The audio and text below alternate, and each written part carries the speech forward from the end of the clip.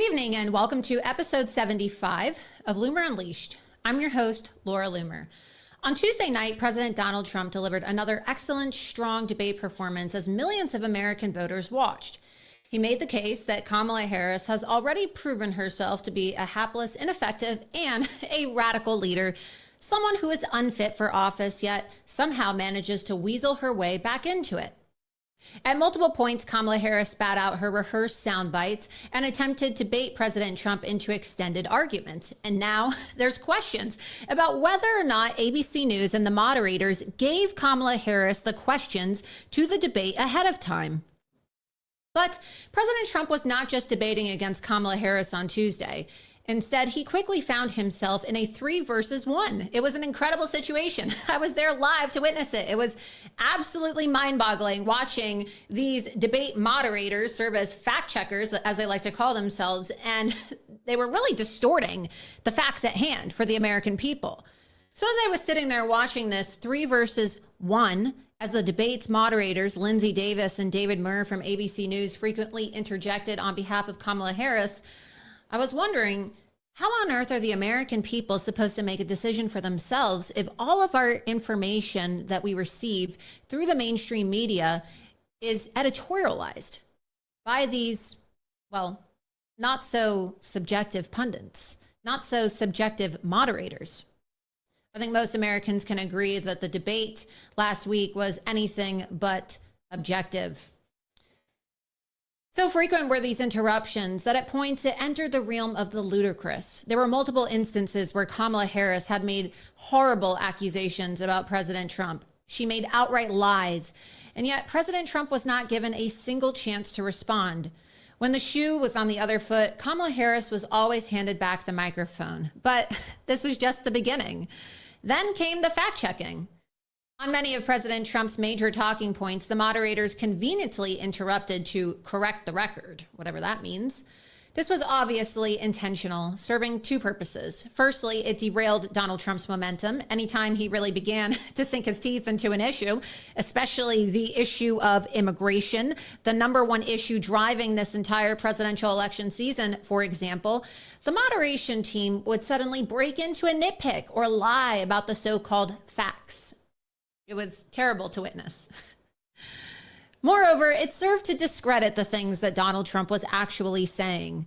Uncommitted, undecided, and independent voters who perhaps know very little about these issues might be convinced that Trump was actually wrong, when, of course, he wasn't. He was right.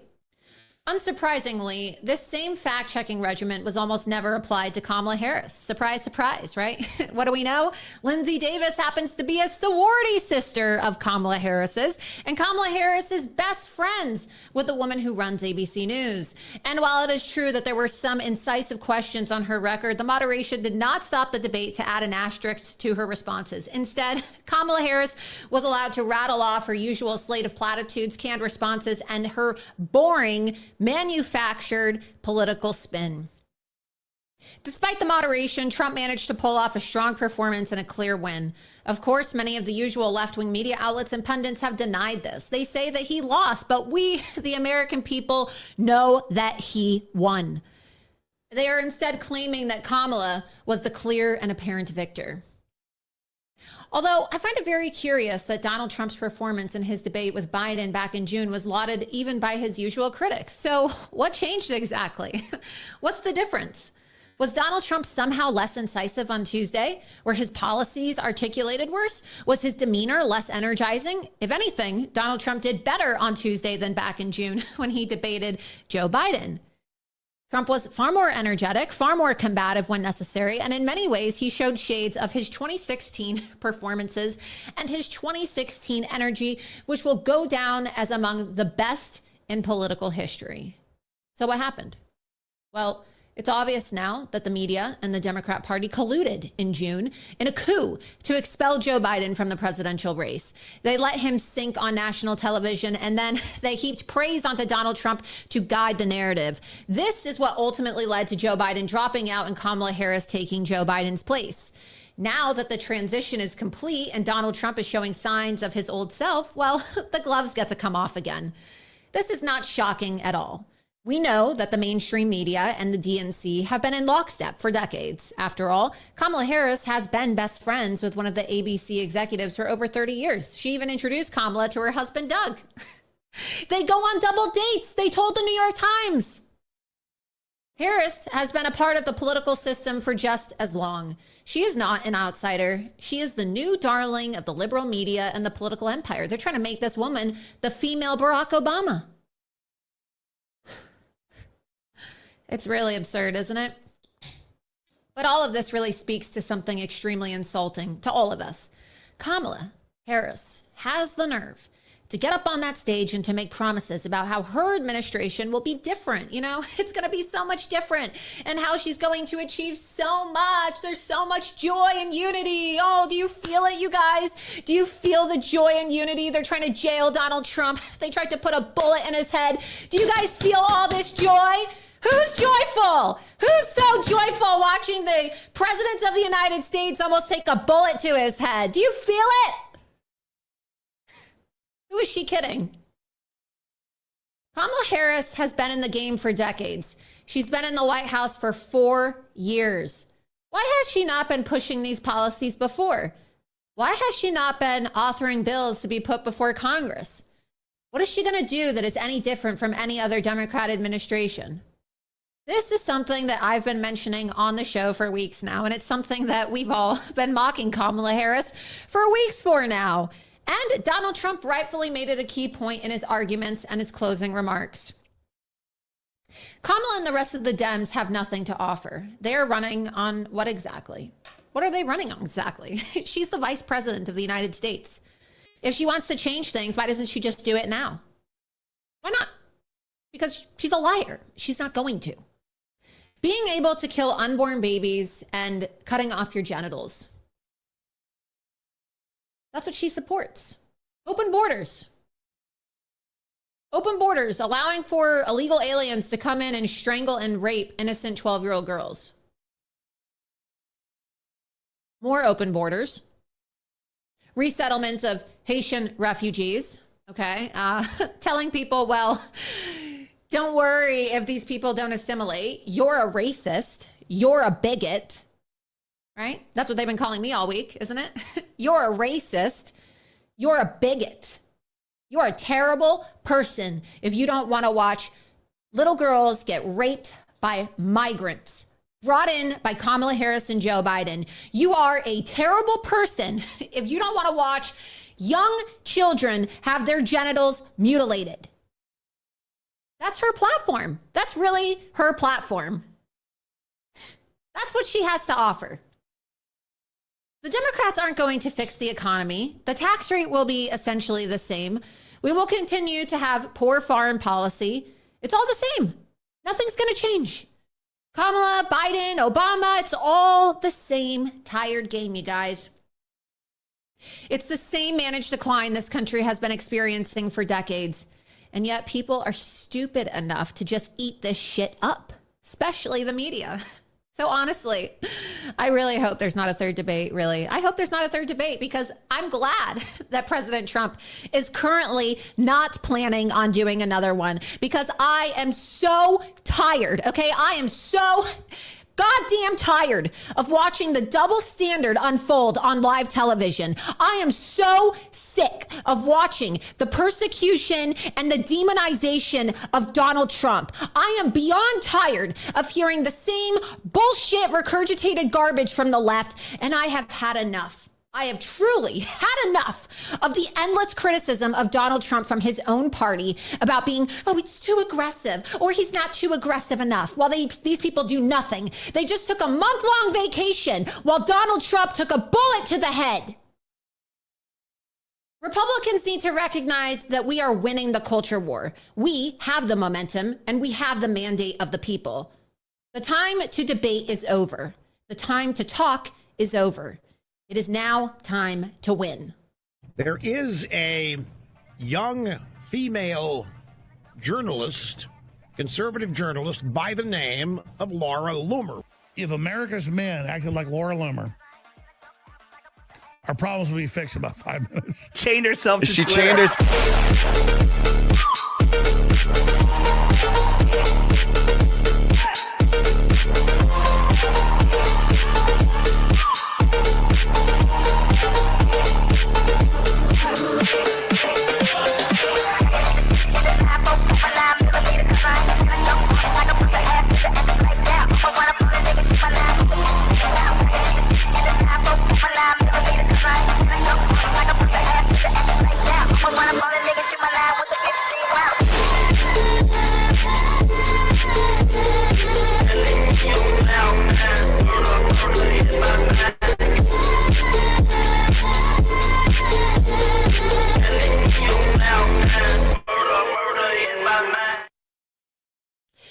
Well, good evening, and thank you so much for tuning in to tonight's special extended episode of Loomer Unleashed. I'm your host, Laura Loomer, and I understand now that the media has decided to dedicate the last 4 days of every single one of their back-to-back news broadcasts that a lot of people are probably wondering, who's Laura Loomer? Who's this girl, right? I've been called a racist. I have been called a bigot.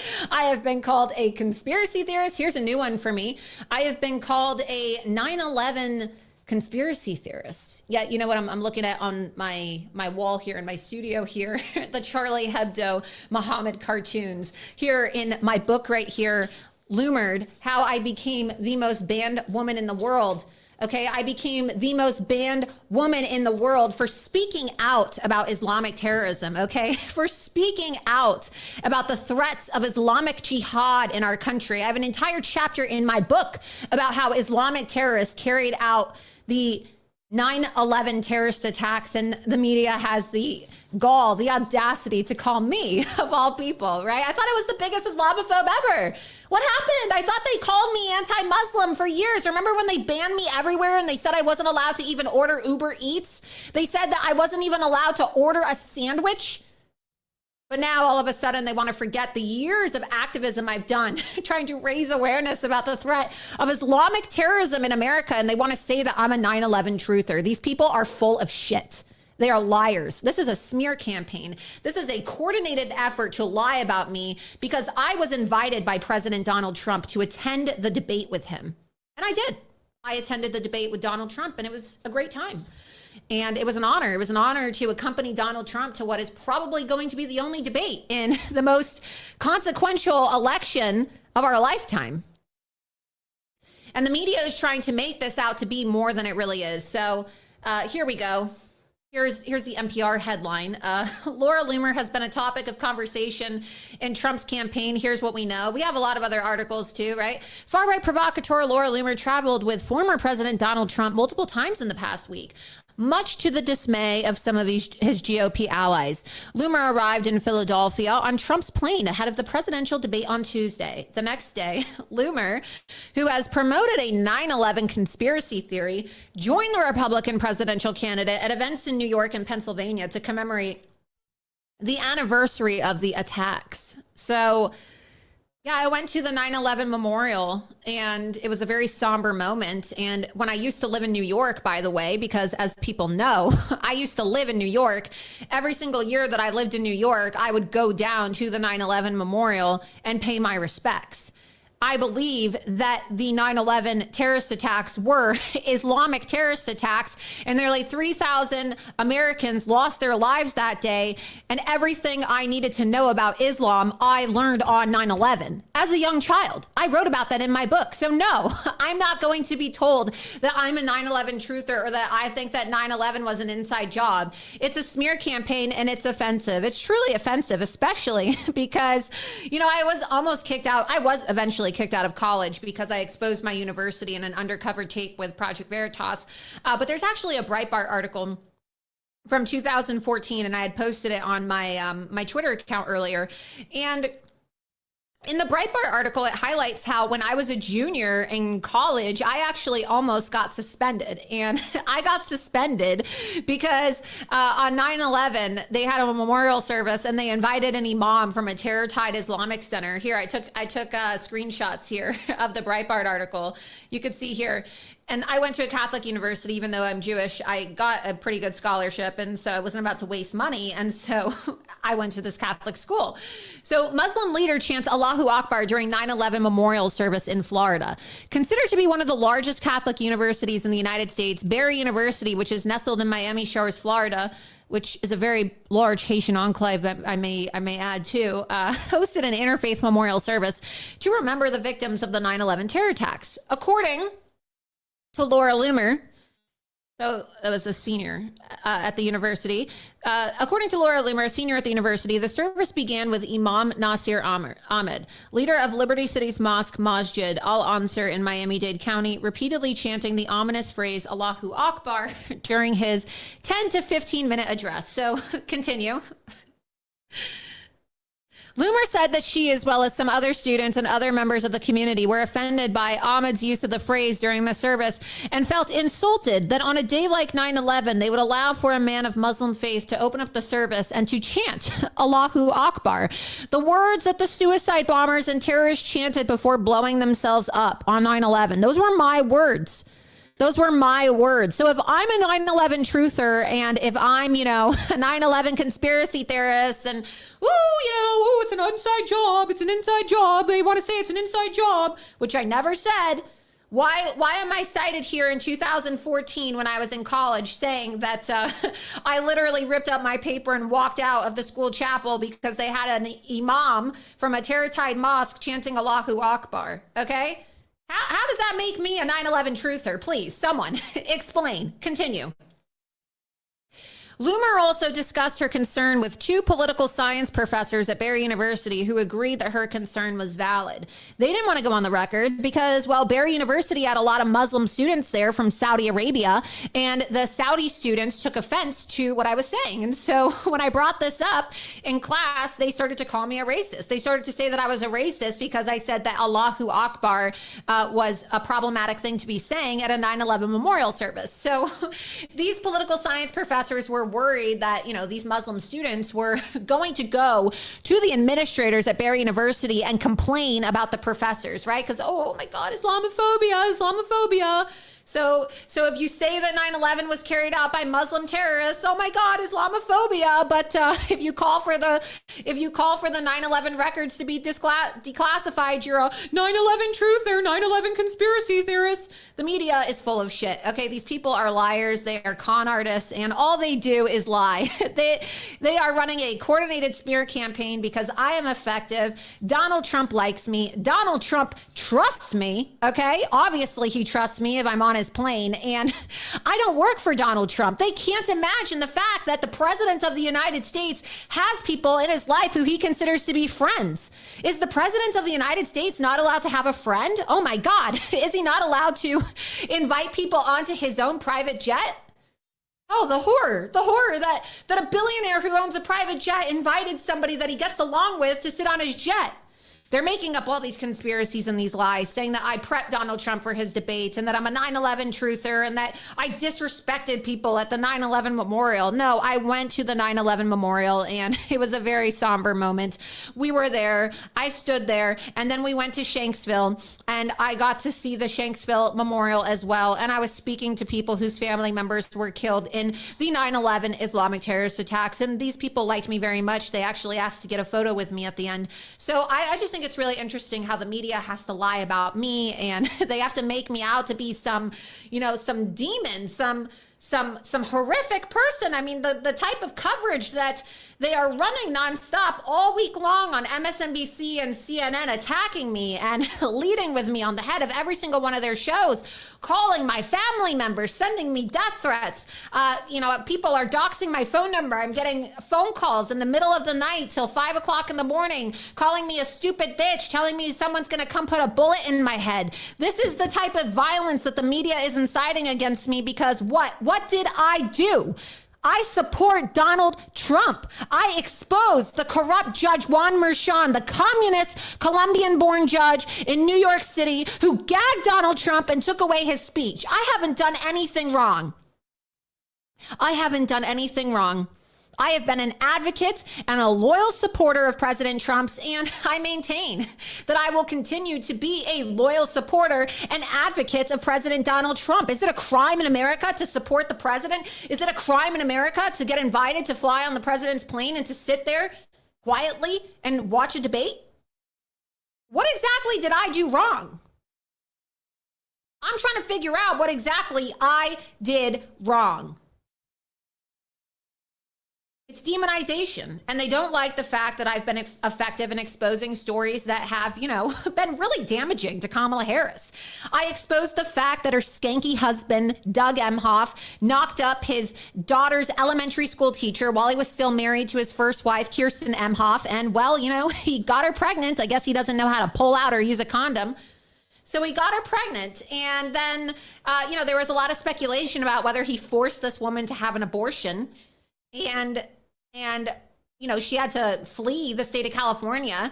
And I broke the story about how he basically drove her out of the state of California to where she was living in New York and bullied her to leave the state of California after knocking her up, trying to get her to sign an agreement to be quiet so that this wouldn't get out there. But I broke the story. I broke the story, and now everybody knows about it. And well, it was the front page story all over the news, major headlines. It even prompted a response, an admission from her husband. Do you know how big this is to get the husband of the woman running to be the first female president of the United States to admit that her husband had an affair and knocked up his daughter's elementary school teacher? I did that. That was my work on my own dime because I support Donald Trump.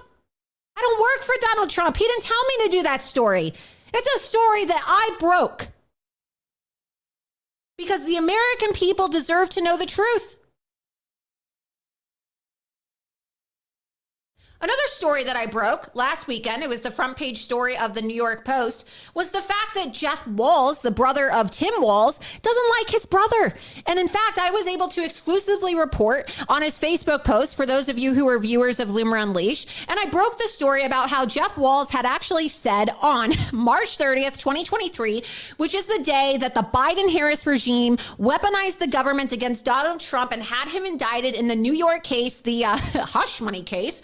Ooh, the hush money, because it's not hush money when Doug Emhoff gives money to a woman who he knocked up. So she goes away and doesn't talk about the fact that he knocked her up, right? I mean, that's a double standard if I've ever heard of one. So I break this story and it becomes a front page headline on the New York Post. And they just go crazy. Jeff Walz says he still opposes his brother. Let's get the New York Post headline up too. So we got to get that up. And look, I broke that story.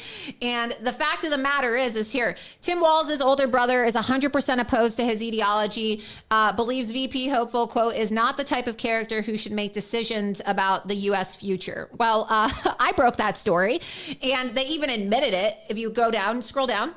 Let's show everybody. Keep on scrolling down. Maybe just do a search for Loomer and you can show everybody. Here we go. Jeff Walz's feelings about his younger brother came to light after conservative activist Laura Loomer discovered a Facebook post he wrote on March 30th, 2023, the day Trump was indicted by a Manhattan grand jury over hush money payments made to porn star Stormy Daniels, okay? And then the brother says on that same day, we have just become a third world banana republic, he wrote. He also donated to President Trump's 2016 campaign, as I was the first to exclusively report. This story was then shared by President Donald Trump. It was the front page cover. Let's see if we can find the cover. Keep this article up, but find the cover image for this. I know we showed it on one of the previous shows. This is why they hate me. This is why they have dedicated nearly $100 million of airtime to demonizing me. Do you understand how expensive airtime on news stations is 50 days out from a presidential election in a presidential election year? They have literally dedicated over $100 million of airtime to run nonstop back-to-back coverage demonizing me simply because, Laura Loomer was invited by Donald Trump to go to the debate. And he said, hey, you want to go to the debate? And I went to the debate and flew on his plane and sat there quietly, watched the debate, and then went to a 9/11 memorial service. I did not prep the president for the debate. What's the problem? What's the problem? I don't understand. Obviously, I'm a supporter. Obviously, I'm an ally. Why are people so upset about this? Why are Republicans attacking me for using my skill set, using my own money, building out this beautiful studio? You know how much money it costs to build out a studio? You know how much money I had to raise in order to set up my studio here, in order to start my show, Loomer Unleashed, last year, prior to the presidential election, because I wanted to have a show. I wanted to have a show that was going to be able to be an outlet to push out all of this news in an election year, because I knew how fake the media was. Loomer Unleashed was inspired with the desire to see President Donald Trump back in the White House. I have spent so much money. I have raised money to have a studio, to pay staff, to have people here, to have this production so that I can be a voice for the voiceless. Just like Donald Trump is a voice for the forgotten American and the forgotten, man and woman of America. Why am I not allowed to do that? What is the problem? Why am I not allowed to love somebody so much and care about somebody so much and be inspired by somebody so much? Donald Trump is my personal hero. I wrote about Donald Trump being my hero in my book, which came out in 2021, okay? There's photographs of me in this book with Donald Trump that I published in 2021. I talk about how he inspires me so much.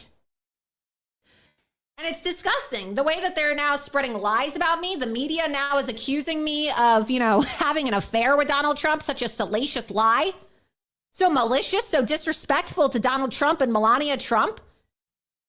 They've taken it so far. And, if I was a leftist journalist, if I was a Democrat, oh my God, the media would be up in arms if the Republican media was doing this to a left-wing journalist. Oh my God, they're misogynists. They're bullying a woman. They're trying to Monica Lewinsky her. They're demonizing her. They're trying to discredit the fact that she's a working woman. I mean, look, I know that Kamala Harris sucked dick to get where she is today, okay? And she had to sleep with Willie Brown in order to get to the top. But some of us women, right, we actually work hard. Some of us women have no desire to have sexual affairs with politicians or men with elite political status to climb the ladder. I know that Kamala Harris can't say the same, but, believe me when I say that that's not me. Or as Kamala Harris likes to say, they ain't like us, right? She ain't like me. I ain't like her, okay? I don't suck dick to get to the top. That's what Kamala Harris does. So I'm not going to be told that, Laura Loomer, she's this nefarious person. She's a conspiracy theorist and she's, just the most disgusting things. I'm not even going to repeat the things that they're saying about me because, well, it's just honestly the most disgusting shit I've heard in my life. We're going to play the clips for you in a bit. But before we do that, I want to take a moment to thank the sponsor of tonight's episode of Loomer Unleashed, 5G Free. With rising global tensions and nuclear safety concerns in Ukraine, the threat of a nuclear incident is more real than ever. One of the world's largest nuclear plants is facing multiple threats, making these dangers more real now than ever. You've probably got the basics covered. And what are the basics? Well, food, water, first aid. But there's a critical gap in most people's preparedness. Radiation protection. That's where RadioGuard Ace comes in. As an FDA-approved treatment that's been part of the U.S. government's emergency stockpile since 2003, RadioGuard Ace is now available to you. You can see here on the website right here, 5gfree.com/Loomer. It's designed to trap and eliminate harmful radioactive materials from your body, ensuring that you're protected when it matters most.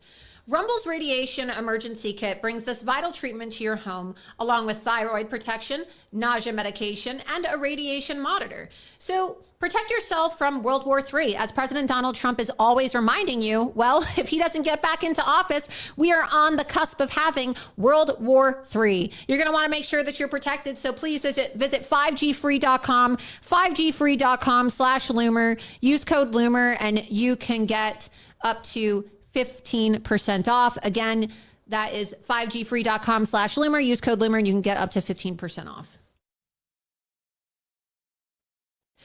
So before we get to some of those other clips of the media degrading me, lying about me, attacking me, trying to smear me in an effort to, well, attack Donald Trump, let's go ahead and play some of the highlights from the debate. President Trump had an amazing performance. As everybody knows, it was a 3 versus 1 setup. Donald Trump was demonized by David Muir and Lindsey Davis. And Kamala Harris, many people are saying that Kamala Harris, well, that she was fed the questions ahead of time. President Trump himself even posted this on True Social, saying that it's now being said that Kamala Harris was perhaps given the answers ahead of time. And that, of course, would be very shocking and uncouth and completely unethical. And it wouldn't surprise me because, as we know, remember the debate with Donna Brazile when they got caught for feeding Hillary Clinton's the questions ahead of time? Well, would it really surprise you if they did it again for Kamala Harris? They already tried to rig an election by giving questions to one of Trump's opponents back in the day. What's going to stop them from doing it again? Okay, we forget that patterns can often give us some perspective into what we can expect in the future, okay? And these are not conspiracy theories. This is pattern recognition. And pattern recognition does not make you a conspiracy theorist. Pattern recognition doesn't make you paranoid.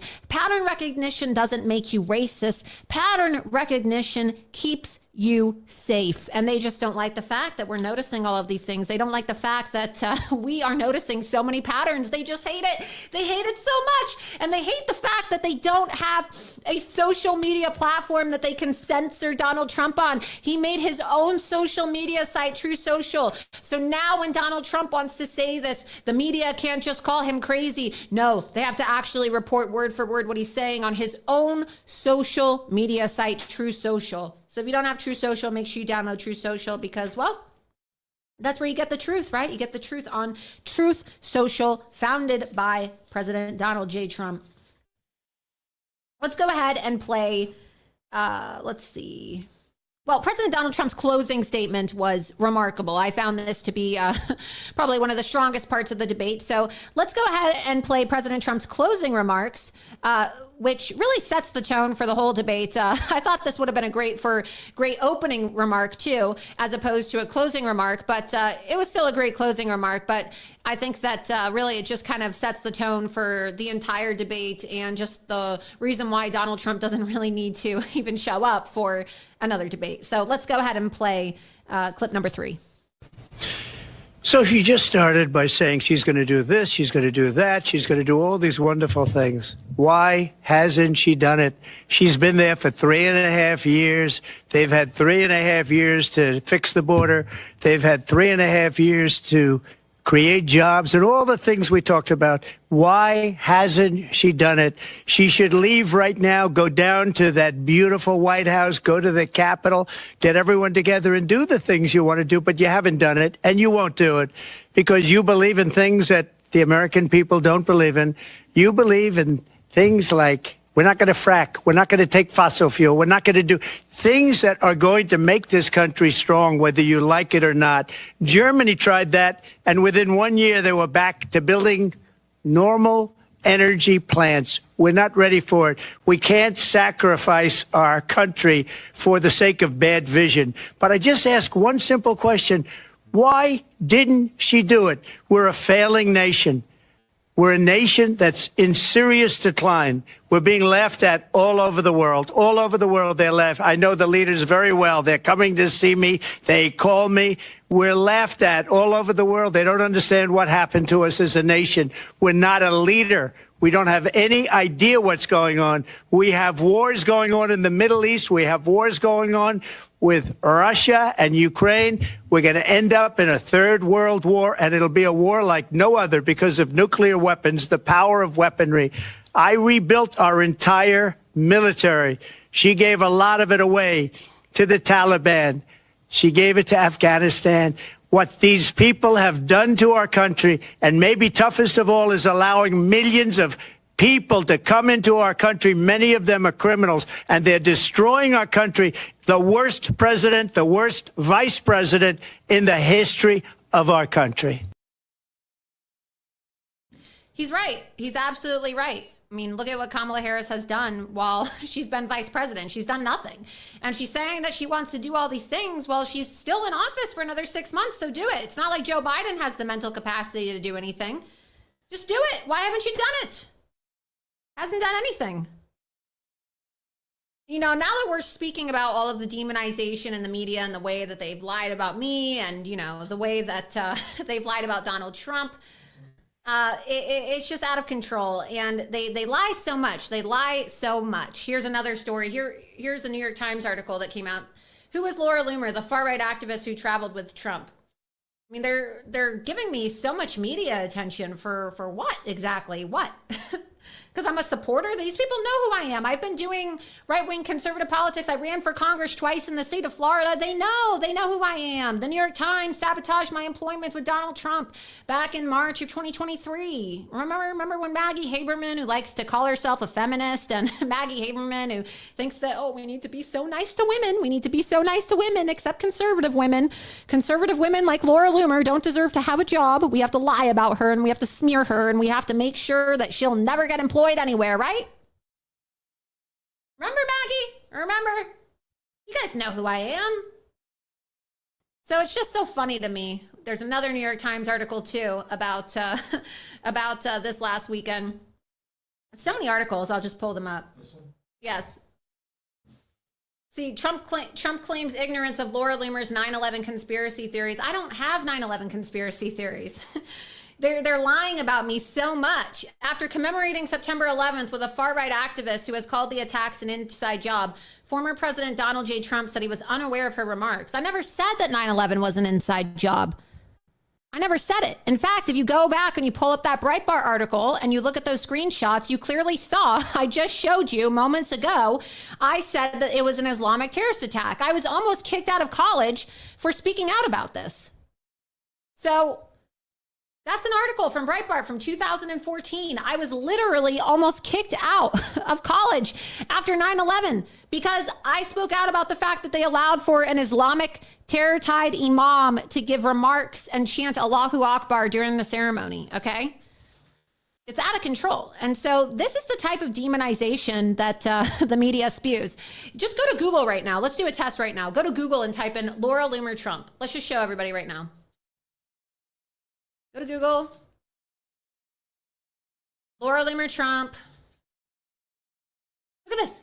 I mean, like, it's just so many articles. Look, Trump praises terrific. It's just bullshit. How a false rumor. Here, go back, scroll down, go to more news. Scroll down. Look.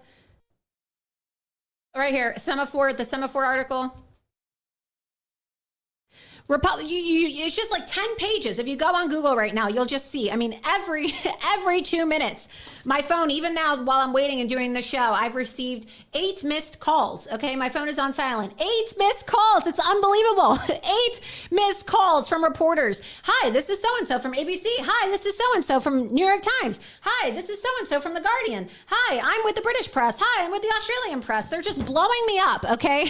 They will not stop messaging me. And what did I do wrong? What did I do? Anyone from the Indian press? Republicans fear Laura Loomer is influencing Donald Trump, okay? They are so upset that I simply sat on an airplane. They're demonizing me. They're lying about me. And what this does is it incites violence. It incites violence against me and, well, it incites violence against Donald Trump.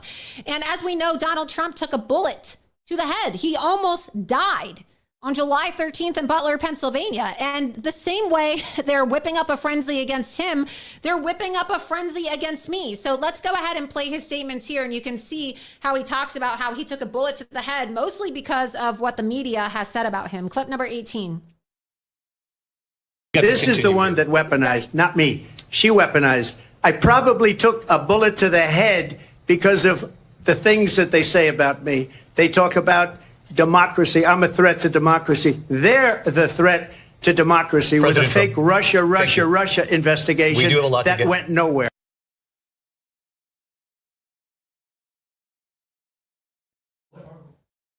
Play it again. This is the one that weaponized, not me. She weaponized. I probably took a bullet to the head because of the things that they say about me. They talk about democracy. I'm a threat to democracy. They're the threat to democracy with a fake Russia investigation that went nowhere. So they demonize him. They lie about him. They say that, they put a bullet in my head because of the things that you're saying about me. Let's go to clip number 19 of Donald Trump talking about the weaponization of the DOJ. Excuse me. Every one of those cases was started by them against their political opponent. And I'm winning most of them, and I will win the rest on appeal. And you saw that with the decision that came down just recently from the Supreme Court. I'm winning most of them. But those are cases, it's called weaponization. Never happened in this country. They weaponized the Justice Department. Every one of those cases was involved with the DOJ, from Atlanta and Fani Willis to the Attorney General of New York and the DA in New York. Every one of those cases. And then they say, oh, he's a criminal. They're the ones that made them go after me. By the way, Joe Biden was found essentially guilty on the documents case. And what happened in my documents case? They said, oh, that's the toughest of them all. A complete and total victory. 2 months ago, it was thrown out. It's weaponization, and they used it, and it's never happened in this country. They used it to try and win an election. They're trying to demonize President Trump. And let me just tell you a little secret about all these stories and the media attacks that came out about me the other day. When the media was attacking me, it was at the exact same time on Friday when Mike Nellis, who we've been reporting on extensively here on Loomer Unleashed. You know Mike Nellis, the business partner of Lauren Mershon, the daughter of Judge Juan Mershon, the head of Authentic Campaigns. Yeah, he was supposed to appear before the House Judiciary Committee at 9 a.m. on Friday, September 13th. And well, he didn't show up. He didn't show up. And then he said that I'm not going to show up for my subpoena because the entire basis of the subpoena was based off of claims by conspiracy theorist Laura Loomer. And it was Marjorie Taylor Greene who planted this hit piece story about me with the major news networks like CNN and MSNBC, and they're trying to glorify her. They're calling me a racist at the same time that the former executive director of Black Voices for Trump is on the record saying that Marjorie Taylor Greene called him the N-word. Okay, so they're actually excusing real racism from Marjorie Taylor Greene, who reportedly said to Harrison Floyd, or told one of these consultants that was advising him, you better let him know that an N-word can't win in Georgia 14. And he's willing to go on the record here. He says, breaking Harrison Floyd, one of the 19 indicted in Georgia, and the former executive director of Black Voices for Trump says Marjorie Taylor Greene called him an N-word. I'm not a racist, so I'm not going to say that word on air. And you can see here in his tweet, he said, Laura Loomer was one of the first people to notice that I was the only co-defendant that didn't come out of Fulton County Jail and called a flight risk for no reason. She personally reached out to my wife for support and helped raise awareness for my defense fund. If Laura's a racist, well, she's bad at it. I helped him raise over $300,000. Marjorie Taylor Greene has no room to call anyone a racist or talk about what the MAGA community stands for when she refers to me as an N-word in private. She has never publicly supported me and tried to save her own skin. Our country has many serious issues, yet anytime Marjorie is in the spotlight, it's always an issue of race or racism. We can't trust racist rhinos to do the right thing. We can do better, Team Loomer. So again, I'm not a racist. And Marjorie Taylor Greene, instead of actually doing her job, you know, she's the congresswoman for Georgia. On Friday, we saw that Fani Willis, who also is jumping in on the attacks on me because I confronted Fani Willis. I don't know if we have the clip of me confronting Fani Willis back in April, but Cannon, my producer, was there with me. And Cannon, who did we see outside of the hotel with Fani Willis that everybody said it was a conspiracy theory? Because everything's a conspiracy theory, you guys. Who was with Fani Willis when we confronted her in Miami, Florida, back in April? Her boyfriend, Nathan Wade, right? Nathan Wade. And why is the fact that Nathan Wade was with her in Miami such a big deal? Because she said that they were broken up. Under oath. She testified under oath and said that she and Nathan Wade were under oath. And when I confronted her at this all-black conference, they said the same thing. Racist Laura Loomer is attacking a strong, independent black woman. Oh my God. Oh my God, this bigot Laura Loomer. She's so bad. She's so evil. She's such a conspiracy theorist. She's so racist. Oh, God, you know, we can't ever ask Fani Willis why she's trying to persecute Donald Trump and why she was giving cash out like a prostitute to her boyfriend and why her boyfriend showed up to the scene of the crime where her daughter was just arrested the other day when she was driving without a driver's license. You're not allowed to ask Indian woman questions in this country. Oh, you're not allowed to ask black woman questions. You're a racist. You're such a racist if you ask anybody who's not white a question. We have that clip here, by the way, just so that you can see what I'm talking about, and you can see how far ahead I am of the curve, just so that we can show you how this whole thing is a coordinated attack and why they decided to drop it on Thursday and Friday when the tweet that I had posted had been posted last year. I mean, why are they calling me a 9/11 conspiracy theorist over a post I posted in June? And we're going to show you that tweet too, and I'm going to play the video too from the tweet in which they're accusing me of being, a 9/11 truther, and you're going to see for yourself. So let's play the Fani Willis clip, and then you'll see what I asked her. You'll see there was nobody else there. I was the only journalist, mind you. I have a shoestring budget, and I invest all of my time and money into helping Donald Trump, into helping get this man elected, into helping defend this man who is under attack while the Republicans sit on their lazy asses and do nothing but tweet and go on Fox News for their little one-liners, okay? These people are lazy. They don't give a shit about Donald Trump. In fact, they're already lining up, and well, a lot of these people, like Marjorie, she's going around telling activists I know in Georgia that Donald Trump can't win. Can you believe that? She likes to call herself a MAGA congresswoman, and she's going around Georgia telling people that Donald Trump will not win. Can you believe this bitch? It's just unbelievable.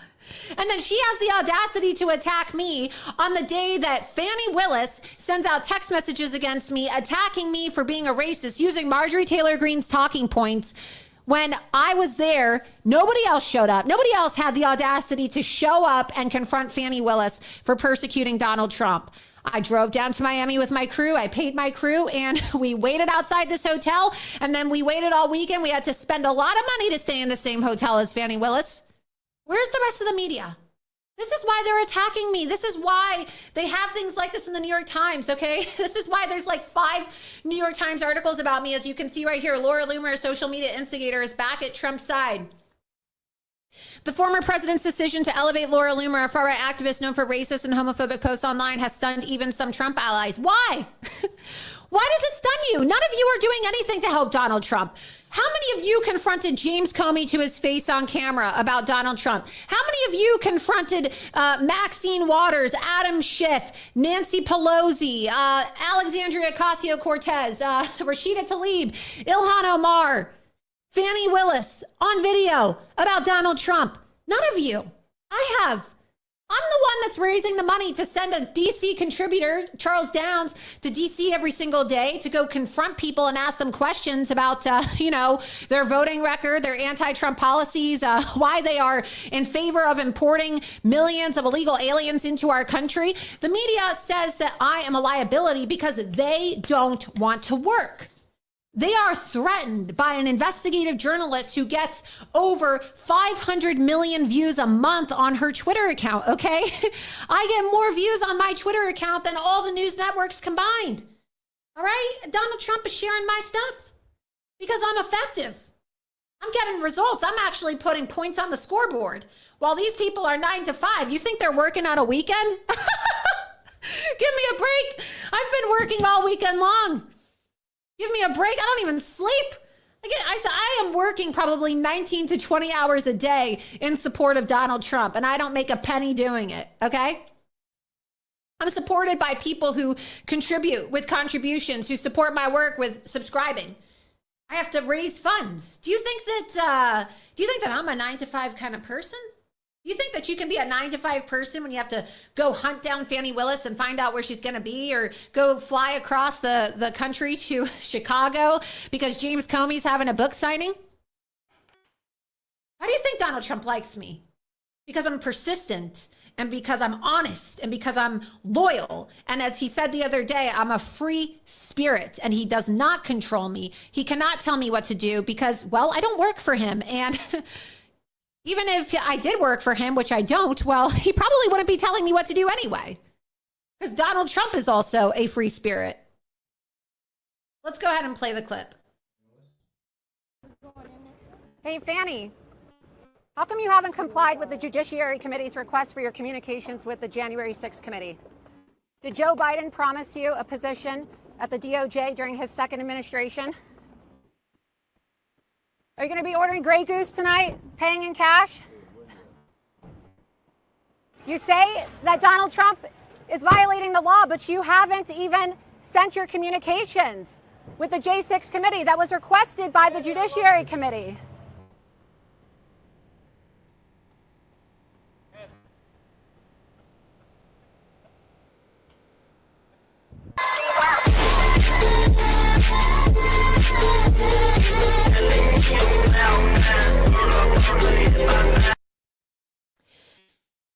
So obviously that's why I'm being attacked. And we have the article, I believe. We have the screenshots of Fani Willis. Do we have those screenshots pulled up? If not, you can go to Loomer.com. Loomer.com, and you can see that Fani Willis, at the same time, it's just a coincidence, you guys. It's just a coincidence that the day that Judge Merchan's business partner, or his daughter's business partner, Mike Nellis, doesn't show up for his subpoena, well, and he's invoking my name, and he's announcing the same day that he's hiring Mark Elias, you know, the Democrats' favorite lawyer, the same day, okay, the same day. It's the same day that Fani Willis is using me in text messages. Oh, it's just the same day that the New York Times is writing a hit piece. It's the same day that every single news network has back-to-back coverage. And oh yeah, you know, it's the same day that Karine Jean-Pierre has talking points about me. Yeah, because that's just totally organic. Nobody coordinated. There wasn't a phone call from the Harris campaign. And it's just totally organic that Kamala Harris and Judge Merchan's daughter's company and all the authentic campaign's clients in Congress are tweeting up a storm. And Hakeem Jeffries, who also sent millions of dollars to the home of Lauren Merchan. Yeah, you know, it's just a coincidence, you guys. Just a coincidence. Just a coincidence that Mike Nellis didn't show up for his subpoena. But he used me, he invoked me, and he invoked Marjorie Taylor Greene as a reason why he shouldn't have to comply. So give a round of applause to the do-nothing Congresswoman for Georgia who worked with Judge Merchan's daughter's business partner so that he would have an excuse to say Laura Loomer is a conspiracy theorist and a racist. Even take it from your own colleague, Congresswoman Marjorie Taylor Greene. Do you understand that Marjorie Taylor Greene is the reason why this story is even a story? She planted it. She planted the story. She's working with the enemies of Donald Trump, who are the enemies of our country and the enemies of MAGA. When are people going to wake up? Here. Mike Nellis said, I'm objecting to the subpoena issued by Jim Jordan and the Republican-led House Judiciary Committee in its entirety. This subpoena serves no legitimate legislative purpose, marking it invalid, unconstitutional, and unenforceable. It relies almost entirely on the unfounded claims of Laura Loomer, a conspiracy theorist with a documented history of lying and close ties to Donald Trump. Jordan, along with his fellow GOP committee members, would do well to heed the warnings from within their own party from Lindsey Graham, who is not a avid Trump supporter, by the way. I mean, look, Lindsey Graham, and we'll play the videos for you, said in the aftermath, Donald Trump lost the election. Donald Trump is not the winner of the election. Joe Biden won the election fair and square. The January 6th political, the rioters, as he called them, are a bunch of terrorists. We got to lock these people up. We got to hunt them down. Remember? Remember when Lindsey Graham said that we need to hunt down Trump supporters who entered the Capitol? I do. You think that guy is a friend or an enemy to MAGA? What do you think? I mean, the guy doesn't even know whether he's gay or straight, okay? I think he knows, but he's in denial. I don't really care about anybody's sexuality, but at the end of the day, do you really honestly want to take advice from somebody who doesn't even have the conviction to admit what their sexuality is? Do you really want to take advice from somebody who doesn't even have the conviction to admit that they called for Trump supporters to be hunted down like dogs after January 6th? You really want to take advice from somebody who threw Donald Trump under the bus after January 6th? Do you really want to take advice from somebody who got booed on stage, by the way, at a Trump rally? Do you know that Donald Trump never gets booed? The first time that booing ever happened at a Trump rally was when Lindsey Graham got on stage in his own home state of South Carolina. So this guy is not well liked by the base. Of course he's using it. Of course he's using Marjorie Taylor Greene and Lindsey Graham as the citations. You can thank Marjorie Taylor Greene for Mike Nellis getting away with not showing up for a subpoena. What did Marjorie Taylor Greene do to support Steve Bannon when Steve Bannon went to jail for also refusing to comply with a subpoena? Remember? Last time I checked, I remember Steve Bannon speaking quite critically of Marjorie Taylor Greene because, well, she sold out to Kevin McCarthy. Remember? Do you remember when she worked against all of the members of Congress who were pro-Trump simply because they wouldn't support Kevin McCarthy, who also condemned Donald Trump in the aftermath of the January 6th attacks? Do you remember this? I remember. Here we go. Lindsey Graham joins MAGA civil war with hit on Laura Loomer. Let's find that clip to remind people, by the way, of what Lindsey Graham said about Donald Trump in the aftermath of January 6th. Let's find it. Let's remind people so I can further reiterate that I don't give a fuck about what some closet case senator who condemned Donald Trump in the aftermath of J6, okay, who wants to go to war with every single nation. He never met a country he didn't want to go to war with, okay? I don't give a fuck about what Lindsey Graham has to say about me. Lindsey Graham hasn't done shit to support Donald Trump. I am the one that's busting my ass, doing investigative research, okay, slaving away on my own dime to help Donald Trump. So Lindsey Graham can go fuck himself, okay? That's my message to Lindsey Graham. And it's so funny because Lindsey Graham saw me a few weeks ago. He knows what I'm talking about. I'll leave it at there. I won't elaborate into further details. But Lindsey, remember when we were in the same room together and you saw me not too long ago? How come you didn't say these things to my face, Lindsey? How come, Lindsey? You were right next to me. You were right next to me, chatting me up, Lindsey. How come you didn't say anything then? You want to be a tough guy and you want to talk shit about me on Twitter? You want to go talk shit about me in the halls of the Senate? Why don't you be a real man, Lindsey? Be a real man for once in your life, okay? Be a real man. Stop being two-faced. Stop talking shit about Donald Trump and his advisors, okay? You can say you didn't say what you said to Tim Miller all you want, but we know you said it, okay? Donald Trump's staff probably would say that you said it, okay? You said it, Lindsey. You want to pretend that you didn't shit all over Donald Trump and his staff the other night, but you did. You did. And you're a liar, and you're a traitor, and you're disloyal to President Trump, and you always have been. And you don't get to tell people who they are allowed to talk to and who they're not allowed to talk to, Lindsey. While Lindsey goes around doing absolutely nothing, I'm the one investing my money and my resources into having a DC correspondent go around and question Democrat senators and ask them the hard-hitting questions that Americans want answers to. Lindsey Graham's making friends with Democrat senators in the Senate. He wants to be friends with these people, okay? He wants to go get drunk with them at the bars on Capitol Hill. Lindsey Graham wants to go to their parties. He just wants to sit around in a circle and hold hands and sing Kumbaya. Well, guess what, Lindsey? We don't have time for your fucking Kumbaya bullshit anymore. Okay, we're in a war right now. We're in a war to save our country, Lindsey. And I don't have time to be nice and speak niceties to people like you and, well, quite frankly, all the other traitors like Kamala Harris and Joe Biden. You know how you said you think that Joe Biden is a great man? Remember when you said that, Lindsey? Joe Biden, he's such a great man, right? He said that Donald Trump belongs in a bullseye. He incited an assassination attempt against Donald Trump. Yeah, he's such a great man, Lindsey. Let's play the clip. Reaction from our senator, who at the time and previously to yesterday, as we have heard, was one of Trump's biggest supporters. We are talking, of course, of Senator Lindsey Graham. The senator held a news conference this afternoon. News 19's Emily Carell has more. Yesterday, the Capitol of the United States was taken over by domestic terrorists. Senator Lindsey Graham is calling for the prosecution of every person who breached the Capitol in D.C. during the pro-Trump riot Wednesday. I'm calling for a joint task force to be assembled and spend all the time and money necessary to identify every person who breached the security of the Capitol, who occupied the chambers, who invaded offices and destroyed property. Senator Graham also said he doesn't believe the 25th Amendment should be invoked. I do not believe that's appropriate at this point. I'm looking for a peaceful transfer of power.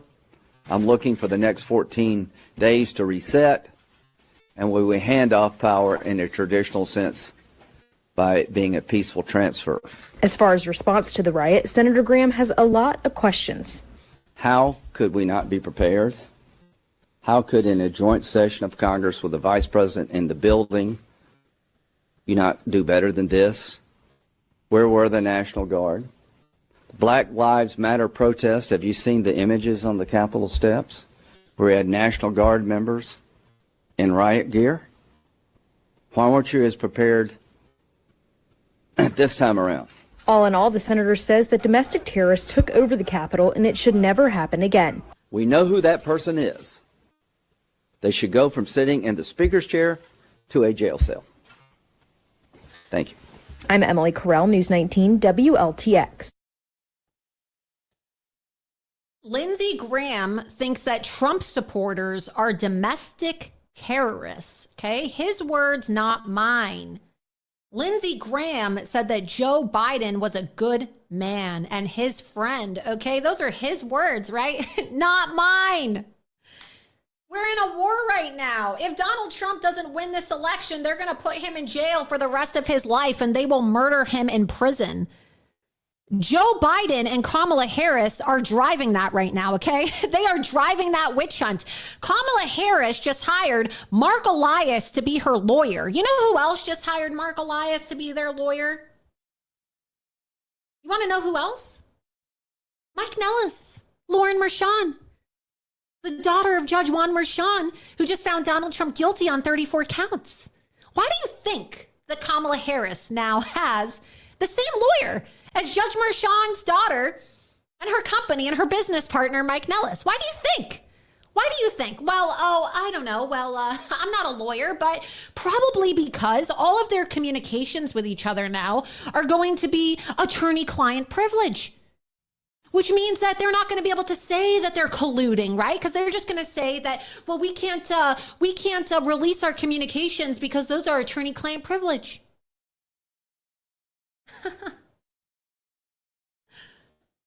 Are the House Republicans so stupid that they don't understand what's going on here?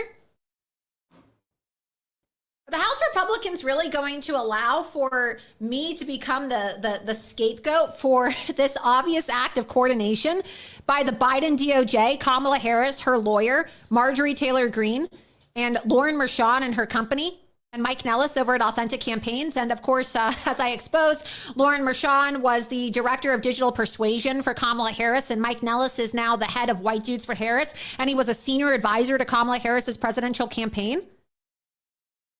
Everybody can see what's going on here. This was a coordinated attack. This was coordinated. Go down, scroll down. August 17th. Just to show you how I called all of this, and people should have been listening to me, but instead they're on TV calling me crazy, saying I'm a conspiracy theorist. You know, Tom Tillis, the senator from North Carolina, well, he was censured. He was censured by his own party. The North Carolina Republican Party had to censure this piece of shit senator because he decided to side with the Democrats on their immigration policy and with the trans agenda. He didn't even support funding for Donald Trump's border wall. He was censured by his own Republican Party. He wasn't even invited to attend the recent RNC convention and only said he was going to show up after Donald Trump got shot in the head for unity. He doesn't like Donald Trump. Marjorie Taylor Greene used her campaign funds to pay for Kanye West's domain for his presidential campaign the same day that he had dinner at Mar-a-Lago with President Trump and Nick Fuentes. She set him up. We can show that. We can even pull it up. We can pull it up and we can show people that Marjorie Taylor Greene set Donald Trump up. She continued to be supportive and an advisor to Kevin McCarthy, even after he was removed as Speaker of the House. And he was using his PAC and his money to fund, in the amount of millions of dollars, candidates who were running against Trump-endorsed candidates. Nancy Mace, for example. Nancy Mace, a friend of mine who has been on the show, who has endorsed President Donald Trump. Marjorie Taylor Greene worked with Kevin McCarthy and spent millions of dollars to prop up Nancy's opponent when Nancy was endorsed by Donald Trump, okay? Marjorie Taylor Greene is now going around Georgia telling people that Donald Trump cannot win. She is calling the executive director of Black Voices for Trump the N-word. And then she's leaking stories to the mainstream media and they are attacking me. Do you think that's a coincidence that all the media just happened to be there to get Marjorie Taylor Greene? No, she staged that. She staged that. Black Enterprise website. Receipts show Kanye West presidential campaign website was funded by Marjorie Taylor Greene. Okay? Marjorie Taylor, as the Rolling Stone reports in a report that was originally reported by moi, right? Laura Loomer, okay?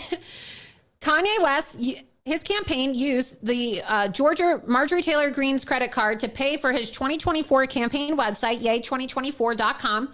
While West, now known as Ye, hasn't officially announced a presidential bid, speculation was sparked after campaign insider, I'm not even going to say his name because he's a freaking demon, allegedly charged $7,000 to Greene's card. Scroll down. According to receipts obtained by the Daily Beast, Greene's campaign reported a charge of $7,020.16, to hosting service GoDaddy on November 22nd. Ye's 2020 campaign also paid the same demon nearly $10,000 for a domain transfer on the same day. And well, the same day, what was that same day, November 22nd? Well, it's the same day of that infamous dinner, right? With Donald Trump, Nick Fuentes, and Kanye West, which Marjorie Taylor set up. And as Nick Fuentes has even publicly said, and he has revealed, in the aftermath of that dinner, Marjorie Taylor Greene was contacting him and this demon who happened to be working for Marjorie Taylor Greene, begging for a meeting with Kanye because she didn't think that Donald Trump could win. So she wanted to latch on to Kanye West's campaign and was begging to have a meeting. And then when Donald Trump wanted to hire me, she went crazy and planted a hit piece against me, and now she's at it again. This woman cannot be trusted. And people say, oh, you're just being spiteful, you're being vindictive. No, they need to be extremely careful, okay? They need to be extremely careful in Georgia, where Mark Elias, the same lawyer who's representing Kamala Harris and the same lawyer who's now representing Mike Nellis and Lauren Mershon's company, has now just been brought in to represent the Georgia Secretary of State, Brad Raffensperger, who doesn't like Donald Trump. Well, who's in Georgia? Marjorie Taylor Greene. You see how this is all tied and it's all connected? This is not a conspiracy. This is really happening. So there's a reason why you've barely seen her on the campaign trail for President Trump. There's a reason why she is running to MSNBC. Let's play the video of her so people can see what she did actually. Marjorie Taylor Greene completely denouncing me. It's clip number 22. This is Marjorie Taylor Greene denouncing me and also taking a jab at J.D. Vance and also taking a jab at President Trump. Notice all the left-wing media just happened to be there. They have their cameras set up.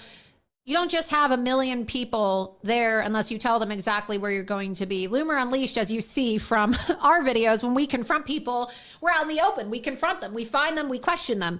She staged this.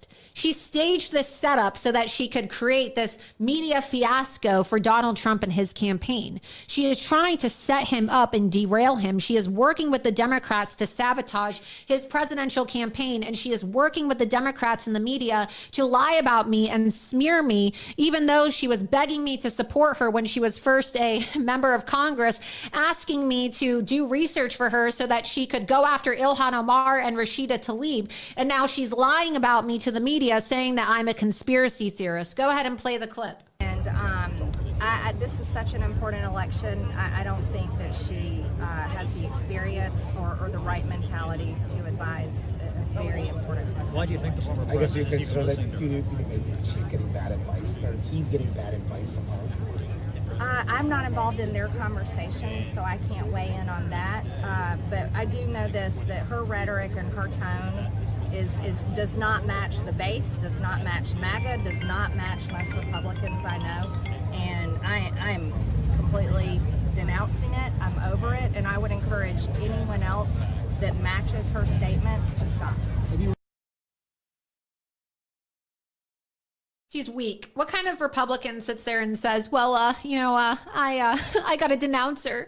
I got to fully denounce her because I'm the queen of Jewish space lasers. And I think that that Jews run the world with space lasers. And, Marjorie Taylor Greene is also a full-blown anti-Semite. Okay. She hates Jewish people, and she's made some really nasty derogatory comments. And I don't think that she really knew that I was Jewish. And then she found out I was Jewish, and she started to make some really strange remarks about Jewish people. If you recall, she said, well, there's all these space lasers, and Jews use space lasers to control the world. And so she seems to have this really weird animosity toward me, even though I'm a Trump supporter. And you have to ask yourself, if Marjorie Taylor Greene really is as big of a supporter of Donald Trump as she is, why does she hate the one person that's investigating all of the people that are exposing all of his enemies? Right? It's just really shady, in my opinion. I think that it's really lowbrow to denounce another conservative, and then she goes, well, I just don't really think that we should be going after women who are childless, who have cats. What? She's upset because she wanted to be VP. Let me tell you a little secret, and then we'll cut to the next commercial break. Marjorie Taylor Greene wrote a book, okay? And then she had this guy that works with the president, okay, help promote her book. And the book didn't do very well. She was very upset because she went to the RNC convention and there were only 15 people who showed up for her book signing. And they had to make an excuse to not really have the book signing at the RNC because, well, nobody wanted to read her shitty book. Go figure, right? I mean, she's not exactly the sharpest tool in the shed. She sounds like an absolute hick. And she's trailer trash at the end of the day. That's what Marjorie Taylor Greene is. She's trailer trash. And so she has this book, and she propositioned herself last year to be President Trump's vice presidential candidate. And she then started to become very nasty towards Carrie Lake, who is a friend of mine. And when people were talking about Carrie Lake being floated as a possible VP candidate for President Trump, Marjorie Taylor Greene planted a story about Carrie Lake in the Daily Beast, accusing Carrie Lake of having an affair with Donald Trump. So this is her MO. They're now accusing me of the same thing, and I'm going to play the clip and show you how Bill Maher lied about me last night. Well, this is all coming from Marjorie Taylor Greene and people who worked in her office and are allegedly still working for her and writing her speeches. As I just showed you, the same people who were mentioned in these articles are the same people who still work for Marjorie Taylor Greene and are pushing out these salacious lies about me. So she was recruiting members of Congress to tell President Trump and to tell his staff to actually consider her as being vice president. And she got a little bit of a makeover, she lost a little bit of weight. She's since gained it back, if you couldn't tell. She started to dress a little bit more feminine instead of looking like she just rolled out of bed. And she really honestly thought that she was going to be vice president. And then when they told her, you're not even on the short list to be VP, well, she started to have an absolute meltdown. And that's when she decided that she was going to still partner with Kevin McCarthy and work with him to support the candidates that were running against the Trump-endorsed candidates. It's totally true. I mean, if you don't believe me, you can go ask Carrie Lake, and you can go ask Carrie Lake's staff yourself, okay? She was so jealous of Carrie Lake. She was so vindictive and had so much animosity because Donald Trump liked spending time with Carrie Lake more. And so you could see when President Trump was indicted and then he had his, well, actually this was when he was indicted and he had his event at Mar-a-Lago and everybody was invited. Marjorie was there, and then Carrie Lake walked in and everybody started chanting VP, VP, VP, VP. This was last year. And all the cameras just panned to Carrie Lake and nobody wanted to have anything to do with Marjorie Taylor Greene. So she was very jealous. She's a very jealous woman. She doesn't like when other women are complimented by President Trump. She doesn't like when other women are, working with President Trump. She doesn't even like, even in my case, I don't work for President Trump, when Donald Trump simply invites another person, another woman to be his guest. Okay, so that's what Marjorie Taylor Greene does. She lies and she smears, and she is so jealous that she was not selected by President Trump to be his VP that she's now talking shit about JD Vance. In that clip you just saw, she was attacking him for his comments about childless cat ladies, even though the event in Springfield, Ohio, where, well, we're seeing now a lot of people are having their cats and dogs and other animals eaten by Haitian migrants who were given temporary protected status by Kamala Harris and Joe Biden.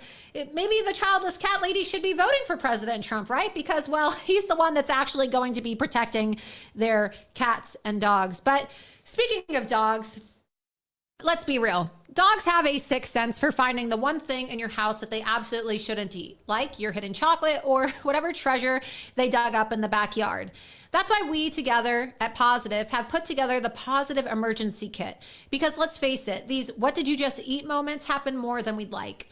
From an unexpected allergy flare-up to surprise bowel movements, or even the classic what did they just eat off the floor mystery, well, this kit's got you covered. It's your first line of defense for keeping your dog safe and sound, no matter how curious they get.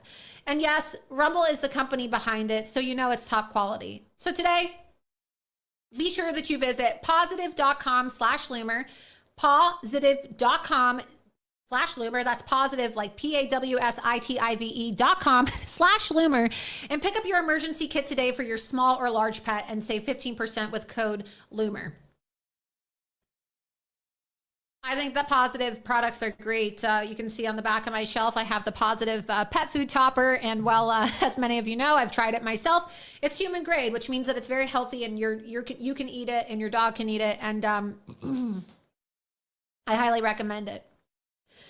So getting back to this, you know, I have to explain the backstory because people need to understand the vindictive and the malicious nature in these attacks and why she did what she did, why she went to the media and lied about me the way that she did. And it's just caused a firestorm. I mean, look, the media now is just going absolutely crazy, lying about me, lying about Donald Trump, smearing us. And so we're going to play some of these clips tonight so that you can see what the media is saying about me and how you know, this despicable congresswoman who, as I just showed you, literally tried to fund an opposition presidential campaign to President Trump's campaign. This is a woman who lied about wanting to release the January 6th political prisoners. And then what did she do?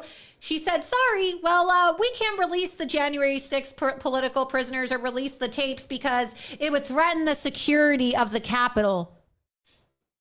Here she is. Here's the tweet she said. She goes, well, this is appalling and extremely racist, and it does not represent who we are as Republicans or MAGA. So that's appalling and racist, right?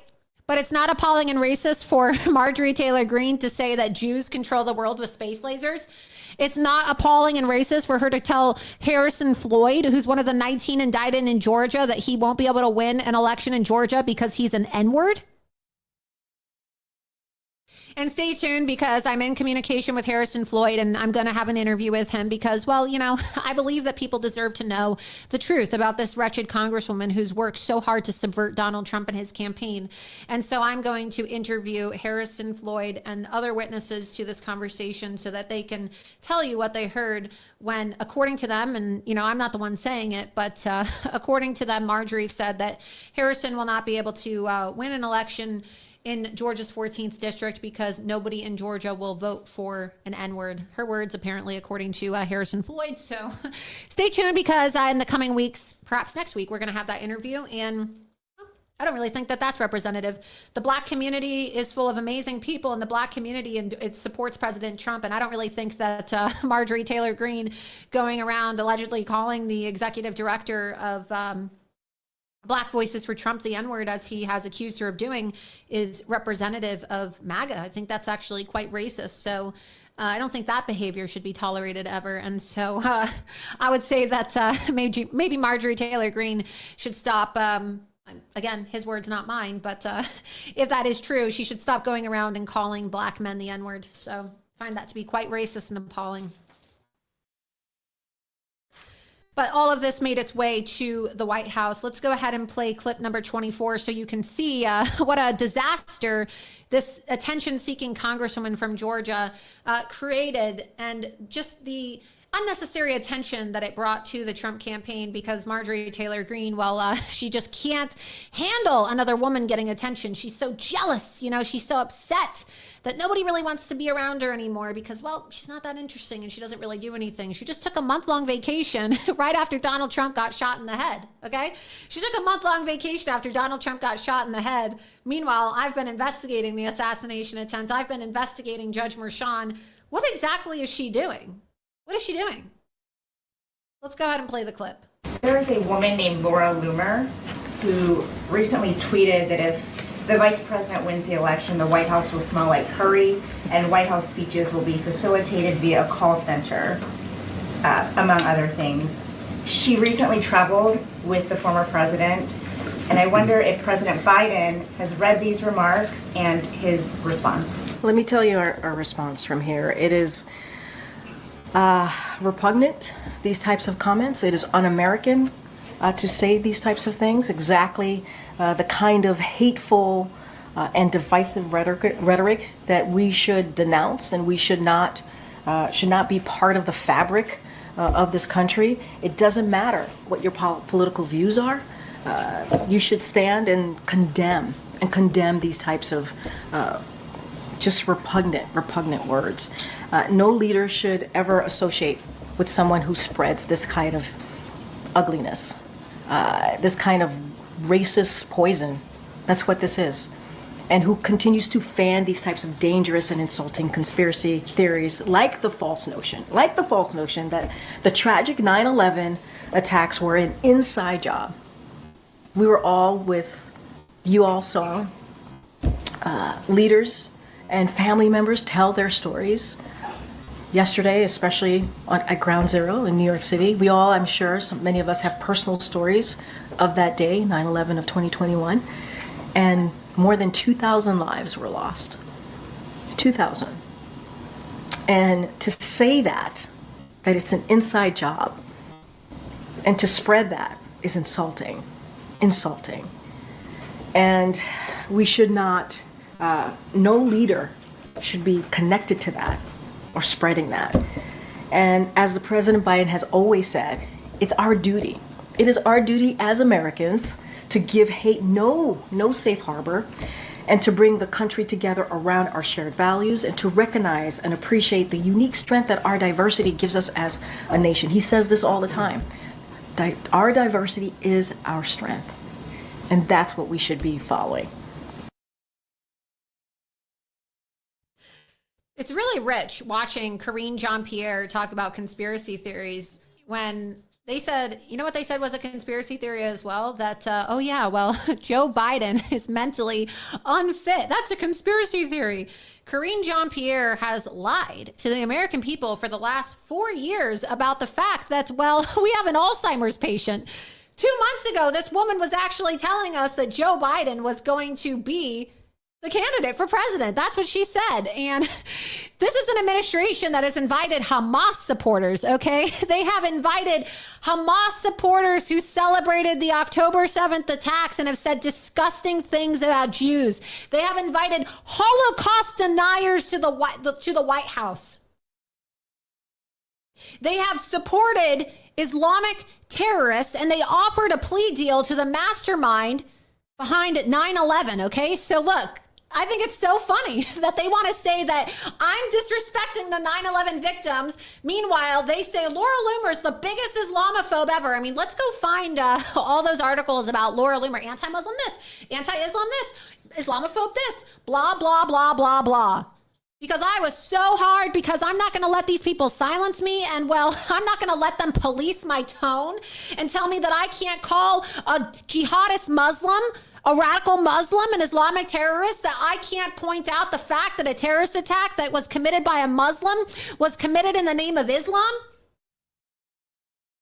That I support Donald Trump's Islamic travel ban. And I wrote an entire chapter in my book, Loomer,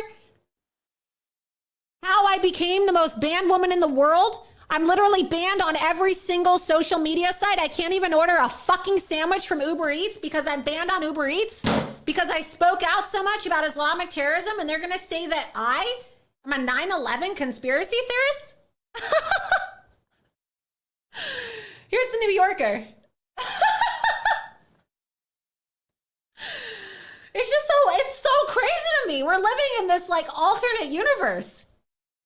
The New Yorker, how a pro-Trump Islamophobe And why did they call me an Islamophobe? Because I'm so critical about Islamic terrorism, okay? And when I ran for Congress, I said, if we don't close this goddamn border, we're going to have an influx of Islamic jihadists, and we are going to have another 9/11 style event. I got banned from Uber and Lyft after what they called an anti-Muslim tweet storm. Why? Because I criticized the ISIS terrorist who killed people, over like a dozen people in a bike lane in New York City, when he got out of a car and ran all of them over, and he was an Uber driver. An Uber driver, did you know that? Did you know that? The fake news media never reports the truth. Did you know that an Uber driver was a member of ISIS, and he mowed 12 people over in a fucking van, in a box truck on Halloween in 2017, and got out of his car and shouted Allahu Akbar, the same disgusting phrase that was shouted by the 9/11 terrorists. Did you know that? You probably didn't even know that. Because the media doesn't talk about things like this, because they're too busy whining about Laura Loomer, saying that I'm a conspiracy theorist, because, oh, well, they're so upset about Laura Loomer, a Jewish American journalist who has been banned everywhere for calling out anti-Semitism and Islamic terrorism, flew on the plane of Donald Trump to the presidential debate. Boo-hoo. It's just so laughable. Go back to the New Yorker article. I just can't help but laugh about this, because she goes, oh, it's just so awful. And she just said such terrible things about 9/11. What did I say that was so terrible about 9/11? That it was carried out by Muslim terrorists? That John Brennan signed off on the visas of 15 of the 19 9/11 hijackers? What did I say? Oh, I guess I'm not allowed to mention that, Obama's operative, John Brennan, the same guy that helped spy on Donald Trump. Oh, not allowed to mention that. Oh, well, yep, not allowed to talk about the fact that the day before 9/11, $2.3 trillion went missing. Oh, you're a 9/11 truther. Not allowed to talk about the fact that the documents are still classified. Oops. Oh. Not allowed to, talk about the fact that John Brennan, there's reports that, he even converted to Islam shortly after. Ooh, nothing weird about that, right? Yeah. If there's one thing I'm not going to stand for, it's being told that I'm a 9/11 conspiracy theorist, or that I'm a 9/11 truther. This is such bullshit. For my entire life, I've been called anti-Muslim. I don't hate Muslim people. I've been called anti-Muslim and Islamophobic precisely for the reason that I speak out about Islamic terrorism. I almost got kicked out of college for calling this out. So again, how a pro-Trump Islamophobe who just won a congressional primary got famous on the internet. Notice they didn't call me anti-Muslim again when I was with President Trump at a 9/11 memorial. Why? Why wouldn't they call me anti-Muslim? Because people would be like, oh, why are you calling her anti-Muslim? Who cares? Like, it was Muslims who carried out 9/11. Right? Like, oh, like she has pretty based views. Like, oh, an anti-Muslim activist went to I'm not even anti-Muslim, first of all. I'm anti-Islamic jihad, and I've been very critical of Islam. I've said that I'm anti-Islam because, well, I think that Islam is a very oppressive ideology, and I think that it oppresses women. I don't like the way that it incites violence against homosexuals, and the way that it incites violence against Jews and Christians, or what they like to call infidels. They weren't going to say Donald Trump brings anti-Muslim activist Laura Loomer, or a pro-Trump Islamophobe went with Donald Trump to the 9/11 memorial because, well, Muslims did 9/11. Okay, so I've always said that. I've always said that Muslims were behind 9/11, so they're lying. And if you don't believe me, you can go read my book and you can go see yourself. I was expelled from my university because after my university threatened to suspend me for speaking out about this imam chanting Allahu Akbar on 9/11, I met up with James O'Keefe and I said, I guarantee you that they would be okay with an ISIS club. And I started an ISIS club at my university, and it was undercover to show that, well, isn't it interesting how they're threatening to shut down my club? I was the president of the college Republicans, and they threatened to shut down my club because I put posters up all over the school that said never forget, and it showed the Islamic hijackers flying planes into the buildings, and it showed Muslims ravaging the bodies of Ambassador Stevens in Benghazi. I put up all this imagery of Islamic barbarism on 9/11 all over my university, and they threatened to kick me out for it. And they said that you greatly offended the Muslim students on campus, Loomer. I was almost expelled from college because I put up posters reminding everybody that Muslims were responsible for 9/11, and I was dragged to the Dean of Students office. Again, I'm just really trying to understand like how I'm a 9/11 conspiracy theorist. Someone should tell me.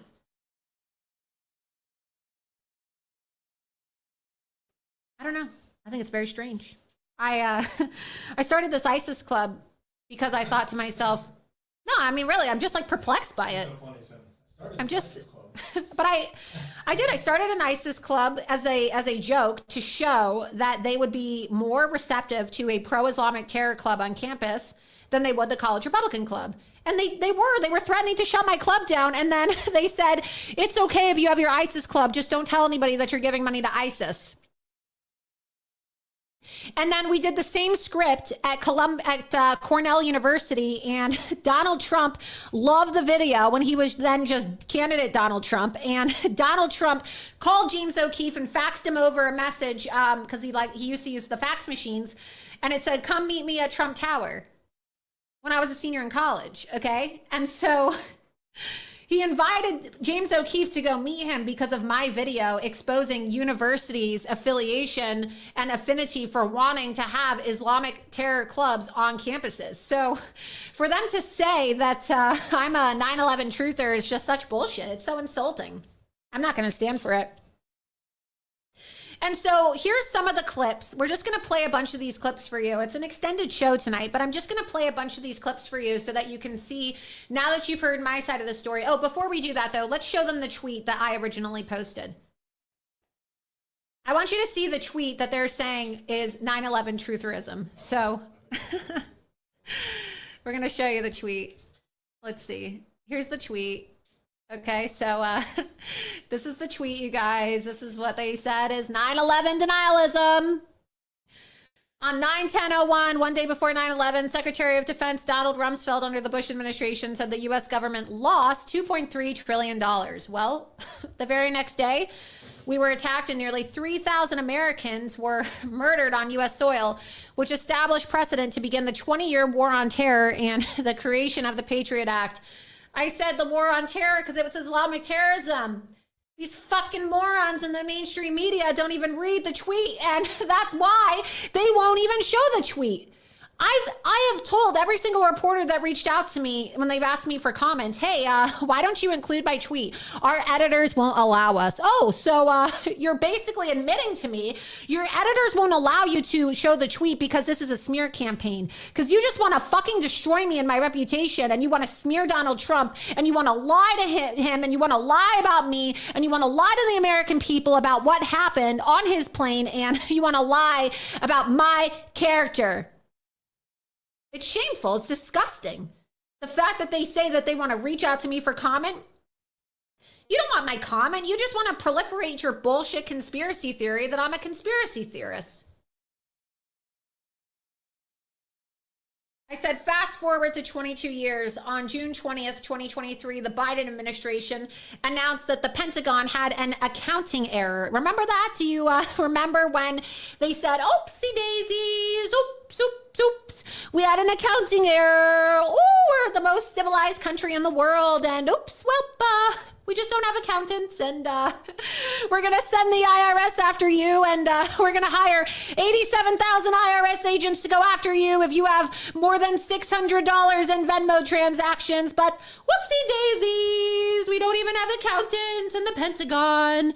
And we sent an accidental $6.2 billion to Ukraine. Whoopsie daisies. Whoopsie daisies, we just lost $2.3 trillion the day before 9/11. Whoopsie daisies. In the following days, a violent coup was staged by Russian mercenaries who are members of the Wagner coup against Putin in Russia. Is this 9/11 denialism, please? I'm showing you how full of shit your government is. Scroll down. It doesn't matter whether a Republican or a Democrat is in the White House. This is the uniparty, okay? This is how they operate to maintain power and to create global conflict. They will do everything in their power to keep President Trump from seizing control once more because President Trump is anti-war, okay? This is what I said in my tweet that they're saying is 9/11 conspiracy, okay? And he recognizes that we live in a corrupt country with a corrupt media. The uniparty always fears the outsider. This is why they've offered up Ron DeSantis, who's a byproduct of the military-industrial complex. We must never let them win. Trump 2024. Where did I say that 9/11 was an inside job in that article? Where? Where did I say that? And then, of course, there was a video. I did not make the video. This was a video that I found online, and I thought it was interesting. And so I wanted to post it. And there was a message at the end of the video, okay, that had, I guess it had said 9/11 was an inside job, but I never said 9/11 was an inside job. Do you understand? I never said 9/11 was an inside job. I didn't make this video. I'm not running away and saying, oh, I was hacked. I never posted anything. No, I take responsibility for what I posted, and I posted this tweet, but nowhere in my tweet does it actually say 9/11 was an inside job. So let's go ahead and play this clip so that people can see what it said. Because I'm honest, I'm transparent, and I want people to see it, since the bullshitters in the mainstream media, these liars, you know, these liars and these communists, these fucking propagandists in the mainstream fake news media are not going to show you my actual tweet because they just want to demonize Donald Trump. Go ahead and play the video.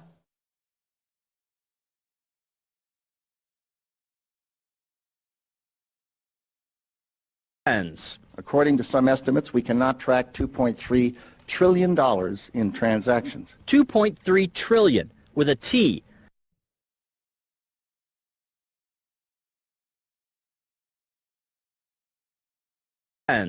According to some estimates, we cannot track $2.3 trillion in transactions.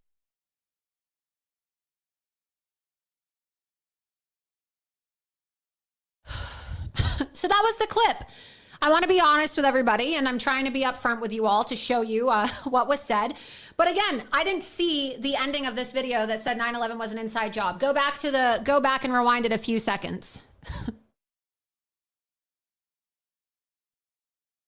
Few seconds, just play the ending. According to some estimates, we cannot track $2.3 trillion in transactions.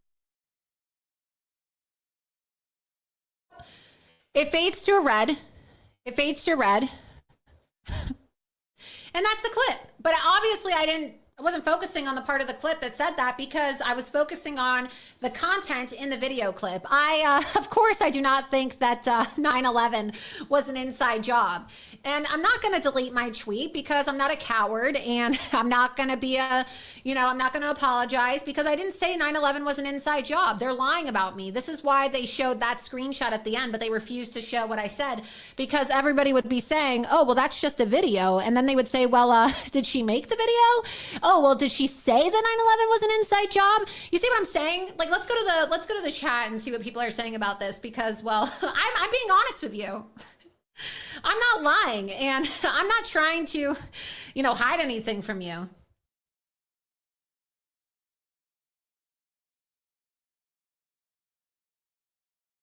I didn't even say anything. Let's scroll up and see what some people are saying.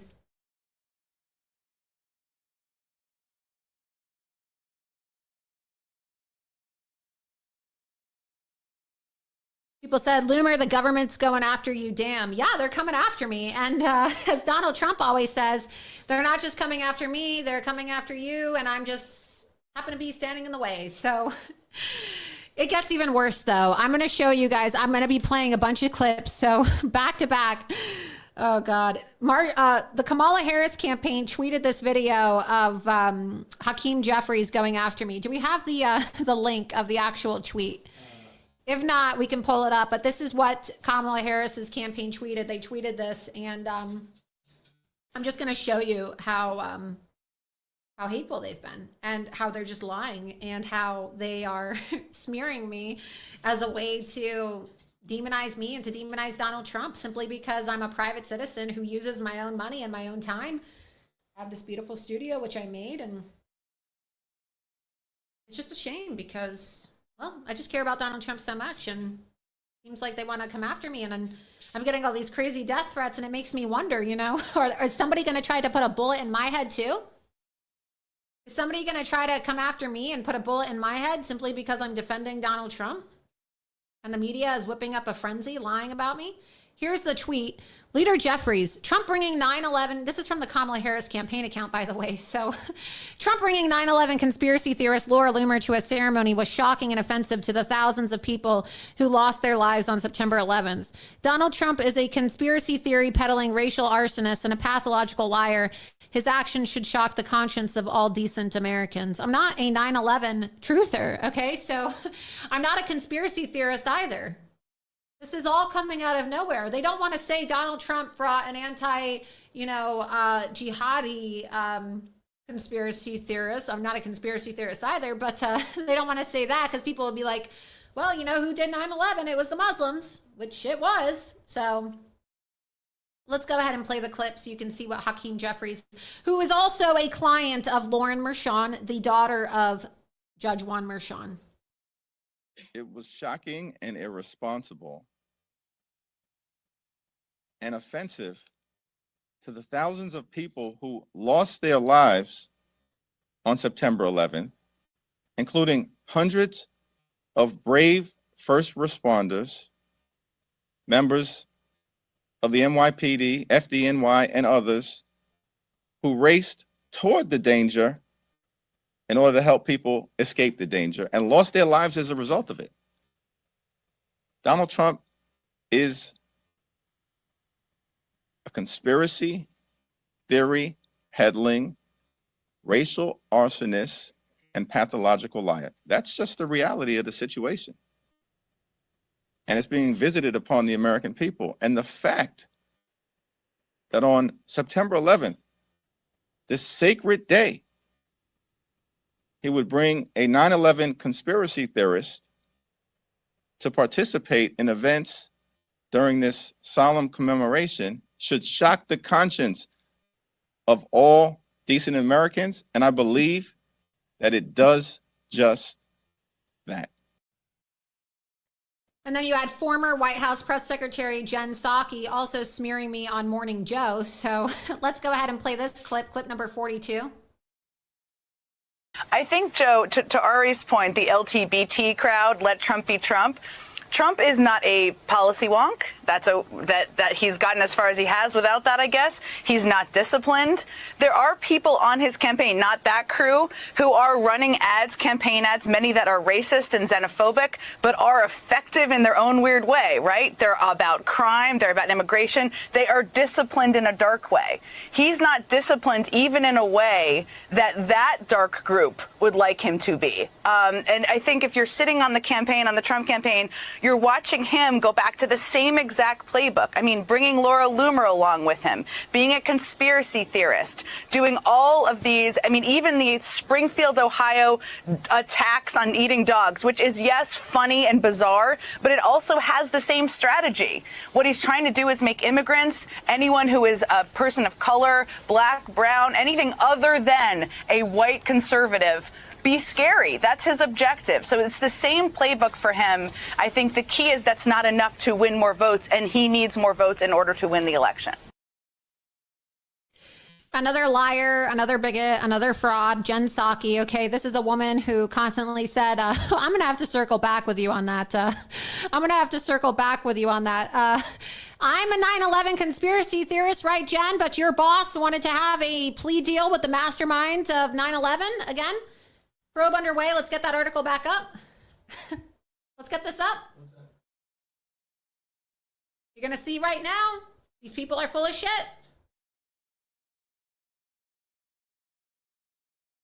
Probe underway into Biden-Harris administration's role in plea deal for 9/11 terrorists. So who's the disrespectful person, Jen? Who is it?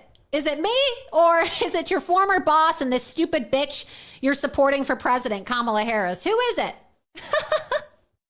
Is it me? Because I'm the one that actually calls it like it is. Islamic terrorists carried out 9/11. You're the one who worked for people, and you're the one who's endorsed somebody that is trying to negotiate a plea deal for the 9/11 terrorists who killed 3,000 Americans, Jen. So again, I'm not going to take your lies and your smears. We're going to dissect this bullshit live on air tonight so that you can see I'm a private citizen. They have dedicated $100 million of news coverage to attacking me, lying about me, and smearing me on back-to-back news coverage every single night for the last 4 nights straight. I didn't do anything. I said that... what did I say? I said that the White House was going to smell like curry after Kamala Harris went to a spice shop, the Penzi Spice Market, that is owned by a Trump hater. Okay, well, Kamala Harris's Evangelicals for Harris group told white people that they need to divest themselves from whiteness. Joe Biden said, you're not black unless you vote for him. So there's the tweet. It's since been deleted. You can see that it says visibility limited. This post may have violated X rules against hateful conduct. Well, it was only, it didn't violate anything. I didn't say anything derogatory in the post, but people reported it. So, you know, it was a pressure campaign from people in the media and people online just talking shit. I mean, look, I was saying that Kamala Harris, okay, she doesn't like talking to the media. She doesn't like talking to anybody. So she's going to facilitate the briefings in a call center, and that nobody was going to be able to give their feedback because, well, they don't want to have feedback because, well, they say that everything that the American people say or anything that Donald Trump says is a lie. They want to fact check. So you're going to have to do a customer service satisfaction survey. It was a joke. And of course, you know, they have no sense of humor, and I'm not derogatory towards Indians. I actually was endorsed by many Hindu Americans when I ran for Congress, and they made a video endorsing me because they said that I spoke out about the ongoing conflict in India, where you have a lot of Muslims who are raping and killing Indian women. And so I spoke out about it. I've been an advocate. I've spoken out fiercely against Islamic jihad and Islamic immigration, and I had nothing but support from members of the Hindu community. And so I received a lot of messages today from some of those people. My friend Govind, who endorsed me, who is the head of Hindus for Trump, and he even told me himself, he said, don't believe the lies that the media is saying about you, and keep up the good work, and you're right about Kamala Harris. So, you know, the Indians really aren't offended by me. They know that I'm an advocate and I speak out against Islamic terrorism. The media won't even admit that Muslims are raping and killing women in India, and they're gangbanging them, and they're carrying out terrible atrocities in India. They won't even talk about all of this violence against innocent Indian women and innocent Indian children because they don't even want to use the words Islamic terrorism. Let's look it up. Let's go look it up right now. Type it in.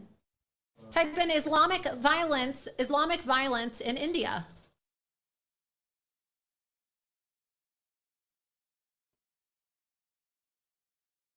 Scroll down, type in news.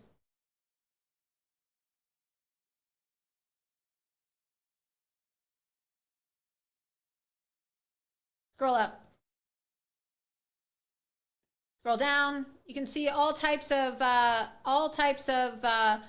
violence is taking place there. The media accuses the Indians of being Islamophobes, and they accuse the Indians of violence when they're just trying to protect themselves from Islamic jihadists. So they don't even allow you to talk about this open. See, Hindus in Bangladesh try to flee India amid violence. This is violence that is being inspired by Islamic terrorists. So, you know, let's go back to the chat. Again, they lie about me. They say that I'm anti-Indian. I'm not anti-Indian. In fact, I had a lot of Indians who donated to my campaign, who supported my campaign. I was making a comment about how Kamala Harris spends more time cooking than she does talking policy. And I wasn't going to delete my tweet. They ended up deleting it. I just showed you it said that it was limited visibility. So I didn't back down from what I said.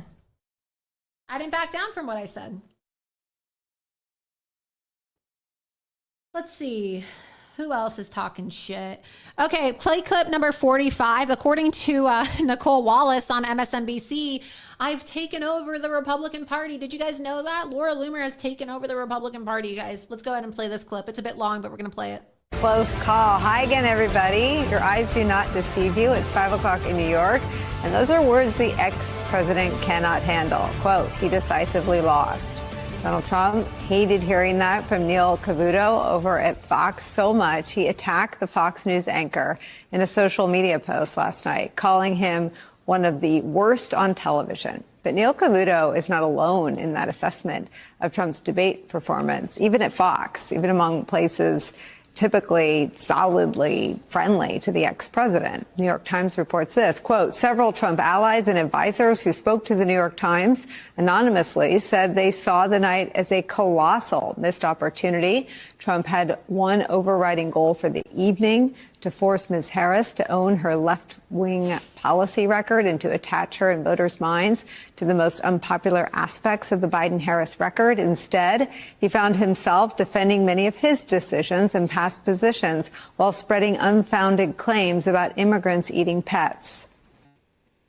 Indeed, it appeared, as the New York Times reports, that, quote, Mr. Trump snagged himself on every trap Ms. Harris laid out for him, and he showcased how he is becoming more and more completely beholden to fringy far-right influences and conspiracy theorists. New reporting in The Atlantic explores how Trump has, quote, exhibited himself as someone who is not simply on the internet, but as someone who is of the internet. In real life, he speaks in posts emblematic of the terminally online. Orban is a figure who is dear to much of the online far right for his moves to erode Hungarian democracy, but who is likely not a well-known figure to most voters. Transgender operations for illegal aliens in prison is a phrase ChatGPT would spit out if you fed it right-wing posts and asked it to parody them. Haitian immigrants eating people's pets in Ohio is a hallucination that was born on the right-wing internet as well. That last claim is one spread online by prominent far-right conspiracy theorist Laura Loomer, who we know traveled with Donald Trump on his plane to the debate. She also accompanied him yesterday to an event at a New York City fire station commemorating the anniversary of the September 11th terrorist attack. There's one problem with that. Just last year, Laura Loomer called 9/11 an inside job. She's a 9/11 truther. On Sunday, she posted a racist tirade against Vice President Kamala Harris. It was so racist and offensive that we've made the decision not to platform it and show it to you. And even staunch Trump ally and far-right extremist herself, Marjorie Taylor Greene, called Loomer out for it. And we only tell you that to answer the question, how bad was it? It was so bad.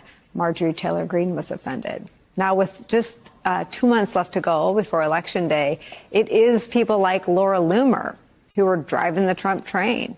And it's where we start the hour with some of our favorite reporters and friends. NBC News correspondent Von Hilliard is in Tucson, Arizona for us, where Trump is holding a rally today. It's supposed to be about the economy. We're going to keep an eye on that for you. Plus, former Republican Congressman, MSNBC political analyst David Jelly is here. Democratic strategist and professor at Columbia University, MSNBC political analyst Basil Smykel's back. And the editor-at-large for the 19th, the host of the podcast, The Amendment, MSNBC political analyst Aaron Haynes is back. Von Hilliard, I start with you. I wonder who thinks this is working. It's a good question, Nicole. I think for Donald Trump, he thinks it's working. And I think that that is how this campaign is operated. And when we're looking at how his co-campaign managers and senior advisors have postured themselves towards Donald Trump, it has been through ensuring that they are not acting as gatekeepers to him. We have seen in past administration officials come and go. He fires them. That hasn't been the case this go around. And that's because they have not obstructed anybody who wants to get the ear of Donald Trump from getting the ear of Donald Trump. And if Donald Trump says that he wants Laura Loomer on his plane, Laura Loomer is on his plane. And I think that this is a moment where you kind of see the nexus of even 12 years if I may, of conspiracy theories and Donald Trump's flirting with them and outright embrace of them coming to a head mere weeks before early ballots go out. And I think that Arizona, you could say it's quite fitting to be here because right as we were coming to air, folks were giving a round of applause and standing ovation to Carrie Lake as she entered. Of course, she's running for the Senate. But there's another notable figure in this very room, this theater where I'm at, where Donald Trump is set to take the stage. And that's Joe Arpaio. Joe Arpaio, who sent his posse, so-called posse members from the Maricopa County Sheriff's Office 12 years ago to Hawaii to investigate the birtherism claims surrounding Barack Obama's birth, at the same time that Donald Trump was calling heightened attention nationally to that very issue. 12 years later, the two men are here on the cusp of potentially winning the White House here yet again. And for what consequence? Well, Donald Trump lost in 2020, but for both of those men, they are still greeted by rounds of applause, standing ovations. There is a base of support that has been propagated by right-wing media, from Charlie Kirk to Jack Posobiec, who perpetuated and elevated the conversation around the, quote, pet eating, and Laura Loomer, whose hundreds of thousands, millions of followers are all but legitimized by the former president of the United States, Donald Trump, who... Oh my God, you guys, how does it feel that all of you guys, my hundreds of thousands and millions of followers, are legitimized by Donald Trump? Do you feel special? This guy's having a meltdown, and oh my God, reporting live from Laura Loomer's hometown of Tucson, Arizona, and it's a conspiracy, it's a lie. They're not actually eating the dogs and they're eating the pets. And where did Donald Trump get this idea from? Oh, we must have gotten it from Laura Loomer because, well, Loomer Unleashed was the only network that actually had the balls to chase down Sherrod Brown, the senator from Ohio who voted to import all of these third world invaders into Springfield, Ohio. So, oh my God, we just have to continue demonizing them because we can't let people actually know the truth about the fact that Haitian invaders who were signed off and given temporary protected status, oh my God, Kamala Harris was the one who did that. They don't want you to know the truth. And Donald Trump, he hit a nerve that night at the debate when he was able to make immigration front and center again. Go ahead and play that clip of Donald Trump saying they're eating the dogs, they're eating the cats, they're eating the pets of the people in Springfield, Ohio. You know, the thing that the media is blaming me for, they're saying, well, it's very clear that Laura Loomer is the one who told Donald Trump to say this during the debate. So what? In Springfield, they're eating the dogs, the people that came in. They're eating the cats. They're eating the pets of the people that live there. And this is what's happening in our country, and it's a shame. As Donald Trump was right, okay? And they are so triggered over the fact that he not only made immigration front and center at that debate by bringing that up because, you know, what is it, 65 million people?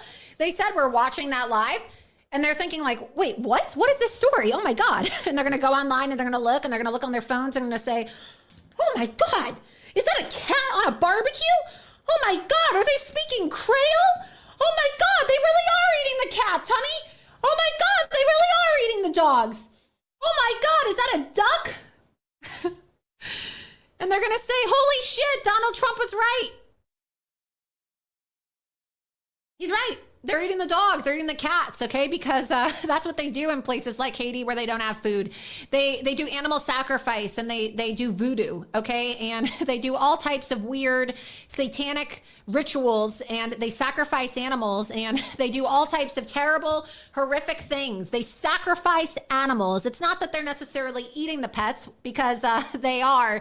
It's even worse than that. They're sacrificing your animals. They're sacrificing your family pets. And Donald Trump was the president in 2019 who signed animal cruelty legislation, making animal cruelty a felony. And the Democrats have it given temporary protected status to thousands of people who do not share our values, thousands of people who think that it's okay to snap the neck of a dog. It is horrific.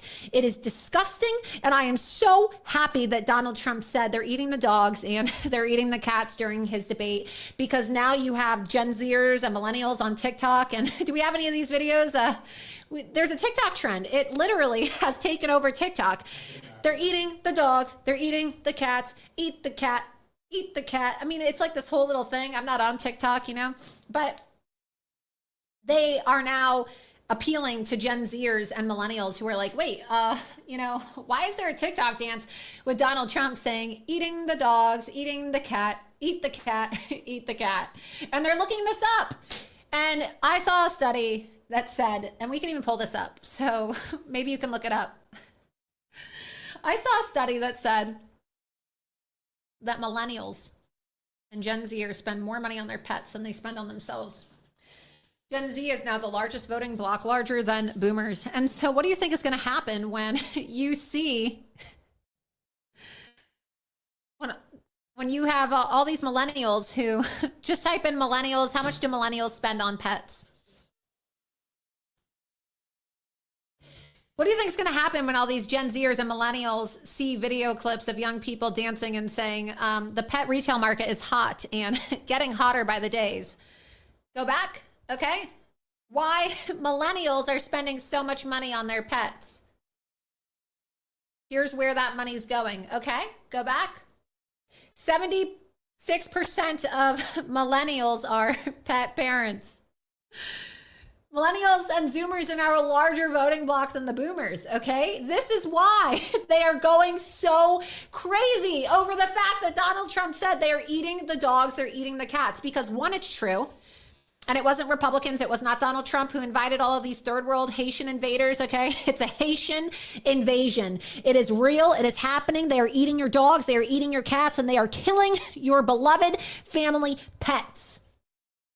This is not a conspiracy theory. This is the many horrors. This is one of the many horrors of immigration, mass migration, illegal migration, refugee resettlement, temporary protected status. This is one of the many horrors of the migrant invasion that Kamala Harris and Joe Biden are directly responsible for. And TikTok is the most popular app for millennials and Gen Z. And now all these people who, some of them, have more pets than they do children. They're going to see that and they're going to say, oh my God, why would I vote for a woman who imported people who are going to kill my children? And for them, their children are their pets, okay? But the people that actually have children are looking at this and they're saying, oh my God, why would I vote for people who are going to kill my children? We just saw a story last week of a very, very tragic story. You can look it up. A Haitian migrant slammed into a school bus and he killed a young boy. So sad, so sad. So whether you consider your dogs and your cats to be your kids or you actually have, biological children of your own, well, those are your fur babies or they're your actual babies. And the Haitians and the migrants are killing them. They're killing your children. They're killing your dogs and they're killing your cats. And that is going to stick in people's mind. So much so that is now a TikTok trend and billions of people are going to see it. Hey, type in Haitian migrant kills 11-year-old boy.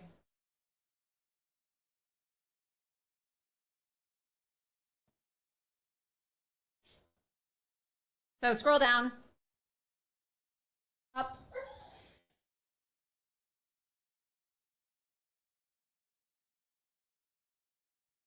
Father of Ohio boy killed by Haitian migrant in Springfield crash makes shocking remarks. So whether it's a children or a cat, your child or your fur babies, you know me, I don't have any children. I'm not married, but I have my 2 fur babies. It's horrific. And Donald Trump is the only one who actually stood up against animal cruelty. He's the only one who signed an animal cruelty bill into law when he was president. And Kamala Harris is allowing animals to be abused. Let's go and type in bald eagle killed by immigrants. They're allowing for precious animals, whether they're pets or whether they're wild animals. They're allowing for our wildlife to be abused. And Kamala Harris and Tim Walz support animal cruelty.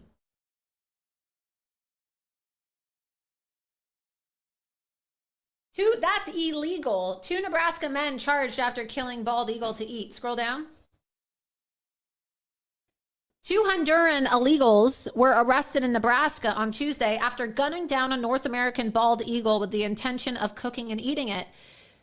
They are killing, okay? They are killing the symbol of America.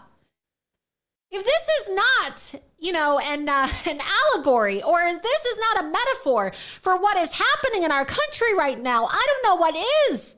These illegal aliens are killing the symbol of America and trying to eat it. And they are being imported by Kamala Harris and Joe Biden. It's horrific. And Donald Trump is the only one calling it out.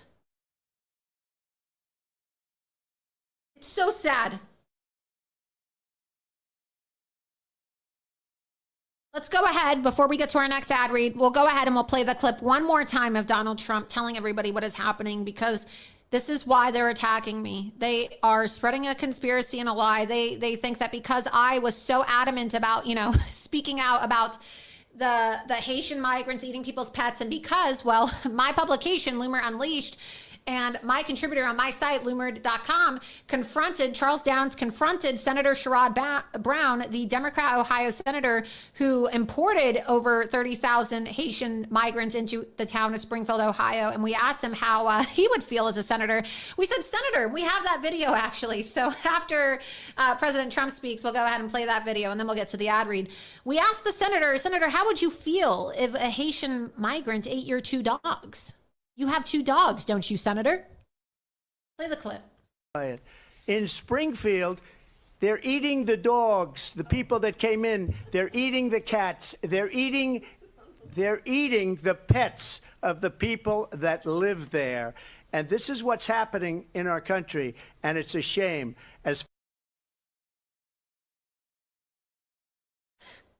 Unbelievable. Let's go ahead and play the clip of this week. This was on Monday, the first day back. Where were all the other reporters?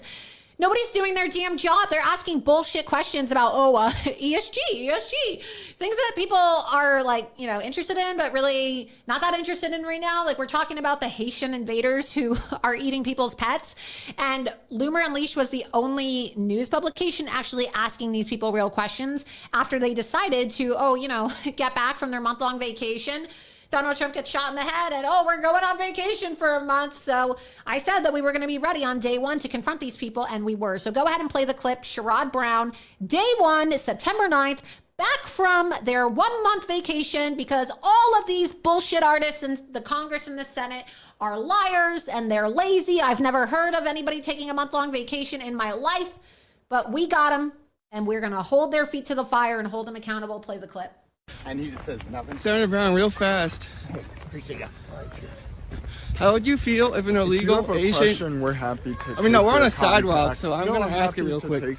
How do you feel about illegal Haitian migrants in Springfield, Ohio eating dogs? Senator Brown, would you be happy if an illegal alien ate your dog, Senator Brown? Senator, you did allow illegal Haitians into America via your votes with Boris R. Harris, Senator Brown. Would you like to comment?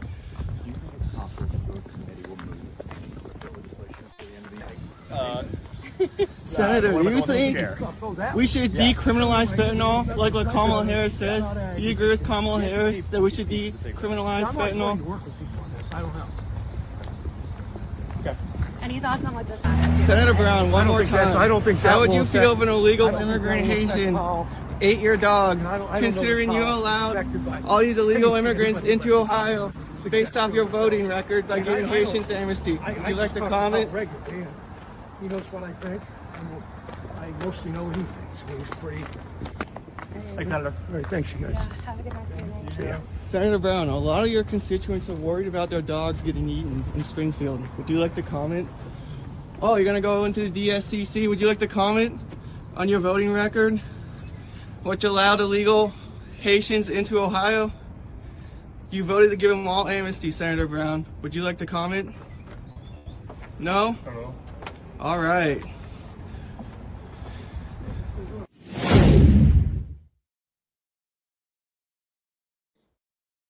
Unbelievable levels of arrogance and hubris from Senator Sherrod Brown, who, by the way, has refused to say whether or not he believes that Kamala Harris has done a good job as Biden's borders are. He voted to import those 30,000 Haitian migrants into the town of Springfield, Ohio, and he also voted in support of Kamala Harris and Joe Biden granting temporary protected status to these illegals. He needs to be held accountable. He's a very bad man. He's a guy whose wife accused him of beating her Loomer. He is on video using, well, he's on audio using the N-word. So I played that audio not too long ago. Speaking of racist, right? Oh, wow, it's such a racist. I don't use the N-word. We have audio of Sherrod Brown saying the N-word. Who's a racist, huh? You gonna go report on that? You gonna go report on that? How about that, media? Why don't you go report on that? They never will, because it's a double standard, okay? They're never going to, they had Keith Ellison, actually. Here's something that's rich. Keith Ellison, the jihadist attorney general of Minnesota who supports Antifa. Do you remember when Keith Ellison was like, oh yeah, I love Antifa, Antifa, Antifa. Let's show that, actually. Show the screenshot of Keith Ellison with the Antifa photo. Keith Ellison, who is a close friend of Azad Zaman, who has basically praised Hitler and has openly embraced and supported Hamas, okay? This is a guy he calls his brother. Just type in Keith Ellison Antifa book. Photos. Okay, Chicago Tribune. There we go. Nope, go back. Photos. Right there. At Moon Palace Books, okay? At Moon Palace Books, and I just found the book that strikes fear in the heart of Donald Trump. He's taking Islamic terminology about how Allah wants you to strike fear in the heart of the infidel. It comes straight from the Quran. Read it yourself. And he's saying, he's using that Islamic terminology from striking fears in the hearts of disbelievers, as in non-Muslims, okay? So inciting violence, striking the non-believers who are not Muslims. And he's taking that and he's appropriating it to striking fear in the heart of Donald Trump, because as I and many others, have talked about extensively, we're talking about this Islamo-fascist alliance with the communists. It's called a red-green axis, a red-green alliance, this unholy alliance between the communists, the red, and the Islamo-fascists, the green. And Keith Ellison was and is the first Muslim to ever become a member of Congress. He took his oath on the Quran, a book that has more Jew hatred in it than Hitler's Mein Kampf, and he is a woman beater. He beat the shit out of his girlfriend. And guess who got him removed as the head of the DNC? I did. When I confronted him in 2018, I chased him down the street, held him accountable for beating the shit out of his girlfriends. I brought the police report. I spoke to his ex-girlfriend, Karen Monahan, who told me that Keith Ellison beat the shit out of me, okay? And then she told me that she said, as from what I can recall, that Keith had told her that he would send her his Islamic buddies after her if she didn't leave town. Okay? That's what kind of guy this guy is. And guess what Kamala Harris wants to do with Keith Ellison? And I'm not just saying this.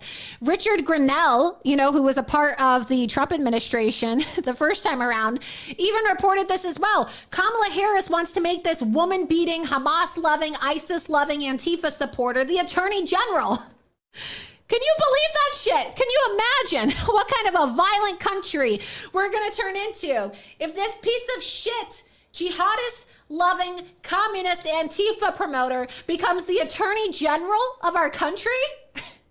He's using violent Islamic and Antifa terminology to incite violence against Donald Trump. And then he has the audacity to say that Laura Loomer is a 9/11 conspiracy theorist. Well, guess what? He's on video saying that 9/11 was an inside job. So these people, again, are totally full of shit. When Kamala Harris makes Keith Ellison the Attorney General, if she becomes President of the United States, are they going to play these clips of the woman beater Keith Ellison? Talking about how, I'm a Muslim and, we're the real victims of 9/11. Muslims are the real victims. Muslims flew the planes into the towers and Muslims killed 3,000 people on 9/11. But, our poor Muslims, the poor Muslim community, we're the real victims of 9/11. Give me a break. Such bullshit. 9/11 was a setup, according to Keith Ellison. 9/11 was a setup because, it was used by George W. Bush to incite violence and tracking of the Muslim community. So the United States government orchestrated it to go after the Muslim community. That's what Keith Ellison was talking about in the video. So do we have the video? Look, the video is probably too long because we have so many clips we have to get to, but I'm just telling you, these people want to lie about me. These people don't understand that I have receipts on all of them, and I am willing to publish all of this documentation as I have and will continue to do. I am not a 9/11 conspiracy theorist, okay? 9/11 was not an inside job for any reason. 9/11 was an Islamic terrorist attack that was carried out by the same type of radical Muslims that Keith Ellison supports, the same type of Muslims that put their hand on the Quran, the same Quran that this man took his oath on when he was Attorney General of Minnesota and when he took his oath to become a United States Congressman, okay? Who's the problem? Who? Is it me or is it this guy? The jihadi lover? Not me, I'll tell you that much. When are we going to get 4 days of coverage about this woman beater? This woman beater who thinks that it's okay to abuse women because in Islam, women have less rights than animals. You see a trend here?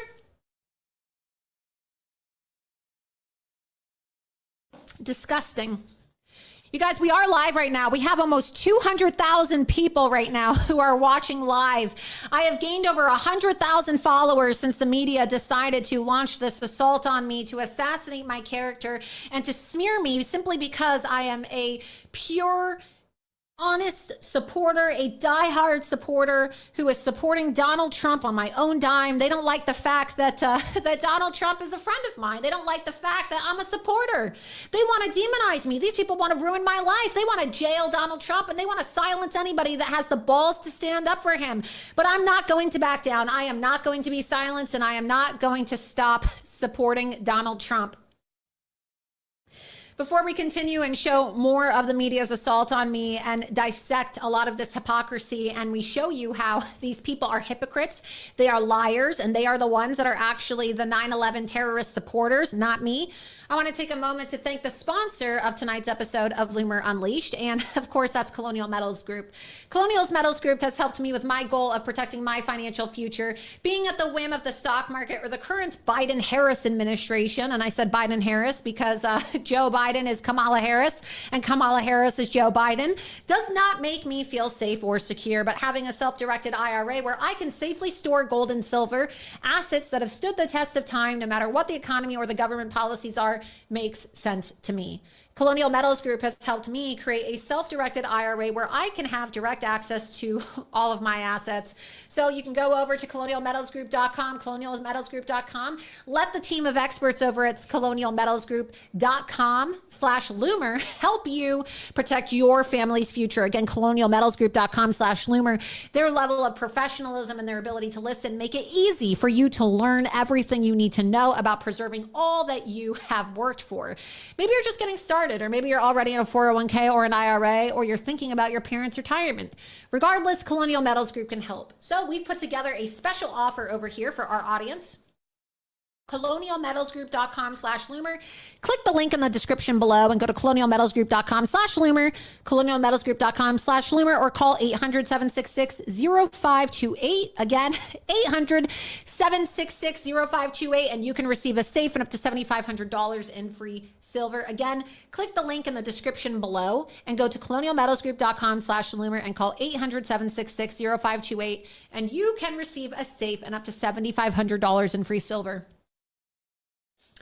If you're watching me now on Loomer Unleashed and you're watching live on X, please be sure that you follow me on X and Truth Social at Laura Loomer. But most of all, please be sure that you go to rumble.com, download the Rumble app. It's free to do so, and subscribe to my channel. Click that little button right there, you see, right next to the bell. Click the following button, and that's how you will follow me. If you want to support my work with a financial contribution, you can click the Get Loomered button, and you can subscribe to my locals page, loomer.locals.com, free speech platform. So listen, haters, you know, all the haters in the mainstream media that want to cancel me, you can't cancel me. I am one of the original. I am the most banned woman in the world. You can't do anything to me because I'm on Rumble, a free speech platform. I am on Locals, a free speech platform. So you can go to loomer.locals.com and subscribe. Again, $7 a month, $70 a year, or a one-time donation. Or you can just go to my X and you can subscribe on X as well. So again, the media wants to silence me. They want to demonize me. Their goal is to get Donald Trump to disavow me. And, you know, Donald Trump is such an amazing man, and I just love him so much. And he didn't. He refused to disavow me. He said that Laura Loomer is a free spirit. And he said, I don't speak for Laura, and I don't agree with her views, but that's the beauty of it. We don't always have to agree on everything. But Donald Trump is my friend, okay? Donald Trump did not disavow me. And I want to thank President Trump for supporting free speech. And I want to thank President Trump for being an honest man and doing the duties of the President of the United States, which is protecting the First Amendment of the United States Constitution, something Kamala Harris doesn't want to do. Nothing I said was violent. It was a joke. And it was also, you know, a half-truth about the way that she refuses to talk to the American people. And so Donald Trump is protecting free speech. Isn't that what we want the President of the United States to do? We already know that Jen Psaki and Kamala Harris and Joe Biden, of course, were named in lawsuits showing that the Biden administration was colluding with the big tech social media companies to silence people. Do we really want a president who is importing a bunch of foreigners and invaders who don't even share our values, who isn't even going to enforce the First Amendment? Donald Trump showed that he's a leader. He's not going to disavow people who simply have different views, because this is what America is. If you truly want to be a president for all Americans, you have to support free speech. Go ahead and play the clip of Donald Trump. God bless him. Thank you so much to President Trump for supporting free speech and not caving to the fake news media. I don't know what they would say. Laura's been a supporter of mine, just like a lot of people are supporters, and she's been a supporter of mine. She speaks very positively of the campaign. I'm not sure why you asked that question, but Laura is a supporter. I don't control Laura. Laura has to say what she wants. She's a free spirit. Well, I don't know. I mean, look, I can't tell Laura what to do. Laura's a supporter. I have a lot of supporters, but I don't know what exactly you're referring to. That's okay. Yeah, please. I just don't know. Laura's a supporter. I don't know. She is a strong person. She's got strong opinions, and I don't know what she said, but that's not up to me. She's a supporter. Please. Okay, a lot of people do. It's a very big plane.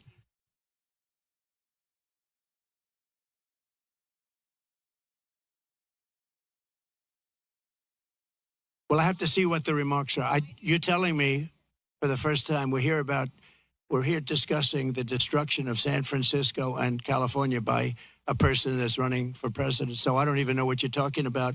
I do know that she may have said something based on what you're telling me, but I don't know what she said.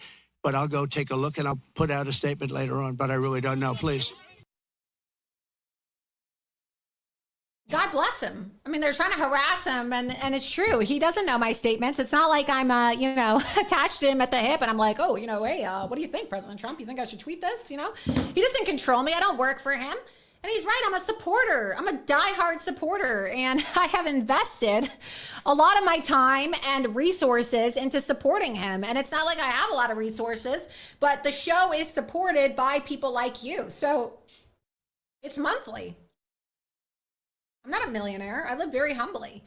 And the media wants to destroy me. They don't like the fact that an independent journalist who, doesn't make millions of dollars a year is able to talk to President Trump, and that President Trump likes them genuinely. And I don't ask him for anything in return. Wow, imagine that. Somebody's going to like you if you're actually honest and loyal and genuine, and you're not asking him for anything. I have never asked Donald Trump for a single thing in my life. Never.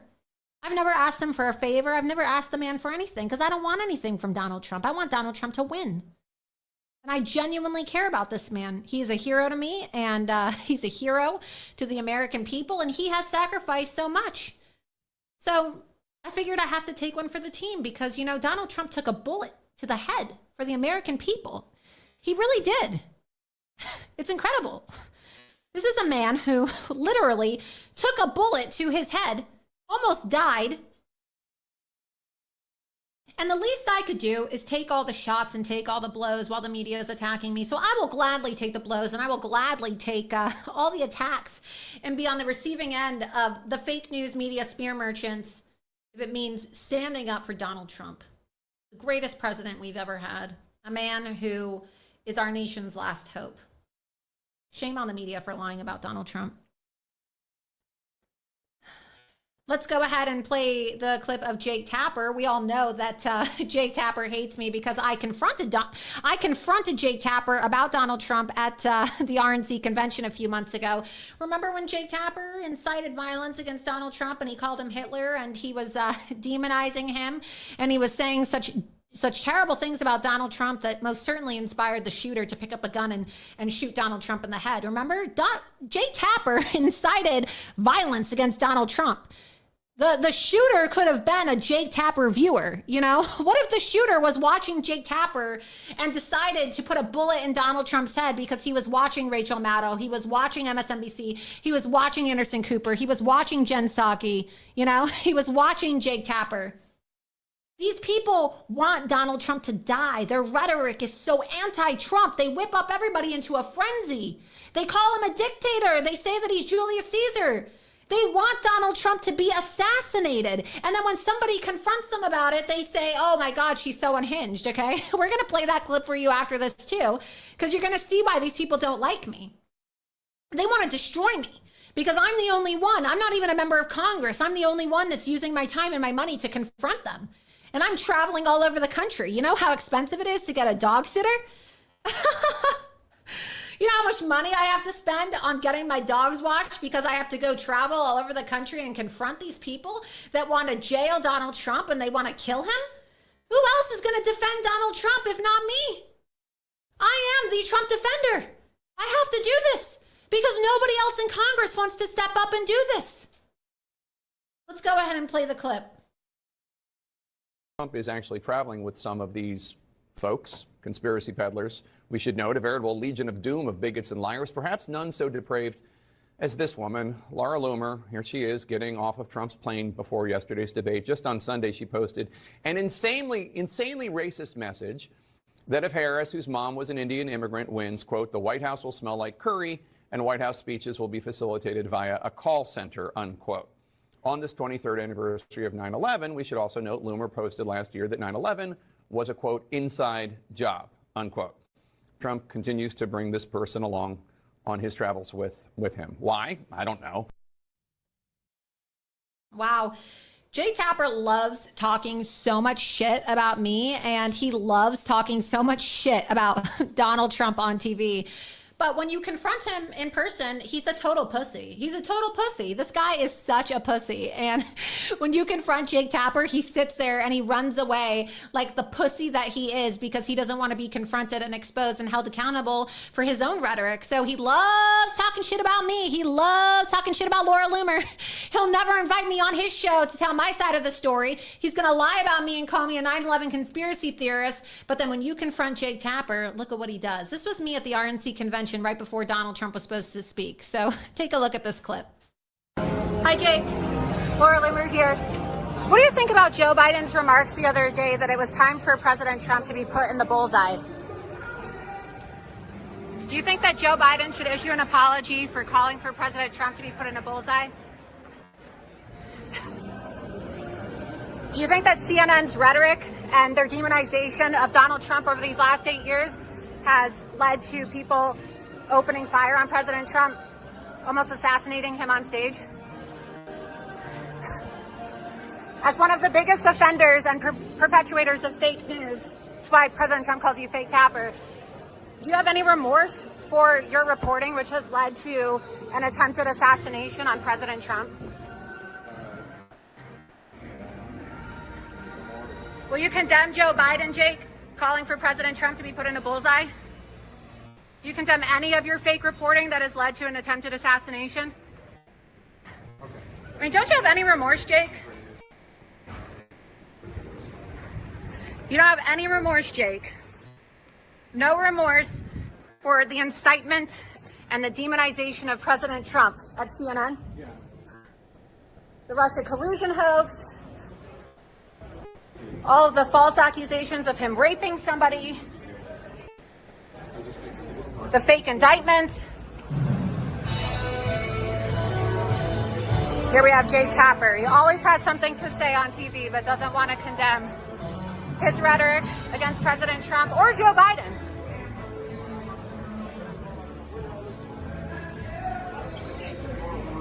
Jake, can you please, Jake, can you please condemn what Joe Biden said?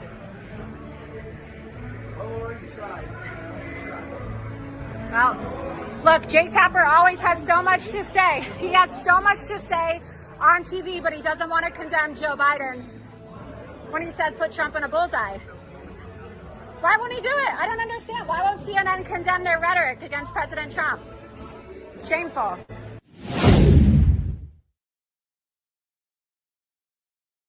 This is why the media hates me, because I hold them accountable and they are not used to anybody confronting them. You know, I was at the RNC and clearly I confronted Jake Tapper and I asked him why he was inciting violence against Donald Trump, and he didn't want to answer the question. He ran away like a coward because he's a pussy, like I said. And what I want to know is, how is it that every single Republican official was there, every single senator, every single congressperson, and every single media outlet was there, and yet I'm the only one that actually has the balls to confront him? Why is that?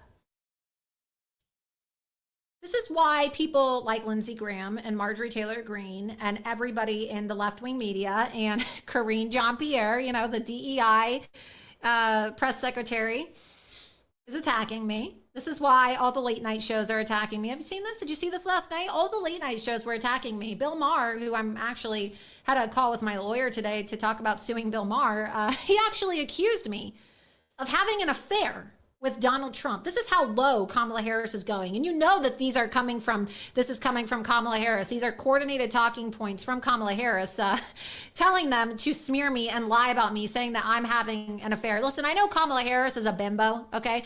I know that Kamala Harris sucked dick to get to where she is today, and she had to suck Willie Brown's cock in order to get to her position of power in San Francisco, and then she had to suck some more cock in order to make it all the way up to the White House. But not every single professional woman sucks dick, Kamala, okay? That might be your MO, but it's certainly not my MO. So you aren't going to Monica Lewinsky me simply because I'm holding you and your, you know, group of crooks and fake news propagandists accountable, okay? You want to be a whore and go suck dick to get a job at the top?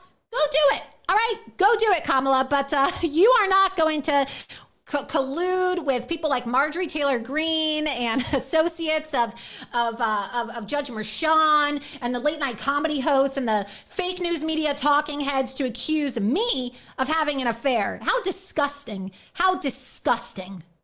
Play the clip. Where is he getting this from? Well, he's got a new bullshit whisperer named Laura Loomer. Of course that's her name. Laura Loomer. There she is. He's with her everywhere now.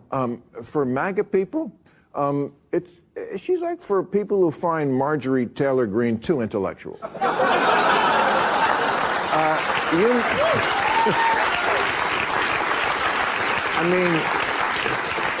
You name the crazy shit, she believes in it. Birtherism, she's a 9/11 truther, crisis actor, Pizzagate, rigged elections. You've heard of Florida Man? She's Florida Woman.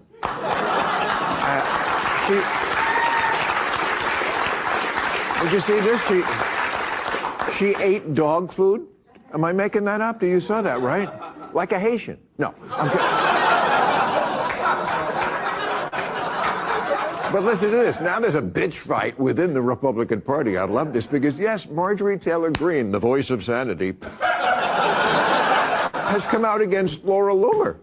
Says she's too far right. Says she's a racist. Now Loomer has accused Marjorie Taylor Greene. She says Marjorie Taylor Greene is an anti-Semite, and she cheats on her husband. And she said, I can't believe I have to report this. She said her lady parts resemble an Arby's sandwich, which is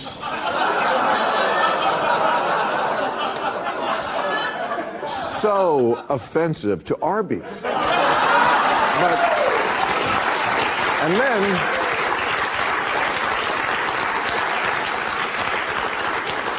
And then Lindsey Graham, the other Real Housewives cast member, got involved, and he's attacking Laura Loomer, says she's toxic, and she posted back, "We know you're gay, Lindsey." Well, let's see David Muir fact check that. So we have the other clip, though, of him falsely accusing me of having an affair, which is absolute lies and just crazy, weird. I don't know where he's getting this from. But I will say, you did see that the audience laughed about what I said about Marjorie Taylor Greene and Lindsey Graham. And I would love David Muir to fact check my claims about Lindsey Graham being gay. It's 2024. Why are you hiding the fact that you're gay? I mean, look, there's support groups, Lindsey, for people like you who are living a life closeted. And, you know, maybe Lindsey Graham would actually like me. And I don't know, I've had some ideas and I've been brainstorming here, but you know, Lindsey, we have a lot in common. I like men too.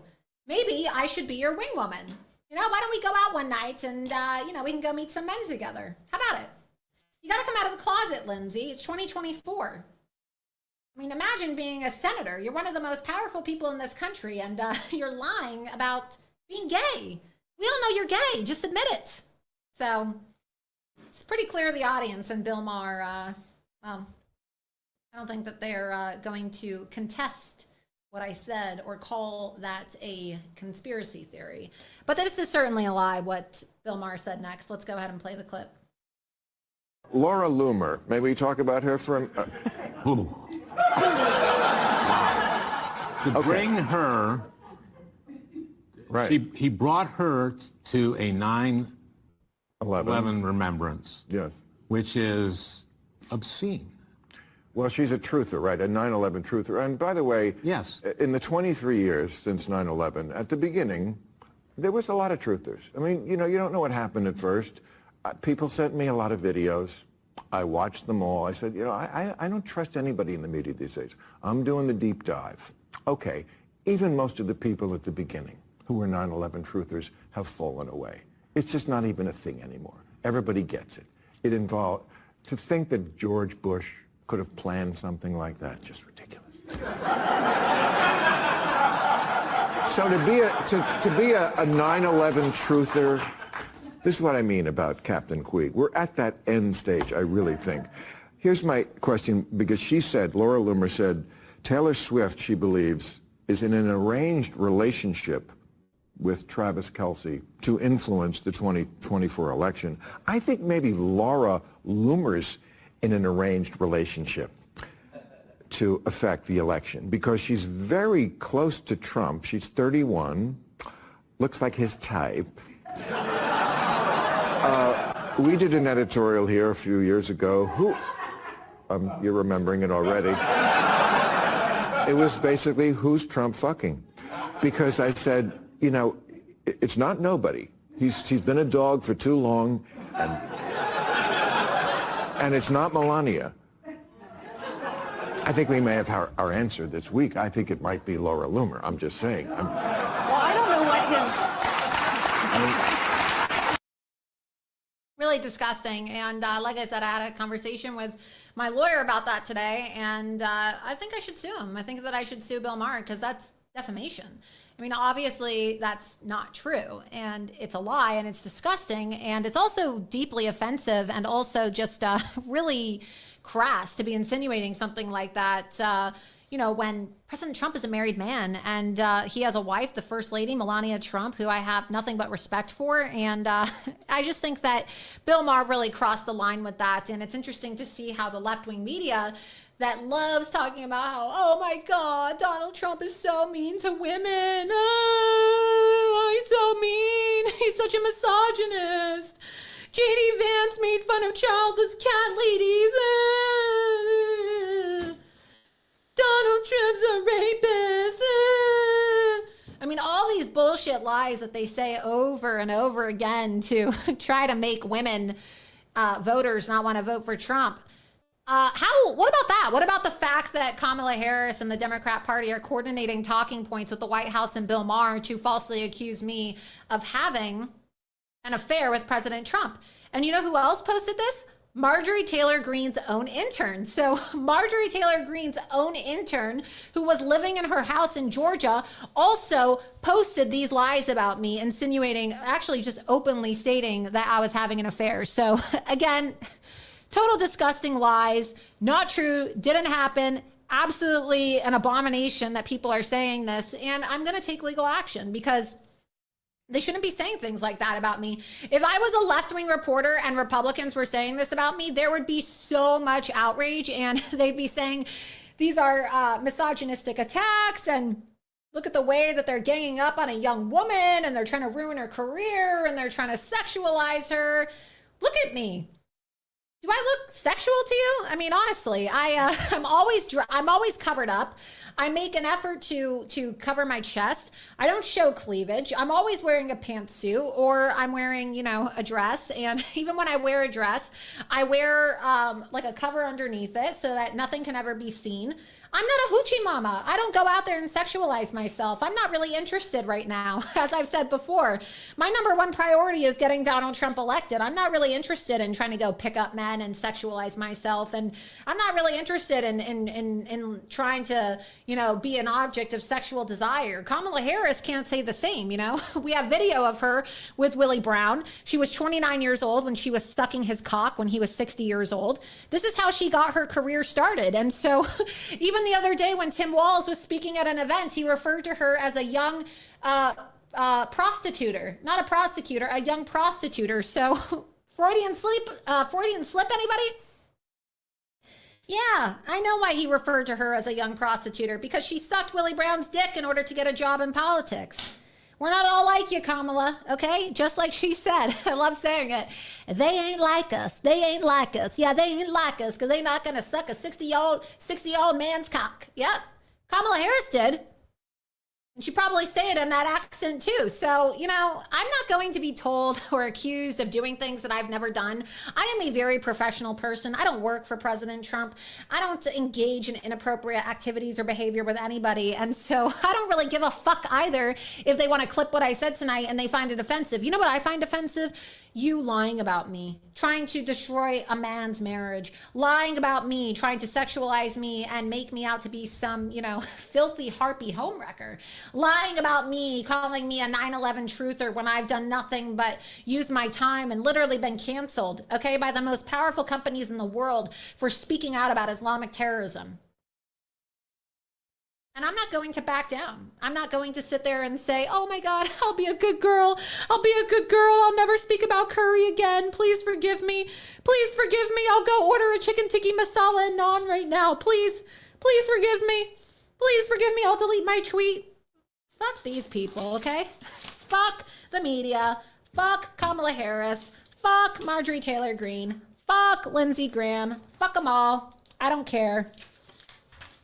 Let's play the clip of Caitlin Collins calling me an anti-Semite because, guys, I'm a Jewish anti-Semite. You can see all over the internet that I say on my bio I'm a feisty Jewish person. I'm a feisty Jewess, and I speak out against anti-Semitism, and I call out Kamala Harris for supporting Hamas, but I'm an anti-Semite. Did you know? Did you learn about this on CNN today? I'm learning so much about myself. I've learned that I'm an anti-Semite. I've learned that I'm a 9/11 truther, and I've learned that I've said 9/11 was an inside job. I've learned that apparently I'm involved in some kind of salacious affair. I'm just so excited to continue learning all these new things about myself from these fake news operatives. Let's go ahead and play the clip. Conference today, though, Trump declined to denounce the racist anti-Semite that he has been traveling across the country with. That's Laura Loomer, the 9/11 conspiracy theorist who was with Donald Trump this 9/11. Laura's been a supporter of mine, just like a lot of people are supporters. I don't control Laura. Laura has to say what she wants. Your allies have expressed concern. Well, I don't know. I mean, look, I can't tell Laura what to do. Laura Loomer was traveling with you on your plane. Okay, a lot of people do. It's a very big plane. She's been traveling with you. She made racist remarks about your opponent. She also espoused conspiracy theories about 9/11. Do you disavow those remarks? Well, I have to see what the remarks are. A short while after that, Trump posted on Truth Social saying that Loomer doesn't work for his campaign, which it was not reported that she did, and also said he disagrees with her statements, though he declined to say which ones.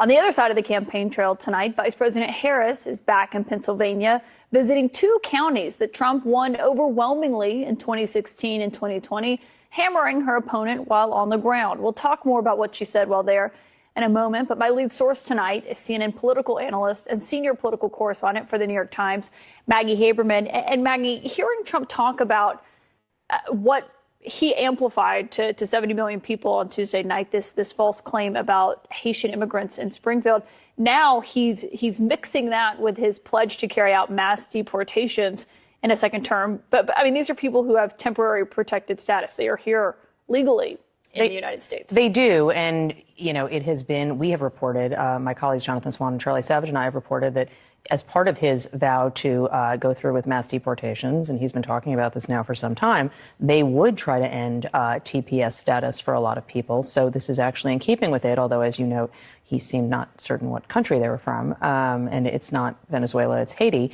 It's not surprising. You are correct that it is mixing in a bunch of different threads, and all it is trying to do is suggest people should be afraid of these immigrants. And it is something we have seen him do over a long period of time, and people spend time trying to fact check him. And by the time that's done, you know, the lie he is saying or the, misleading statement he is saying is already well down the street. Right. And to this point, I was talking to Pete Buttigieg last night. He was appearing as a campaign surrogate, not as transportation secretary. He thinks this is all just a big distraction technique. This was his argument. This is a strategy. And there's even more to it than demonizing immigrants, although that's obviously part of what he's doing. This is a strategy to get us talking about the latest crazy thing that he did, whatever urban legend he amplifies. Right now, it's about people eating cats or geese or whatever, because he cannot afford for. So many smears, so many lies. I mean, there's just so many. Here's Jimmy Kimmel smearing me, clip number 65. He'd be in the hospital punching himself in the face. They'd have to strap him down. Melania, you will be surprised to note, did not accompany her husband to the debate or to the 9/11 ceremony. Instead, he was joined by another lovely lady, right-wing loony Laura Loomer, who is a 9/11 conspiracy theorist. She suggested it was an inside job. Only Donald Trump would bring a 9/11 conspiracy theorist to the 9/11 memorial. 2 days before the debate, Laura Loomer posted this disgusting little nugget. She wrote, "If Kamala Harris wins, the White House will smell like curry, and White House speeches will be facilitated via a call center, and the American people will only be able to convey their feedback through a customer satisfaction survey at the end of the call that nobody will understand," which was so vile and racist, even Marjorie Taylor Greene called her out on it. She wrote, "This is appalling and extremely racist. It does not represent who we are as Republicans or MAGA. This does not represent President Trump." It does? I feel like it does. I kind of feel like it captures his essence exquisitely. But do you know what a vomit you have to be to get called out by Marjorie Taylor Greene? And yet somehow this Laura Loomer, she's traveling all over the country with Trump on his plane. Not only has she been pushing the cat and dog eating lie, today she said Haitian immigrants aren't just eating cats and dogs, they eat humans. They traded the dog whistle in for a tuba, folks. Only the best people. These Republicans, they get all nuts when you say they're weird. Here's Congressman Chip Roy from Texas sounding the alarm about the state of the nation yesterday on the House floor. What the hell are we trying to defend? What is left of the United States to defend? A school where I can't send my child to pray to God without spending $20,000 a year on top of the taxes I pay? A school that my friend sends her sixth grader to with a trans music teacher asking her kid to do some dance in class? Yes, true. Look, who's Jimmy Kimmel kidding? Okay, Jimmy Kimmel, if I was like Aziz Ansari or I was some, comedian, right? Some other comedian. Who? Mindy Kaling, and I would have made some joke about the White House smelling like curry. Okay, they would have laughed about it, and they would have been like, oh. I mean, how many times have comedians made comments? It's not even racist, okay? It's not even racist. She said that she likes to cook, okay? Let's have do we have the video of Kamala Harris cooking with curry? After on the cooking show. We have the cooking show. Or she's cooking, talking about how she likes cooking Indian food. Okay, so what we're going to cook today is an Indian recipe. Yes. Because Yes. you are Indian. Yes, yes. Okay, and I Okay. don't know that everybody knows that, but I find that wherever I go and I see Indian people at the supermarket, on the street, everyone's like, you know Kamala Harris is Indian, right? It's like the thing we're so excited about to have you running for president. Yeah. So we're both Indian, Yes. but actually we're both South Indian. Yes. You look like the entire one half of my family. Okay, thank you. You do. I've been telling people You we're do. related already, Yeah. so this is perfect. It's basically true. And so were you raised eating South Indian food? South Indian food. She says she likes cooking. She spends more time cooking than she does actually talking about policy. So I don't really understand how I'm the racist. She said she likes cooking. She's an Indian. They make food with curry. I like Indian food. I don't really see what the problem is. So look, here we have the video of her describing herself as South Asian and saying that her Indian roots shaped her history. So let's go ahead and play clips number 34 and clips number 35. As the first candidate for Vice President of the United States of South Asian descent. My mother, who raised me and my sister, was a proud woman. She was a brown woman. She was a woman with a heavy accent. And her mother, Shamla Gopalan, was also the biggest influence in Kamala Harris's life. The answer is absolutely yes, Joe. After the big announcement, Harris's sister wrote in a Twitter post, "You can't know who Kamala Harris is without knowing who our mother was." In 1958, a precocious 19-year-old Indian, Gopalan traveled thousands of miles from her home and family to pursue a doctorate in nutrition and endocrinology in America. She soon became an active civil rights crusader while studying at UC Berkeley. But once she went there, she almost felt free. And she took part in politics. She used to bring a whole series of literature, leftist literature from Karl Popper's, he was a great philosopher. In her book, Harris says, "There is no title or honor on earth I'll treasure more than to say I am Shamla Gopalan Harris's daughter." Harris's visits to India with her mother kept her connected to her roots. Her grandfather, who had strong views on humanitarian issues, worked closely with officials to reallocate refugees. Their conversations had a strong influence on her. Those walks along the beach in India really planted something in my mind and created a commitment in me before I even realized it. That has led me to where I am today. Harris's maternal uncle, Gopalan Balachandran, who lives in Delhi, tells us how the senator turns to her amma, which means mother in Tamil, for guidance even after her death. I don't have to tell her, make your mother proud. She said, what are you telling me? Everything that I do, I ask myself.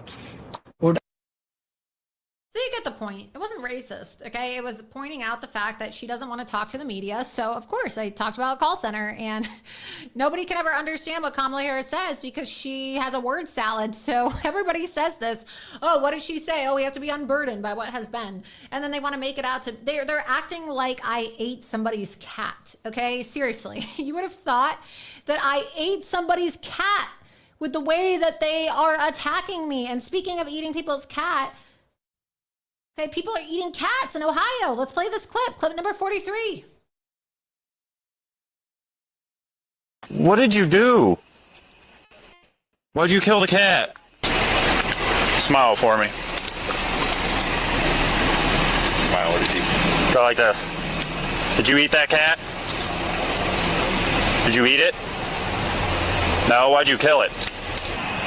Did you guys see all this? No, we pulled up and she was just laying there with him. Did you see her eating it? Eating it. She was eating it? Yeah, she was. You call the Humane Society, see if they'll come pick this cat up. It's deceased.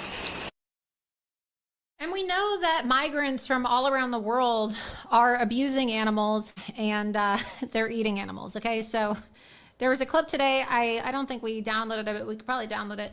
Let's get this clip. Chris Rufo played it, actually. And I posted about it. Chris Rufo posted this clip about Haitians eating cats in Ohio, and he actually got it on video. So we'll see if we can get that clip. Let's have the other part of Chris Hayes in the meantime smearing me, just so that you can see how much Chris Hayes decided to smear me. I mean, it's just out of control. I'm telling you, every single show, back to back to back to back to back. Let's play clip number 67. It's kind of sweet in its own weird way. Now, all this came to a head today at Trump's latest press availability, where, after a few days of people asking, like, what the hell is going on here, he was asked point blank by reporters about his closeness to Loomer and her nutty extremism. What would you say to your Republican colleagues or your allies who are concerned about your close relationship with Laura Loomer? Well, I don't know what they would say. Laura's been a supporter of mine, just like a lot of people are supporters, and she's been a supporter of mine. She speaks very positively of the campaign. I'm not sure why you asked that question, but Laura is a supporter. I don't control Laura. Laura has to say what she wants. She's a free spirit. Well, I don't know. I mean, look, I can't tell Laura what to do. Laura's a supporter. I have a lot of supporters. But I don't know what exactly you're referring to. Mr. President. That's okay. Mr. President. Yeah, please. Mr. President. I just don't know. Laura's a supporter. I don't know. But She is a strong person. She's got strong opinions, and I don't know what she said, but that's not up to me. She's a supporter. Let's see. She's a free spirit. Can't keep that bird in a cage. She's got to be herself. She's got to express herself and say things like 9/11 was an inside job. She's a strong person, and maybe 100 times she's a supporter. So what can I do? Doesn't matter what the person does. They're a supporter. That may all be true, but it's not true that Trump is unfamiliar with Loomer's statements. And you know how I know that? Well, because just yesterday he was sharing links to Loomer's website on his own social media accounts. Meanwhile, today, Loomer is today, posting more 9/11 conspiracy theories to her own social media. I'm not going to share them with you. While some Republicans are grumbling about Trump's closeness to Loomer, others are following his lead. Today, The Bulwark reported that the National Republican Senatorial Committee, a group that's been doing a bang-up job, by the way, the GOP's official campaign arm for the upper chamber, has increasingly relied on the video content Loomer produces. Since July, the NRSC has promoted 8 of Loomer's videos featuring her reporters who shout loaded questions from the street at Democratic senators up for re-election in battleground races. Make no mistake, if Donald Trump becomes president again, Laura Loomer's going to be there on day one. She might even end up in his administration. They are so scared of me. Why are they so scared of me? I'm glad that they admit, though, that our videos are really effective, because I don't work for the NRSC and I don't work for any of these people. Like, if you haven't noticed, a lot of the Republicans up on Capitol Hill, well, they can't stand me because I hold everybody accountable. I'll be like, hey, you're on vacation for a month. Can you get your lazy ass back and actually do something to help Trump? Thanks, bye. I'm not their friend, okay? I'm not a friend to these people. I'm just there to ask them questions and hold them accountable. And it bothers them so much that we can actually get a Democrat senator on camera like we did with Sherrod Brown and ask them. Or we have the clip of Tammy Baldwin. We just asked Tammy Baldwin the other day, who's running in Wisconsin, in the key state of Wisconsin, why she supports Kamala Harris and whether she agrees with Kamala Harris's plan to legalize fentanyl. Did you hear about this? Kamala Harris wants to legalize fentanyl. Can you believe this? She wants to legalize fentanyl. So, of course, we're going to ask them questions because that's what real journalists do, Chris. They don't sit there when the world is burning, when Americans can't feed their kids and bacon is $10 and eggs are $10 and gas is $5 a gallon, Chris. They don't want to sit there and talk about Laura Loomer. Do you think they give a shit about who Laura Loomer is? No. And I'm glad. I don't want them to. I don't want these people to give a shit about me because I don't want them focused on me right now. I want the news focused on helping the single mom who's trying to feed her kids, okay? I want the news focused on the mother who just had to bury her 12-year-old daughter because she was raped and strangled to death by an illegal alien, okay? That's what I want them to talk about. I want them to talk about how the Haitian invaders are killing people's pets and eating their cats and dogs. I want them to talk about how Hamas supporters are storming the Capitol and creating manifestos about how they're going to go into synagogues on October 7th in New York City and kill Jews with machine guns. True story. This is what the Democrats are importing into our country. People who want to storm synagogues with machine guns and murder them on October 7th. Look it up. Look it up. He was planning on coming in from the Canada border, which is open thanks to Kamala Harris and Joe Biden. Kamala Harris wants to give plea deals to the 9/11 masterminds, okay? Kamala Harris wants the border open so Hamas supporters can storm Brooklyn synagogues and massacre Jews on the anniversary of October 7th. Kamala Harris and Joe Biden want to say put Trump in a bullseye so some nutjob takes a rifle and tries to shoot Donald Trump in the head. Why are we not talking about this? Why? Why are we not talking about things that matter? We don't even have answers about the attempted assassination of Donald Trump. The Democrats are trying to give amnesty to illegal aliens before the election. Can we talk about the SAVE Act? For fuck's sake, can we talk about anything that actually matters? I don't matter in the scheme of what's going on in the world right now. I'm an independent journalist. I'm a 31-year-old woman. I don't even have a multi-million-dollar budget. I make videos in a studio with my cell phone, and I raise the money to pay a group of tenacious, on-the-ground gonzo journalists, okay? They're acting like I'm fucking Hitler. I don't understand it. You would think that I literally murdered somebody's cat. You would think that I lynched somebody in the public square or that I ate a cat. With the way that these people are reacting. Yes, my videos are effective because I'm very good at what I do, which is obviously the reason why the media has devoted $100 million of airtime to me 50 days out from the most consequential presidential election in our lifetime, because they are scared shitless of me. They're admitting that my videos are shared by Donald Trump. They are shared by the NRSC. I do not work for them. They are shared because I am so damn good at what I do. Play the clip. Yeah. Senator Baldwin, do you support Kamala Harris's calls to legalize fentanyl? What about her job as Biden's border czar? Want to answer, Senator Baldwin? No, we're on a public sidewalk. We're allowed to videotape. Senator Baldwin, what do you think about Kamala Harris's calls to legalize fentanyl? Sir, you can't tell me what not to ask a senator on a public sidewalk. Right now, you're harassing her. No, I'm not, sir. Senator Baldwin, do you support Joe Biden's job with Biden's open borders? What about calls to legalize fentanyl, Senator Baldwin? Do you support Kamala Harris's calls to legalize fentanyl? Wow. So you can see they run scared. And as Chris Hayes said, what did he say? He goes, well, they share her videos of them confronting senators. Where's the Republican Party? Where's Fox News? Where's all these people that get tons of donations and money and sponsorships and deals?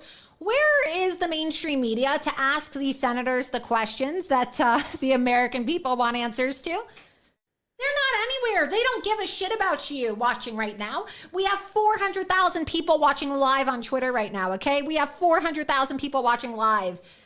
This is why they hate me, okay? This is why they want to destroy me. This is why they dedicated $100 million to destroying me this week, because I am effective. I am your voice. I am fighting for you. I am fighting for Donald Trump, and I am fighting to make America great again. They don't want somebody who doesn't give a fuck about pissing off the media, who doesn't give a fuck about optics. I don't care. I don't work for Donald Trump. I can do whatever I want. I can say whatever I want. I'm not going to sit by while these people who think that they're sitting, on a throne high and mighty while they're weaponizing the FBI against Donald Trump and Melania Trump while they're raiding their homes, violating their privacy. I'm not going to sit by and allow these people to get away with it. I'm going to call them out. I'm going to make them uncomfortable. Somebody has to do it. And the people who have millions of resources to do it are not doing it.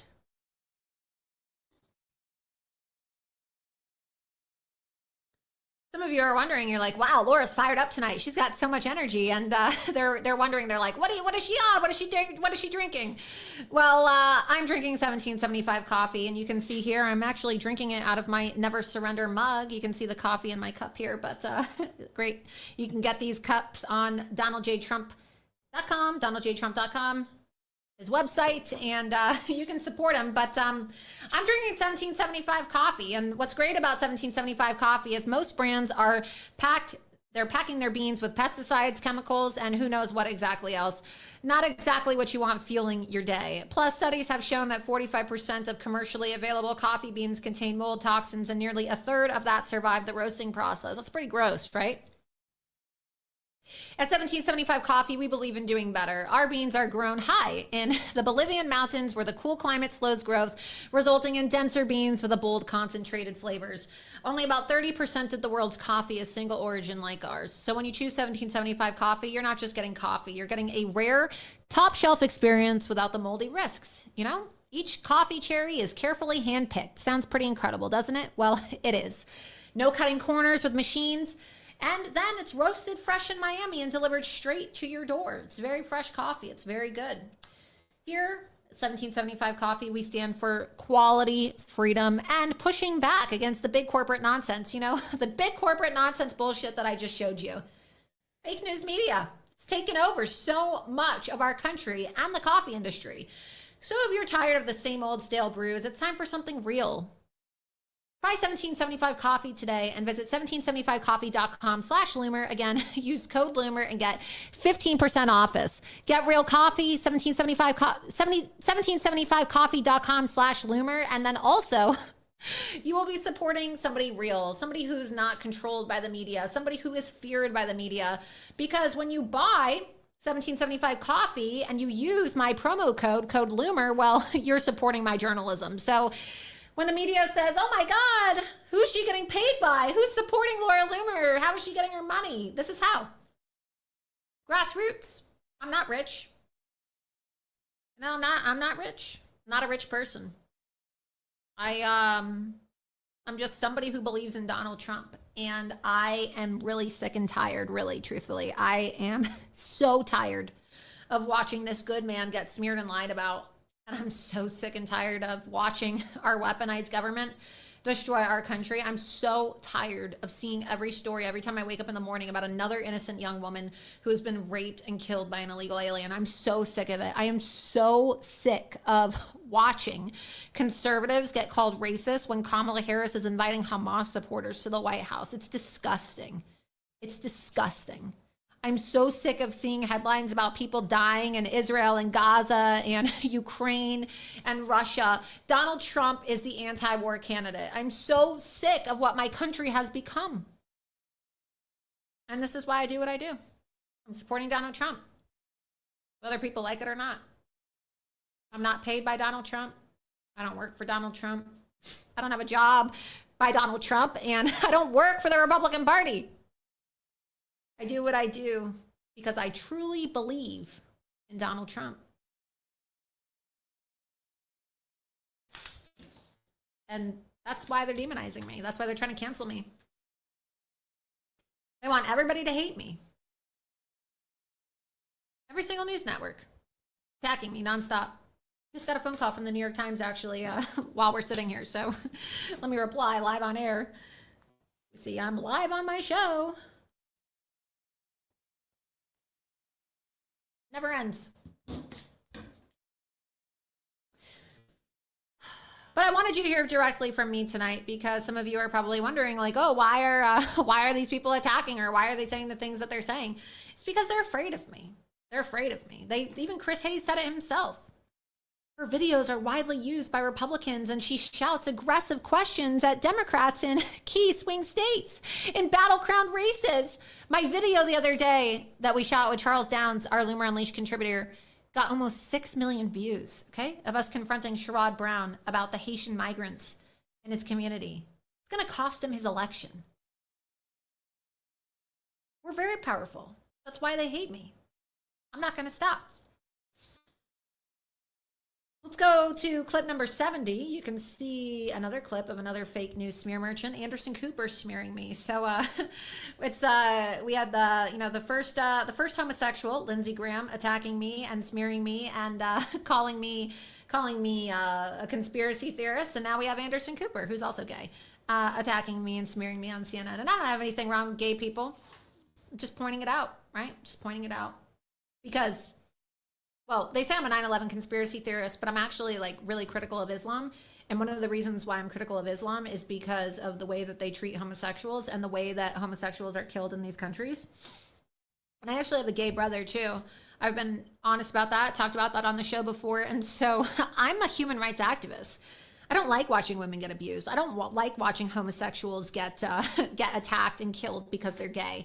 And so for them to say these things about me, especially Anderson Cooper, who has been confronted by me on the streets of New York City after an ISIS terrorist killed people in a bike lane on Halloween in 2017, he knows that I am not a 9/11 truther, because when I confronted Anderson Cooper, I was screaming about how we were going to have another 9/11 style terrorist attack because of people like Anderson Cooper who were attacking Donald Trump for his travel ban. I think we can even try to find that clip somewhere. These people are liars. Go ahead and play the clip. Haitian woman confirming Haitians do in fact eat cats and do animal sacrifice and voodoo. This comes as the media is lying and saying Donald Trump lied about Kamala Harris's Haitian invaders eating people's pets in Ohio. It's real and it's happening.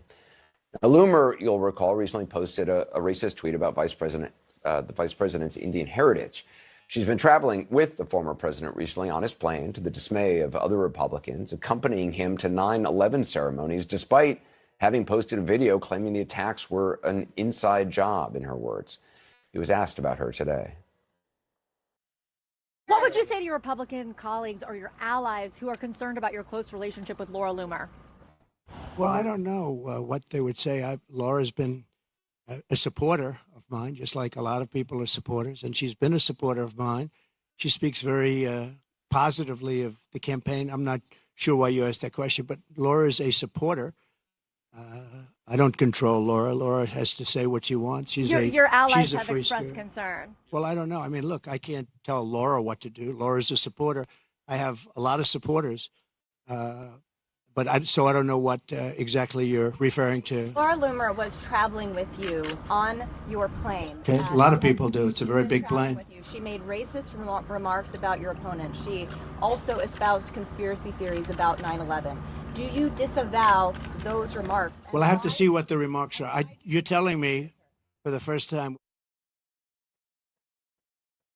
He has to see what her remarks are. As you saw from that tweet of hers today, her remarks on that subject are his remarks. And despite being a big plane, as he said, space on it is at a premium, even more so after his security detail was beefed up. She's on the plane and by his side because he wants her there. But in a social media post late today, he signaled a possible change, and you can make of it what you will. Quoting now, Laura Loomer doesn't work for the campaign. She's a private citizen, longtime supporter. I disagree with the statement she made, but like the many millions of people who support me, she's tired of watching the radical left Marxists and fascists violently attack and smear me, even to the point of doing anything to stop their political opponent, me. So a lot to get to. Joining us, CNN political commentator Scott Jennings and Ashley Allison, Politico's Meredith McGraw, and Michael Eric Dyson, distinguished professor at Vanderbilt University and co-author of the new book, Represent: The Unfinished Fight for the Vote. Michael. So President Trump did issue a statement, and I'm fine with the statement that he issued. President Trump is a great man, and look, he's been attacked, and so I mean, I feel like they kind of forced him to release a statement, right? They've been harassing him in his campaign, attacking him viciously, lying about me. And I'm a supporter. Like, it's so crazy. It's so insane to me that I don't work for him. It'd be one thing if I worked for him and I said what I said. I mean, I didn't say anything bad personally. I'm not sitting here like, oh, please forgive me. Please forgive me. I don't do that. I'm not that kind of person. That's not how I roll. I don't back down to the left and the communists. I stand my ground. But It's like I said, guys, how many times have I told you on this show I don't work for the campaign? I'm a private citizen and a longtime supporter, exactly like he said. So isn't it so crazy that the president of the United States has had to issue a statement about me simply because I am such a diehard supporter? I love Donald Trump, okay? I would take a bullet for this man. He is the best president we have ever had in our country. He is such an honest man. He is such a generous man. He is such a fighter who has given it all. He almost lost his life for our country. And so I guess I can't really complain that much about taking the attacks and getting attacked the way I am, because Donald Trump took a bullet to the head for us. And so I'm going to take the blows now, and I'm going to keep on fighting for him, and I'm going to keep defending him. So look, I don't have any problem with what he said. Okay, he doesn't agree. He doesn't have to agree with everything that I say. I don't agree with all the people that he likes and the people that he associates with. And I love Donald Trump, and that's what matters. And so, the media wants to lie, and they're saying now, oh, Donald Trump distances himself. He's not distancing himself. This is not Donald Trump distancing himself. It's Donald Trump saying everything that I said, but the media doesn't want to believe it because they want to whip themselves into a conspiracy theory. Oh, Laura works for Trump and Trump's paying Laura, and it's not true, okay? I told you tonight how I am funded, and I'm funded by subscriptions through my sponsorships and my supporters. My supporters support me, and so if you want to support me in my work, you can go to my website, Loomer.com. You can make a donation on my website.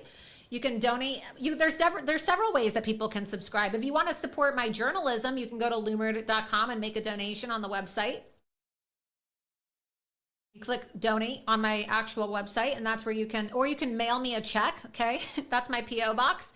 P.O. Box 651444, Vero Beach, Florida, 32965. You could send me a check. You can send me whatever you want. You can support me. You can support me on my donation site here, and you can make a donation. You can go to X. You can subscribe to my X, okay, for $7 a month, or you can subscribe in my Rumble for $7 a month. Whatever you prefer. You click there. You click the subscribe button. That's how I am supported. I'm supported by the people.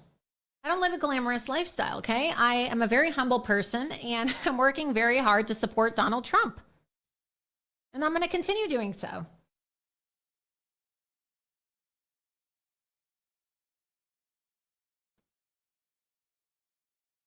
We've been live for a while now, and we've been streaming for about 3.5 hours.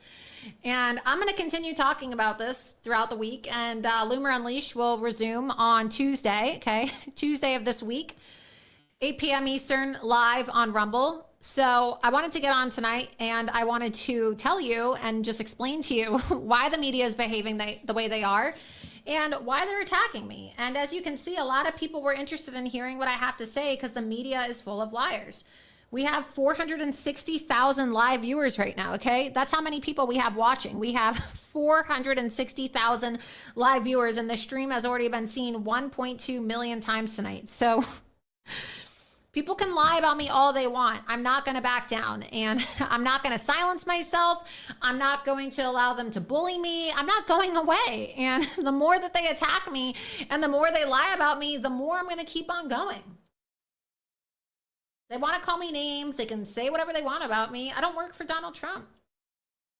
It's a shame that they've caused so much chaos for Donald Trump, but I don't work for him. I'm just a supporter. And I hope that I guess you could call it extreme dedication and extreme loyalty will inspire all of you to find somebody in your life who you want to be that dedicated and loyal to. Find a cause in your life that you want to be that dedicated and loyal to.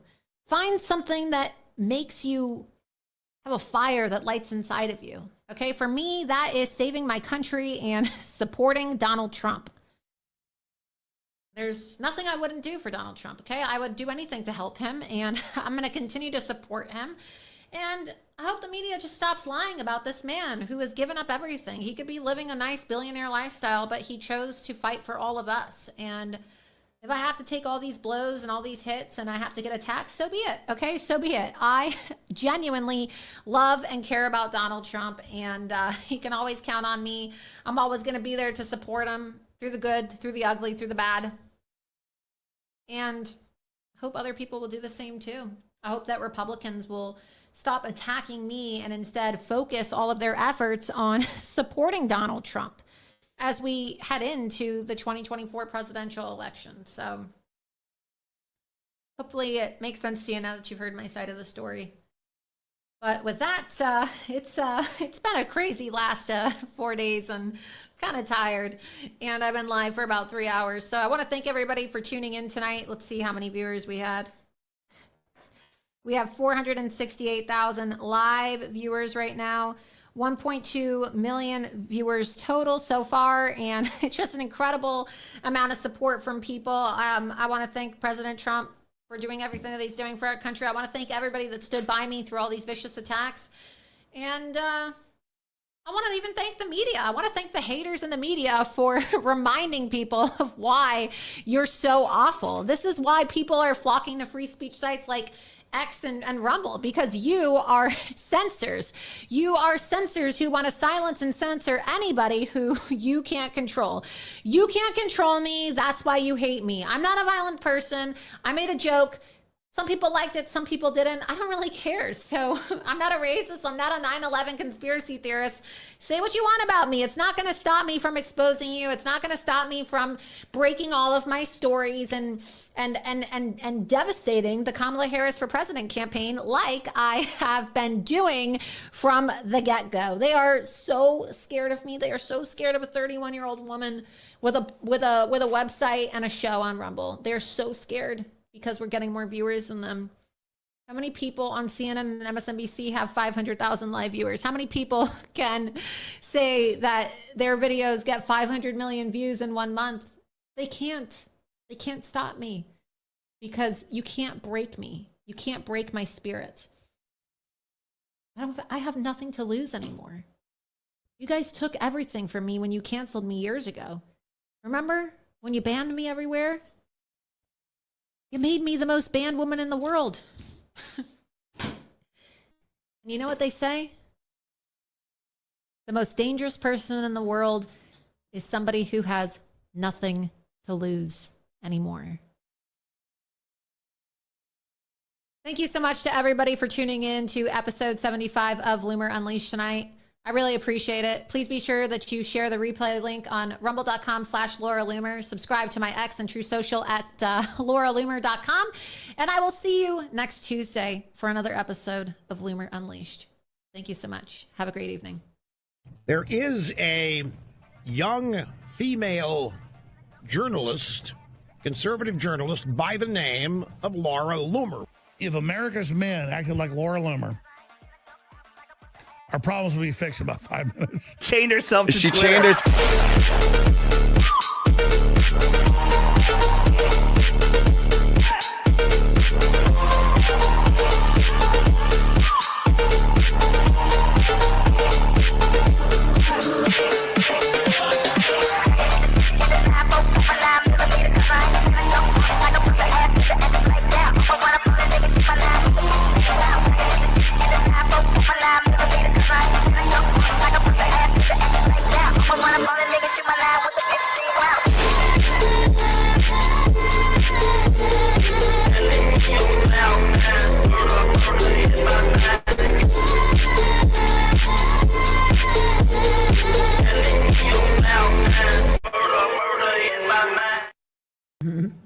And why should we believe you? I got nothing left to lose. Nothing can hurt me anymore. My life is nothing but a comedy. There is a If you don't want to open your third female journalist, conservative journalist, by the name of Laura Loomer. If America's men acted like Laura Loomer, our problems will be fixed in about 5 minutes. Chained herself to She Twitter. chained her.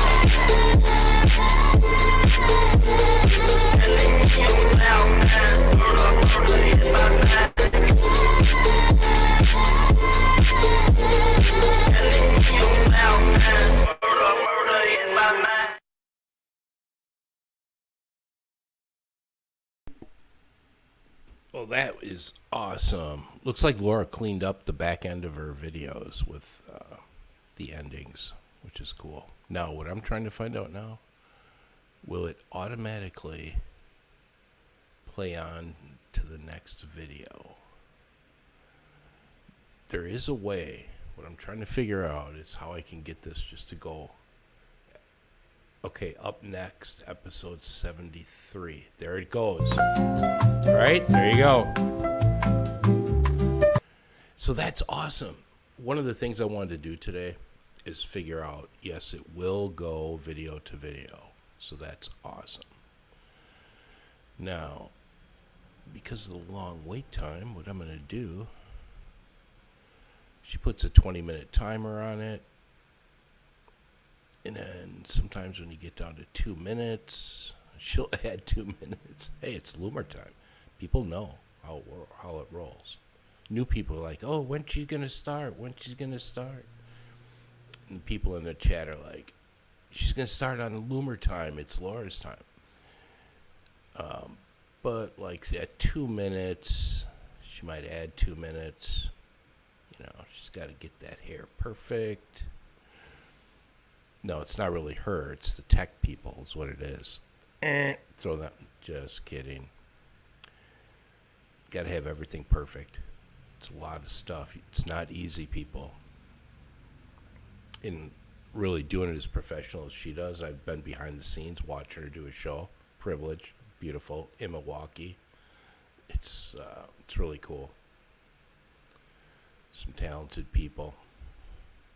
And having all these buttons pushed perfectly and all these technical aspects to be able to live stream this shit is not easy.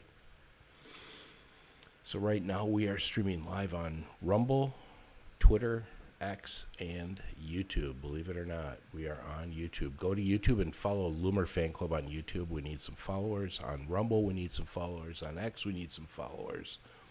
So cross. And when you go to Rumble to follow us, share it out.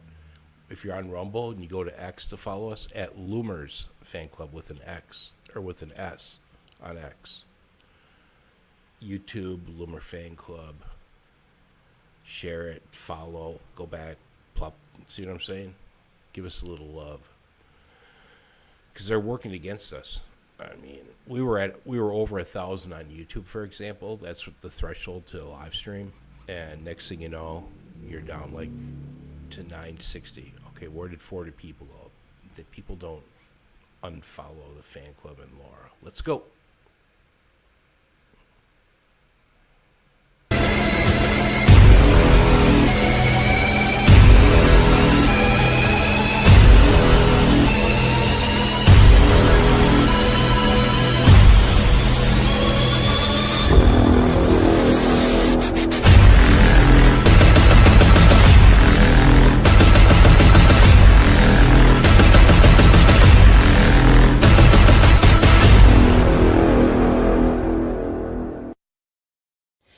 Good evening and welcome to episode 73 of Loomer Unleashed. I'm your host, Laura Loomer.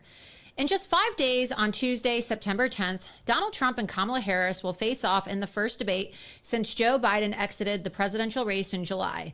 The first debate was technically supposed to be yesterday, but as we know, and as we discussed on Loomer Unleashed yesterday, Kamala Harris made countless excuses over and over again to get out of doing multiple debates with Donald Trump. Both political parties are on edge, eager to see how their candidates will perform in the aftermath of the Democrat Party's historical shakeup.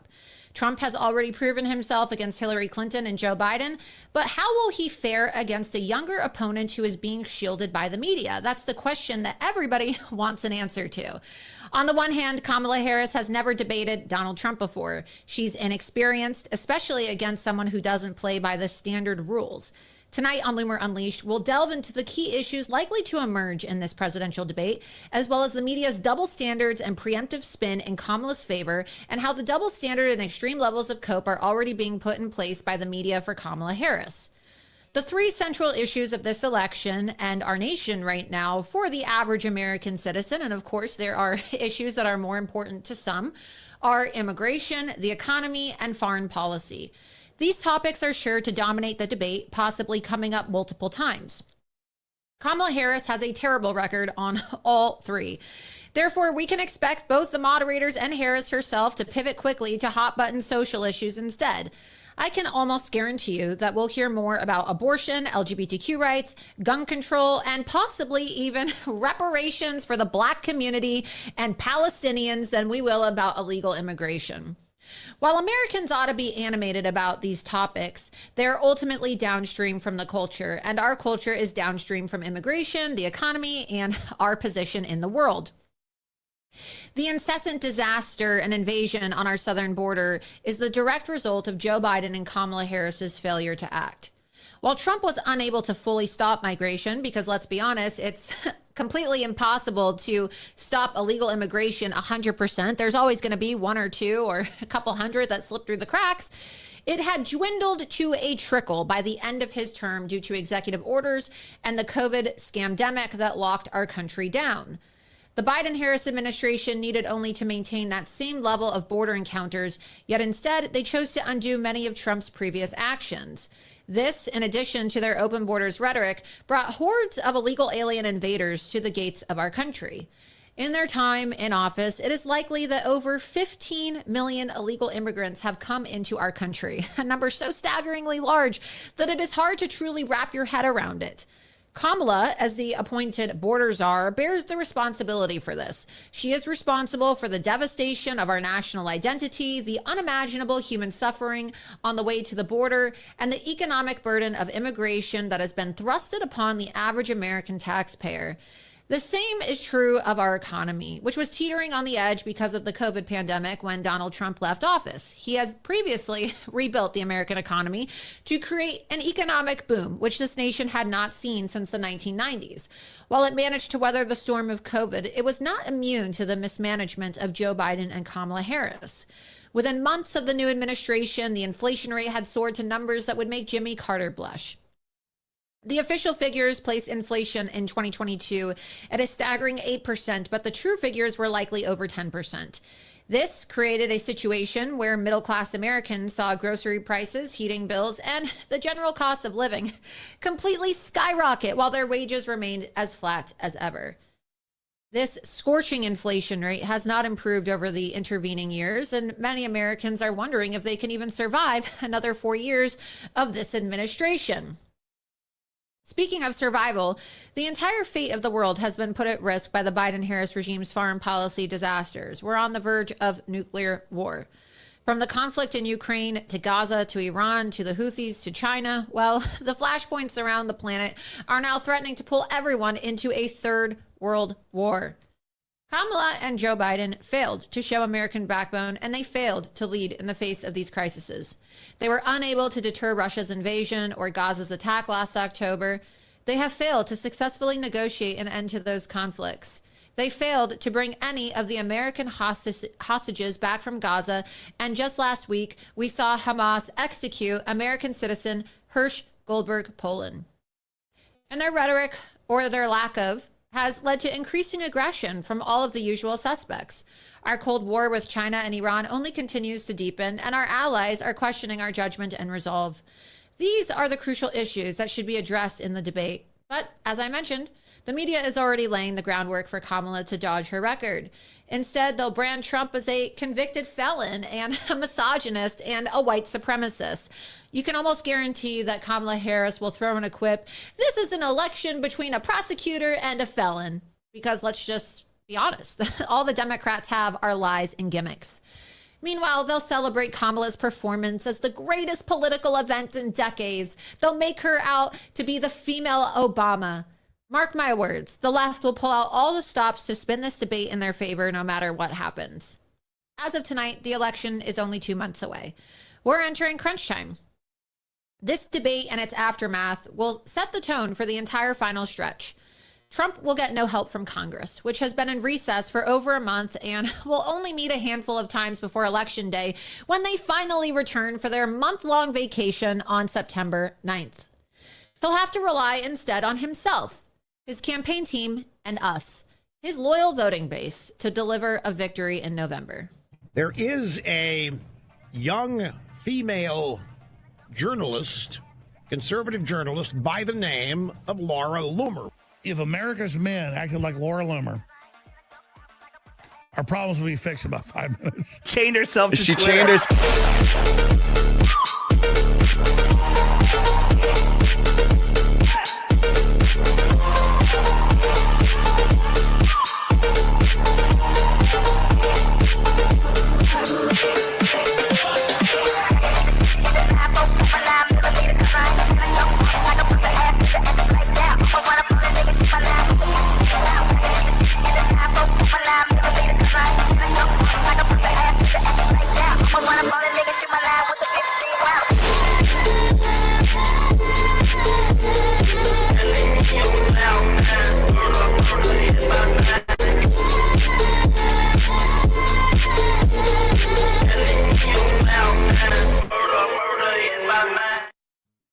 Good evening, and thank you so much for tuning in to episode 73 of Loomer Unleashed. I'm your host, Laura Loomer. We are live right now on Rumble and X, so please be sure that you download the Rumble app, rumble.com/Laura Loomer. Be sure that you subscribe, because when you subscribe and you have the Rumble app downloaded on your phone and you enable notifications, well, you will get a notification every single time I go live, whether or not I reschedule the show, or whether I'm traveling, or whether I have a surprise episode. You'll get notified every single time I go live with breaking news and updates, so that you never miss an exclusive report. Also, be sure that you're following me on X and Truth Social at Laura Loomer, where I post all of my updates and reports and stories and breaking news updates throughout the day. We have a pretty jam-packed show for you tonight. A lot of really exciting updates. We have my analysis, and really just, as I just discussed in the monologue, my predictions for what I think we're going to see on Tuesday in the first presidential debate between Kamala Harris and President Trump, since Joe Biden, of course, dropped out and decided to not run for re-election, or shall I say he was forced out in a coup, right? Because that's what this was. He didn't actually make the choice himself to drop out of this presidential race. Momentarily, we're going to be joined by Charlene Bollinger. Charlene Bollinger is a friend of mine, and really she's quite a pioneer in educating people and delivering a message of truth to people all around the world. And she has been targeted by the Biden regime and by the federal government for trying to bring people truth about the dangers of vaccines and actual natural remedies for cancer and chronic diseases and illnesses. And Charlene, of course, received a lot of national exposure and attention during the COVID lockdowns when she and 11 other individuals were targeted by the federal government and branded as the disinformation dozen for trying to warn people about the danger of COVID vaccines. And she now has a new docuseries out called The Truth About Cancer, A Global Quest. And if you've been following me, you've been seeing that I've been posting these amazing episodes, which Charlene and her husband have been so generous to released to the public for free this last week, while they have been putting out the 9 episodes of their new series, The Global Quest, The Truth About Cancer, Global Quest. And she's going to talk to us tonight at 9 p.m. Eastern, which of course is taking place now. The 9th episode of her series is airing, but she's going to talk about how they're about to have a replay weekend where you can watch a lot of these episodes for free this weekend before they then make these episodes available for sale at a special rate. So Charlene is going to be joining us momentarily. So in the meantime, we'll go through several of these stories. You know, there's a lot going on right now. Kamala Harris, you see, she is really struggling to have an organic campaign, I guess you could say. While President Trump has been traveling the country and giving multiple campaign rallies, holding multiple town halls, and he doesn't need to bus people in. He doesn't need to stage people or pay for people to attend his events or post in support of him. We've really seen a stark contrast leading up to this first presidential debate between the excitement and the enthusiasm on the ground when you compare Kamala Harris and when you compare Donald Trump. We have a few clips to show you, actually. President Trump held a town hall yesterday during the show. You know, we had Loomer Unleashed yesterday, and so He had pre-taped this town hall with Sean Hannity that aired out of Pennsylvania, and you had a packed house. And yesterday, Kamala Harris was in New Hampshire, and it's quite the scandal. Even CNN and CBS News were calling her out today because she bussed in buses full of fake supporters. And so there were about 12 buses, bright yellow buses, in which people were bussed in from out of town, out of state to attend this event for Kamala Harris. And then there was a bit of a whoopsie moment when the buses broke down and they were out of commission. And the attendees were told that they had to wait because the buses were undergoing some emergency service repair because, well, they weren't functioning. So quite an embarrassing moment. Let's go ahead and play this clip. You can see these buses moving in. This is what the Trump campaign posted yesterday, and it's since gone viral all over social media. It's very embarrassing, and it just goes to show you, well, not only are the Democrats bussing in voters on election day, we already know that this is a form of voter fraud. This is a way that they influence our elections. They bus people in. This is something I even exposed when I worked for Project Veritas, and I remember my story made the cover of the New York Post several years ago when we caught an election official, a Democrat actually, in Manhattan, talking about how Bill de Blasio was going to bus people out of Black and Chinese neighborhoods to go vote for Democrats on election day. So here we have Kamala Harris literally busing people in to her event in New Hampshire where she was cheering on the weaponization of government against Donald Trump. Let's play the clip. Yeah, there they fucking are.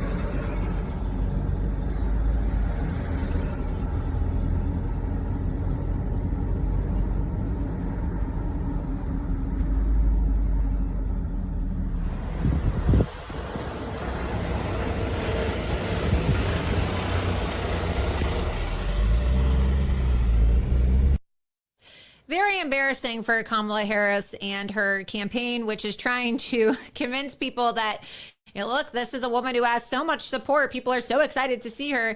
But we've seen that they have to pay people to post in support of her on TikTok and Instagram and all the other social media accounts, and they have to have these Zoom calls in which they pretend to have thousands of people signing up to support Kamala Harris, right? Because somehow this woman went from getting 0 votes when she ran for president in 2020, having the lowest approval rating of any vice president in U.S. history, 28%, to all of a sudden, wow, she's the most inspirational person ever. Everybody just wants to see her. We just love her. She's so brat, or whatever it is the Democrats say.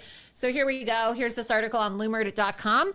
Be sure that you visit Loomer.com every single day. Mark it as favorites in your phone because, well, Loomer.com is always bringing you original, non-aggregated news. And we always have very unique angles because we actually do real hard-hitting investigative journalism here at Loomer Unleashed. We don't just aggregate stories or take other people's stories. We look into it. We find angles. We look under the hood and we analyze stories and tell you things that the mainstream media is not talking about. So we have... Here we go. Kamala Harris spews lies to fake bust-in attendees at her New Hampshire campaign event. You can scroll down. You can see that quite an embarrassing thing. Scroll down. It required a ticket for entry. Given reporting, this was the New Hampshire Journal, Kamala Harris's efforts to avoid press. The Harris campaign declined New Hampshire Journal's request for press credentials to cover the New Hampshire politics event today. So they don't even want to have local media in her events because they want to create this staged narrative that she has so much support. You can scroll down. can read this article yourself on the website. Here we go. We have Charles Downs, our Loomer Unleashed contributor. Kamala Harris lies again, falsely claiming that Trump will sign a national abortion ban and has embraced Project 2025. The reality is that Trump has said many times he is against the national abortion ban. Trump has also disavowed Project 2025 many times. All Kamala Harris does is lie. This is one of the many lies that Kamala Harris told at this event in New Hampshire, which I was told was some kind of a woman-only bar. Very weird. I don't know. It's like a bar that caters to lesbians, I guess. And this is where Kamala Harris decided to have her event in New Hampshire. And, if you're running for president, you represent men too. And so it's very weird that, she's trying to exclude people. You'd think that she'd be smart enough to know you're running for president of the United States. Well, half the country is male too. So you can't just only be speaking to female audiences. You can scroll down.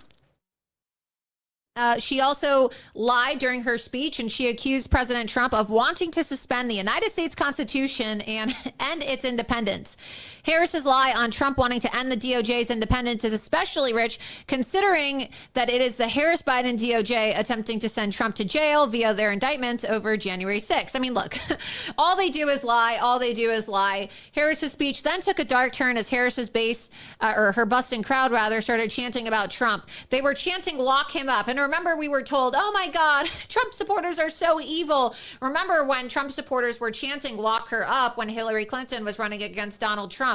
And before we bring Charlene on, I want to play this clip for you so that you can see what Kamala Harris said. Let's go ahead and play the clip of Kamala Harris at her campaign event in New Hampshire yesterday, saying that, well, basically laughing at the chance of "lock him up" and saying, well, the courts are going to handle that. And as we know, one of Kamala Harris's advisors is Mike Nellis, who has been subpoenaed by the House Judiciary Committee. He has to go appear before the House Judiciary Committee on September 13th. He is the founder of White Dudes for Harris. He is also business partners and the founder of Authentic Campaigns, who his president of Authentic Campaigns is Lauren Mershon, who was the director of digital persuasion for Kamala Harris's presidential campaign. Business partners at Authentic Campaigns, representing Democrats in office, in Congress, and the Senate. And she has received millions of dollars in payments sent directly to her home. And here we have Kamala Harris saying, ha ha ha, well, the courts are going to handle that. Almost like she has inside information about what's going to happen to Donald Trump 13 days from now, when Donald Trump has to report for sentencing in front of this corrupt communist judge, Juan Mershon, in New York City. So let's go ahead and play this clip, because I just find it to be absolutely revolting. Businesses, as we know. And, well, you know what? The courts are going to handle that, and we will handle November. How about that? How about that? That's how we'll handle that. How about that? Businesses, as we know. And, well, you know what? The courts are going to handle that, and we will handle November. How about that? How about that? That's how we'll handle that. How about that? Well, the courts are going to handle that, and we're going to handle November. Ha, ha, ha, ha, ha. Almost like she's saying, well, the courts are going to jail Donald Trump. And don't worry, I know about it because my advisors are directly tied and also related to the judge overseeing the sentencing of Donald Trump. And then once Donald Trump goes to jail and they send him to Rikers Island, well, we're going to win in November, right? That's exactly what she's saying. So the media didn't really cover this much, and this clip didn't really get much attention. But it just goes to show you how disgusting and sick this weaponization of government is. And really, as I was telling you before, our guest tonight knows all about weaponization of government, because the Biden-Harris regime targeted her and 11 of her colleagues in the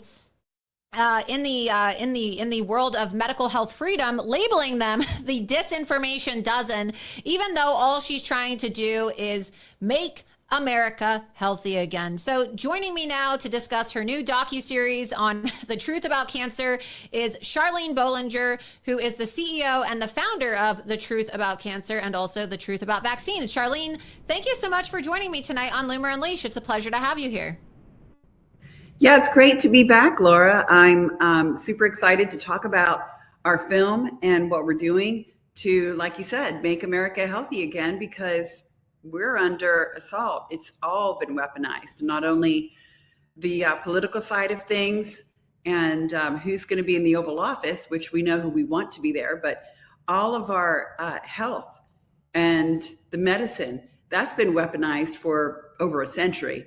And they've just about locked and loaded a complete coup on everything. But we're standing in their way. Absolutely. And, you've done incredible work. I've helped promote your films, and I interviewed you when you had your series, The Truth About Vaccines, when you were trying to inform everybody about the dangers of the COVID vaccines and the type of medical effects and long-term effects. For years now, you've been warning everybody about how these vaccines cause turbo cancer. And now there's really a kind of a increased interest. There's always been an interest in cancer and what causes cancer and possible cures for cancer, because many people every single year are diagnosed with cancer, and sadly they die from cancer. And we're starting to see now in a post-COVID era an increase in even young people my age getting cancer, people dropping dead suddenly because, well, they're getting turbo cancer and they're getting illnesses from all the chemicals in our food, or they're getting cancer from these vaccines that they're being injected with, and many people against their own will, as we saw under the Biden-Harris regime. So you and your husband, Ty, have been so generous and opened up this film series to the general public for free. The last 9 days, these episodes, The Truth About Cancer, Global Quest, have been made available to the public for free. So tell me and just explain to the viewers what inspired you to create this film series, and why, in the age of independent media, when it costs so much to produce all this content, why you decided to make it available for free as opposed to charging people to view this content, which I'm sure was not cheap to make. Well, for sure. And that's a great question. For Ty and I, it goes back to when I first met him in 1995. I saw the movie Braveheart, and I knew that I had a Braveheart in this world. And I was dating a guy, and I told him, "You're not it." And shortly after that, I met Ty, and we just fell in love instantly. He told me on our first date that he loved me, and we were married 6 months later. And then 6 months later, we lost his dad. He was diagnosed with cancer, and then he died within 25 days because they cut his stomach out. It was the treatment that killed him, not the cancer. But they tell us it's the cancer, and if you don't know the truth, you believe them. We believed them because we didn't have the information. But we were researching then, and we lost Laura, his dad's dad, his dad's brother, and his cousin, all in that first year. And then we ended up losing his mother's mother, his mother's father, and then finally my mother-in-law, his mother, to the treatments, not to cancer. The whole time we were researching, when we lost his mom, we were done. And we decided we were going to get the information out into the world. And so we wrote a book called Cancer Step Outside the Box. And our marketing plan, and we were not marketers, our business plan was simply just to get the information out there. We were only going to charge the price of the book. And we were Christians, and at our church, we had someone that worked high up in marketing in the Hewlett-Packard organization at the time. This is, early 2000s. He said, you've got to put a real price on the book. Otherwise, the perception is everything. People won't take it seriously. So if you want to give the book free, you could do that, but you got to put a real price on it. So we did.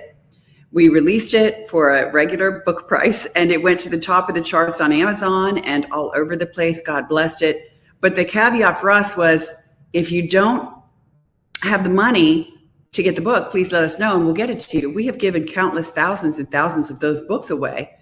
And the stories that would come in, Laura, were so heartbreaking.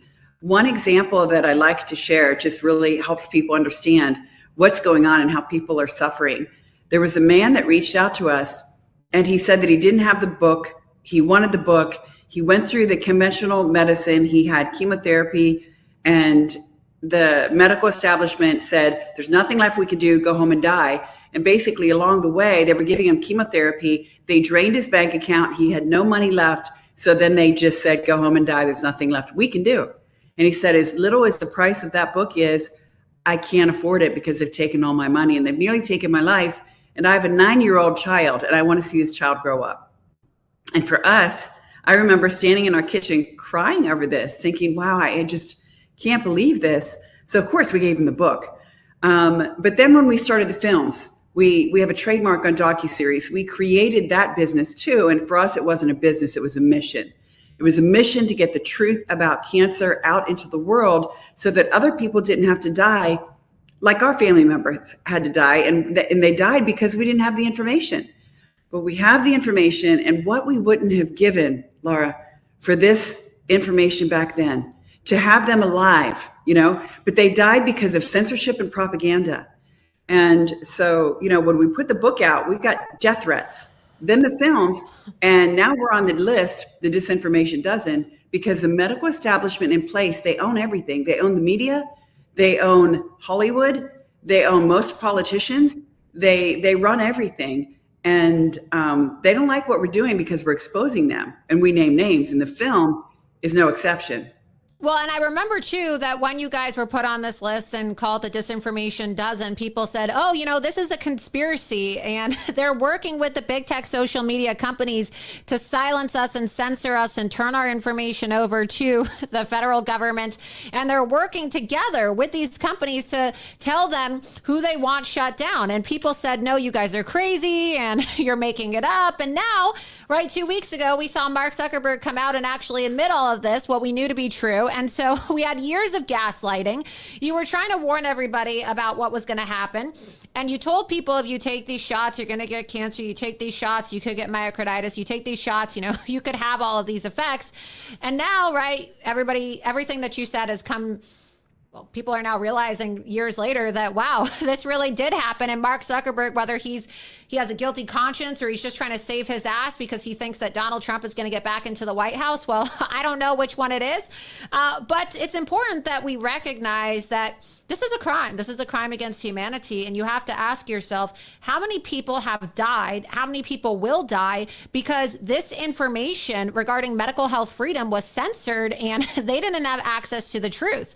And I understand that you're a supporter of President Trump, but you're also very close colleagues with, but also friends with Bobby Kennedy. And you guys have done work together to educate people about the importance of making America healthy again. And I want to get your thoughts on this. What do you think about his recent endorsement of President Trump and their commitment to work together to make America healthy again? And do you think that we could possibly see Bobby Kennedy working with you and other individuals on the Disinformation Dozen in the second Trump administration if he possibly is made the Director of Human Health Services? I mean, do you think that we could see him serving as the Director of Human Health Services? Yes, in fact, I do. I think that's the perfect position for him because he has the knowledge and the ability to get in there and clean house. And, I've talked to him at length. He is a good friend of ours. And yes, we will work with him. We will support him. We do support Donald Trump. We love him. We're friends with some of the Trump family members. Bobby, they've been trying to tear apart this relationship between Donald Trump and Bobby Kennedy since 2017. Now, remember, Laura, in 2017, Donald Trump appointed Bobby Kennedy as head or commissioner of what he was putting together, the Vaccine Safety Commission. He was going to be the head of that. And remember, back in, I think it was 2010, Donald Trump was tweeting about the dangers of vaccines.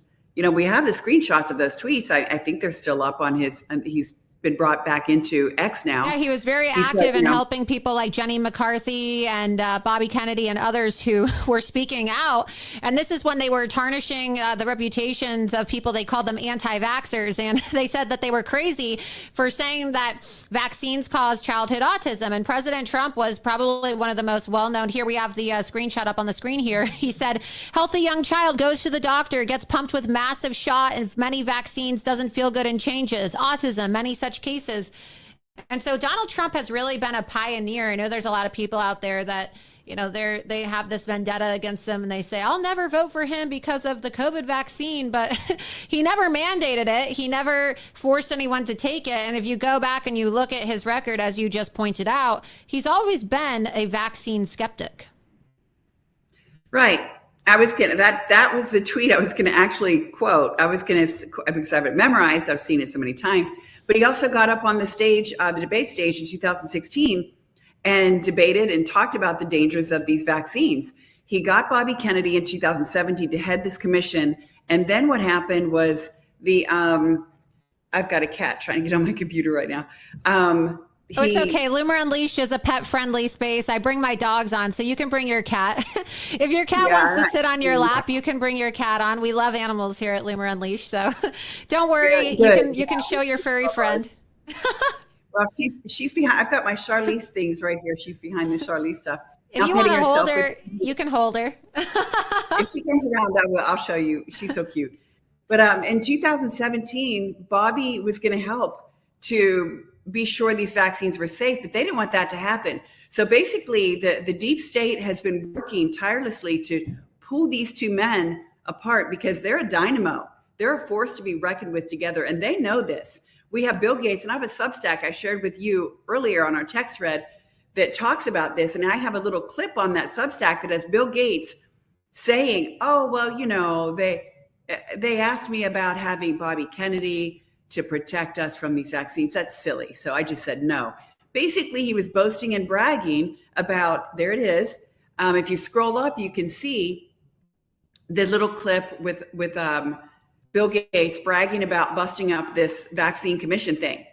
And so, yeah, it's up a little bit more. There it is. Yeah, it's just a few seconds, but if you can play that clip and let's listen to this. This is absurd. This is what Bill Gates said. Then the second time I saw him was the March after that, so March 2017 in the White House. In both of those two meetings, he asked me if vaccines weren't a bad thing, because he was considering a commission to look into ill effects of vaccines. And somebody, his name is Robert Kennedy Jr., was advising him that vaccines were causing bad things. And I said, no, that's a dead end. That would be a bad thing. Don't do that.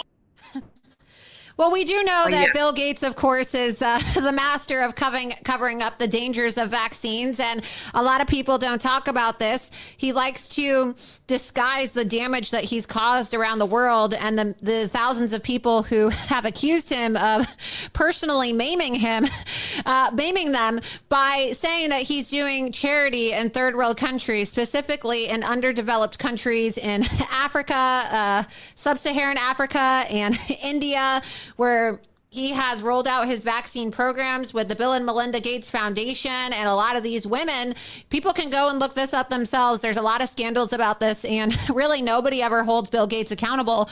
A lot of these women in these villages said that after they took the vaccines administered to them by the Bill and Melinda Gates Foundation, they became infertile. And they were not able to have children. And a lot of people have wondered if he carried out mass sterilization campaigns in sub-Saharan Africa and India for the sake of implementing population control.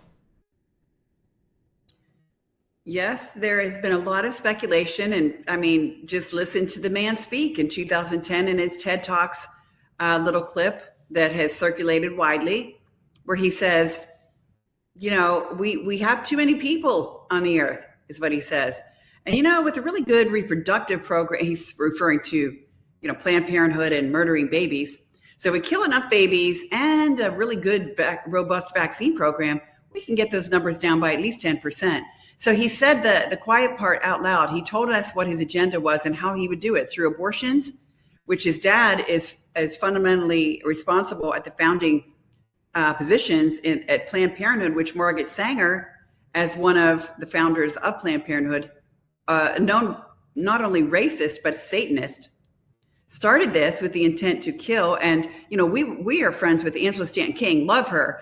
She's saving the babies in Black neighborhoods. Margaret Sanger was targeting Black babies in Black neighborhoods. This is just an evil web. We've covered this in our films and in our books, but Bill Gates is not to be trusted. He does have nefarious plans. He did sterilize a lot of people, and he demonized Bobby Kennedy, and he acted like it's a joke when you listen to that clip, Laura. I mean, seriously. He acted like he didn't know Bobby Kennedy Jr. Everybody knows the Kennedys, and he knew exactly who he was talking about. Some guy. Yeah, some guy.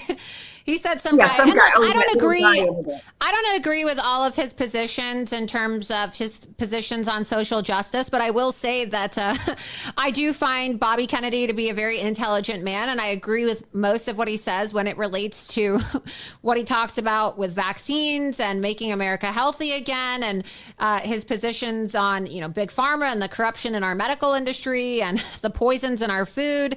I don't necessarily agree with him when, you know, he talks about climate change and all of that, but we can isolate people and their positions into categories, and he has a lot of important things to say, and I think that he will, you know, prove himself to be, he already is proving himself to be a very key advisor and surrogate for President Trump, and that's of course why they want to demonize him, because, well, these are multi-billion-dollar industries we're talking about, and they have an interest in deceiving people. And you know, one of the biggest questions is, how is it that we have such advanced technology in the world? I mean, now we have artificial intelligence, and you know, we can send people to outer space. We're talking about sending people to Mars. We're talking about all of these amazing technological accomplishments, right? Prosthetics, you name it. There's been a lot of really scientific and medical accomplishments, and you could call them miracles that science has brought to the world. And the thing that everybody wants to know is, how is it then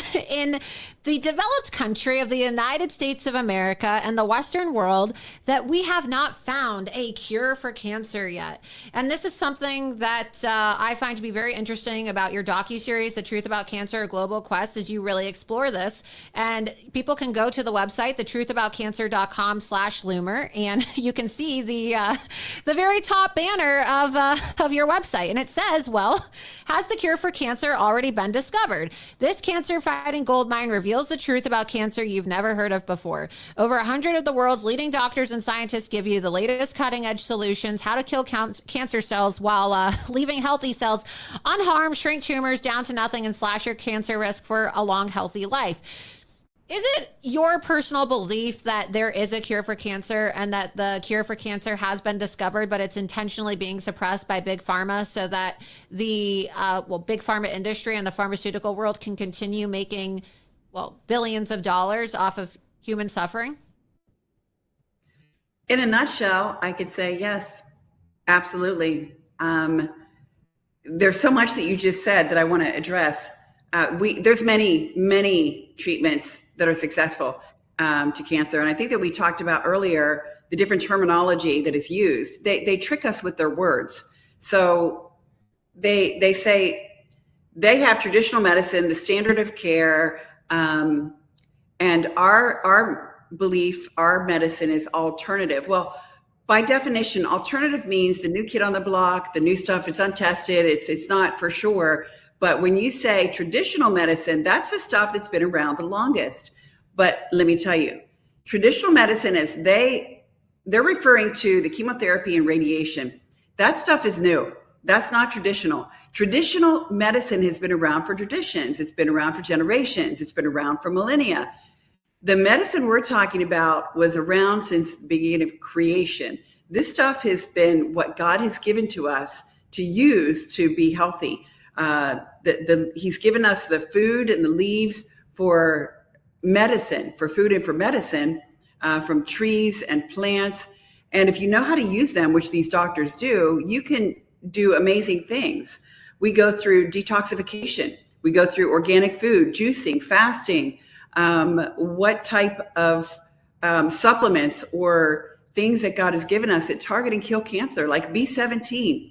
B17 has been demonized by our own government.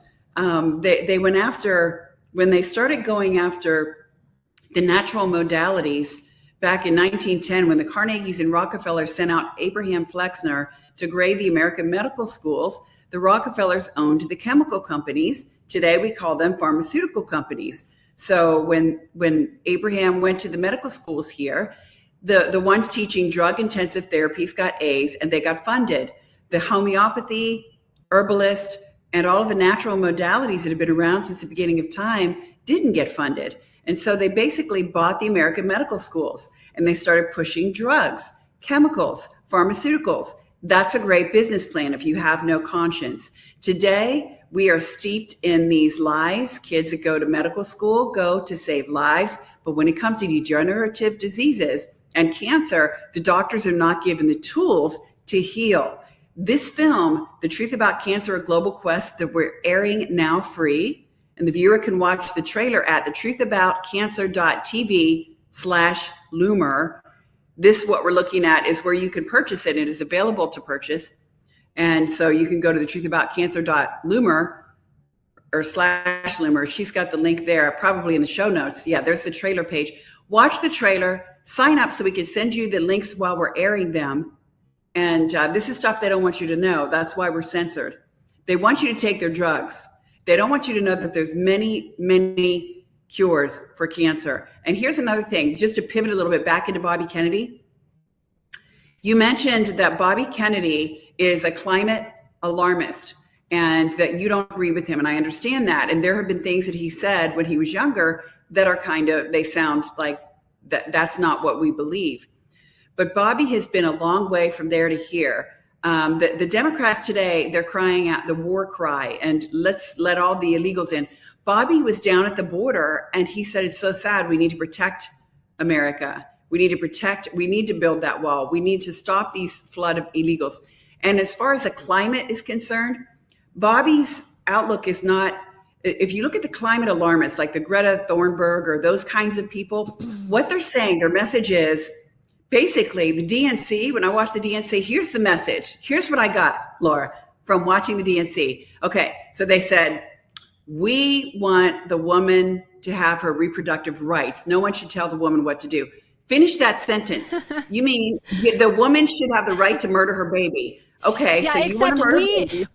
My body, my choice, except when we're talking about the vaccines, okay? We're all for not telling women what to do, and I love how Tim Walz goes, what are we going to tell these Republican men? Mind your own damn business. Well, where was that mantra when people were getting fired and demonized for not taking the COVID vaccine? I didn't take it. Everybody in my family took it, and some of them didn't even want to take it, but they ended up taking it because, well, they were either shamed to do so or they were told that they had to do so for work. And I'm horrified by the fact that everybody in my family took it. I didn't. So where were they when we were talking about firing people and kicking kids out of school and kicking kids off sports teams? And when you want to kill a baby, cool, my body, my choice. But when you don't want to put poison into your body, well, they demonized Donald Trump too for his right to try policy. Whatever happened to my body, my choice? Exactly. So their first battle cry the whole time was, we're going to kill babies. Another one was, Trump is bad. Trump is bad. Trump is bad. The first night, as Bobby said, they mentioned Donald Trump's name 130 some times. Just in day one, we mentioned Biden's name twice, the whole thing. And I watched the DNC. I watched all of the DNC. So I know what they said. And I watched all of the RNC and I know what they said. Ours was filled with life. Theirs was filled with death. I have a point here. So they said, kill babies and Donald Trump is bad. And that's their policy. Kill babies. Donald Trump is bad. And then we're book burners because we don't want children to have pornography. So give the children the pornography. And if they want to be transgender, we can give them hormone blockers. We can chop off body parts. So basically they want to mutilate children. They want to kill babies. They want to demonize Donald Trump. That's their policy. And then they even had a little clip where there was a sad girl in a wheelchair. And the messaging on that clip was basically, if you feel really bad and you have an ailment and you don't want to live, we should be able to end our own lives. So here's what the DNC said. And this is their message. And this is the same thing with climate change or anything else that they're pushing. Let's kill the babies. Let's force pornography on children. Let's cut off their body parts. Let's give them hormone blockers. And Trump is bad. We hate him. And kill some more babies. And when you're done killing these babies, go and kill yourself. That's their messaging. That is the DNC. That's the Democrats. So when you look at the climate change messaging, it's the same thing. They say the earth is more important than people. So kill yourself so the earth can grow nice, happy plants. I'm here to tell you that Bobby Kennedy, that is not his message. Here's his message. Let's be clear. He wants clean water, clean food, clean soil, and he mentioned geoengineering, which not even the Republicans mentioned that. He's talking about chemtrails. And if we stop chemtrails, we stop the AI program. This is big. If we can stop the chemtrails, which, by the way, in Tennessee, we outlawed chemtrails. They still say it's a conspiracy theory, but our government here in Tennessee made it illegal.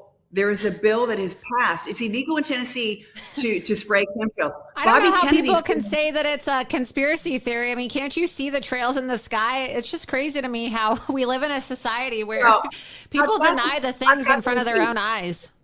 I've got the receipts. I've got the government patents I can send to you. I posted this on Instagram, the bill that passed all these things.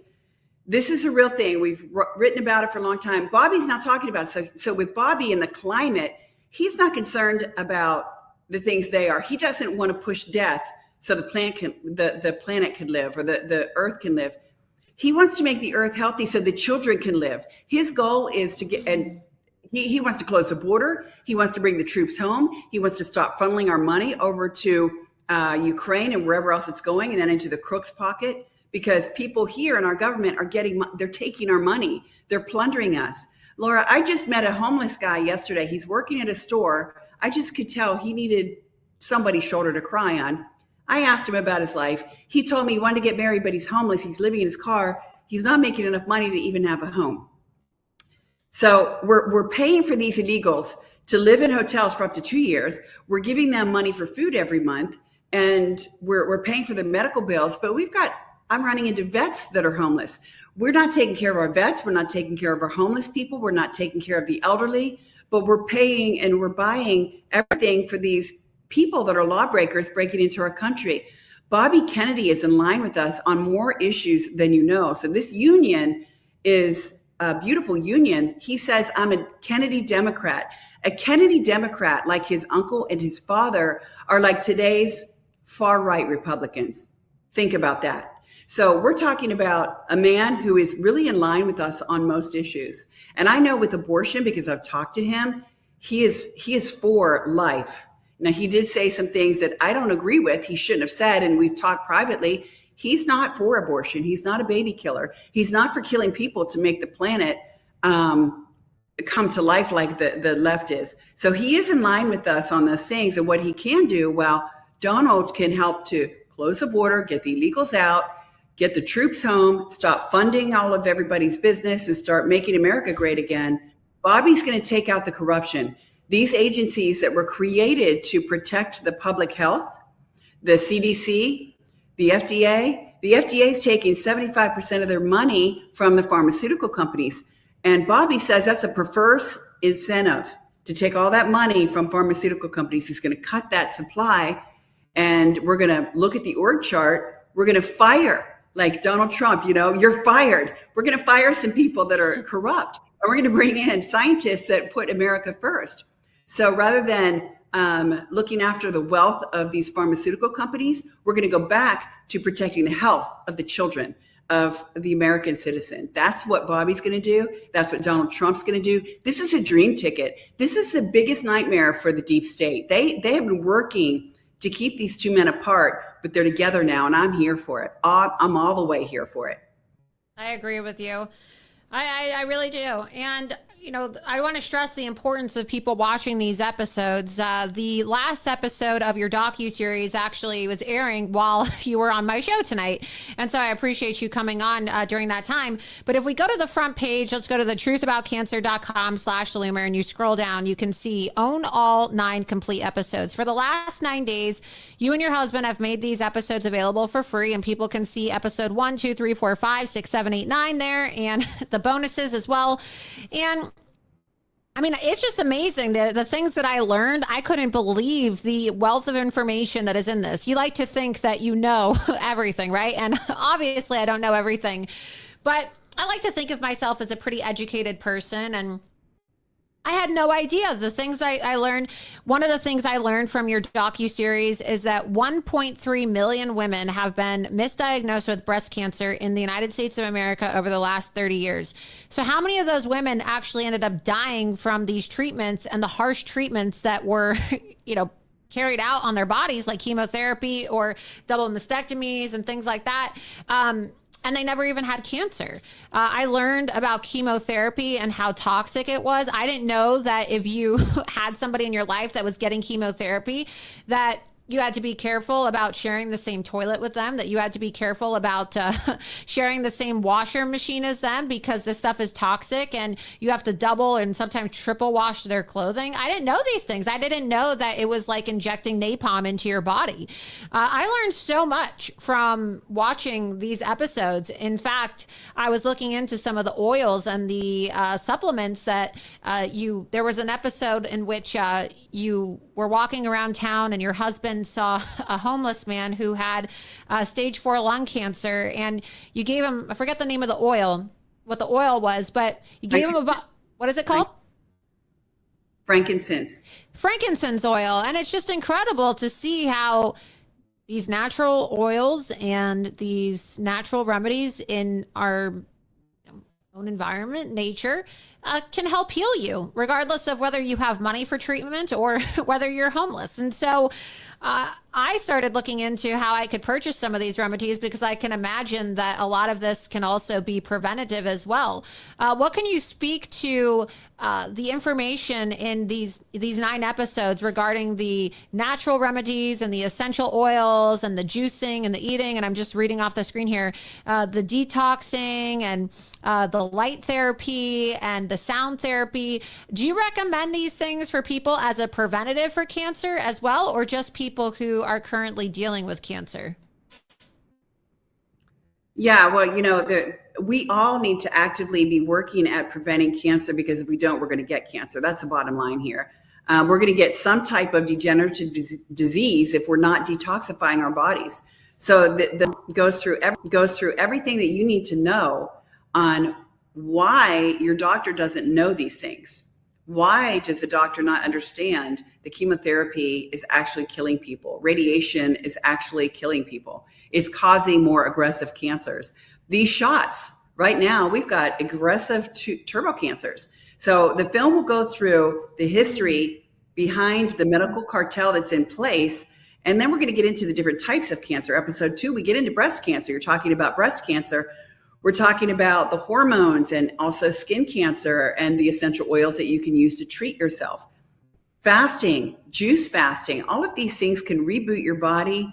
And when you stop taking in the toxins, Laura, you stop feeding cancer. You stop causing and feeding cancer. Cancer is just an imbalance. Your body is out of balance. Something happened, and the tumor is actually a blessing.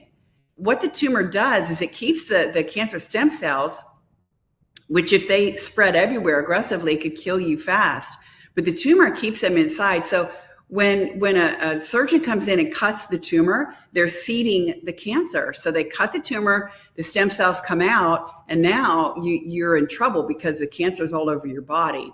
So every surgery that is performed, they're seeding cancer. They go in there, they cut it out, but there's always stem cells that are seeded into the body.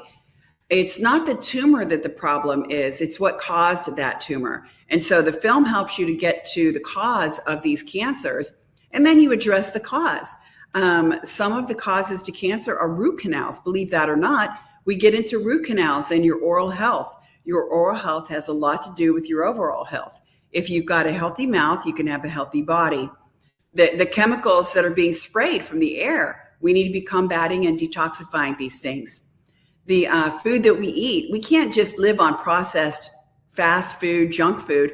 Over time, it will accumulate and it will kill us. All fast food, it's been tested. 100% of fast food has glyphosate in it. Glyphosate is a killer. It causes cancer, aggressive cancers. If you're eating fast food, you're eating poison. And that's only one of many poisons that you're taking in when you go out to eat at these fast food joints. The water that you drink, if you're getting bottled water, you're getting BPA. These are hormone disruptors. You get breast cancer. I mean, the list is endless. You But if mentioned you mentioned live- oral health as well. You mentioned oral health as well, and not to get too graphic here, and not to be provocative as well. But a lot of people don't know like what causes cancer. You said you could get it from root canals. You can get it from eating fast food. And another thing that young people need to know, and I guess older people, because it's not just young people, but oral sex can actually give you cancer. I learned this a couple years ago when I saw there was a high-profile celebrity case of this, where they said that you can actually contract the human papilloma virus and get it in your throat. And so, look, I know it sounds graphic and maybe people don't want to talk about that, but there's a lot of things that people do in their daily lives or activities that people are participating in, and they may not even think about how this could transmit cancer to their bodies. So I just wanted to add that in, because I saw a statistic that said that 60% of oropharyngeal, I guess that's how you say it, cancer reported in the United States is associated with HPV-16 infections, and doctors attribute that to people practicing oral sex. The more you know. Well, here's another thing. With the HPV vaccine, they have a lot of fear porn out where they make you feel like, and the HPV vaccine only addresses 4 of hundreds of different strains. So they're not really even targeting the actual strains that people have. And the HPV, there are many women that have this, that it never grows into cancer. It's just something that goes through the body, and it just is gone, and it's not a big deal.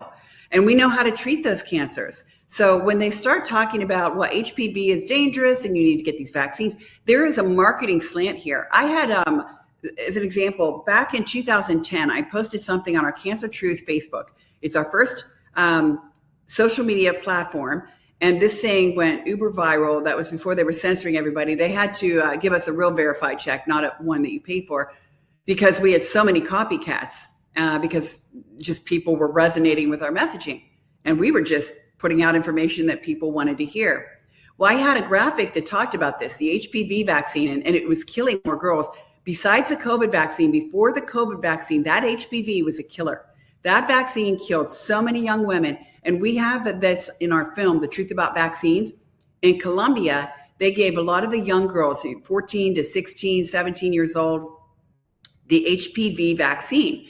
And these girls were all being damaged. They were getting physical ailments, and they were depressed. They were hurting, because when they go to the doctor and say, well, that vaccine made me sick, the doctor's gaslighting them, saying, oh, you're just, it's psychosomatic. You're just kind of crazy. You're melodramatic. Right. You just need to get over it. Just blowing them off because they didn't want to take accountability. And so we had a film, part of the film that we had, were these girls talking about the HPV vaccine, how it affected them.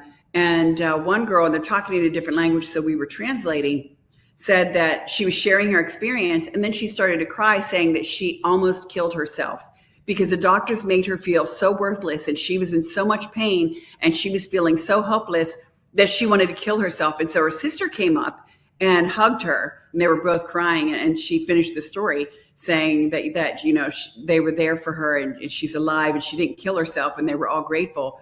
But all of these girls had been gaslit. That vaccine was such a killer, but the COVID shot morphs them all. We probably have lost 20 million people or more to that vaccine, or more. Well, I bring this up because, you know, people are getting turbo cancers from the vaccine, but also too, right, I brought up HPV and the cancers, and I brought up the topic of oral sex because now a lot of people are having conversations about how not only do these vaccines cause turbo cancer, but people are finding them to have a lot of issues with infertility, but also what are the effects of exchanging bodily fluids or perhaps reproducing with somebody who took the vaccine if you did not take the vaccine. And a lot of people say, oh, well, that's such an awful thing to talk about. And, why would you want to limit your dating pool or, kind of like limit the person that you decide to marry or the person that you decide to procreate with, depending on whether or not they took the vaccine. But there are long-term damages. There are long-term damages, not just to your own body, but also to future bodies that you could create with somebody else, right? Through procreation, depending on whether or not you or your partner took the vaccine. Can you please elaborate on that and share any information that you've encountered or discovered about the transmission effects of, exchanging bodily fluids with somebody who took the vaccine if you did not take the vaccine? Right. Yeah. We talk about shedding people that are vaccinated. And this goes before the COVID vaccine, or it's not even a vaccine, it's a shot. It's a gene therapy. It's not by definition an actual vaccine. And they tried to change the definition of vaccine because this is a gene therapy mRNA operating system. And so before that came out, the COVID shot, there was still shedding on the other vaccines. When you give a live virus to someone through these shots, they say, well, stay away from people that might be sick because your shedding could cause them to get sick. So this is something that we've talked about for many years. It's not just the COVID shot, it's all of them. And they, by the way, want all of us by 2030 to be caught up on the current CDC schedule. They call it mandated. It's not mandated, but they want to mandate it. 2020, they wanted to take away our opt-outs. That's when the censorship and the talk of the mandates came into play. By 2030, they want everybody vaccinated. And by 2045, that's a real nightmare. So we're trying to stop them from fast tracking this plan. The live virus vaccines do shed into other people. And, there's a group called Unjected. So they're a dating thing where the uninjected, the people that didn't get the COVID shot, they want to find partners and potential people to marry and have children with that are not vaccinated, because the people that are vaccinated are now damaged at the DNA level. Now, with that said, we have friends that say, well, if you're vaccinated, forget it. There's nothing you could do. That's never our message. There is a lot you can do to remove the ill effects from those vaccines from your body. And we walk the viewer through how to do that, specifically on the vaccine side of it.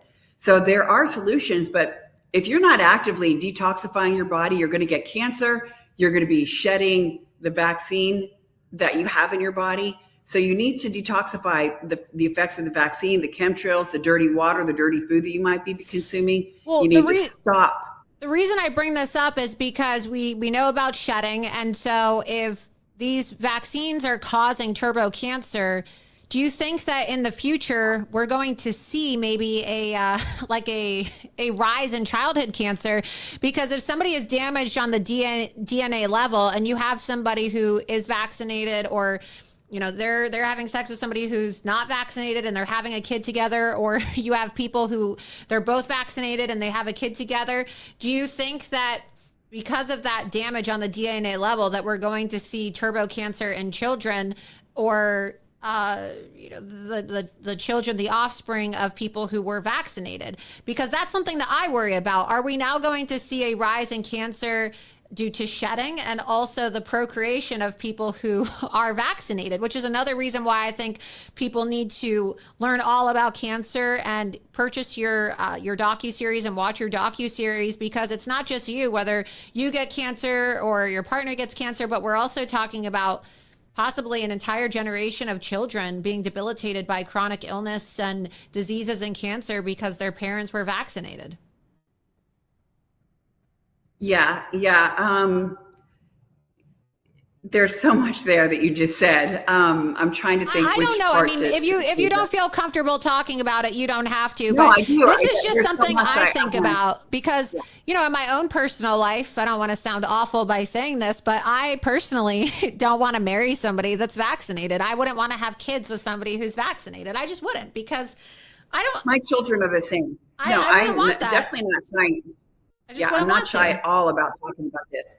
People need to think about these things. I mean, this is your lifetime partner, and you will have children. You want those children to be healthy. So our children are not going to marry someone that is vaccinated either. We understand the problem that these people will have, but there's a whole group of people out there that don't know the truth, and no matter what you do or say, they're not going to get the truth.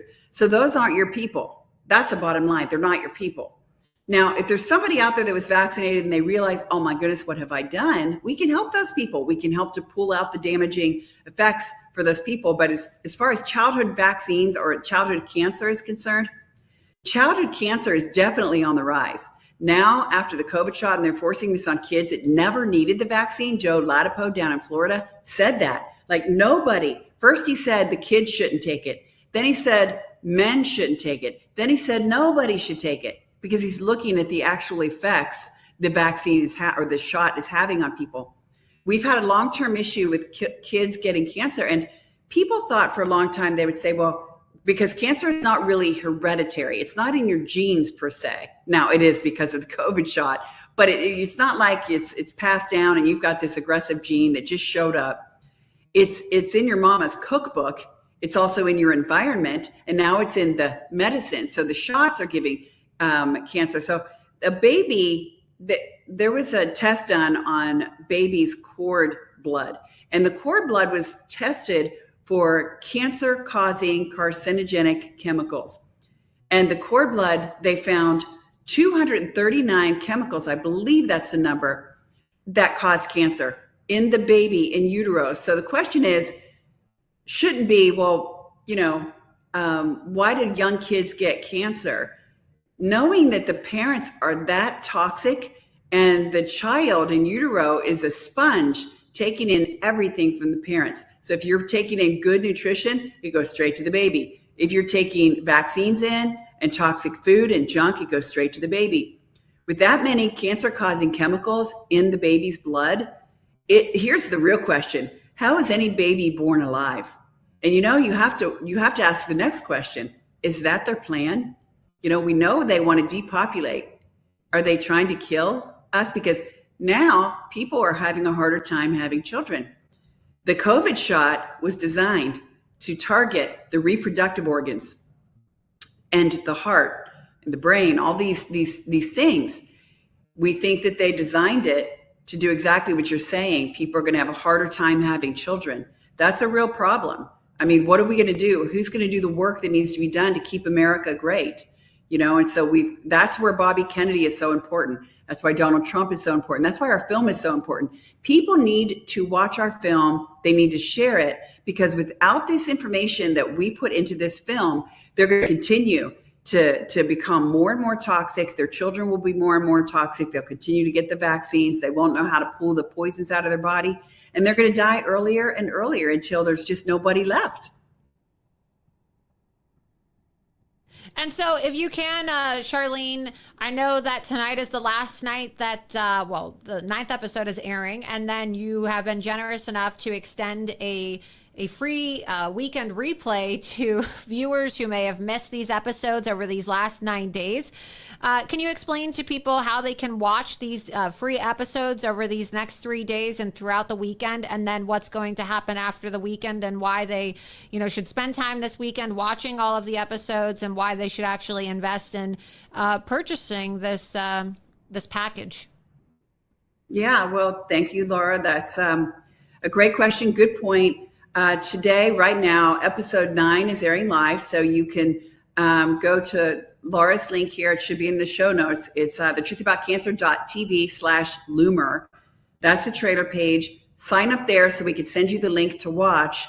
And then this weekend on Friday and Saturday, we're going to open up all of the episodes, all 9 episodes, so you can watch the ones you want to watch the ones you might have missed. And we encourage you that if you like what you see, to support our mission to eradicate cancer, to save more lives, and to really change the world. We lost 7 family members. We wish that we had this information. We would have given everything that we have to know what we know today. We've experienced people who were sent home to die who are alive and cancer-free today because of our information, because of our films and our content. So we encourage you to get it and share it. Right now, we're running a 72% off the entire package, and we're going to give you an extra set of DVDs so that you can share these with someone you love and help us to reach the world, because we're being severely censored, because our information is true, and we're putting a dent in Big Pharma's little piggy bank that they're making billions and billions on killing people. And I'm just going to call a spade a spade. I mean, that's exactly what they're doing.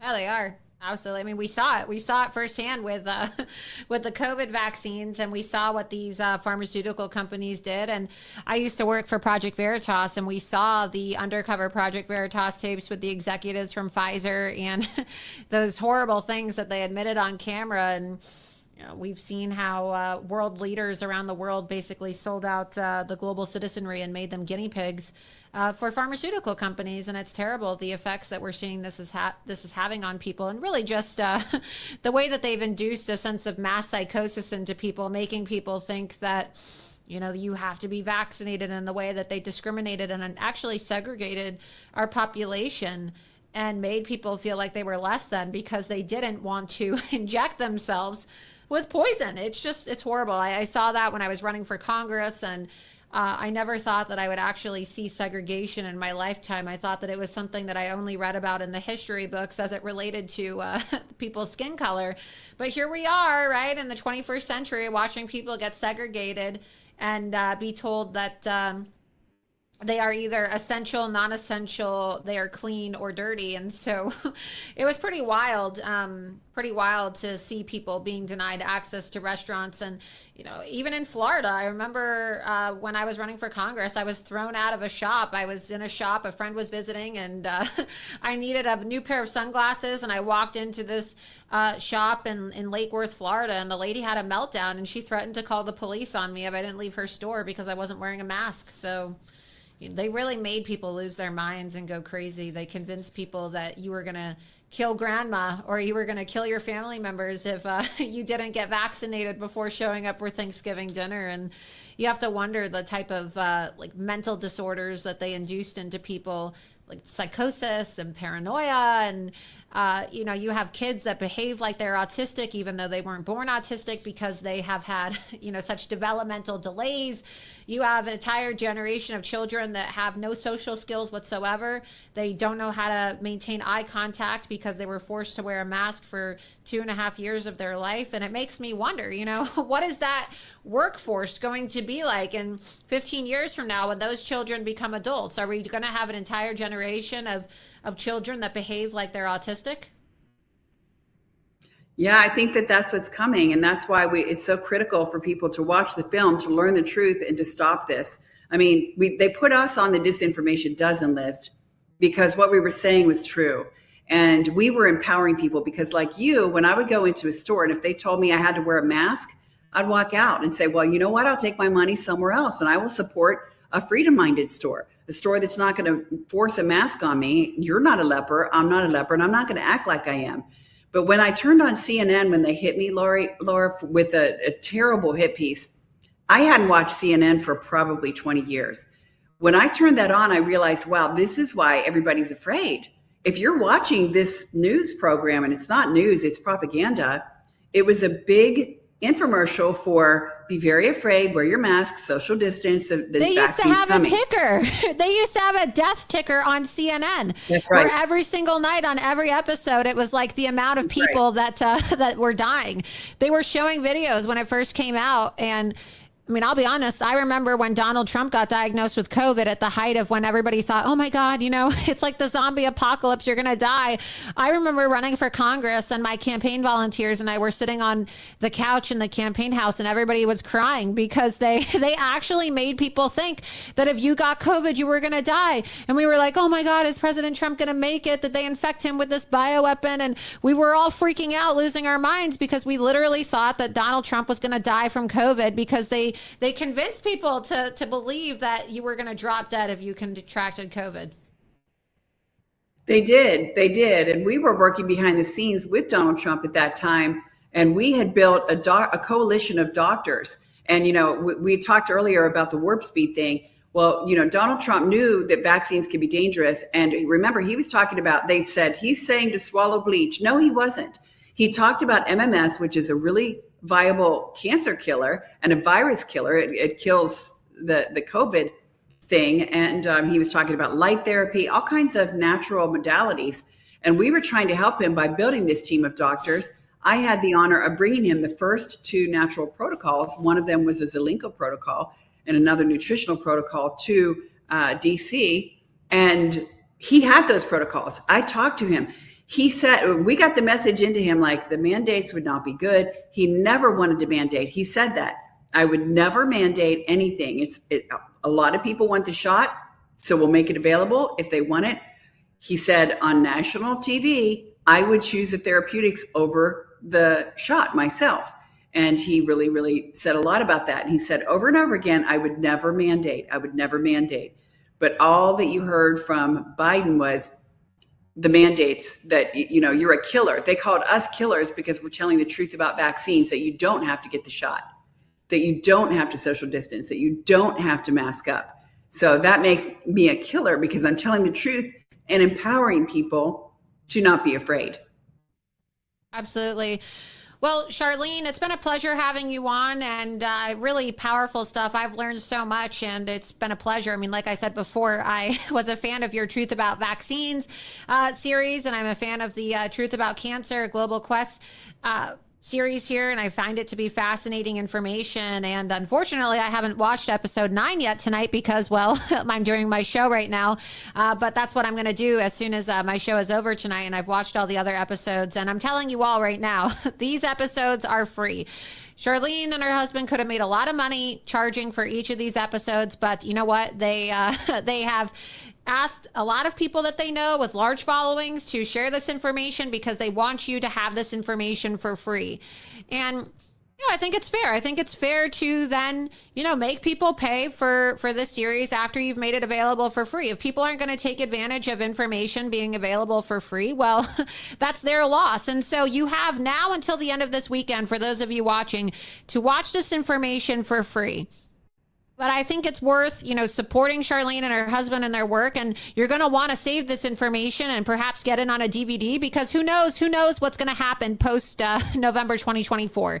If Donald Trump doesn't get back into office, they're going to censor this information. They're going to ban it off of YouTube. They're going to ban it off of social media. They're going to try to jail Elon Musk. They're going to try to jail people like Chris Pavlovsky of Rumble, and you may not have access to these videos. They may actually try to completely delete these videos from the internet. And so I would really invest into these DVDs. And I know that it sounds outdated to purchase a DVD, but seriously, you guys, that's kind of going to be the only way that we're going to be able to communicate in the age of digital surveillance on social media and be able to consume information. And so I would really recommend all of you go to the website, thetruthaboutcancer.com/Loomer, watch these videos for free, and purchase them. If you miss the opportunity to watch it for free, you can go to my page, thetruthaboutcancer.com/Loomer, and that's where you can watch it, and that's where you can order. And Charlene, one last time, because I know you have a Substack, where can people purchase this film? What is the deal that's being offered in terms of the price that they can get these docuseries for on Monday after it's done being listed for free? And where can people read the rest of your Substacks and sign up to receive information? Because you don't just talk about cancer, you talk about all types of health freedom information, and this is stuff that people should really be investing in and paying attention to. Yeah, great. So the Substack, definitely join us there because we can tell the truth without being censored. We love Substack. It's the Truth About Cancer official.substack right there. Yeah, that's our Substack. So join the party on our Substack. There's our latest postings and Substacks there. We are posting some of our episodes up for our paid subscribers there. We post a lot for our just our community that is a regular subscriber.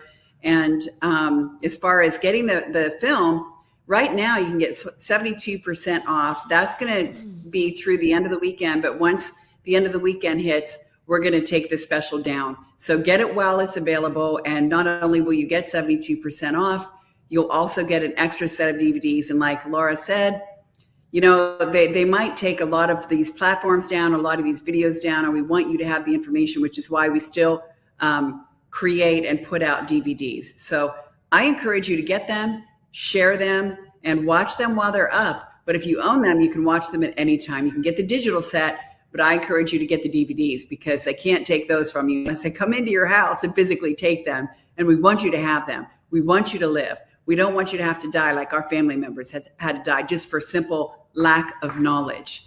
This will empower you to be healthy and live a long, happy life. And it's not a conspiracy theory, you guys. You may think, oh, God, you're sounding crazy, Laura. The government is never going to do that. They're never going to shut down this information. They already did. They did it during COVID. Mark Zuckerberg even came out and admitted that he was pressured by the Biden administration and the DOJ to censor this information and to ban it. Susan, I think her name was Susan Walensky. She actually just died from turbo cancer. Jen, I don't even know how to pronounce her last name, but the woman that was in charge of YouTube and all of their censorship policies, I hate to say it, but she kind of killed herself. She got turbo cancer, ended up dying, and she was one of the people that was most aggressive in terms of censoring this information online. And well, maybe if she would have spent more time reading this information, she wouldn't have died. Yeah. And some people got really mad at me for saying that when she passed away. But you know what? Look, she probably killed a lot of people when she was alive, when she was censoring this information. And so I don't really have a lot of sympathy for her.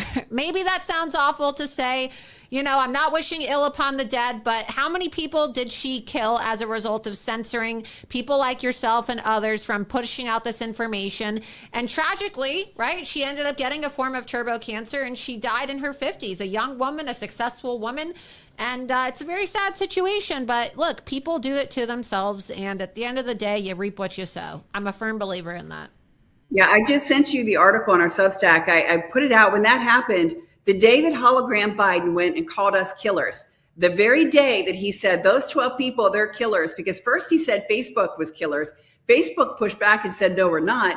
And Biden came out and said, oopsie, sorry, not you, Facebook. It's those 12 people. They're killers. They're dangerous.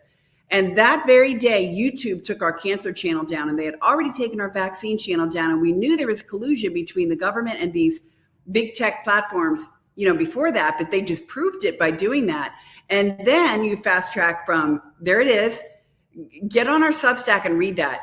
I shared my heart in this Substack because I was so sad that she died from the very thing she censored. She took us down in 2021. Her son goes out, gets the shot, he dies. Then she goes out and gets the shot. She gets turbo cancer, and now she's dead. And the person that censored us died because of her own censorship. We had the solution on her platform. The Truth About Cancer series and our content and our life-saving videos that so many people learned how to treat and beat their cancer was at her fingertips, and she threw it in the garbage, and she's now dead. We don't want that to happen to you. Go to our Substack and read that article. It was heartbreaking. I was just devastated. People were saying, oh, you're probably really happy now. No, I'm really not. In a perfect world, here's how it would go. She would have continued to host us, happily getting the information out to assist us in saving lives. She would be alive. Her son would be alive because they would be watching our films about vaccines. They wouldn't have taken it. They would be, if she got cancer anyways, she would have watched our films. We could have connected her with the life-saving doctors and the information, and she could be alive and happy, but she's dead. Get the film, watch it. Yeah, that's something I've been saying for years as one of the most censored people in the world. I'm still banned on all these sites, is that censorship kills. And really, you could say in a way that she kind of committed suicide via censorship. I mean, she didn't actually shoot herself in the head or, overdose in that sense of committing suicide. But she killed herself by censoring this information because she had cancer and she decided that she was going to become a vaccine fanatic, and she ended up developing turbo cancer like so many people did. And she's not the first person to die from cancer, one of these people that's been advocating for the censorship of this information. So I'm certainly not gloating or celebrating the fact that she died, but it is important that we do not push revisionist history. And even in her death, I hope that there was somebody at her funeral to eulogize the truth about the evil that she pushed on this world, because yeah, okay, maybe, she was loved by her friends and family, but at the end of the day, I find what she did to be incredibly evil, and I want to know how many people are dead as a result of her actions. And look, people like to say, God forgives. Well, God may forgive, but I don't have to. And I don't really forgive a lot of these big tech CEOs who have carried out enormous amounts of evil on the world, because I know what it's like to have your life turned upside down. And I know how many people have suffered as a result of the censorship, and people like you have been demonized and treated like criminals and put on a government watch list for simply trying to make people's lives better. It's truly evil. And I think we need to remind people of the evil that they committed. We don't have to celebrate them dying, but we do need to remind people that evil exists and there's consequences to censorship. There is. You said that God, some people say God forgives. Well, God does forgive, but there is a formulation to receive the forgiveness. He doesn't just randomly forgive people. If he just randomly forgave people, why did Jesus die? Why did he have to die if he's going to forgive us anyways? Like, don't do that. And that's double jeopardy, right? If you get punished for a crime, you can't get punished twice. So if Jesus was punished at the cross, then we're forgiven, but that has to be applied. There's something we have to believe in him, give our life to him, and we have to repent. Was she repentant? Was she sorry for the things that she did? Did she ask for forgiveness? We don't know. But if she did, she is forgiven. But if she didn't, there are levels of judgment in eternity, based on what you do. And that's biblical. And so if she didn't cast herself before the Lord and repent for her evil deeds, because she has committed a lot of evil deeds, I don't even want to think about what she's going through right now. Well, it's a lot of evil. It's very dark. It's very dark to see how many people, have suffered and died as a result of something that really didn't need to happen. We could all be living happy and we could all be healthy, but the powers that be want to censor this information. So you're doing great work, heroic work, and I really commend you and your husband and everybody that you're working with for spending the time, spending your resources, and really risking your life, because let's be honest, it's dangerous to be a truth teller these days. They kill people for telling the truth. And you talk about that in your series as well. Some interviews with some doctors, and you interviewed some doctors who have since died following the publication of your docu-series, because, well, some people think they were killed by Big Pharma and they had suspicious deaths. And there's a lot of people who are whistleblowers in Big Pharma, or whistleblowers in Boeing, or whistleblowers against the federal government, against our law enforcement agencies. And a lot of people end up dead for telling the truth. So I commend you for having the courage and the bravery to push out this information, and you're going to save so many lives. And I'm very happy that we met, years ago, and that we crossed paths, because I feel like I have a duty, having such a large platform, to share this information with others and help them. And I met somebody, one of my former campaign volunteers, I met up when I was speaking in the villages, and I saw him and I said, wow, you look great. You look like you lost a lot of weight. And he goes, oh, well, I was diagnosed with throat cancer. And I immediately shared, your information, and shared the information about the film, and put him in touch with a friend of mine that distributes medical marijuana and pure CBD oils. So hopefully this information can help him. Wow. Well, if he needs any direction, we're connected to everybody. So I'm glad to help any friend of yours, Laura. And I think that the film is fundamental for everybody to watch. And we just hope that it helps a lot of people. We know it will, for those that are willing to watch and to implement these things that we teach. Thank you so much for giving us a voice, for reaching out to the world and giving them the opportunity to learn how to treat and beat cancer. Absolutely. And so where do people follow you? The main website is thetruthaboutcancer.com. All of our socials are at the top. So that's thetruthaboutcancer.com/Loomer, I think. If you go to thetruthaboutcancer.com, just simply thetruthaboutcancer.com, that's our main website. That's our main hub. All of our content is there. And at the top of thetruthaboutcancer.com, you'll see social media icons. Click them, follow us on Twitter, X now. We're still on Facebook. We're not on YouTube. They kicked us out. There it is. So we're on Substack. You can hit that icon, X, Facebook, Instagram, Rumble, BitChute, MeWe, all those channels. So that's our X channel. Follow you have a us. Twitter. We're still heavily shadow banned. Real shadow banned. There's code written around our account there. But Substack, join us there. We've got a big community. We have talked to the owners of Substack, and they're good people, no censorship, so we can tell the truth.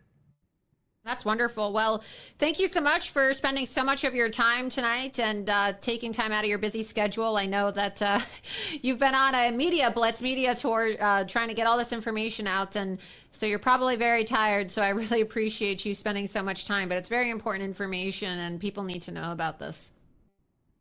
Thank you so much, Laura. Thank you. Thank you. Absolutely. Have a great evening.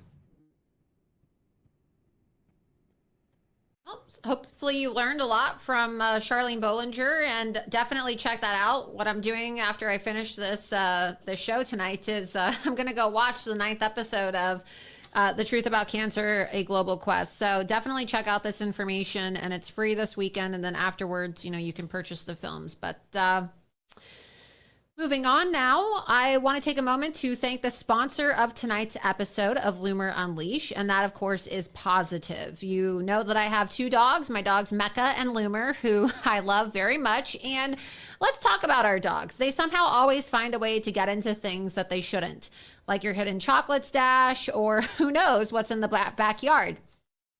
We've all seen those horror stories of dogs licking those Bufu toad frogs that make your dog foam at the mouth. And we've seen horror stories about dogs getting into toiletry items and getting sick. And everybody's worst nightmare is, oh my God, it's 3 o'clock in the morning and my dog is throwing up. My dog has diarrhea and the vet is closed, or I live an hour away from an emergency vet. But you don't need to worry about that anymore, because Rumble and Positive have put together the Positive Emergency Kit. And this is an amazing kit. It's got everything that you need to handle those "why does this always happen to me" moments, minus the panic and the costly vet visit. From unexpected allergy flare-ups, surprise bowel issues, or even the classic, what did they just eat off the floor? Oh my God, what is that mystery? This kit has got you covered. It's your first line of defense for keeping your dog safe and sound, no matter how curious they get. Rumble isn't just fighting for free speech. They're also the company behind Positive, ensuring you get top quality pet care. Positive really is an amazing company. Not only do they have these emergency pet kits, but they also have these supplements here. And this is human grade. Okay, this is human grade. And I just want to show you now. I'm going to actually do this live on air so you can see for yourself. Okay, 100% human grade ingredients is what it says here on the package. And the ingredients are Alberta grass-finished bison liver, Alberta grass-finished bison heart, Alberta grass-finished kidney. These are the same type of nutrients that you can find in the beef organs that you purchase for yourself, right? But this is all protected bison that comes from Canada. So that means that there's no hormones, there's no vaccines given to the bison. So you could actually share these nutrients with your animals. So you could eat this yourself. And I'm going to show you, this isn't a gimmick. This is not just, some trash dog food from China. Okay. These are supplements, and these are products that are so healthy and natural that you could actually eat it yourself. So you can see here, Positive Bison. It clearly says dog food topper. And I'm going to put this in my mouth right now. So it tastes like meat, and maybe that is disgusting to you, but I'll show you right here. Look, this is the bison product right here. It clearly says dog food topper. You can see on camera. Actually tastes good. I'm not going to lie. So 100% human grade ingredients, nutrition for your dog in every bite. It's so healthy that you could even eat it yourself. The ingredients are healthy enough that, hey, if you ever find yourself in a situation where you're hungry and you want a snack, you could just sit down at the park or open up your dog food from Positive, and you could share a snack with your dog. They also have other types of dog products that are supplements, natural ingredients like blueberry, turmeric, and other type of berry products as well. And you can pull up the Positive products as well online, and you can check out their website. But their medical kits are here. You can see positive.com/Loomer is their website. Maybe you're still distracted by me eating dog food live on air, but it actually is that healthy. I really, truly believe in these products, and my dogs like them. I know that I'm not feeding them junk when I'm giving them these products. And it makes me feel good knowing that my dogs are healthy and they're not getting fillers. So the website is positive.com/Loomer, your one-stop shop for dog health and wellness. You can click on the shop and see their different products. They have the wellness kit. There's the Positive Bison dog food topper that I just put in my mouth and I ate live on air here. It's 100% human grade. You can scroll down, go back to the other products as well on the homepage. They have their positive supplements, their superfood waffles, beetroot berry, turmeric twist, blueberry blend, and then the medical kits. They have them for large dogs and small dogs. And when you go to positive.com, of course, that's positive as in the paw of an animal, PAWSITIVE, positive.com/Loomer, and you use code Loomer, you will get up to 15% off your Positive medical kit and Positive products. So you want to do this today. It's peace of mind packed into one handy box, ready for whatever curveball your dog throws next, because, well, you know that they're going to. So positive.com/Loomer, pick up your emergency kit today and all of your Positive food products for your small or large pet and save 15% off with code Loomer.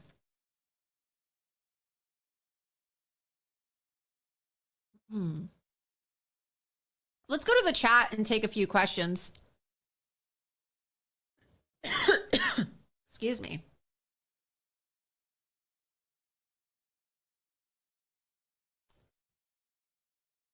Someone said, Laura, don't get sick eating that. I'm not going to get sick eating it. It's 100% human grade food. I do have a little tickle in my throat, though, I will say, from just putting that powder in my throat. Probably drink some water. It's a topper. It's not a meal, but let me wash it down with some water. Because I did just eat dog food live on air. Someone said such an over-the-top Loomer. Ha ha ha, right? But you can definitely support and supplement your pet's nutrition by going to positive.com. And look, I treat my dogs like family. My dogs sleep in the bed with me, and even though they have their own dog bed, and I just want to make sure that they're eating healthy. And so I'm only going to give them food that I would put in my body myself. And that's why I like the positive products. Like I just said, I really just ate this live on air. Just fell off my desk, but you can see that I literally just ate this product live on air. Again, Positive Bison dog food topper. Great product. Check it out. Let's see. Does anybody have any questions? What do you think the odds are that Harris suddenly contracts COVID and cancels the debate? Well, I don't know. I don't think that she's going to get COVID, but I wouldn't be surprised if there's some kind of a false flag event so that she could get out of debating Donald Trump. This is a woman that clearly is terrified of the media, doesn't want to talk to the media, doesn't want to answer any questions, but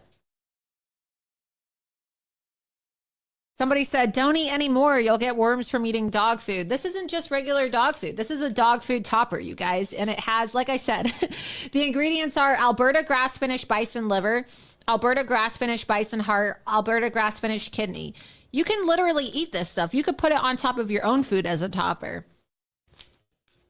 I only advertise products that I trust myself. And I just showed you guys. I literally just ate dog food live on my show. So you can trust that your dogs are going to be okay with the positive products from Rumble because I just ate it myself. If you hear a story about Laura Loomer dying in her sleep overnight or contracting some type of illness, well, maybe I contracted it from the dog food. But I'm pretty sure I'm going to be fine, and my pets are going to be fine, and your pets are going to be fine because, as I said, it's 100% human grade, which is why I'm advertising this product, because I truly believe in it. MAGA Pride 83 said, Laura, thank you so much for having her on. I appreciate any and all knowledge out there on how to recover from vaccine injury. Yeah, absolutely. You are so welcome. Just be sure that you check out the site, thetruthaboutcancer.com/Loomer. You definitely want to check out that information.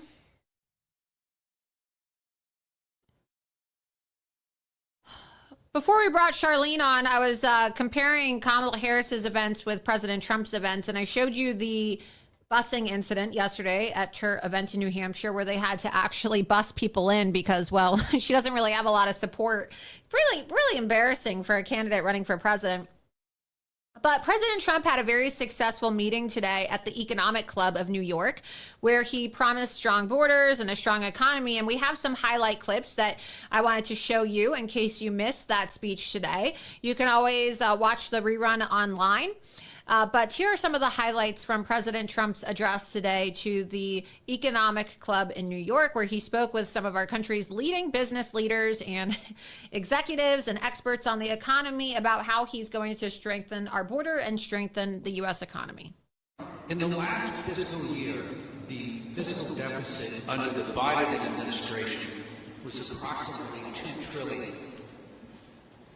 Under the policies you've announced, the deficit would come down from items such as increased revenues from tariffs, as well as eliminating the tax incentives for the Green New Deal. These gains would be mitigated by decreases in revenues from policies such as no tax on tips. Overall, what do you estimate will be the impact of the fiscal deficit from your policies? Well, we just hit record highs of numbers that nobody ever thought possible. We went to over $2 trillion. Nobody thought that was a number that was, I mean, you can go back 4 years, nobody thought a number like that would be possible. It's crazy, it's like, it's just horrible, actually. But, yeah, we're $2 trillion, and I view it as profit and loss to a certain extent. A lot of people say, oh, it's trade. You know, you have many people say trade deficits don't matter. I think they matter a lot. We're going to have tremendous growth. This is what I'm talking about is all about growth. The tax is relatively minor compared to the growth. We're going to make our money back with growth. We're going to also, we're going to grow like nobody's ever grown before. I think if this all works out, you're going to have the auto industry come back to America. Right now, China is building 2 auto factories in Mexico, massive auto factories. And they think they're going to make their cars in Mexico and send them back into the United States with no tax. It's not going to happen. Under this administration, it's going to happen. And they wanted to do that during my administration. I said, if you do it, we're going to put a 200% tariff on every car, and you'll never be able to see it. There will never be one car coming across the border. And if I would have let them do it, we would have had these 2 factories. Well, now they're building massive factories, more than 2. And they're going to kill Detroit. And the head of the union, United Auto Workers in Detroit, has done a terrible, terrible job. Just a terrible job. But we're going to bring tremendous growth back. And remember, we're also taking in a certain percentage. I won't name the percentage today, but it'll be a certain tariff percentage, which will be higher than people had heard in the past. And then we will be bringing in billions and billions of dollars, which will, then just 1 year ago, 100% of the net job creation in the past year has gone to illegal migrants. Think of that.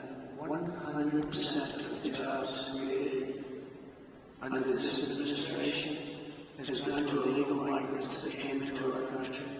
Venture capital markets would disappear, the stock market would be annihilated, and investors assess the tax liabilities of large shareholders, seniors, and senior pensions would totally go up in smoke. They'd be worthless. These are not policies designed to create a prosperous America. These are policies to turn the United States into Venezuela on steroids. Even if for this reason alone, Kamala Harris must be defeated decisively this November. Has to be defeated. Cannot have her be the President of the United States. Under Kamala, the United States is becoming a third world banana republic. She and her party are censoring speech, weaponizing the justices, and trying to throw their political opponents in jail. This hasn't happened. I didn't do that to hurt Hillary. I said that would be a terrible thing, wouldn't it? Putting the wife of the President of the United States in jail. But they do it differently, I guess, nowadays, but that's okay. And they always have to remember that 2 can play the game. Nobody ever thought this was possible. This is how you create massive capital flight and turn once prosperous nations into absolute ruins. I will have no higher priority as president than to restore the fair, equal, and impartial rule of law in America. We have energy and orchestrated a nation-wrecking border invasion with illegal aliens pouring in from countries all over the world. They came in from countries that nobody ever heard the name of that country. Those countries, from their prisons and jails, there is a difference. From mental institutions and insane asylums, as well as record numbers of terrorists, human traffickers, and sex traffickers. Numbers that we've never seen before taking place over the last 3.5 years. Then Kamala cast the deciding votes on trillions of dollars in wasteful spending, which together with their terrible energy policies gave us the worst inflation perhaps in the history of our country. Nearly 2/3 of the jobs created under the Harris-Biden administration were. Yet after presiding over the border, the worst in history for any country, there's never been a border like this. 21 million people, we project. This total economic catastrophe, the borders are. Kamala Harris has now been slotted in by the Democrats to be reelected. She wants 4 more years to enforce a radical left agenda that poses a fundamental threat to the prosperity of every American family and America itself. And we're talking about America itself. She wants to defund the police, have totally open borders, ban fracking in Pennsylvania and everywhere else, take away your private health insurance, and perhaps most pertinent to the very brilliant people in this room, raise your business and corporate taxes and prices. A failing nation, a nation in serious decline, under the radical policies of my former opponent, Joe Biden, and my new opponent, Kamala Harris. 1.3 million workers have become unemployed in the past 12 months. I don't know if anybody knows that. The typical American family has lost over $28,000 due to rampant and record-setting inflation. Credit card debt has reached the highest in history, with more than 1 in 3 Americans reporting they have maxed out their credit cards. They've maxed out. Families now need to earn an estimated $110,000 a year to afford a typical home, meaning 65% of households are locked out of buying just an ordinary house. Gasoline prices, grocery prices, electricity prices, mortgage rates, and virtually everything else are up 30 to 100% since I left office. 8.4 million Americans. See, Donald Trump actually knows what he's talking about when he talks about the economy, and clearly Mecca could smell this bison food topper over here. And good thing is when President Trump gets back into office, we'll be able to all afford better treats and tasty food for our pets and ourselves, right? So I figured that since Mecca could smell this bison food topper, just to show you, I ate it myself because I truly believe in these positive products. I wanted to show you that I actually feed these dogs, my dogs, a positive product. Here you go. That's what it looks like if you want to see it. It's powder, but it's bison. Mecca loves it. Do you like that, Mecca? Let's see. Mecca, do you love it? Live tutorial here, live on air. Positive, the sponsor of Loomer Unleashed. Pet-friendly show. Do you like that? Is it good? Wow, you love it. It's so good and tasty. Mecca is my dog from China. You know, I rescued this dog from a Chinese meat market during COVID. Mecca. Where's that girl? So these are great products. Again, positive.com Laura Loomer. Look at Mecca. You just made a mess everywhere. You just made a mess. She made a mess. An absolute mess. But look, we're going to see, these are, as I said in the monologue, these are the issues that we're really going to see Kamala Harris lacking in when she gets on that debate stage with President Trump on Tuesday evening. And for those of you watching now, we are going to be doing live coverage. We have a little promo that we can show you too. Live coverage of the debate on Tuesday night. So mark your calendars, because that is, of course, the first presidential debate between Kamala Harris and President Trump, and we're going to be carrying it live here. So if you want a place to watch the debate and see the commentary, you can watch here. Loomer Unleashed. Mark your calendars. Rumble.com/Laura Loomer, 8:30 p.m. Eastern. The debate starts at 9 p.m. on Tuesday, and I'm sure we're going to see Kamala Harris really not being able to eloquently convey her talking points as it relates to how she plans to address the economy. We've already seen that she's in favor of taxing what she calls unrealized gains, and also rationing food and creating price controls on food, and sounds like she wants to turn our country into Venezuela.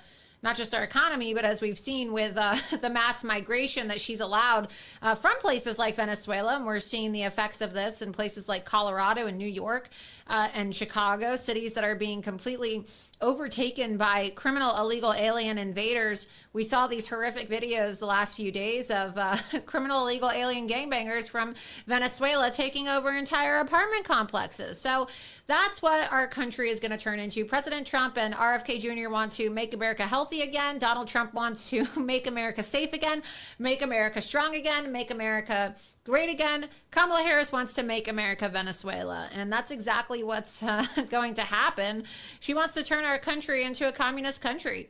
You see that today, even Vladimir Putin endorsed Kamala Harris. Let's get this this clip up in case you haven't seen this. Vladimir Putin actually came out and said that he is endorsing Kamala Harris. Let's go ahead and play the clip. If we can name a favorite candidate, it used to be Joe Biden, but now he is not participating in the election campaign, and he recommended all his allies to support Ms. Harris. So that is what we are going to do. So it was, well, he said that we should, that is why we should also do that. Well, her laugh, she's laughing, her laugh is so fascinating. It means that everything is good, and if everything is good,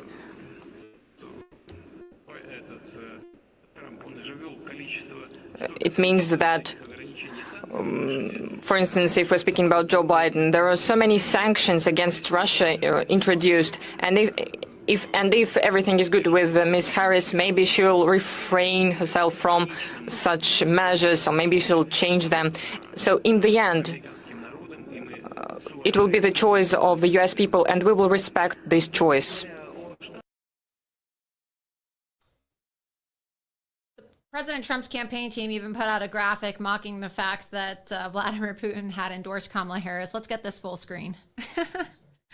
This is pretty funny, especially given the fact that Kamala Harris is constantly, and the Democrats, of course, what do? They falsely accuse Donald Trump and the Republicans of election interference, right? Election interference. Here we go. We have this endorsed by Vladimir Putin. You can see that there. Pretty funny. It's an epic troll.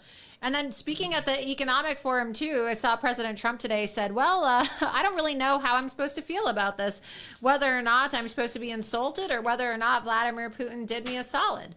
So it is pretty entertaining, given the fact that the Democrats have a severe case of what I like to call Russophobia. Okay, they do not like Russians. They do not like anything Russian. Who knows? Maybe she will change her tune. Also in the news today, Ruben Gallego, who is the Democrat candidate for Senate in Arizona, who's running against Kari Lake, he decided to attack me because I pointed out the obvious yesterday after the school shooting on Wednesday in Georgia. I pointed out the fact that why is there a school shooting every single time we have an election year, or every single time there's a major election, and the school shooting always happens to take place in a key swing state or a key state where they have a caucus. We saw this during the Iowa caucus when there was a shooting the week of the Iowa caucus, and now we see in Georgia the day before Kamala Harris's abortion bus arrived on the scene that you have a shooting, and now the Democrats are calling for gun control. It's the perfect opportunity for them to start now calling for, what do they call it, assault weapons bans. So I just pointed out the fact that the FBI released a statement about the school shooting in Georgia, and they said that they were aware of the shooter a year beforehand. In fact, while we were live on air tonight, the father of the school shooter in Georgia has been arrested because he told investigators that he bought the gun for his son as a Christmas gift. And we found out that this was after the son had been interrogated with his father that same year because of threats to shoot up a school. So not exactly good parenting. You have a father, here we have father of suspected Appalachia High School shooter arrested, charged in connection with the shooting. So I just pointed this out, that the FBI allows these things to happen. Why was this kid allowed to carry out a shooting if the FBI was aware of him? We saw the same case with Nicholas Cruz, the Parkland school shooter in 2018, if you recall. And the FBI knew about him, and they were warned about him. And I just said, the FBI in Atlanta just said they've known about the 14-year-old school shooter in Georgia who shot up a school today since 2023. Just a reminder that the FBI allows shootings to take place as a way to help the Democrat Party push for gun control in election years. And Ruben Gallego, you can see here, he decided to talk shit about me. Let's go to his Twitter account. Let's see what he said about me. Let's pull up that tweet. He goes, Carrie Lake promotes a conspiracy theorist who believes law enforcement allows shootings like this to happen. Despicable. Well, I decided to ratio him. You can scroll down and open his tweet. Let's open that tweet. You can see he got 1.1 thousand likes and I got 6.6 thousand likes. And I said, hey, Ruben, is it a conspiracy theory that you cheated on your wife when she was 9 months pregnant and you served her with divorce papers 1 week before she was supposed to give birth to your baby so you could be with your DC lobbyist mistress? Open the tweet. Open the tweet. Did you allow yourself to stick your dick in another woman who wasn't your pregnant wife? Despicable. Well, he didn't like that very much, and that's the truth. Ruben Gallego served his pregnant wife with divorce papers because he was cheating on her 1 week before she gave birth to his baby. And so I think that's what's despicable. And, of course, he didn't reply. And look, I'm not going to let this piece of shit communist Marxist running for Senate in Arizona call me a conspiracy theorist when I'm trying to save lives. I'm trying to hold the FBI accountable because, as we know, the FBI knows about these shooters. There's been countless examples of them knowing about terrorists, knowing about school shooters, and them allowing for these things to take place over and over again. So I'm just not going to handle or tolerate this open borders Marxist who really, well, what is he doing to make America safe again? He is advocating for abortion and crying about kids losing their lives in school shootings. The Democrat Party doesn't care about kids, okay? One day after a bunch of 4 people, 2 teachers and 2 children lost their lives in this school shooting in Georgia, Kamala Harris's abortion bus rolls into Savannah, Georgia. So listen, I'm not going to allow for Ruben Gallego to talk down to me. And as we've seen, and you can see, play the clip of Charles Downs, the Loomer Unleashed DC contributor, confronting Ruben Gallego. When we confronted him about his support for Kamala Harris and whether or not he thinks she's done a good job as borders are, he ran away like a coward. Play the clip. Congressman, should Joe Biden resign the presidency? You support Kamala Harris. Has she done a great job with Biden's open border? Will you answer our questions, Congressman? The voters of Arizona would like to know. Will you comment? Should Biden resign? You support Kamala Harris. Has she done a good job with Biden's open border?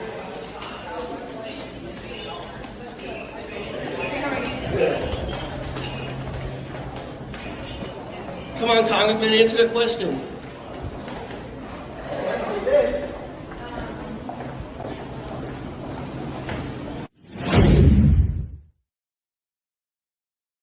just truly despicable people, these Democrats, and also Ruben Gallego, who's a total Marxist. So make sure that if you live in Arizona, which is my home state, I currently live in Florida, but I'm originally from Arizona, make sure that you vote for Carrie Lake, who we'll have on the show again. Before we close out tonight, I want to take a moment to thank the second sponsor of tonight's episode of Loomer Unleashed. And of course, that is Colonial Metals Group. You can see here, Colonial Metals Group has created their very own page for Loomer Unleashed viewers. Colonial Metals Group has helped me with my goal of protecting my financial future. Being at the whim of the stock market or the current administration doesn't make me feel safe or secure, but having a self-directed IRA where I can safely store gold and silver, assets that have stood the test of time no matter what the economy or the government policies are, makes sense to me. Colonial Metals Group has helped me create a self-directed IRA where I can have direct access to my assets. So let the team of experts over at Colonial Metals Group help you protect your family's future. Their level of professionalism and ability to listen make it easy for you to learn everything that you need to know about preserving all you've worked for. Maybe you're just getting started, or maybe you're already in a 401k or IRA, or you're thinking about your parents' retirement. Regardless, Colonial Metals Group can help you. We've put together a special offer for our audience. So click the link in the description below on this episode on Rumble, or go to colonialmetalsgroup.com/Loomer and call 800-766-0528 and you can receive a safe and up to $7,500 in free silver. What do you think about that, Mecca? What do you think? Do you like that? Do we like Colonial Metals Group? I think we do. So again, click the link in the description below and go to colonialmetalsgroup.com/Loomer. Or call 800-766-0528 and you can receive a safe and up to $7,500 in free silver. Again, 800-766-0528 or visit colonialmetalsgroup.com/Loomer and call the experts today at Colonial Metals Group. Let them know that Laura Loomer sent you and visit this special page that they have created for Loomer Unleashed viewers. Before we close out, we'll take a few more questions tonight. And then, of course, mark your calendars. Next week, Tuesday, 8:30 p.m. Eastern, live debate coverage here on Loomer Unleashed. Also, if you live in California, I will be speaking in Nevada County to the Nevada County GOP on September 28th. So visit nevadacounty.org/events and you can get your tickets today for this event. Here we go, an evening with Laura Loomer, Saturday, September 28th, 4:30 p.m. to 8:30 p.m. Join us on September 28th for a Republican fall dinner in Grass Valley, California. I will be there speaking to the Nevada County Republican Party. I am their keynote speaker, so be sure that you register. If you're in California, I'd love to meet all of you. You can get tickets today. Again, that is September 28th, 4:30 p.m. to 8:30 p.m. I'm really looking forward to that. A lot of great events coming up, and I'm going to be traveling over these next 60 days, speaking to patriots all across the country, encouraging them to support the greatest president ever, Donald J. Trump, because we got to get him back in the office, right? What do we think, Mecca? Do you want Donald Trump to be back in the White House? What do we think, right? We want Trump back in office, right? Are you tired? Are you tired? See, if Donald Trump gets back into the White House, Mommy's going to have more money to buy you more bison treats. What do we think about that? You want more positive? I think you do. You want more dog treats and dog toys? Yeah, me too. Let's go to the chat. Be sure that you get your tickets.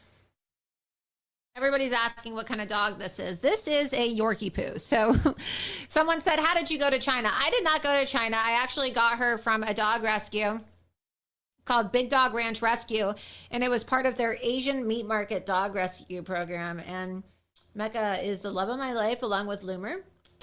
Loomer, my English bulldog, who is sleeping on the couch right now. But she's a rescue. I love my dogs. And Loomer, of course, is 60 pounds. So she's not exactly a lap dog. And she's too big to bring into the studio because she's very clumsy. And we don't need her knocking over all of the expensive cameras and equipment here. She loves coming in the studio, but we can't. It's like a bull in a china shop because Loomer is very heavy and she's so lovable and cute, but she doesn't understand how clumsy she is, and we can't allow her to break all of our expensive cameras.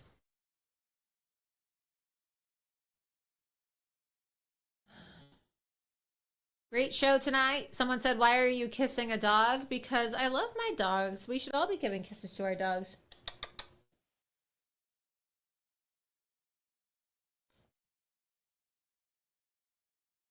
All right, guys. Well, again, be sure that you check out thetruthaboutcancer.com/Loomer. Make sure that you watch those episodes. Again, thank you so much to tonight's sponsors of Loomer Unleashed. Positive, visit positive.com/Loomer for 15% off all of your healthy dog food items. And also colonialmetalsgroup.com/Loomer. Without these pro-free speech sponsors, we would not have a show here on Rumble because, well, as you know, I am one of the most censored women in this country because I deliver the raw, unfiltered, and uncensored truth to you. And so I'm very grateful that I have my show on Rumble, a free speech platform, every Tuesday and Thursday. Again, be sure that you download the Rumble app. It's free to do so. Sign up for notifications, rumble.com/Laura Loomer. And again, follow me on Truth Social and X at Laura Loomer, and be sure that you are checking loomer.com every single day. Again, Congress is returning on Monday, so come Monday, you're going to see a resurrection and a return to your favorite Loomered videos. I have Loomer Unleashed DC correspondent Charles Downs ready. I will also be traveling to DC. I'm planning on going up to Washington, D.C. because I want to witness the appearance of Mike Nellis, the business partner of Lauren Mershon, who, of course, is the daughter of Judge Juan Mershon, when he has to appear before the House Judiciary Committee because he has been ordered to do so from this congressional subpoena. And then the week after that, of course, is the sentencing of President Donald Trump in New York. So stay tuned because Loomer Unleashed is going to have all types of coverage, and we're going to be carrying the debate live again Tuesday, 8:30 p.m. Eastern. Going to be in D.C. You're going to see a return of your favorite videos, chasing politicians all throughout the halls of Congress in Washington, D.C., because we are in this rat race in the last 65 days before the presidential election, and we are going to be providing you with hard-hitting content and holding all of these swamp monsters on both sides of the aisle accountable. So with that, thank you so much for tuning in to Loomer Unleashed tonight, and I will see you all next Tuesday, 8:30 p.m. Eastern, for the first presidential debate between Kamala Harris and President Trump, live here on Loomer Unleashed. I hope you all have a fabulous weekend. Thank you so much for tuning in tonight.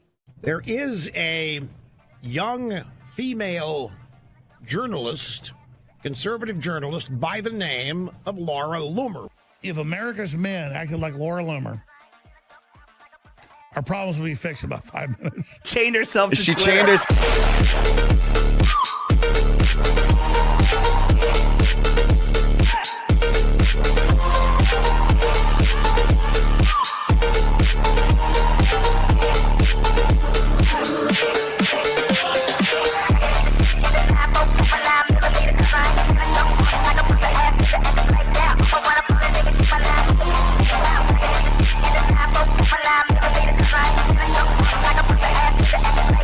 When I'm on a nigga, shoot my line with the 15 round.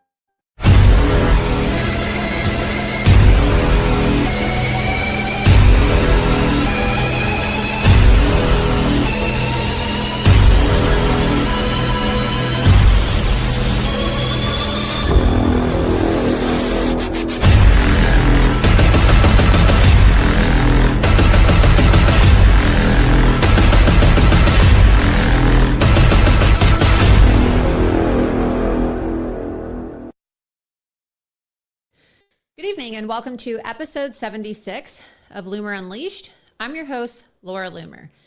On Sunday, America narrowly avoided disaster for the second time in 3 months. Once again, President Trump was the target of an attempted assassination, with the would-be attacker hiding in the bushes outside of the Trump International Golf Course in West Palm Beach, Florida. The situation could have been tragic, but the assailant was spotted and fired upon by Secret Service agents, potentially saving the president's life. Thankfully, the worst was avoided, and instead, we can examine the divisive rhetoric that has undoubtedly played a role in encouraging such violent acts against the president. For months, the Democrat Party and their allies in the mainstream media have relentlessly attacked President Trump, labeling him as a threat to democracy, whatever that means, and declaring that he must never again regain power.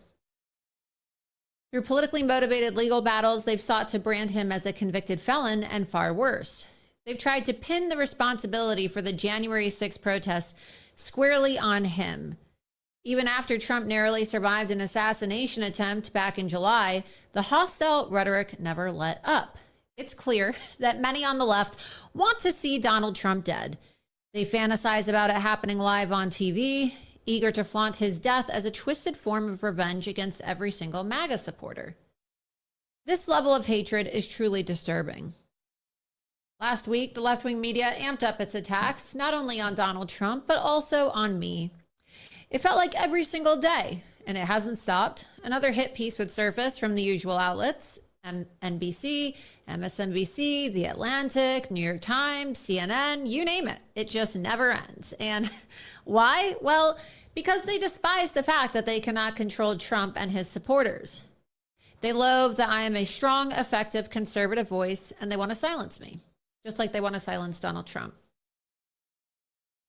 True to form, the media has tried to drive a wedge between me and the Trump campaign. I don't work for Trump. I don't work for his campaign. Yet, the media is desperate to demonize me and get Donald Trump and his campaign to disavow. They use every buzzword at their disposal to paint me in the worst possible light, hoping that Trump would disavow me.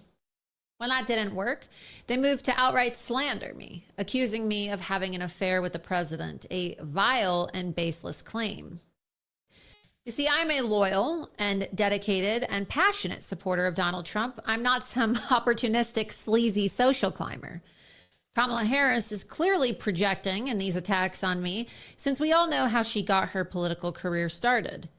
Thus, the portrayal of me by the media as some type of radical floozy is a description fitting for someone like Kamala Harris, not me.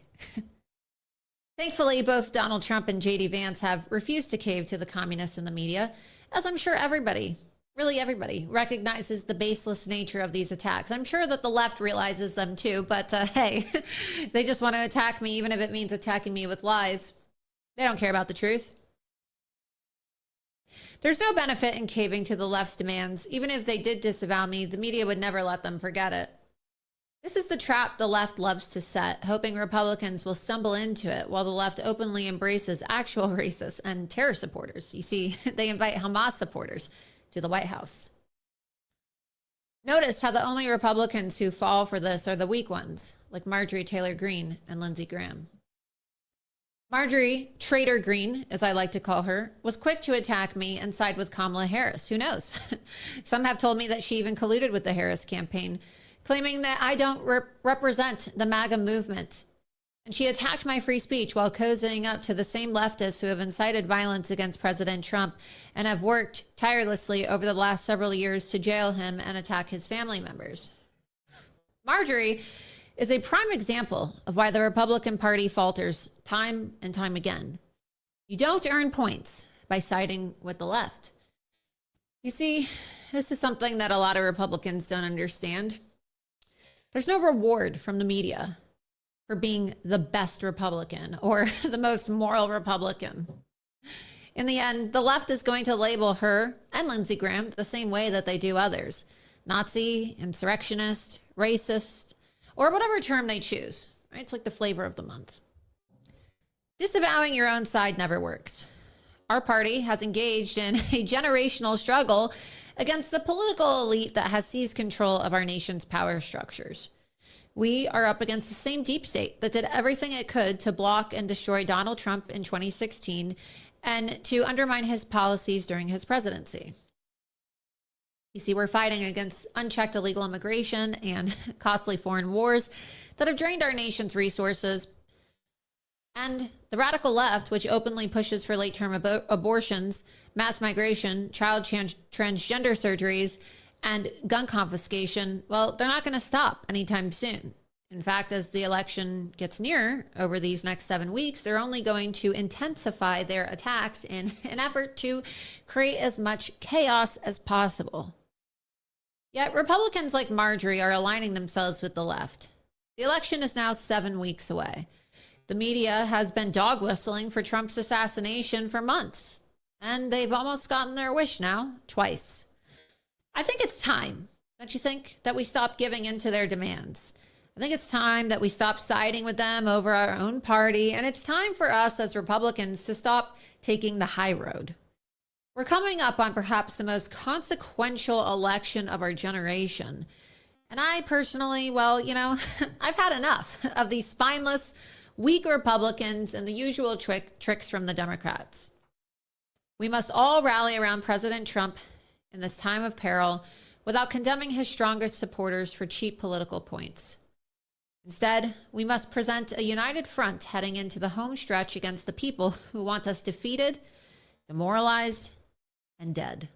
There is a young female journalist, conservative journalist by the name of Laura Loomer.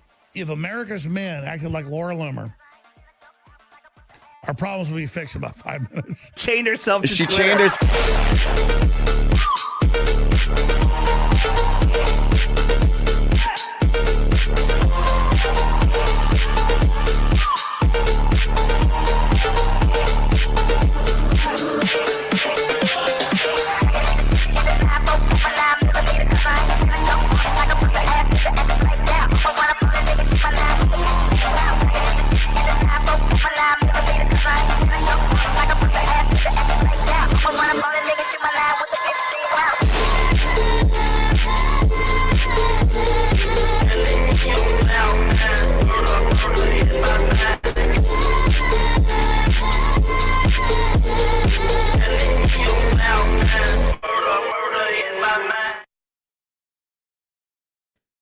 Well, good evening, and thank you so much for tuning in to episode 76 of Loomer Unleashed. I'm your host, Laura Loomer. We have a lot to talk about tonight, and I'm sure that you saw over on Sunday that, they're at it again. The evil forces in our nation are trying to assassinate Donald Trump once again, and I predict that they're going to try it again and again and again until, well, they get their wish. Because let's be honest, what has really changed in our country since Donald Trump was almost assassinated the first time on July 13th in Butler, Pennsylvania? We're live right now, so please be sure that you repost this link. We're at rumble.com/Laura Loomer. Go to rumble.com/Laura Loomer, and you can see on the screen here how you can subscribe. It's very easy to do so. It's free to subscribe to my Rumble channel. You just click the button right there next to the bell. And if you would like to support my work with a monthly contribution and subscribe to support the work here that we do at Loomer Unleashed, you can click on the Get Loomered button, and that will direct you to my locals page. Click on the support button, and you'll be taken to loomer.locals.com, where you can give $7 a month or $70 a year, or you can also give a one-time donation. If you don't want to subscribe and you prefer to just give a one-time contribution outside of locals, you can also support my work at a site called buymeacoffee.com. It's a site to support the work of independent journalists and content creators as well. Buymeacoffee.com/Laura Loomer. And you can also, if you're watching on X right now, support me by following me and subscribing to my account on X. Go to the other one. All right, let's get started. You have the wrong one up. Buymeacoffee.com/Laura Loomer. So there's a lot to unpack here with this Ryan Routh individual. Tonight, momentarily, actually, we're going to be having Kevin DeMatteo on. Kevin DeMatteo will be my special guest tonight. And Kevin contacted me and he said, oh, I want to get in touch with Laura Loomer. And so he contacted this woman that I know, a friend of mine from Palm Beach County, and was able to get in touch with me. And the reason why Kevin wanted to get in touch with me is because years ago, almost 30 years ago, he hired Ryan Routh, who now has been charged with several firearms charges, possession of a firearm as a convicted felon, and possession of a firearm with an obliterated serial number.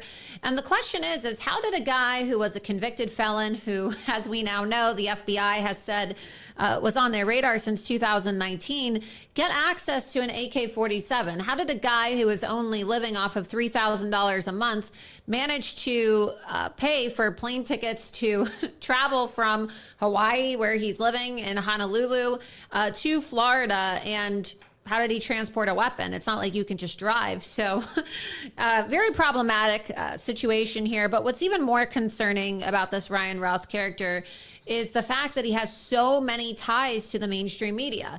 As soon as this incident, as the media likes to call it, they're calling it an incident, of course, because they don't want to call it what it actually is, an attempted assassination, second attempted assassination on President Trump's life. The media wants to call it an incident. So as soon as this incident happened, I rushed to the scene of the Trump International Golf Club in West Palm Beach, Florida. I drove down there and I started immediately archiving Ryan Routh's social media accounts, which have now, of course, as always is the case, has been completely scrubbed and wiped from the internet. And so what I found is that he had activities on his social media that really were indicative of him being a mercenary, talking about how he was fighting in the war in Ukraine and wanted to go to Ukraine to kill Vladimir Putin, tweeting at Joe Biden and Kamala Harris about how Donald Trump was a so-called threat to democracy, and also trying to recruit Afghan soldiers and basically traffic them through Pakistan illegally and get Pakistan passports illegally, of course, by purchasing fake passports and then importing these people to Ukraine to fight in the Ukraine war. So you have to ask yourself, how does an American citizen who's engaged in this type of mercenary activity and also is a convicted felon, how does a guy like that that's on the FBI's radar not get arrested for trying to illegally human traffic Afghans? Who knows if these people are in the Taliban, right? Who knows what these people are or who they are? Trafficking these people to Pakistan to get illegal passports and then bringing them to Ukraine. It seems very suspect and very shady. Here we have Ukraine now distances itself from Ryan Routh, a man accused in apparent Trump assassination attempt. And so what we have is Ryan Routh actually tweeting at Zelensky, the president of Ukraine, and taking photos with a lot of high-level officials. It's very strange, actually, to see who this guy was connected to. He was tied to the U.S. Foreign Legion in Ukraine, which many have said is tied to the CIA here in the United States of America. Let's see what time. We're going to be joined by Kevin in 10 minutes. So here you can see we actually broke that story on my website. So let's go to the Loomer.com article about Ryan Routh. Also, too, if you guys haven't gone to Loomer.com, make sure that you visit my website and you can subscribe. And you can also get the news every single day on my website. We don't just aggregate the news. We actually have original reporting. Scroll down, scroll down, scroll down, right there. Suspected Trump assassin Ryan Routh posted about his recruitment efforts for the Haitian National Police. And so if you scroll down, you can see here, scroll up. Nope, scroll up. I have thousands of Afghan soldiers that wish to serve for the Haiti National Police at cheap wages, 1,000 with passports ready to fly. He's openly posting his information, posting his number, posting his email address, and really soliciting out in the open for people to contact him, not really hiding his mercenary activities. You can see those are archived posts that have now been deleted from X. Scroll down. Posts from his social media show that suspected Trump assassin Ryan Routh is a devout leftist and never Trumper. Posts from Ryan Routh's X account show that Routh had a soft spot in his heart for the people of Haiti, as he offered to recruit Afghan soldiers to serve in Haiti's national police force. Ryan Ralph's obsession with Haiti is extremely eye-opening, as President Trump has been called a so-called racist this week. If you recall, they've been attacking Donald Trump all week long, and J.D. Vance as well, of being a racist for their comments about eating the dogs and eating the cats, remarks at the debate when he was speaking to, the fact that over 20,000 Haitian migrants have been imported into the town of Springfield, Ohio. And these people, of course, are not assimilating, and they are not really integrating very well with the people of Ohio. And we actually confronted Senator Sherrod Brown today. We have that clip. We've confronted Senator Sherrod Brown several times.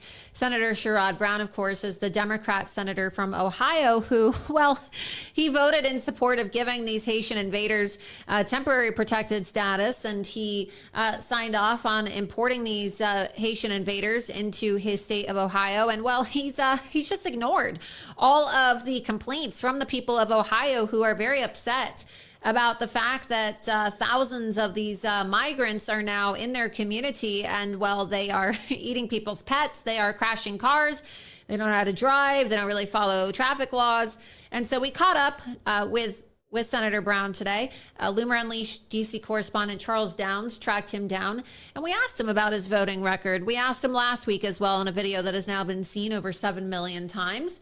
And of course, Chris Hayes from MSNBC had, well, an absolute meltdown talking about our videos, asking, oh my God, how is Laura Loomer getting all these videos, and why is the NRC sharing them? Well, probably because, Loomer Unleashed is the only publication out there that is actually confronting people and holding them accountable. And you see, a lot of these other journalists are very lazy. They don't really want to do anything. They simply want to aggregate other people's work, or they just want to talk on Twitter.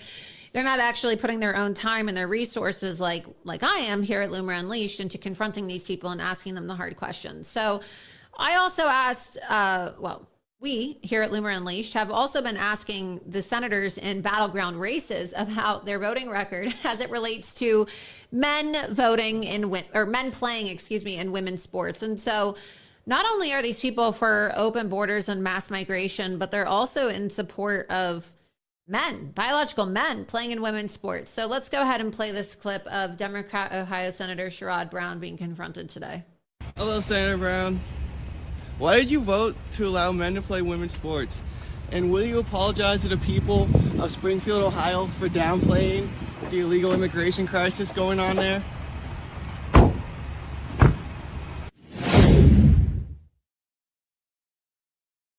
Hello, Senator Brown. Why did you vote to allow men to play women's sports? And will you apologize to the people of Springfield, Ohio for downplaying the illegal immigration crisis going on there?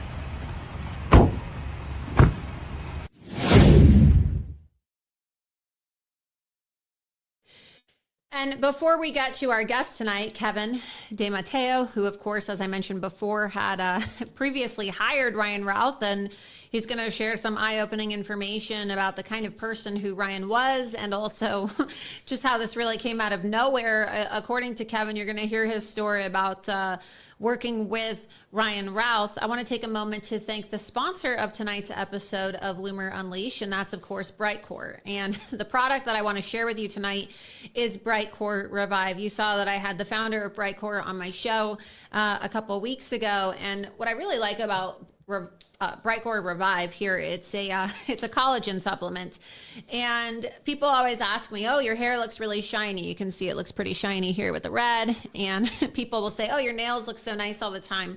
Well, I didn't always used to have nice nails, and my hair used to be a little bit brittle, and over time I realized that I needed to start incorporating collagen into my diet, because collagen, it strengthens your hair, it helps improve your skin, and it also makes your nails grow longer. And so what I really like about the Revive collagen is, like I said before, it enhances skin elasticity, and it's very easy to take. You could see here, this is the bottle of the Brightcore Revive, and all you have to do is you open the product up. It's very easy, and it comes with a scooper, and you take one scoop,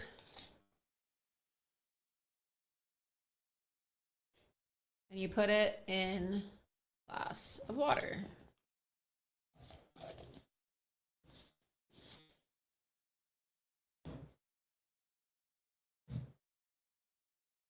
This flavor is strawberry lemonade. They have a flavorless version too, but I like strawberry lemonade. Mix, mix, mix, mix, mix. You got to mix it as well as you can.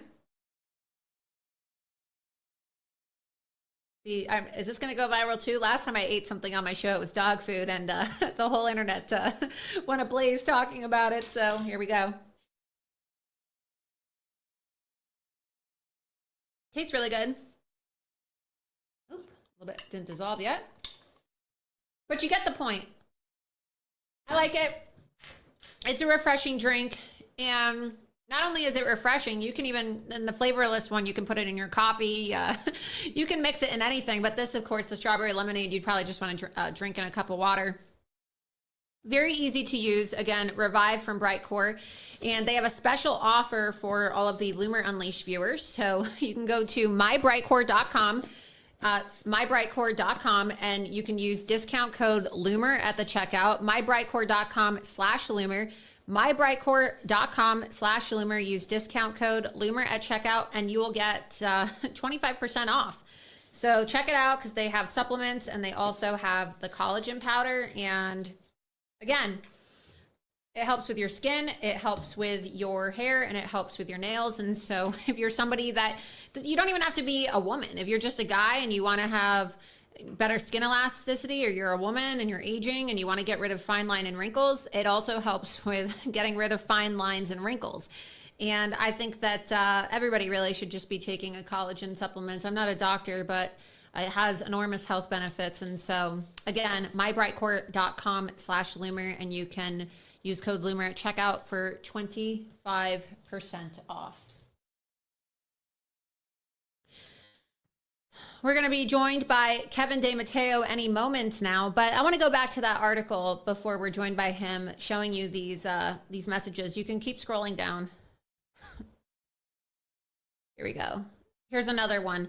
I am a recruiter for Ukraine, and I have thousands of Afghan NATO-trained soldiers who are begging to become police in Haiti at an extremely economical price. So his connections for a guy who claimed to only be living off of $3,000 a month are pretty extreme. And so you have to ask yourself, well, how did this guy get all these connections in Ukraine and with Haiti and Afghanistan and Pakistan?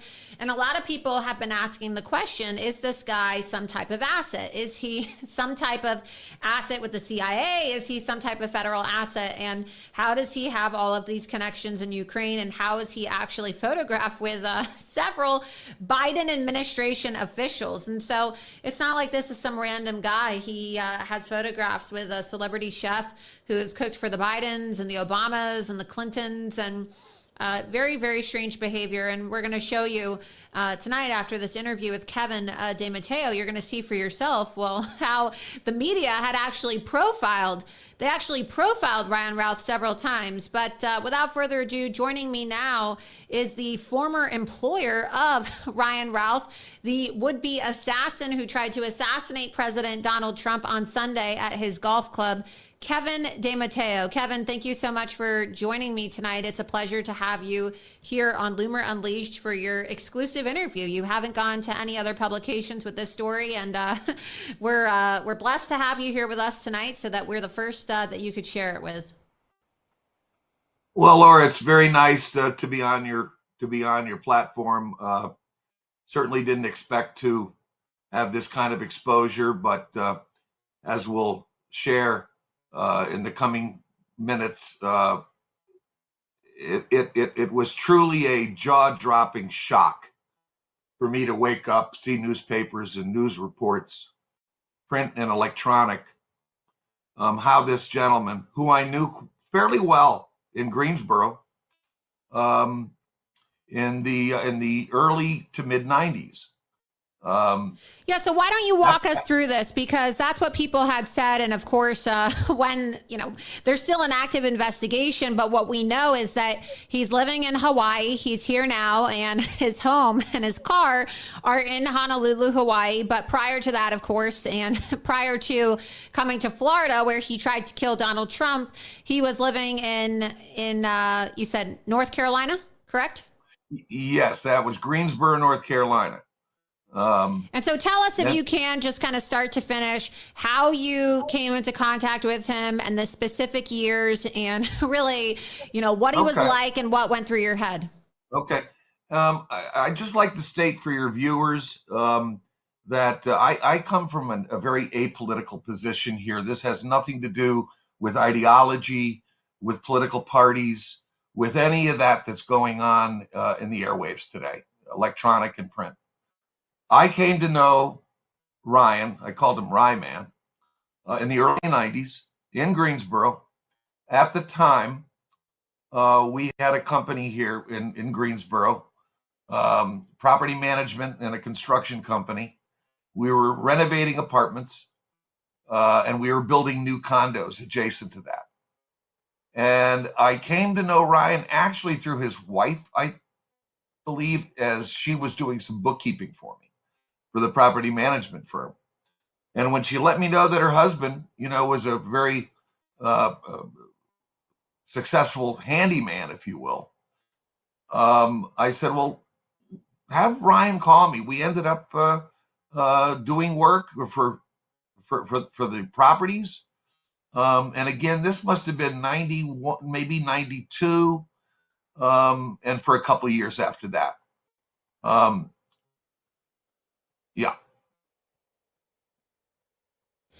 And so what was he doing for you? You said that you came into contact with him through his wife, who, of course, was doing some bookkeeping for your business. And she had just said, oh, my husband does some handiwork? Or how did you come into touch with him? And what kind of work was he doing for you? Because I know you said that his wife had introduced you, but what was the extent of the work? Because what we've seen online... Go ahead. Yeah, his wife profiled him to me as, a handyman, knowledgeable, construction. He did some roofing projects. We had a lot of roofs that needed repairs, and he was an all-around jobber, if you will. So he began to do some work, and we became to be familiar. As I said, his wife was a sweetheart, very, very accomplished in handling the books for the property management firm. I've been to their house for dinner.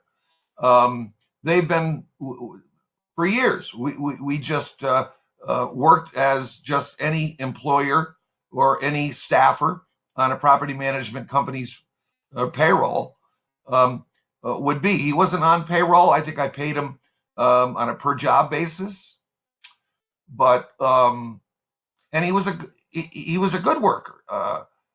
And personally, the times I've been to their home, the times we spent together on the job, a guy who, Laura, this is a perfect scenario for me to share again with your listeners, how you never know the person next door.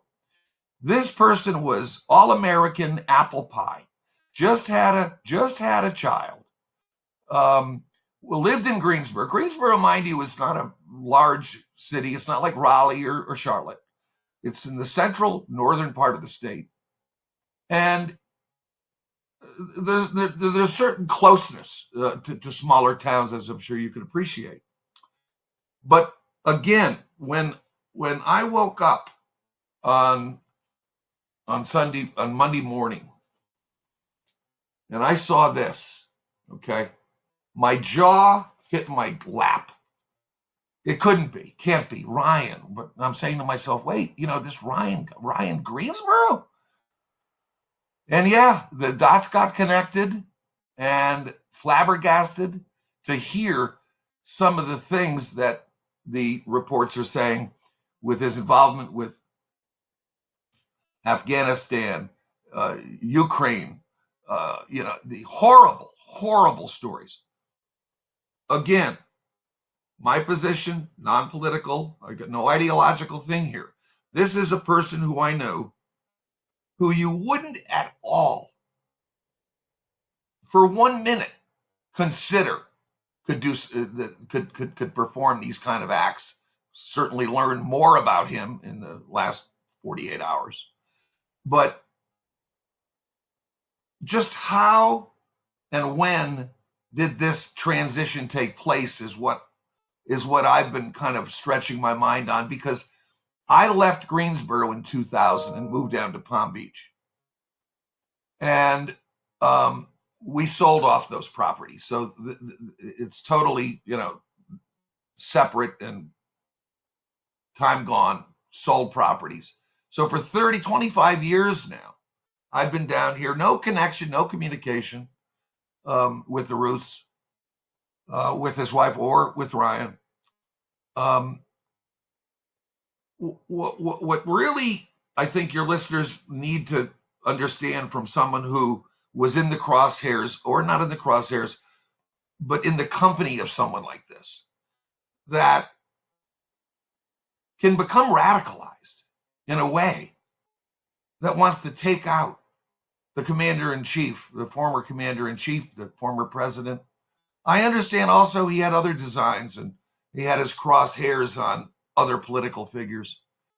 But when I left Greensboro, absolutely no sign of a darkness or a clouded, a penchant for firearms, a political positions at that time. We never talked about stuff like that. I don't know, but when I first heard it, I said to myself, wow. It wasn't until I contacted a family member who was a retired law enforcement federal agent, and I said, what do you think I should do? And I was on the fence, as to whether or not I wanted to put my head above the water line, so to speak. And he said, call the Secret Service right now.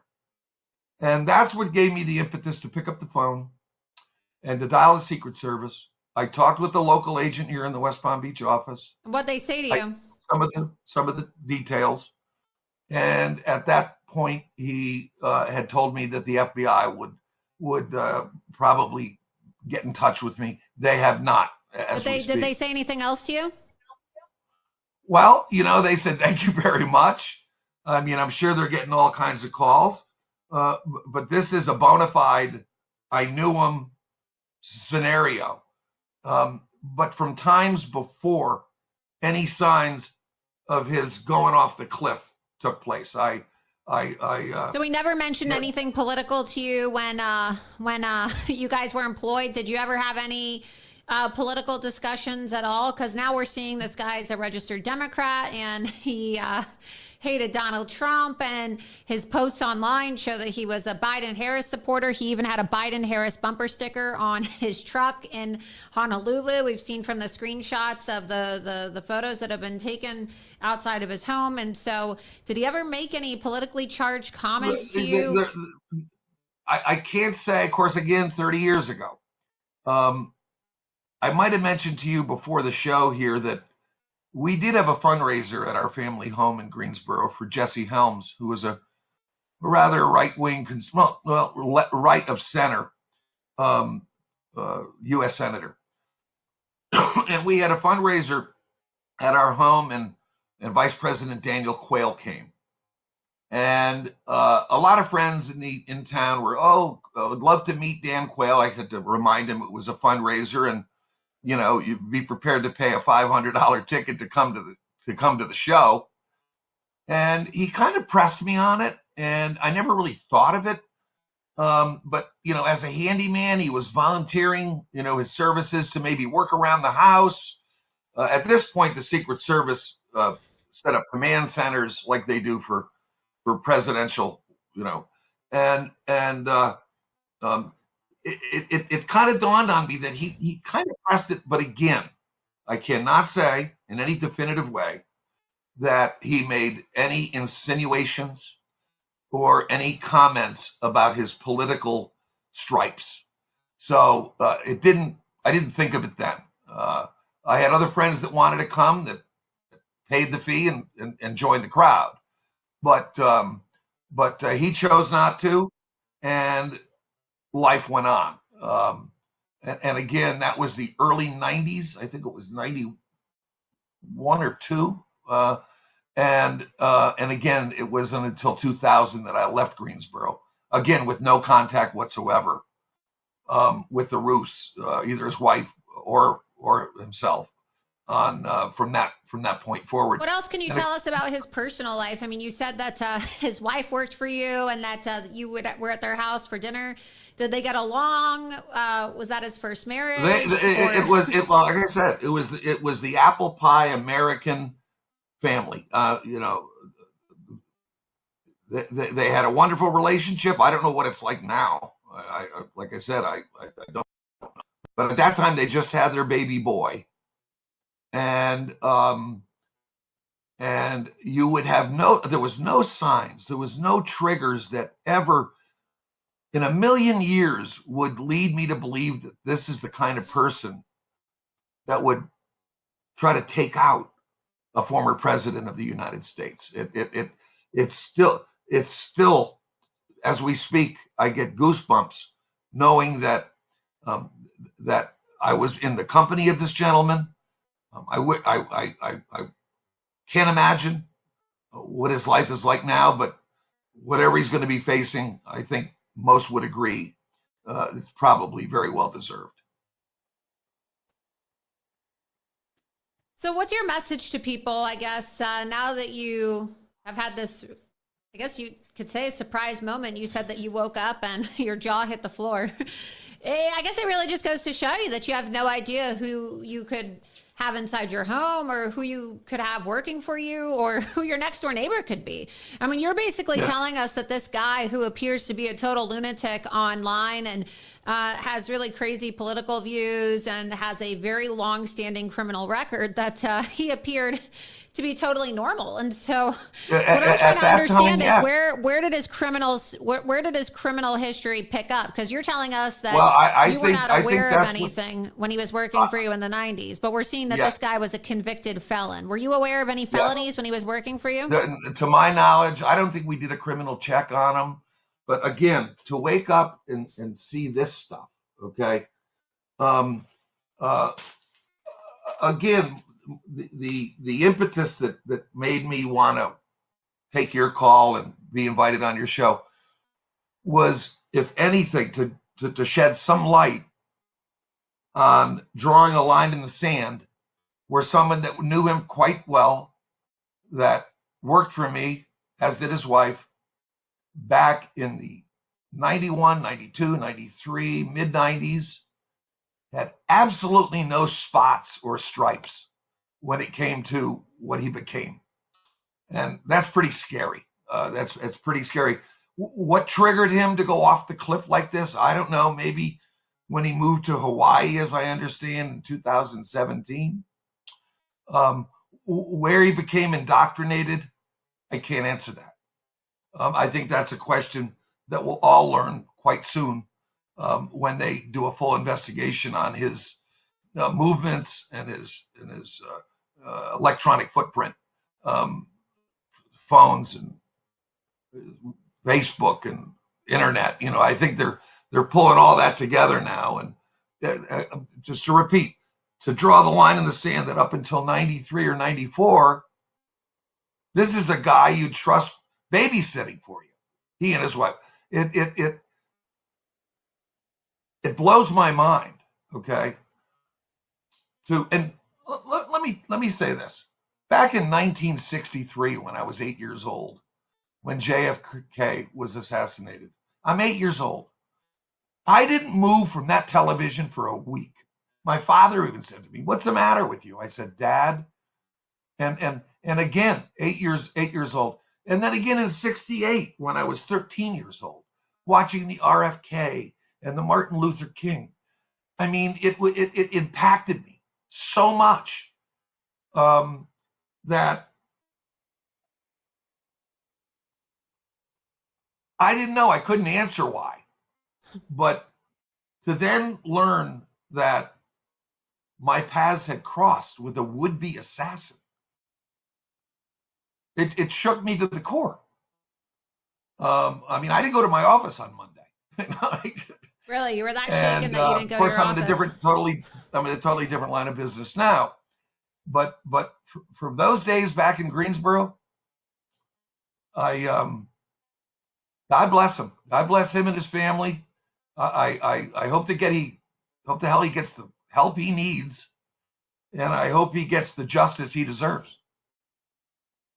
Yeah. Yeah. I mean, it looks like hopefully he spends the rest of his life in prison, because can't be going around trying to assassinate the president of the United States with an AK-47. But there's so many unanswered questions, and hopefully we get some answers, because, well, we know that we're living in a country with a weaponized justice system, and we shall see. It's a very scary time to be a conservative and a Trump supporter in our country. But Kevin, any last words you want to share with the viewers?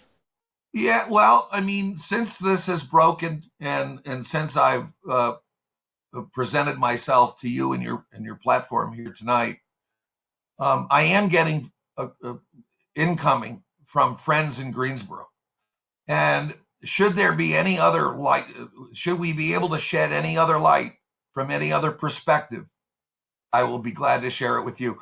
And by the way, outside of my call to the Secret Service at the behest of my family member, law enforcement, retired fellow, I have not talked to any media. I wasn't looking to throw red meat into the news platforms, the Foxes, the NBC, the ABC, CBS, because that wasn't the intent here. The intent is to make this a notice to anyone that's out there that you see something, you say something. Back then, I saw nothing, and there was nothing to say. But what a true case in point of how certain individuals become radicalized. I mean, I understand gun running and trying. I mean, it blows my mind that this person who I thought so highly of as an employee, and his wife, as I say, to take this path in life. I'm very disappointed and very sad and very upset. Very upset. Yeah, I mean, it's shocking, especially if he really was just kind of a quiet, normal person, as you described him as being. He was. He wasn't an person. His personality, and recall. I mean, he was a quiet fellow, a polite fellow, where you never would have suspected anything. And you know, I have had my political antennas up. I worked on Capitol Hill as an intern in college. I worked for a senator. I was the editor-in-chief of my high school and college newspapers. I mean, I have a pretty good sense of things. And that one escaped me. It totally escaped me. And for all intents and purposes, I'd like to think that it escaped him until something came knocking on his door and said, and he turned the page and reinvented himself to who he is today. Well, thank you so much for coming on my show. I really appreciate you taking time to share your insight and also share some background information about this guy, because, well, from the looks of it, he just looks to be a total nut job online. And so it's interesting that you're saying that he was kind of normal several years ago, 30 years ago, because it makes you wonder what was the thing that made him snap, or what was it that radicalized him, because he truly is a radical individual. And after my departure from Greensboro, as I said, in 2000, but I understand he did move to Hawaii in 2017. So somewhere he equipped himself with this mindset, and God bless him and his family. I'm not defending this fellow, but all I'm trying to do is to share with your listeners on your platform how you just never know who your neighbor is or who your best friend is or who your employee is until you read about it in worldwide headlines like we are today. Scary. Yep. Scary thought, Yeah. you know? You never know. Yeah. You never know when your next door neighbor, your employee, or your employer could just snap. But Kevin, thank you so much for coming on tonight. I really appreciate it. My pleasure, Laura. Thank you. Yep.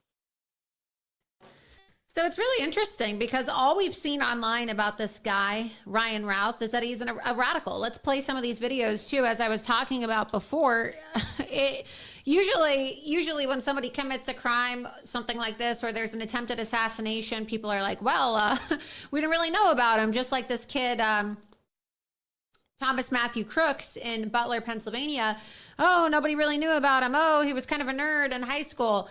But with this guy, he has a very prevalent social media presence, and he appears to be a recruiter for Ukraine. But what's even more shocking is that over the last year or 2 years, 2022, 2023, really beginning of 2024, media outlets had actually interviewed him. And I'm not just talking about obscure media outlets. You have reporters from CBS News who talk about the fact that they profiled him. New York Times actually profiled Ryan Routh about his activities in Pakistan and Afghanistan. And of course, Newsweek did. So we're going to play some of these clips for you so that you can see these interviews and these statements from the reporters themselves. Ryan Routh was the suspect in an alleged assassination attempt on former President Trump. I immediately recognized the name because I had been in touch with Ryan Routh for over a year in the early stages of the war in Ukraine. Like thousands of other international volunteers, he apparently went to Ukraine to help. I don't believe that he was fighting himself, but he had put up signs in Kyiv, Ukraine's capital, offering to help other foreigners find places in Ukrainian battalions. And that's how I initially came across him. I spoke with him, I think, once on the phone and texted frequently, and he put me in touch with several foreign fighters. Now, he seemed very genuine and passionate about supporting Ukraine. He mentioned plans to bring in thousands of Afghan and Syrian fighters, which I took, frankly, with a grain of salt. In an interview with the news website Semaphore, he claimed he'd been unable to get visas for Afghan fighters, but we don't know if he was actually in touch with any Ukrainian officials at all. Now, I've met American volunteers everywhere from Syria to Ukraine. Some are experienced soldiers and clear about the dangers they're facing, but others seem less well informed and their motivations can be quite confused. To be honest, Ryan Routh did at times seem fairly naive. At one point, he sent me an audio track of a song he'd apparently recorded about the carnage caused by the war in Ukraine. In November of last year, he told me he was back in the US, in Hawaii, and that was the last time I heard from him. Anne-Marie. Wow, Holly, fascinating. Thank you very much.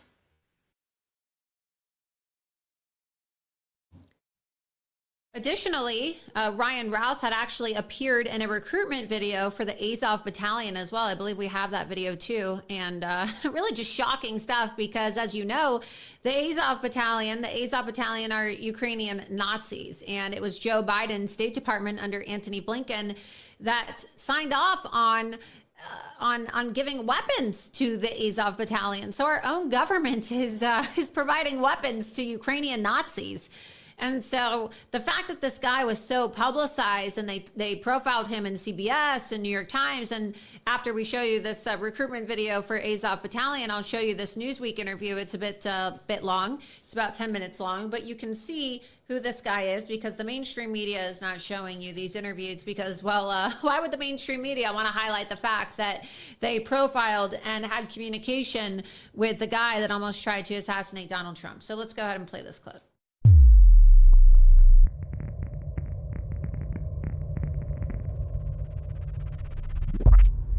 Слава Україні! Я вдячний кожному, хто сьогодні виходить на акції в Україні і в світі. Всім, хто розуміє, наскільки критичною є ситуація в Маріуполі. Всім, хто кричить про Маріуполь. Кожен день на Азовсталі – це нові загиблі та нові поранені, яких немає можливості тут лікувати. Увага всього світу зараз прикута до Маріуполя та до Азовсталі. Але цього недостатньо. Потрібно зробити зелений коридор для евакуації нашим пораненим. Потрібно негайно надати їм кваліфіковану медичну допомогу. Повірте, ці хлопці заслуговують на евакуацію. Дайте нам також вивезти тіла наших загиблих побратимів.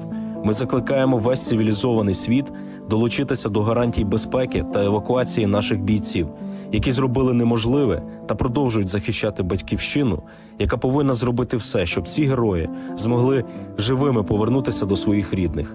Іншої можливості врятувати життя людей на Азовсталі може і не бути. Слава Україні! Героям слава! Ми, родини військових, які зараз знаходяться в місті Маріуполь, звертаємося до нашого президента Володимира Олександровича. Будь ласка, зверніться офіційно до представників ООН та внесіть в списки наших поранених військовий гарнізон та заберіть тіла загиблих воїнів. Всі родини та вся Україна вас просить це зробити. I am Azov, I am Mariupol, I am Ukraine.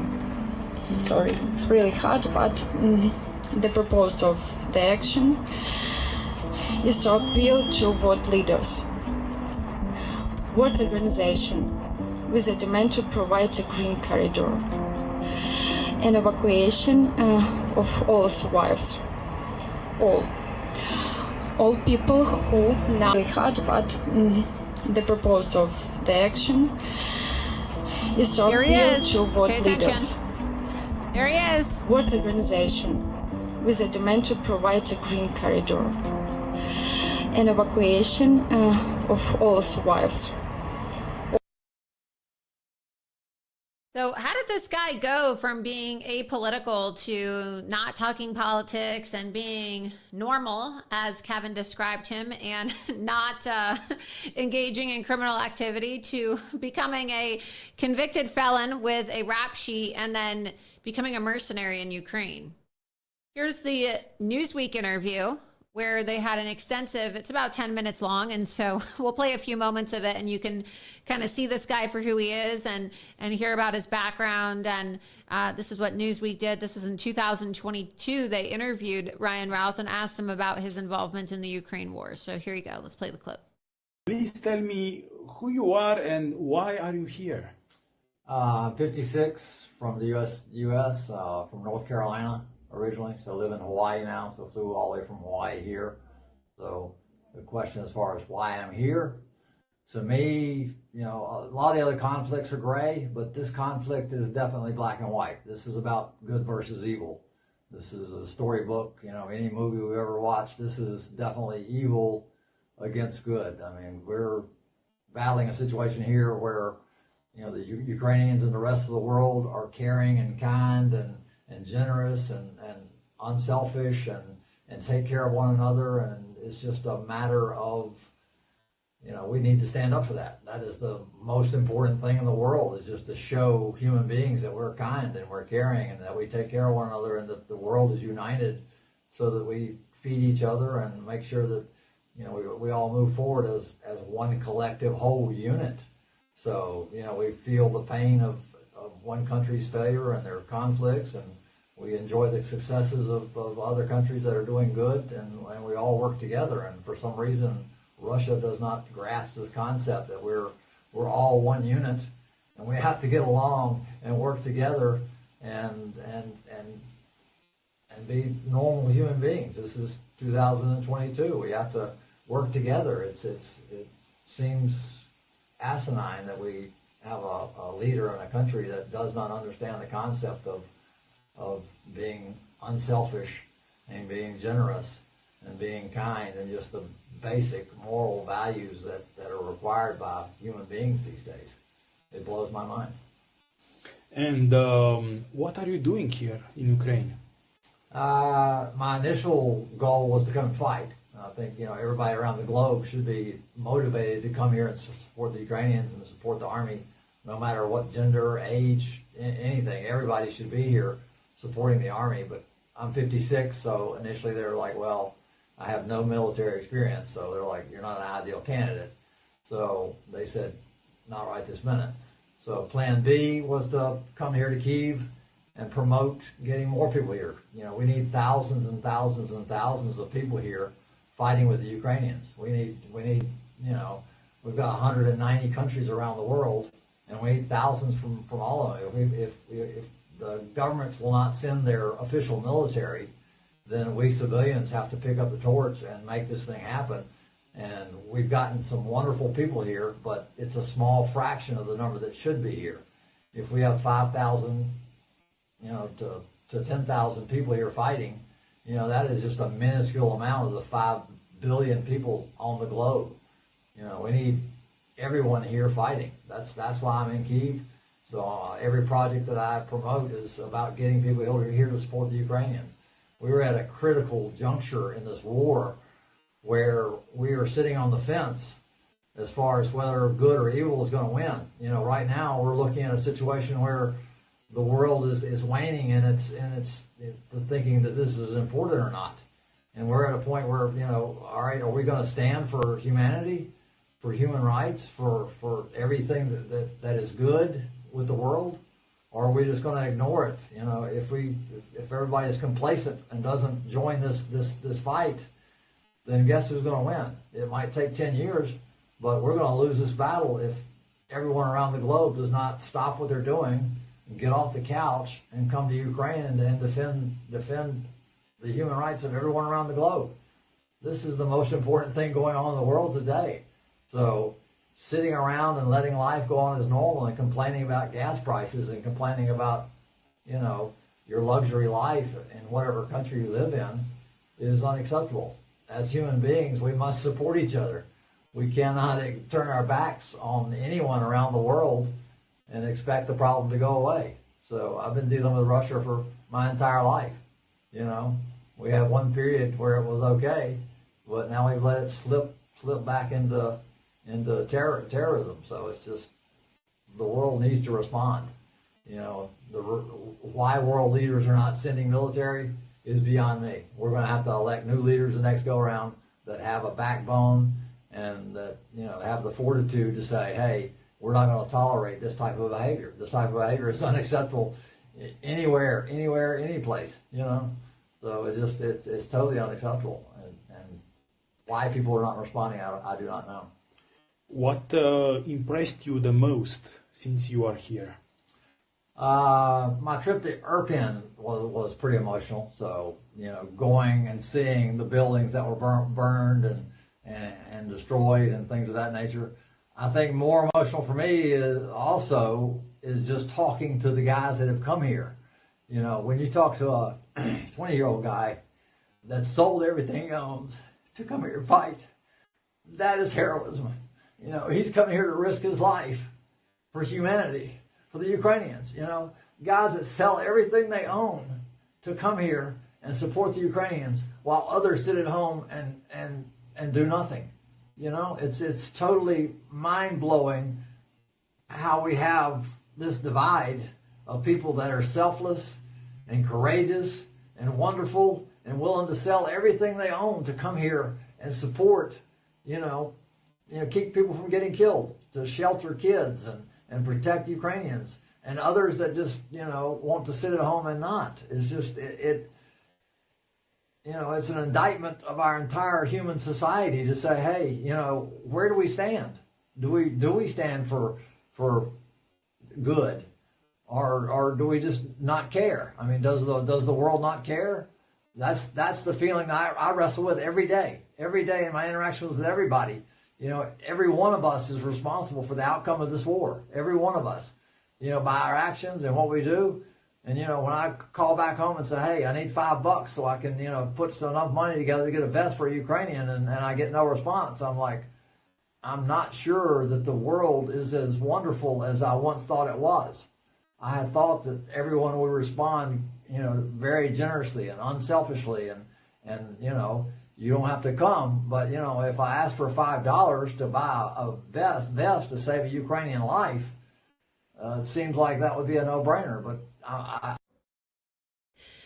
So you get the point. I mean, this guy has been completely radicalized into thinking that he has to actually go and prove that he is the good part of humanity. And he's urging American citizens to go risk their lives to get involved in a foreign conflict that we really have no business getting involved in. And of course, he went from being just kind of a quiet guy, working on roofs, doing handyman work, to actively recruiting people, American citizens and other soldiers, people from around the world, as I said before, Afghanistan and Pakistan, to go fight in Ukraine. And the question is who's funding him, and how did he get connected with Newsweek and the New York Times and CBS News and all these different outlets? We have another clip of him saying that he's looking for revolutionaries to take the whole system down. Let's go ahead and play that clip. Well, the Ukrainians have a right to fight back. I don't do paper, though. I don't care if you do paper or not. I'm looking for revolutionaries. I'm looking for people who want to take this whole system down. Bro, I'm a veteran. Like, do you need me? What kind of veteran are you? Bro, I served in Nuketown. Well, I think it's better to serve and fight in the powers, fucking over the system. Bro, give me a Glock and a Hellcat. Take a look at this. Bro, but I don't do paper, though. I just told you that. Dude, then get away. We don't need people who aren't serious. If you're not serious, I'm serious, but I don't do paper, bro. You're literally killing the environment. We're moving on. You go ahead, have your lunch. No, bro, I'm going to class. Go to I'm a class, scholar. then. Go to class. Very bizarre, erratic behavior. Here's another clip of Ryan Routh while he's in Ukraine. Good morning. Most wonder what I'm doing in Ukraine. This is about a center to help people when they come from other countries around the world have a location, someone to talk to as a greeting committee to get them in the location that they need to be. So that's the whole focus of this project, is to help foreigners be as useful as possible. That's our mission and job here, to get everybody where they need to be to maximize their potential.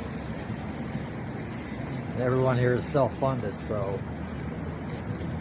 everyone's out of money and struggling to buy fuel and get everything they need just to survive. So any support would be tremendously appreciated.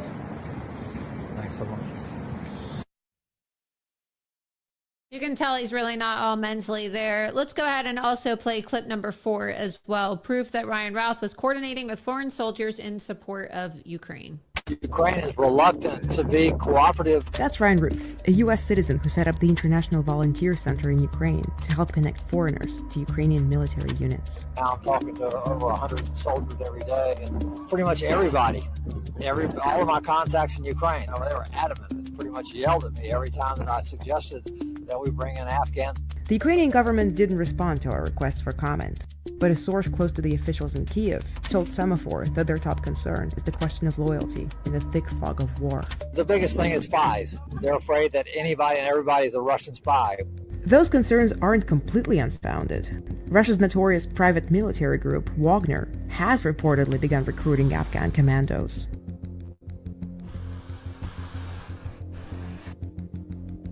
Semaphore reviewed these text messages from Afghan soldiers, which tell the same story.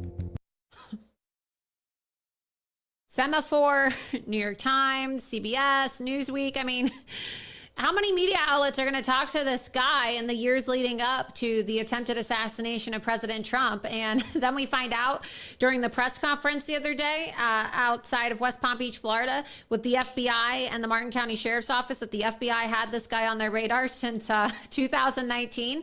If they had him on their radar since 2019 and they knew he was a convicted felon, then why wasn't he ever arrested for possessing a weapon? And why wasn't he arrested beforehand?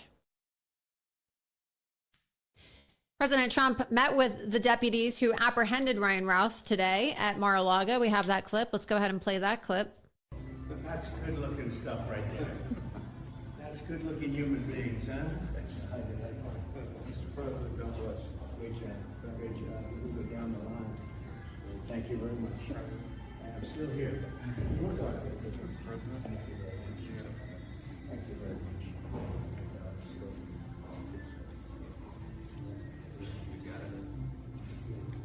Who's your best man here? Who's the best guy? Oh, that's pretty good. I didn't get one of them. That's good, huh?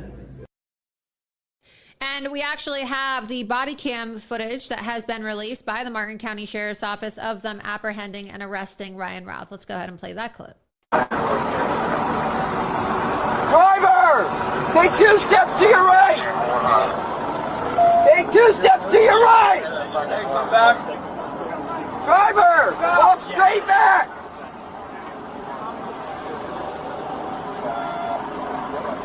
Keep walking. Keep that low.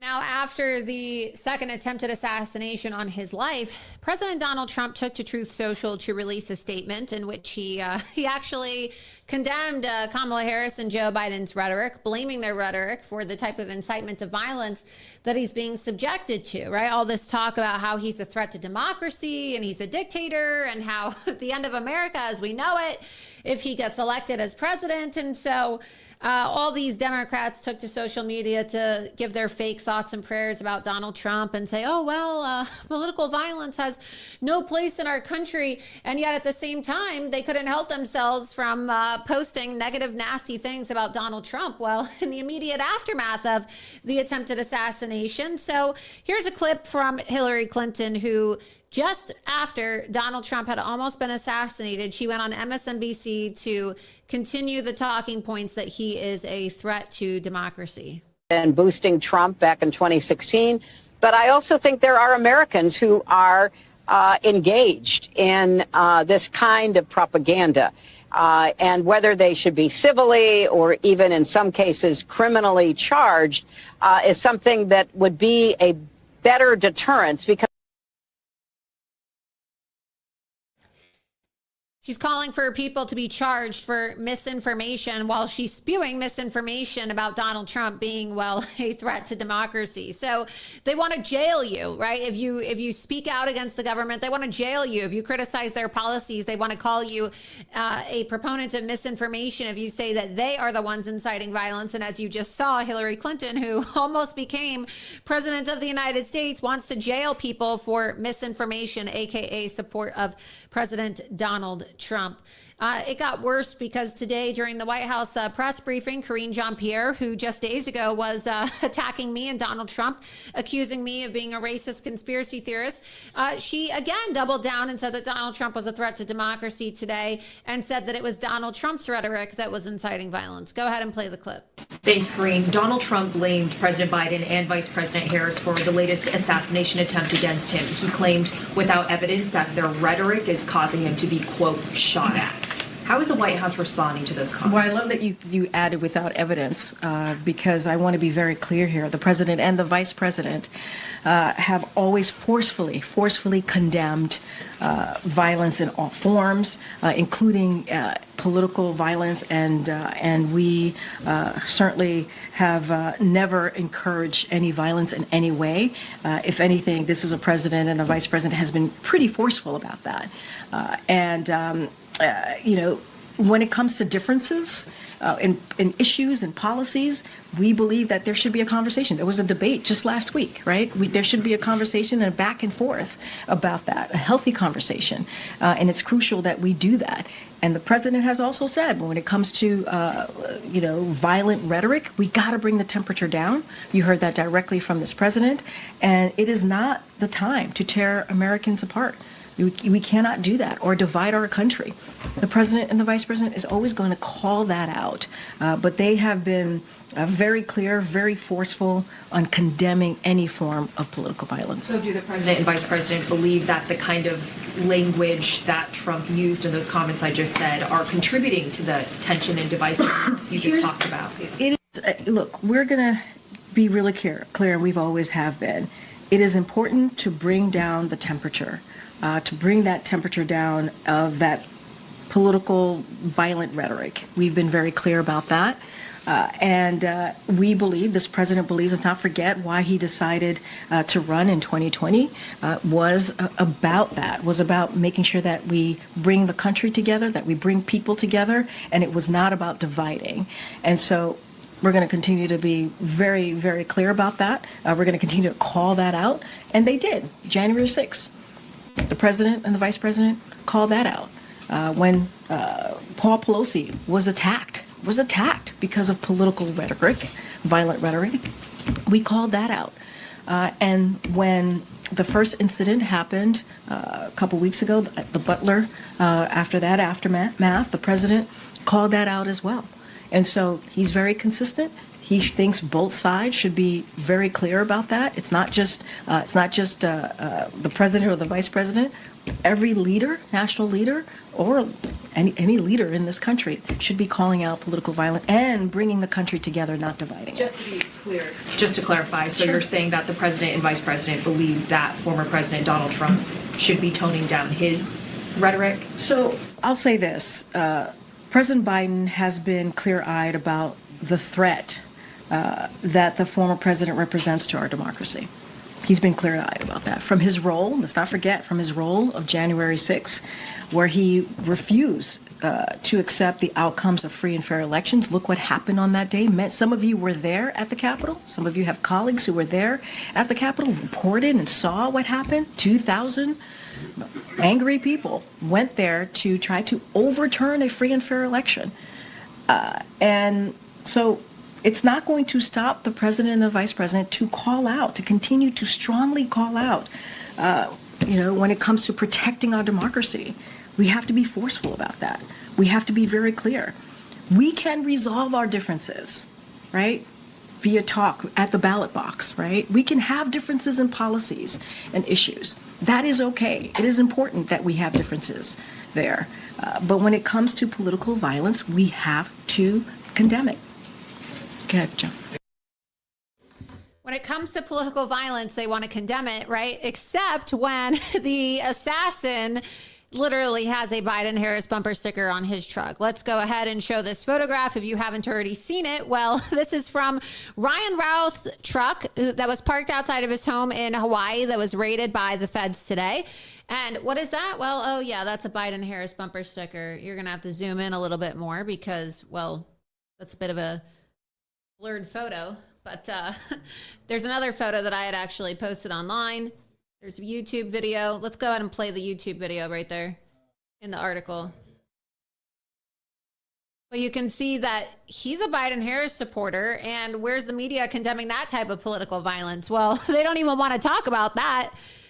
We're going to get a clear photo since that one's a bit blurred. But you can read that National Pulse article. I posted about this as well on my Twitter account. Be sure that you are following me. We are live right now on X and Rumble. So please go to rumble.com/Laura Loomer.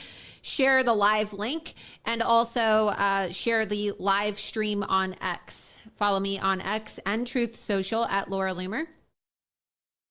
Here's the video of his home. So we're going to play this clip for you. And, well, you can see for yourself. And he's got a Biden-Harris bumper sticker on there. So where's the condemnation, Karine? I don't see it. Like I said, pretty kind. I've traveled a lot for work, and my wife has been here, on her own. And most of the neighbors around here have taken good care of her. And he's been one of them, like never mean-spirited and always welcoming, just in general. Every interaction we had with him was very, very welcoming and kind. I mean, it's just, we heard the news today, and it's just been very surprising. And obviously it sounds like it's a alleged occurrence, but the officials do their diligence in finding out what really happened. But if he did have anything to do with it, it's very, very shocking to us, certainly. You clearly see the Biden-Harris bumper sticker there, but well, no mention of that, right? No mention of that because, well, the media doesn't want to talk about the fact that one of Joe Biden and Kamala Harris's own supporters tried to assassinate Donald Trump, just like one of their supporters tried to assassinate him on July 13th in Butler, Pennsylvania. Both Thomas Matthew Crooks and this guy, okay, this Ryan Routh individual, they were both donors to Act Blue. What does that mean? Well, that means that they were donors to the Democrat Party's largest donation platform to support and donate to Democrat candidates. So no, they're not conservatives. And I love how the media loves to say, well, they were disgruntled Trump supporters. No, these are Democrats. These are Joe Biden and Kamala Harris supporters. And so again, once again, they want to say that there's no room for political violence, but they don't actually want to identify the fact that these people are their supporters. There's a lot of people in the media who refuse to check themselves in their rhetoric, but there was one person who surprisingly actually came out on the record and apologized to Donald Trump for his years of inciting this type of rhetoric. And I don't really know if I believe Chris Cuomo. I kind of think that he's trying to ingratiate himself back in with the right after he was fired, I believe, right, from CNN or left CNN. I don't really think that he's genuine. I think that there's a lot of people that are trying to rebrand themselves, and you have people on the right that are trying to sell out Trump because they think Kamala's going to get in, and they're trying to ingratiate themselves with the left. That's what you have people like Marjorie Taylor Greene and Lindsey Graham doing. You saw this week they condemned me and used those words like racist and bigot because they are going around. Well, I know Marjorie specifically has been telling people in Georgia that she doesn't think that that Trump can win, right? And so she's hoping that she can ingratiate herself with the Democrats and try to get some type of position or some type of cover, because we all know that they're going to come after all of us when Donald Trump, if he doesn't get in. If he doesn't get in, I mean, look, if he doesn't get in, that's the end of our country as we know it. So I believe that Donald Trump is going to win, but if they are successful in stealing this election, and when they are successful in jailing Donald Trump, which is what they will 100% do, if they steal this election and they don't kill him beforehand, we already know they're trying to kill him, well, they're going to come after all of us. So part of me wonders if some of these leftists who are now speaking out in support of Trump are simply just doing so because, well, they've seen the writing on the wall and they know that they're going to kind of be kept at a distance, or in the case of somebody like a Mark Zuckerberg, for example, maybe he's worried that he's going to be jailed for election interference. And so I'm very critical and skeptical of people like the Chris Cuomos and the Zuckerbergs and people like that are now all of a sudden changing their tune. I don't find it to be genuine. But regardless, we'll go ahead and play the clip of Chris Cuomo apologizing to Trump. And you can think what you want about Trump. He does not have many more full-throated critics of what he says and does than me. Okay? And yet I called him today because I am ashamed of how we are responding and not responding to the threats on him. And I feel for his family. And I know you can roll your eyes and say, oh, yeah, he asked for it. Listen, that's your choice, and I think it's a wrong choice, okay? We got to get out of the judgment business unless it's judging ourselves. And you got to start rewarding things that are better. And I got to tell you, I don't know how he stays in the race. I don't know how he got up after being shot in the head. And you people who try to mitigate that, you need to check yourself. He gets up, pumping his fist, stays in the race, barely even talks about it. Now, look, I do believe he has wasted opportunities, and he has another one now. Who better than Trump to say, we can do better? I can do better. I know he keeps doubling down on his angry rhetoric. How can he not? It keeps working for him. I don't know that it gets him elected. My theory is that he needs to expand. He had a chance to do it after he was the target of an assassination at the RNC. He had a chance to say, I know what got me here. It's not going to get me where I want us to be. He did not take that chance. He now has another chance. Oh, you're supporting Trump. I'm supporting us. The idea that I am a Trump supporter is laughable to the man on your screen right now. That is not what this is. I am worried about us. I am ashamed of what's happening around us right now and the relative lack of concern about it. I just don't see how we get anywhere better than where we are right now. Look, I'm not blaming Democrats. I'm really not. I blame the guy. And whatever disease he has that the people around him either knew about and did nothing about. The guy was arrested 20 years ago for barricading himself in a room with all these weapons. Where are we caring about one another? Where are we taking care of our own? Where are we pushing to get help? We're leaving people languishing, dying on the streets. What is going on with us? I don't get it. That's why I reached out to Trump. I wanted to just say, listen, I'm really sorry that this is going on and it's being dealt with this way. Not because I'm in favor of his politics or what he says. I criticize him all the time. That's my job, and he deserves it. But he doesn't deserve this. A guy pointing an AK-47 at him while he's playing golf? And we take solace in the fact that the guy didn't get any rounds off. That does not work for me. If I had been through what that guy's been through in the last 2 months, you would not know where I am. You would never see me on TV again. No way I would do that. I don't know how he does it. He's got kids, they're adults, but he's got grandkids. He's got a wife. People giving crap to Melania Trump, worrying about whether or not there was a plot around his husband. How could she not? I don't think she's right, but I totally get why she feels that way, and people mock her.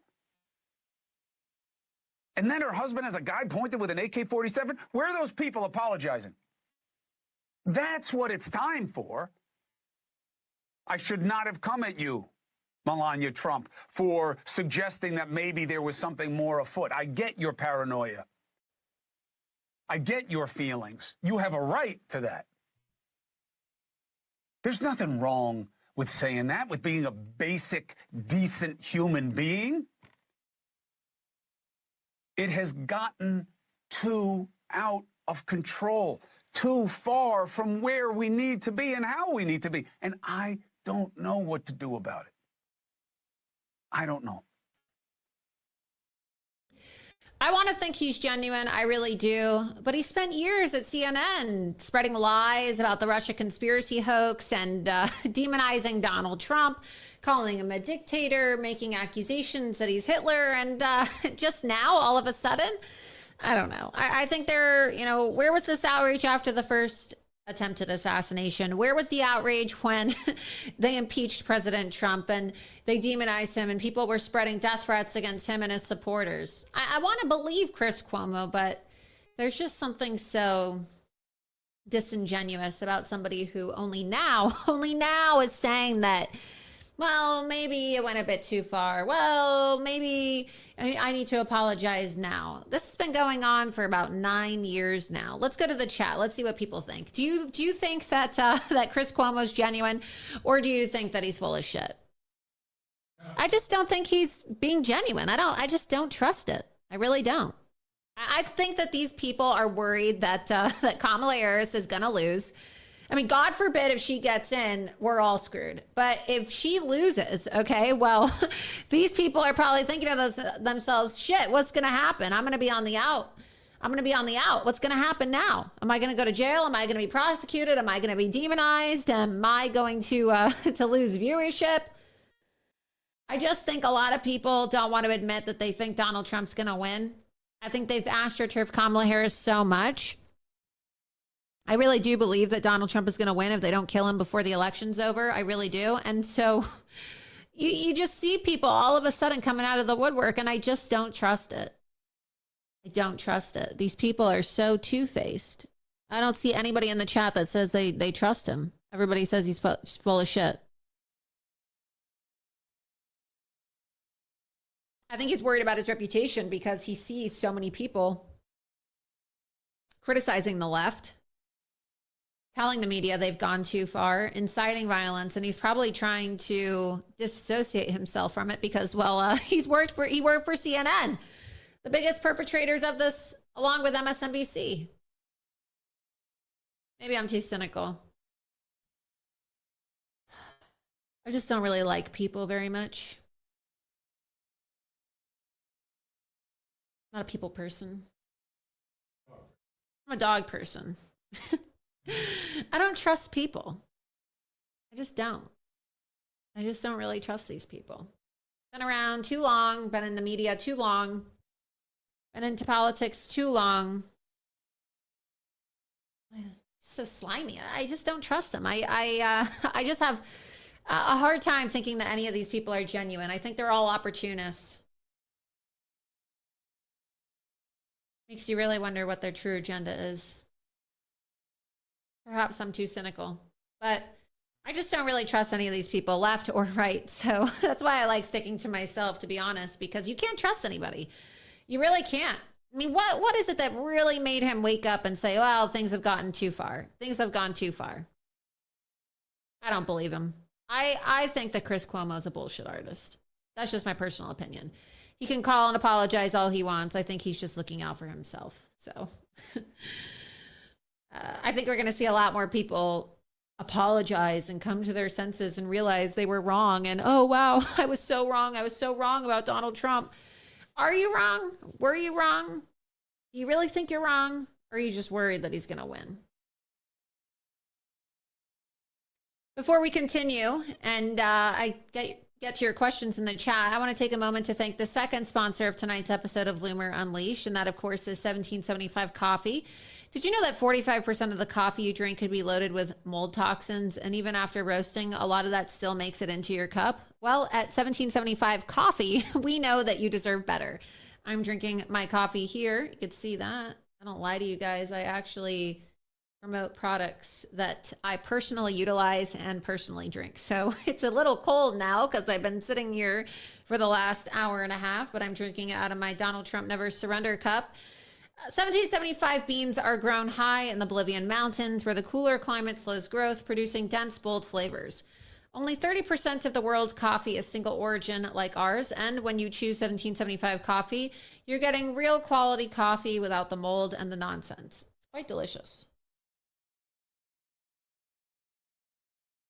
You're going to laugh at me. But I was at the grocery store and I grabbed some of that pumpkin spice creamer. I'm not really a pumpkin spice person, but there was something about it that made me want to buy it. So I'm drinking my 1775 coffee and I flavored it tonight with just a little bit of pumpkin spice. What I really like about 1775 coffee is it stands for quality, freedom, and rejecting the corporate nonsense that's taken over the coffee industry. So if you're ready for a real cup of coffee, visit 1775coffee.com/Loomer. Use code Loomer at 1775coffee.com/Loomer and you can get 15% off your first order. And the good thing about 1775 Coffee when you visit their website is when you purchase coffee from them, well, you're supporting a free speech coffee partnered with Rumble. And when you use my code, those proceeds, part of that proceeds at least, go towards supporting my independent journalism here on Rumble and my show, Loomer Unleashed, which is 100% sponsored and supported by you, the people. And that's why it's important for you to support the sponsors of Loomer Unleashed because, well, without your support of my sponsors, then I don't really have a show, do I? So that's why I'm able to provide you with unfiltered and uncensored truth, and I'm able to bring you all of this information that I probably wouldn't be able to bring you if I worked for a mainstream media outlet. But let's be honest, they would never hire me anyway because, well, they all hate me. I mean, we all saw that this week. So I'm probably the most hated woman in America right now. I don't really care. I learned a long time ago that all of these people are very fake and phony. I live a very quiet life, actually. It's funny because I've been getting some phone calls this week from people and they're like, are you okay? I noticed the media is really attacking you and it's really vicious. And are you doing okay? And it's just, you know, when you're banned and when you're silenced and when you're attacked in the media for like 10 years straight, you just get used to it. And after a while, you realize you can't depend on anybody. And it's better to live your life totally alone. I've realized that it's better to live your life totally isolated and totally alone from all of these people because everybody is fake. I mean, everybody. Personally, I don't like leaving my house. I prefer just staying at home with my animals and doing my work, and I don't really like leaving. I mean, I've gotten to the point where I just like ordering all my own groceries and having things delivered, and I don't leave my place unless I absolutely need to leave my place because I just don't like people. There's something about working in media and there's something about working in politics that makes you just really not like people. And especially with how cowardly people are and just how they just succumb to pressure. I just don't like being around people. I really don't. And I really don't like being around people in the media. So I'm actually very happy that I don't work for a network, because I don't think that I could stand having colleagues. I really don't. I really don't think that I could take it. My producer's laughing. How peaceful is it just working like with the least amount of people possible? Isn't it nice? It's great, right? I mean, we joke about this all the time about how it's our own little sanctuary, but this is why I just don't trust these people. You see, I've been in the media for a long time, and even though I haven't worked for a lot of networks, I got my career started working for Project Veritas. I have had the displeasure of meeting a lot of these people. You know, I love James O'Keefe. I used to work for him, and I was his communications director when I stopped doing undercover work for Project Veritas. And so I actually got to, you know, I had to communicate with the media and talk to a lot of these people when I was promoting the work for Project Veritas. And I got to meet so many people from different news networks. And they say to you, like, you never want to meet your heroes. You think that these people that you grow up watching and looking at on Fox News or on the TV are great people, and they're not. I mean, I'm telling you, they are the worst people. The worst people you're ever going to meet in your life are people in politics and media. You just want to stay away from it. They're like the worst people ever. If I never had to leave my house ever again, I would be the happiest person in the world. I'm telling you right now. If I could just sit at home and broadcast all of my work and, you know, and break stories and break news and never have to interact with another person in my life, oh my God, I would just be the happiest person ever. Hopefully it gets to that point one of these days, because this week was just another affirmation of how much I I just don't like people. So figured I would tell you all how awful these people are, because you notice they don't like me for a reason. It's not me. It's not me. I'm not the problem, okay? It's the fact that they are insufferable people to be around. These people are not loyal. These people are not genuine. And everybody in the media is so wishy-washy. Like, one minute they hate Trump, one minute they love Trump, and one minute they're a leftist, one minute they're on the right. They just move wherever they want to go for the sake of making money and you know, gaining favor with whoever's going to be writing them a check. And I just don't like it. I'd rather have no money and at least have my integrity and know that I'm a genuine person and an honest person than have to be around these people. So they're just not very pleasant people. Let's go to the chat.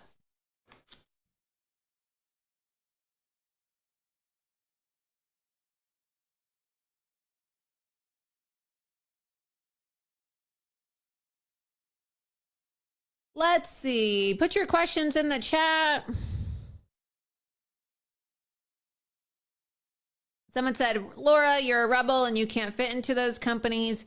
I like being able to say what I want to do. I like being able to say what I want to say and doing what I want to do. I don't like being controlled. And so for me, I don't want to work for anybody that's going to control me. And most people want to control you. So I'm fine doing what I do. I enjoy what I do. I enjoy, you know, speaking directly to the people and having total editorial control, because it allows me to speak directly to you. And I don't have to worry about censors, and I don't have to worry about people controlling what I say, telling me what to do. It's better to be independent.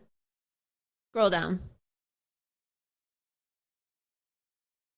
Keep on going.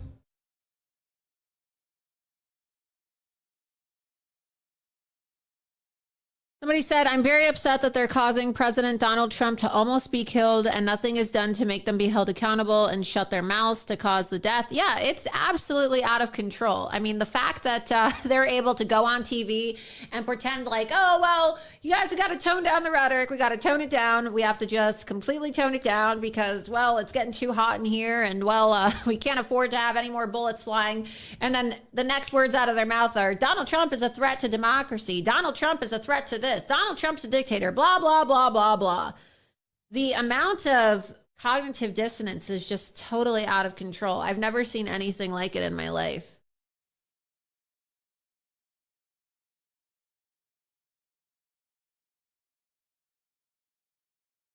Am I going to the Trump rally in New York? No, I'm going to be I'm working on my documentary, which is going to be released in October. And so docu-series on immigration. So I'm in the final stages of preparing my documentary. So I'm not going to be in New York. I'm in crunch mode right now doing my docu-series for The Great Replacement. So that's what I'll be doing.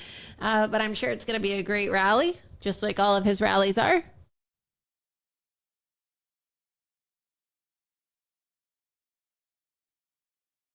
Let's see.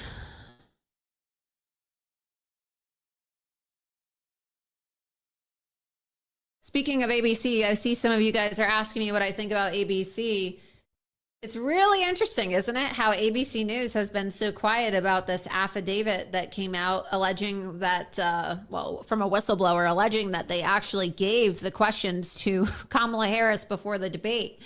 And David Muir, of course, and Lindsey Davis, they were so cocky during the debate, and they were trying to fact check Donald Trump. And now really it's just blown back in their faces so much because, well, there's police reports coming out of Springfield, Ohio that show that people are actually having their pets eaten. And now let's get this New York Post article up too. David Muir's viewership is down by 12%. And that's a lot. I mean, you're talking about a show on a mainstream media network to have a 12% decline in 1 week because of the way that he has, just very, very unfairly fact-checked. I wouldn't even call it fact-checking because it wasn't fact-checking. It was a manipulation and it was an abuse of power as a moderator. It was a way to intervene to support Kamala Harris. So here we have this report from the New York Post. ABC's David Muir sees newscast ratings tank after his controversial debate moderating. Let's get this, let's see right here. ABC's World News Tonight anchor David Muir may have driven away some viewers after the Disney-owned network irked conservatives during last week's presidential debate. Muir and co-moderator Lindsey Davis fact-checked former President Donald Trump 5 times without ever correcting Vice President Kamala Harris, prompting a plethora of conservatives to suggest the debate wasn't fair. Susan B. Anthony, Pro-Life America, even called for a correction after Davis made an abortion claim made during the debate during one of the fact checks on Trump that said the group was 100% inaccurate. Muir's World News Tonight averaged 6.7 million viewers on Wednesday, Thursday, and Friday, the 3 episodes following, averaging 7.6 million. Leading up to the debate, the 12% drop in viewers for World News Tonight is more significant than slight declines CBS Evening News and NBC Nightly News saw when comparing the 3 episodes. So clearly he's taken a blow to his credibility because, well, he's a liar and he is dishonest. And we've seen now that they lied about everything that they fact-checked President Trump on. And again, this is just another reason. Why would you want to work in the mainstream media? Why would you want to work for a mainstream media network when these are the types of people that we're dealing with here, right? Look at these people. They just constantly lie. They deceive the American people. They abuse their power. Why wouldn't you just want to stay home as a journalist and do your own stories and go out on your own, on your own dime or with the support of your supporters and go break your own stories? I mean, what a miserable existence to have to work with people like this who lie for a living, who cause so much division and strife in our country so that they can make millions of dollars a year. Is it really worth it? I really want to know. Is it worth the millions of dollars a year to lie like that? To destroy the country, to tear the American people apart? These people should be ashamed of themselves. They should truly be ashamed of themselves. You know who put out a really interesting tweet about this too, calling out ABC News, was Bill Ackman. Let's get Bill Ackman's tweet up. Because, Bill Ackman used to be a Democrat, and I really like Bill Ackman. I follow him, and he's since endorsed President Trump. He was a big Democrat. I don't know if he switched his affiliation to the Republican Party, but regardless, he's very outspoken, and I'm quite fond of him. And he tweeted, "Dear Bob, I assume that you've been made aware of this affidavit, which was made public earlier today, in which a whistleblower states that ABC worked closely with the Kamala Harris campaign in sharing the substance of the questions, avoiding certain topics, and agreeing on the staging, committing to fact check Donald Trump and not Harris, and even more disturbing details. I find the allegations credible as written, and also because the affidavit was apparently made and filed the day prior to the debate and makes mention of Harris Smoller's podium and other details that only became public thereafter. While I can't determine the veracity of the allegations, they do match substantially what took place during the debate. The moderators of the debate, David Muir and also Lindsay Davis, have yet to respond to the allegations. Since they have not yet done so, one must draw a negative inference. In light of the seriousness of the allegations and the implications for this presidential election and for ABC's reputation and thereby Disney's and the office of the CEO, I strongly encourage you to launch an immediate investigation of this matter.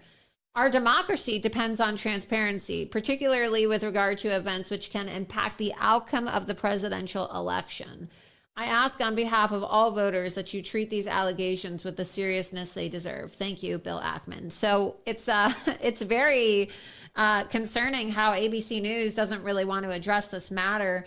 The affidavit, let's open up the original tweet here. Here are the 6 pages of the affidavit. Let's see, this has been, 9.2 million views. It's quite damning. The day before the debate. You can see, scroll over, move over to the other pages.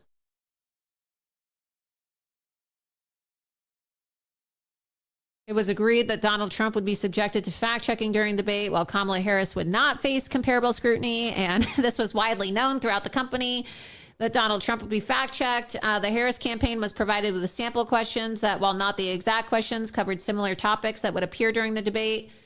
No questions regarding the perceived health of Joe Biden, no inquiries related to the tenure as Attorney General in San Francisco, and no questions concerning her brother-in-law, Tony West, who faces allegations of embezzling billions of dollars in taxpayer funds and who may be involved in her administration if she is elected. This is pretty damning. And the fact that they are saying it was submitted the day before the debate makes it that much more credible. So hopefully they respond to these allegations because, well, that would severely reduce their credibility. And are we really surprised? I mean, this is exactly what Donna Brazile was accused of doing. Let's remind people. Let's type that in too. Remind people of what happened in the 2016 debate with Donna Brazile. So let's get that. Donna Brazile, Brazile, I believe.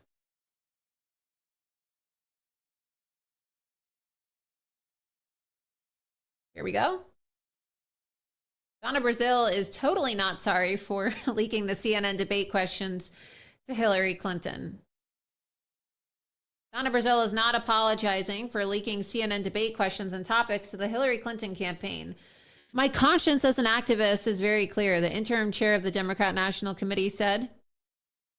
She said, if I had to do it all over again, I would know a hell of a lot more about cybersecurity.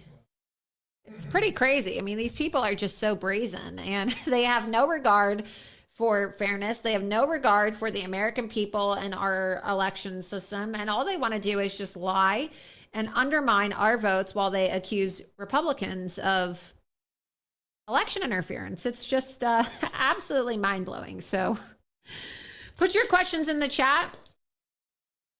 Take a few more questions before we sign off for the night. But before that, I want to thank the third sponsor of tonight's episode of Loomer Unleashed. And, you know, I have an important message about President Trump for all of the parents out there. So please listen up because, you know, there's so many lies out there and you just need to be informed about what your children are seeing when they are watching the news or when they're on social media and they're seeing all of this anti-Trump propaganda.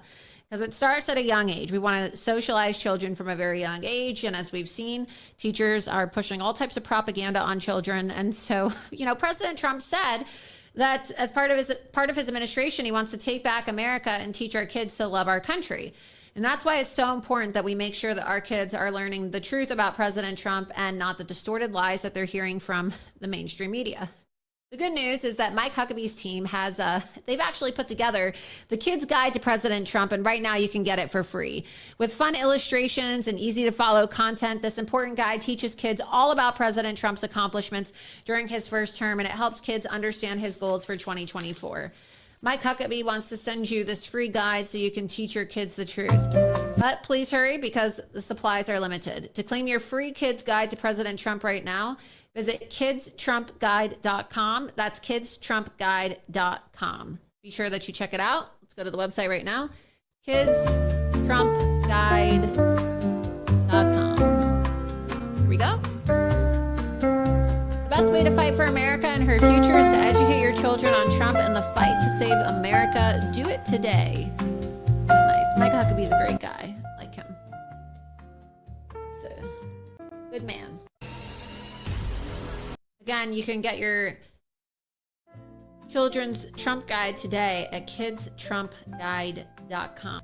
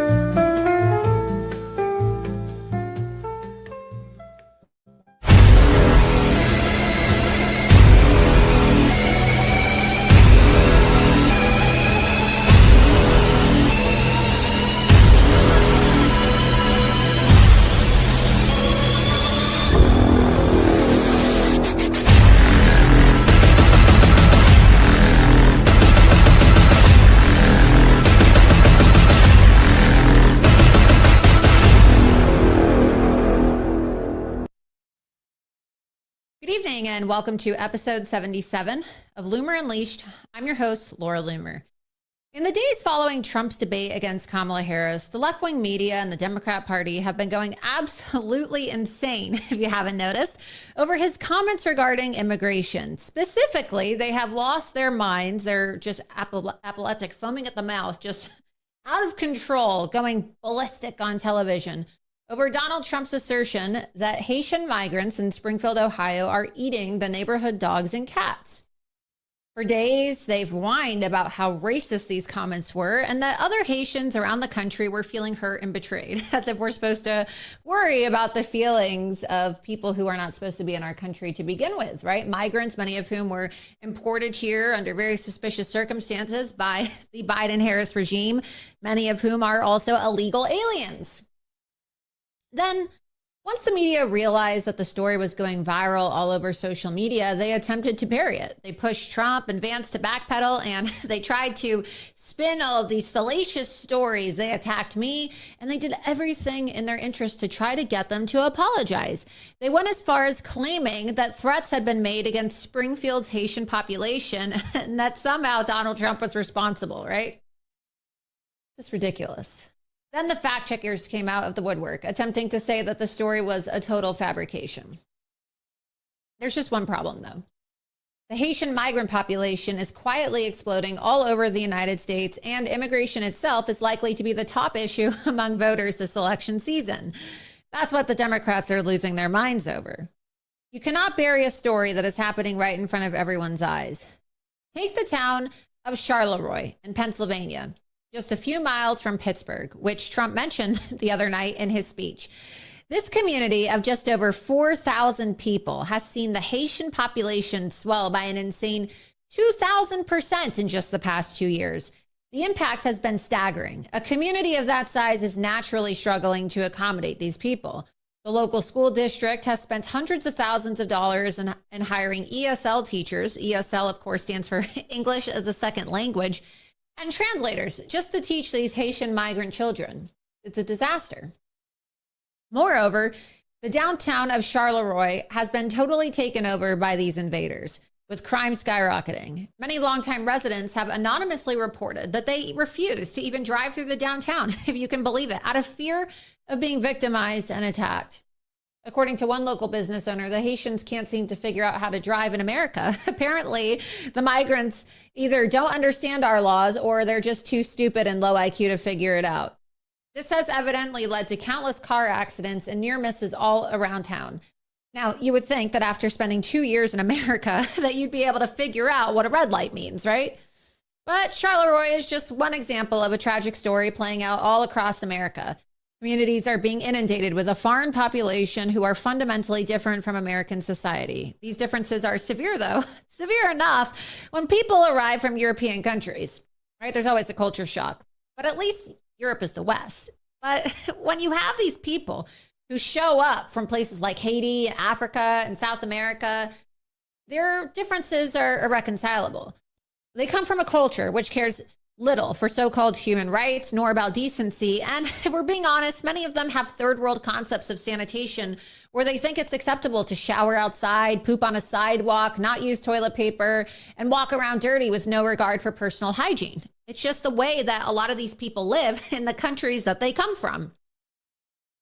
Many of these migrants have no plans to assimilate, and they have no respect for any of the things which once defined Western civilization. But the problem is not just cultural. Unfortunately, who these people are, right, who they are, plays a tremendous role in their ability to assimilate, or in this case, their refusal to assimilate. For example, if you dropped the entire country of Haiti and Pennsylvania, the state would deteriorate in a matter of months to the point of resembling the failed third world failed state of Haiti. Yet if you took 100,000 rural Pennsylvanians and dropped them in Haiti, they would turn that country around in no time. This brings up an important and often uncomfortable element to immigration that people don't want to talk about. Why? Because they're so scared of being called a racist. It doesn't just matter where people arrive from. It matters who they are. Why do you think Haiti is an utter disaster? What precisely has made the first nation to be freed of slavery in the Western Hemisphere a total cesspit of humanity?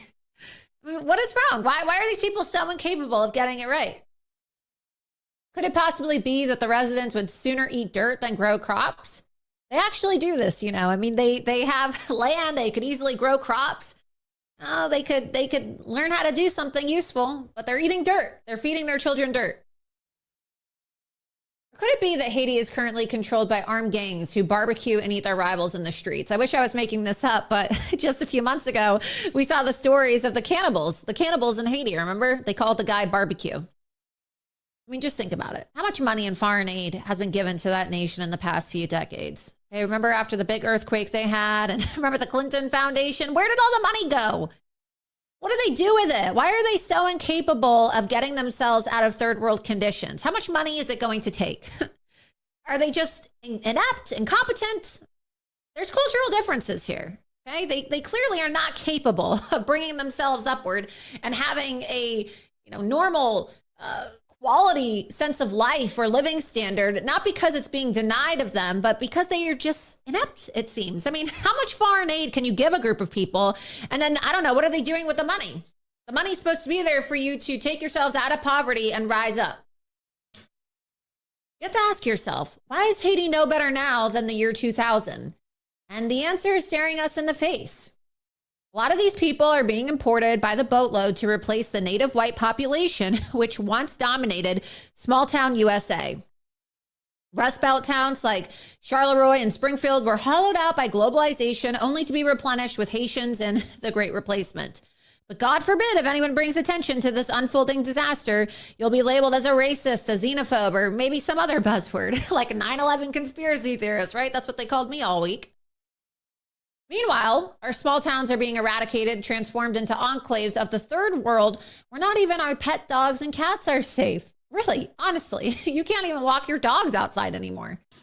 Let's be honest. If these people are eating dirt at home, they certainly aren't batting an eye about the alley cat. But you see, the left does not care about the death of rural America. They don't even care about your pets. They don't care about you. They don't even care about the women that are getting raped or the 12-year-old girls that are being strangled and killed under bridges in places where these migrants are being imported. They just do not care. These leftists are safe in their gated communities and their expensive apartment buildings, so far out of the price range of a migrant, or they simply just convince themselves that allowing the death of America is somehow a noble or righteous act. Plus, they see this as revenge on the Republican communities and counties throughout the nation. They see this as revenge on white towns. And now, right, it's starting to affect minority communities like the inner cities where Black neighborhoods and black communities are being ravaged by criminal illegal aliens. And the black community they're rising up and they're saying enough is enough. We're not going to take it. And rightfully so. They have a right to be pissed off. All Americans do. These white liberal elitists, they're probably thinking, well, it serves as racist Trump voters' right to get a busload of Haitians on their block, right? That's what they're thinking at the end of the day. It's an electoral strategy for the Democrats, after all. If this is allowed to continue under a Harris administration, the America so many of us care deeply for will be forever altered and destroyed. In fact, the beautiful social fabric of Main Street USA will have dissolved into something resembling the favelas of Port-au-Prince. We will be living amongst the ruins of a once great people and a once great nation. Therefore, it is no wonder that so many voters are listing immigration as their primary concern this November. If you know of anyone who isn't planning to vote, or maybe you know of somebody who hasn't made up their mind, I mean, God, I don't know how you can't make up your mind by now. I encourage you strongly to show them the story of Charleroi or Springfield. All you need to do is tell them that they are looking into the future of their own hometown, and it is grim. There is a young female journalist, conservative journalist, by the name of Laura Loomer. If America's men acted like Laura Loomer, our problems will be fixed in about 5 minutes. Chained herself to She Twitter. chained herself.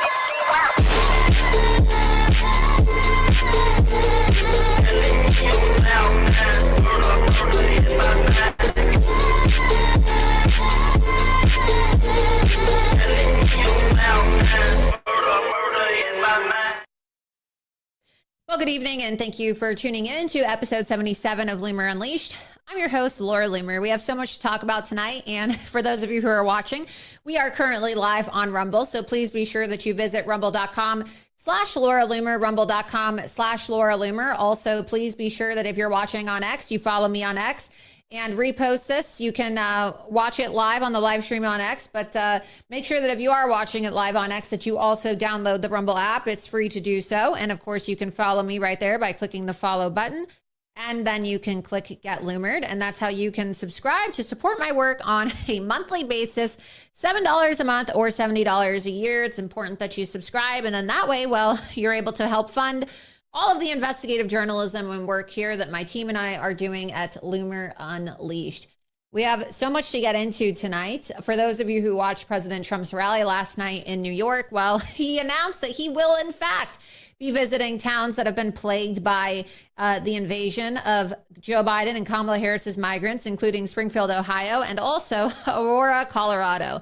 And so we have that clip here. Let's go ahead and play the clip of President Trump last night talking about how he plans on visiting Springfield, Ohio, where Vivek Ramaswamy actually held a town hall today. And we have some clips to show you from that town hall. And Vivek, as you know, is from Ohio. J.D. Vance is also from Ohio. He was the senator from Ohio before being picked by Donald Trump to be the senator. And there was a very explosive town hall that took place there today, apparently, where people were invited to tell their side of the story because, well, the media just doesn't want you talking about this. As we saw last week after the debate, they lost their damn minds. They don't want anybody in the world talking about this invasion that is happening in our country, but we are not going to be silenced, and we are going to keep talking about it because, as Donald Trump said during the debate, they're eating the dogs, they're eating the cats, they're eating the pets of the people who live there. That's why we have the cat and the gator head tonight. We're going to talk about this, and we're going to play some clips for you. Let's go ahead and play this clip. Donald Trump last night in New York. So I'm going to Springfield and I'm going to Aurora. You may never see me again, but that's okay. Got to do what I got to do. Whatever happened to Trump? Well, he never got out of Whatever happened to Trump? Well, he's obviously making a joke about the Haitian cannibals, right? Because he's saying you may never see me again because, well, not only do they eat animals, but as we know from Haiti, they're cannibals too, a lot of these people. Go ahead and continue playing the clip. Springfield. I'm leading in Ohio by like 15 points, a lot. And we're going to take care of Ohio. And we're going to take care of Colorado. And we're going to take care of every single state in the union. They're all under siege. A lot of people don't talk about. But think of this. So the mayor of Springfield, and I think he's a very nice person, but instead of saying we're getting them all out.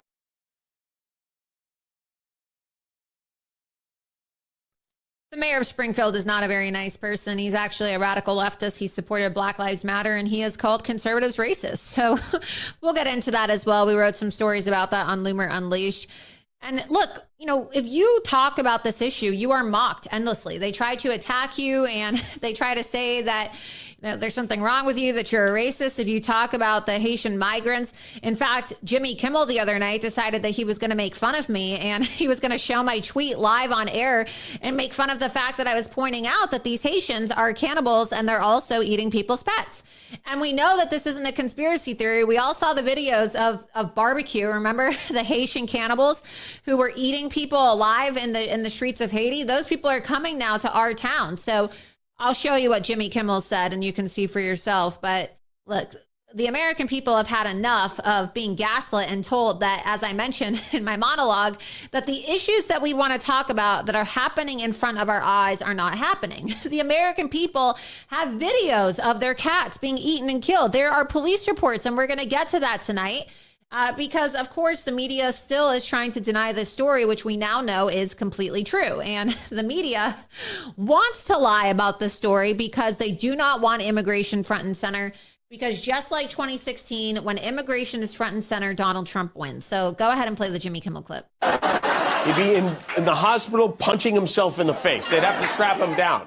Melania, you will be surprised to note, did not accompany her husband to the debate or to the 9/11 ceremony. Instead, he was joined by another lovely lady, right-wing loony Laura Loomer, who is a 9/11 conspiracy theorist. She suggested it was an inside job. Only Donald Trump would bring a 9/11 conspiracy theorist to the 9/11 memorial. 2 days before the debate, Laura Loomer posted this disgusting little nugget. She wrote, "If Kamala Harris wins, the White House will smell like curry, and White House speeches will be facilitated via a call center, and the American people will only be able to convey their feedback through a customer satisfaction survey at the end of the call that nobody will understand," which was so vile and racist, even Marjorie Taylor Greene called her out on it. She wrote, "This is appalling and extremely racist. It does not represent who we are as Republicans or MAGA. This does not represent President Trump." It does? I feel like it does. I kind of feel like it captures his essence exquisitely. But do you know what a vomit you have to be to get called out by Marjorie Taylor Greene? And yet somehow this Laura Loomer, she's traveling all over the country with Trump on his plane. Not only has she been pushing the cat and dog eating lie, today she said Haitian immigrants aren't just eating cats and dogs, they eat humans. They traded the dog whistle in for a tuba, folks. Only the best people. These Republicans, they get all nuts when you say they're weird. Here's Congressman Chip Roy from Texas sounding the alarm about the state of the nation yesterday on the House floor. What the hell are we trying to defend? What is left of the United States to defend? A school where I can't send my child to pray to God without spending $20,000 a year on top of the taxes I pay?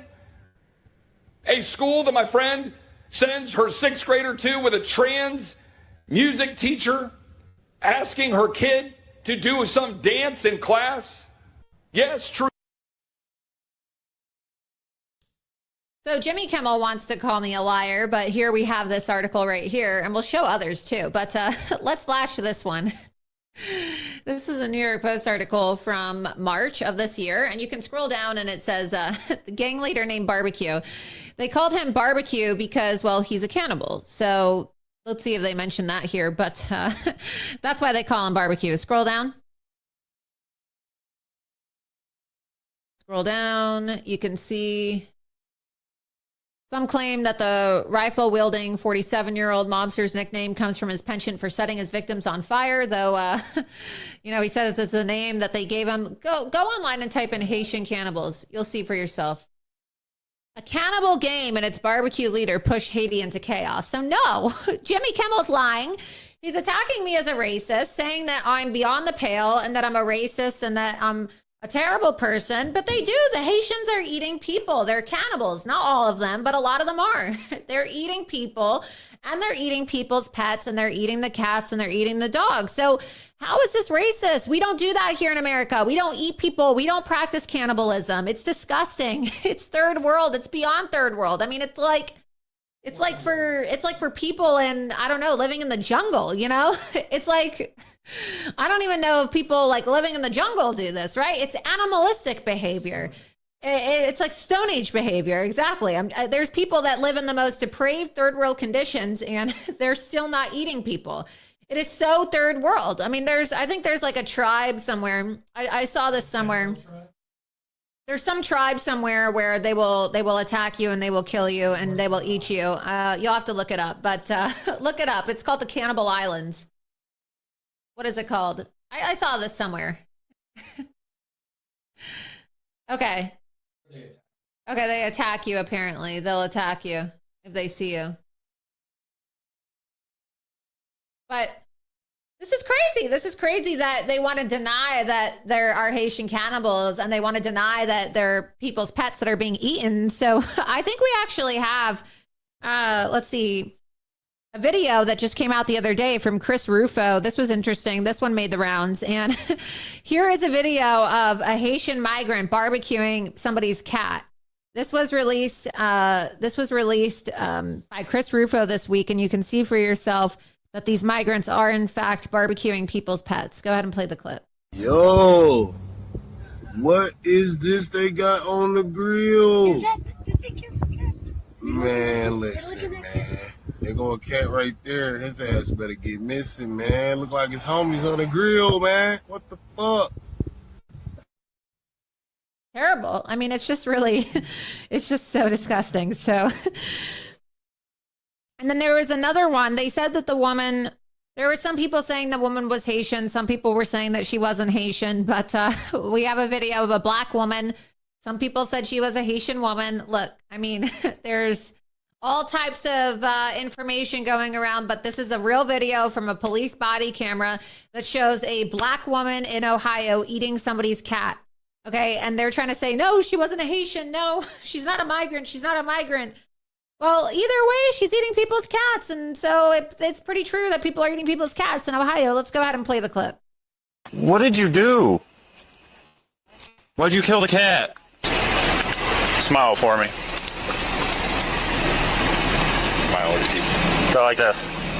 Did you eat that cat? Did you eat it? No, why'd you kill it? Did you guys see all this? No, we pulled up and she was just laying there with it. Did you see her eating it? Eating it. She was eating it? Yeah, she was. You call the Humane Society, see if they'll come pick this cat up. It's deceased. So it's pretty disgusting. And the reality is that we don't do that here in America. And, people get arrested for all types of crazy crimes all the time. But eating a cat is next level. And, I posted this the night of the presidential debate. I said, during the presidential debate tonight, Kamala Harris and ABC said, well, there were no credible reports of Haitian immigrants eating people's pets and local geese. That is a lie. Here is a copy of the official police communications from Springfield, Ohio, which proves that police did, in fact, encounter Haitian illegals who each killed a goose. Read the highlighted sections. 2 males, 2 females, all Haitian, each had 2 goose. Go back. That's the transcription. 4 geese stolen. Quote, they were speaking Haitian Creole. So clearly Kamala Harris and ABC News, Lindsay Davis and David Muir, who now have seen decrease in their ratings, they're lying. They're liars. They're absolute liars. Look at this. You can see the highlighted section. Go on my Twitter and you'll read it for yourself. It clearly says Springfield, Ohio. Next. The yellow section. Exactly what I posted before. We're going to put the link to the tweet in the chat right now, live on Rumble. So if you want to go verify that yourself and see the police report After I posted this, President Donald Trump posted it on his Truth Social as well. So I'm telling you that it is 100% true. I posted it. Donald Trump posted it on his Truth Social. It's true. It's real. The media wants to lie and say that it's fake news because why? Well, this brought immigration front and center into the American political discussion. And now all people are talking about is people eating people's cats. I mean, look, we have all these videos of YouTubers and millennials and Zoomers all over TikTok where it's the #1 trend on TikTok talking about how, well, they're eating the dogs, they're eating the cats.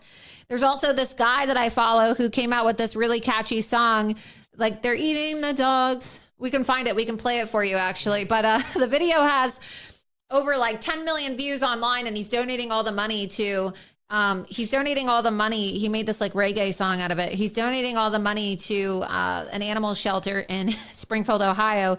So, you know, we're gonna play the TikTok videos first, and then we will play the video. There's one of them. Yes, let's play this song. We'll play the song first and then we'll show you. And I reached out to this guy on TikTok, not on TikTok, on X. I don't have TikTok. I reached out to this guy and I was like, wow, his name is The Kiffness, and he's actually very talented. I think he's based out of South Africa. He's on tour right now, but I really liked his song. I loved it. And I was just humming it all weekend long. And I was singing it in the little accent too. So you'll hear it. It sounds really nice. It's got this like Caribbean beat to it. But I really liked the song. And I DM'd him on Twitter and I was like, wow, I love this song. Great work. And he followed me back. So you're going to love the song. It's so clever. How many views does it have on Twitter? 6 million. Well, it has like 10 million on Twitter. So amazing. Let's go ahead and play it. It's so funny and it's so catchy too. I've been listening to it. It's a jam. Like this song is a total vibe. Let's go. I think Trump should play this song at his rallies. It's that good. In Springfield, they're eating the dogs. They're eating the cats. They're eating the pets of the people that live there. They're eating the dogs. They're eating the cats. They're eating the pets of the people that live there. People of Springfield, please don't eat my cats. Why would you do that? Eat something else. People of Springfield, please don't eat my dog. Here's a catalog of other things to eat. They're eating the dogs. Whoa, whoa, whoa, whoa. They're eating the cats. Meow, meow, meow, meow. They're eating the pets of the people that live there. They're eating the dogs. Whoa, whoa, whoa, whoa. They're eating the cats. Meow, meow, meow, meow. They're eating the pets of the people that live there. They're eating the dogs.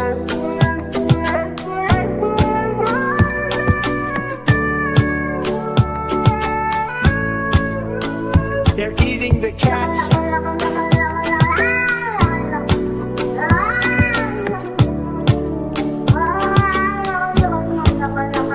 They're eating the dogs. Whoa, whoa, whoa, whoa. They're eating the cats. Meow, meow, meow, meow. They're eating the pets of the people that live there. They're eating the dogs. Whoa, whoa, whoa, whoa. They're eating the cats. Meow, meow, meow, meow. They're eating the pets of the people that live there. In Springfield, they're eating the dogs, the people that came in. They're eating the cats. They're eating the pets of the people that live there. And Very funny song, very catchy. I enjoyed it very much. And speaking of pets, well, did you know that one of the most common reasons for an emergency vet visit is your dog eating something they shouldn't? Let's hope that you don't have to go to the emergency vet by having a Haitian migrant try to chop off your pet's arm or leg, right? Well, dogs have a knack for it, and that's where the Positive Emergency Kit comes in. Positive, as you know, is a sponsor of Loomer Unleashed, and Positive, as you can see here from their website, is packed with essentials like charcoal gel to help when your dog gets into something toxic, absorbing those toxins fast and potentially saving you hundreds on a trip to the vet. And it's not just for that. This kit has allergy meds, wound care, and more for all those what just happened moments we deal with as dog owners. It's the kind of thing every dog owner needs to have on hand, just in case. So head to positive.com/Loomer and use code Loomer and get 15% off because let's face it, dogs may keep us on our toes, but we wouldn't have it any other way. So again, visit positive.com. That's positive.com/Loomer and get up to 15% off. Let's go ahead and play those TikTok videos because you saw, I'm just going to show you the reason why they're so upset that this is now front and center is because you have Zoomers, millennials. Zoomers are now supposedly going to replace boomers as the largest voting bloc, talking about Haitian migrants eating people's dogs and pets. And whether or not they're joking about it or not, it's still Donald Trump's voice on the most popular app for Zoomers and millennials, which of course is TikTok. So his message is getting out there. It's front and center, and it's not going away anytime soon because everybody's talking about it. Literally everybody's talking about this, which means that everybody's talking about immigration. And the Democrats, if everybody has to defend their record on immigration, you're going to have the Democrats on the left with open borders, and you're going to have Donald Trump, who has now declared himself the border president, who wants to make America safe again. Let's go ahead and play these clips that are going viral. They're eating the dogs, they're eating the cats. Eat the cat, eat the cat. They're eating the dogs, they're eating the cats. Eat the cat, eat the cat. They're eating the cats, they're eating the dogs. Eat the cat, eat the cat. Eat the cat, eat the cat. Eat the cat, eat the cat. Eat the cat, eat the cat. They're eating the dogs, they're eating the cats. Eat the cat. Eat the cat, eat the cat. They're eating the dogs, they're eating the cats. Eat the cat, eat the cat. They're eating the dogs, they're eating the cats. Eat the cat, eat the cat. They're eating the dogs, they're eating the cats. Eat the cat, eat the cat. They're eating the dogs, they're eating the cats. Eat the cat, eat the cat. They're eating the cats, they're eating the dogs. Eat the cat, eat the cat. They're eating the dogs, they're eating the cats. Eat the cat, eat the cat. They're eating the dogs, they're eating the cats. Eat the cat, eat the cat. They're eating the dogs, they're eating the cats. Eat the cat, eat the cat. They're eating the cats, they're eating the dogs. Eat the cat, eat the cat. Eat the cat, eat the cat. Eat the cat, eat the cat. Eat the cat, eat the cat. They're eating the dogs. So it's obviously a viral sensation and people love it. So that's why they're, freaking out about it because, well, everybody's talking about it and people have been falsely accusing me. They're like, oh, Laura Loomer is the reason why Donald Trump said this during the debate. And that's why the media has been attacking me all week long. So we have some videos to show you of the various, hated leftist media pundits, the people responsible really for the destruction of our country and the people responsible for really so much of the chaos in our country. And they're blaming me for this. They think that I'm the one who's responsible for this. And I mean, who really cares at the end of the day? Because immigration is now really the #1 issue in this country and it's front and center. It doesn't matter who they want to blame, me, JD Vance, Donald Trump.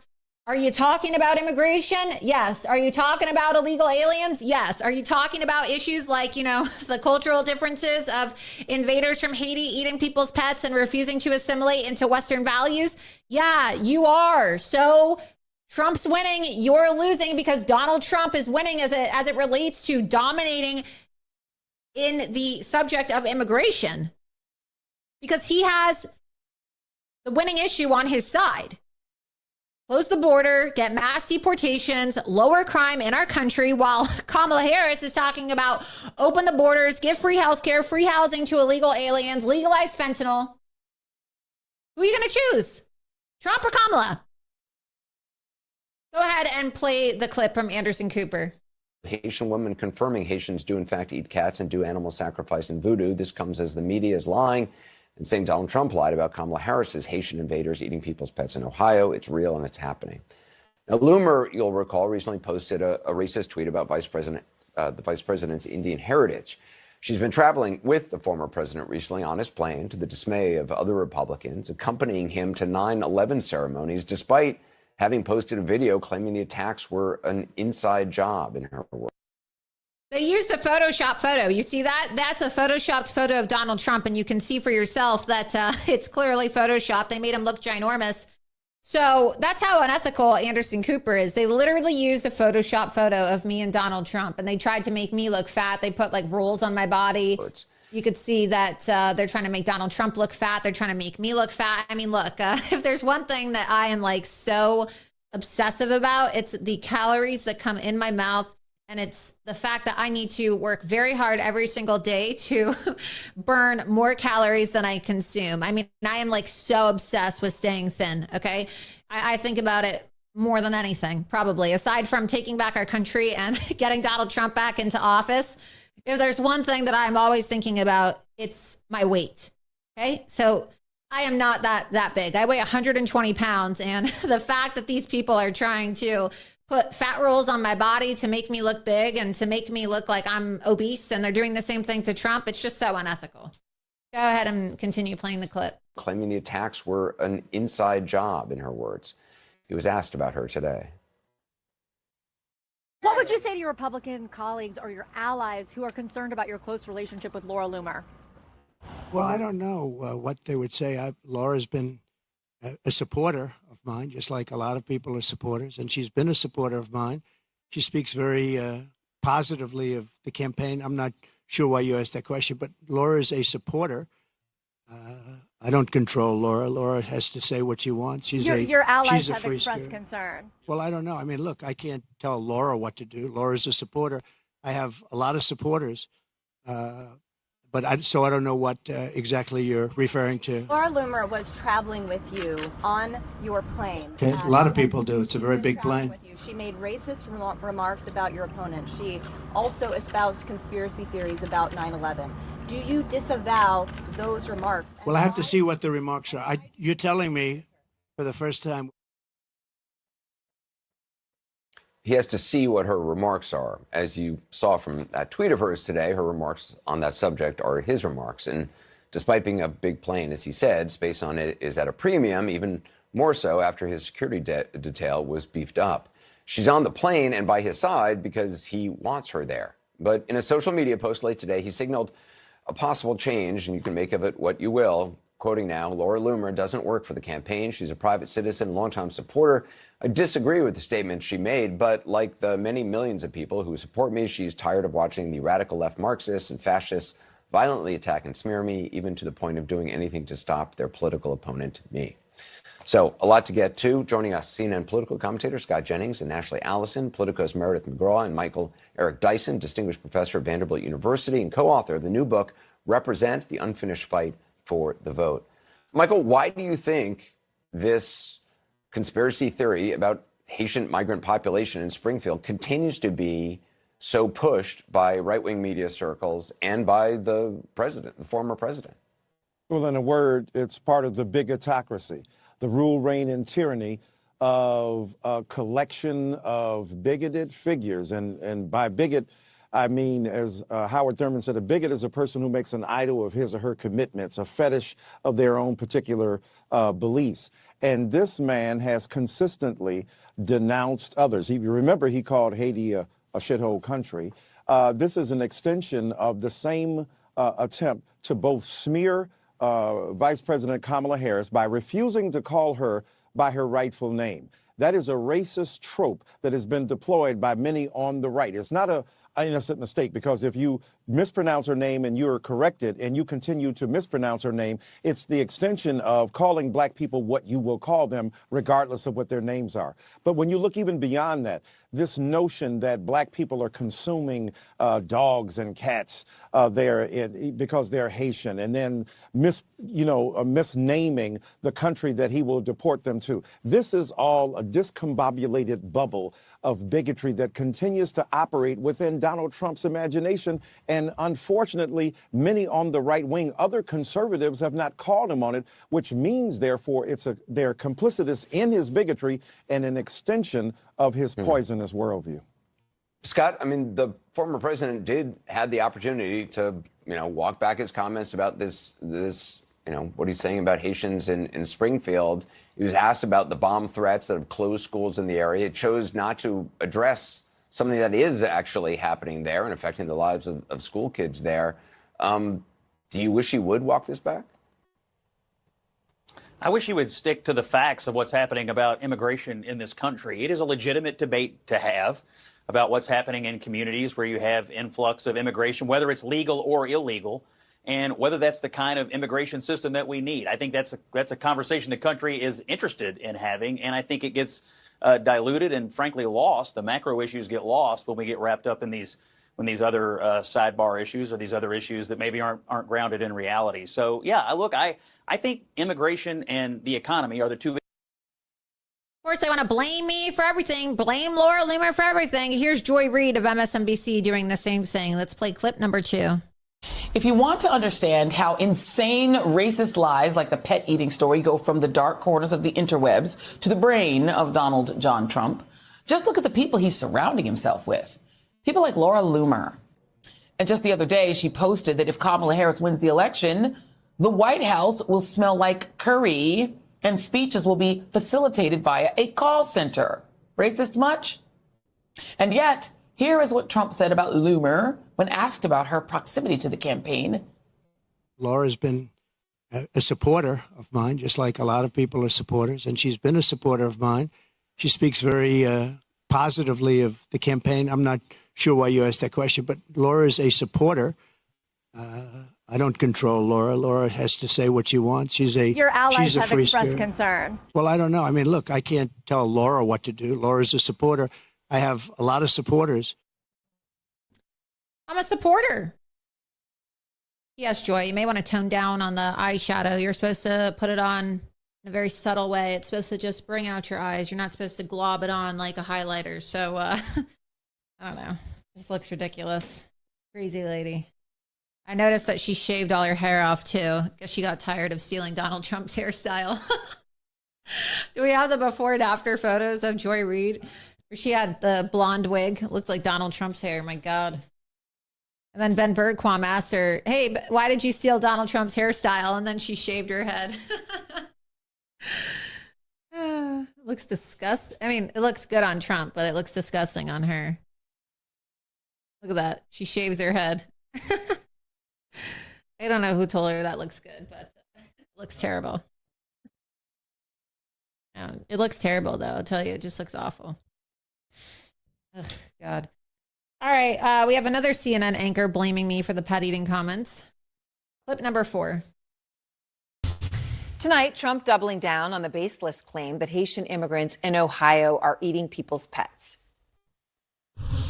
There's a place called Springfield, Ohio, that you've been reading about. 911 calls even show residents are reporting that the migrants are walking off with the town's geese. They're taking the geese.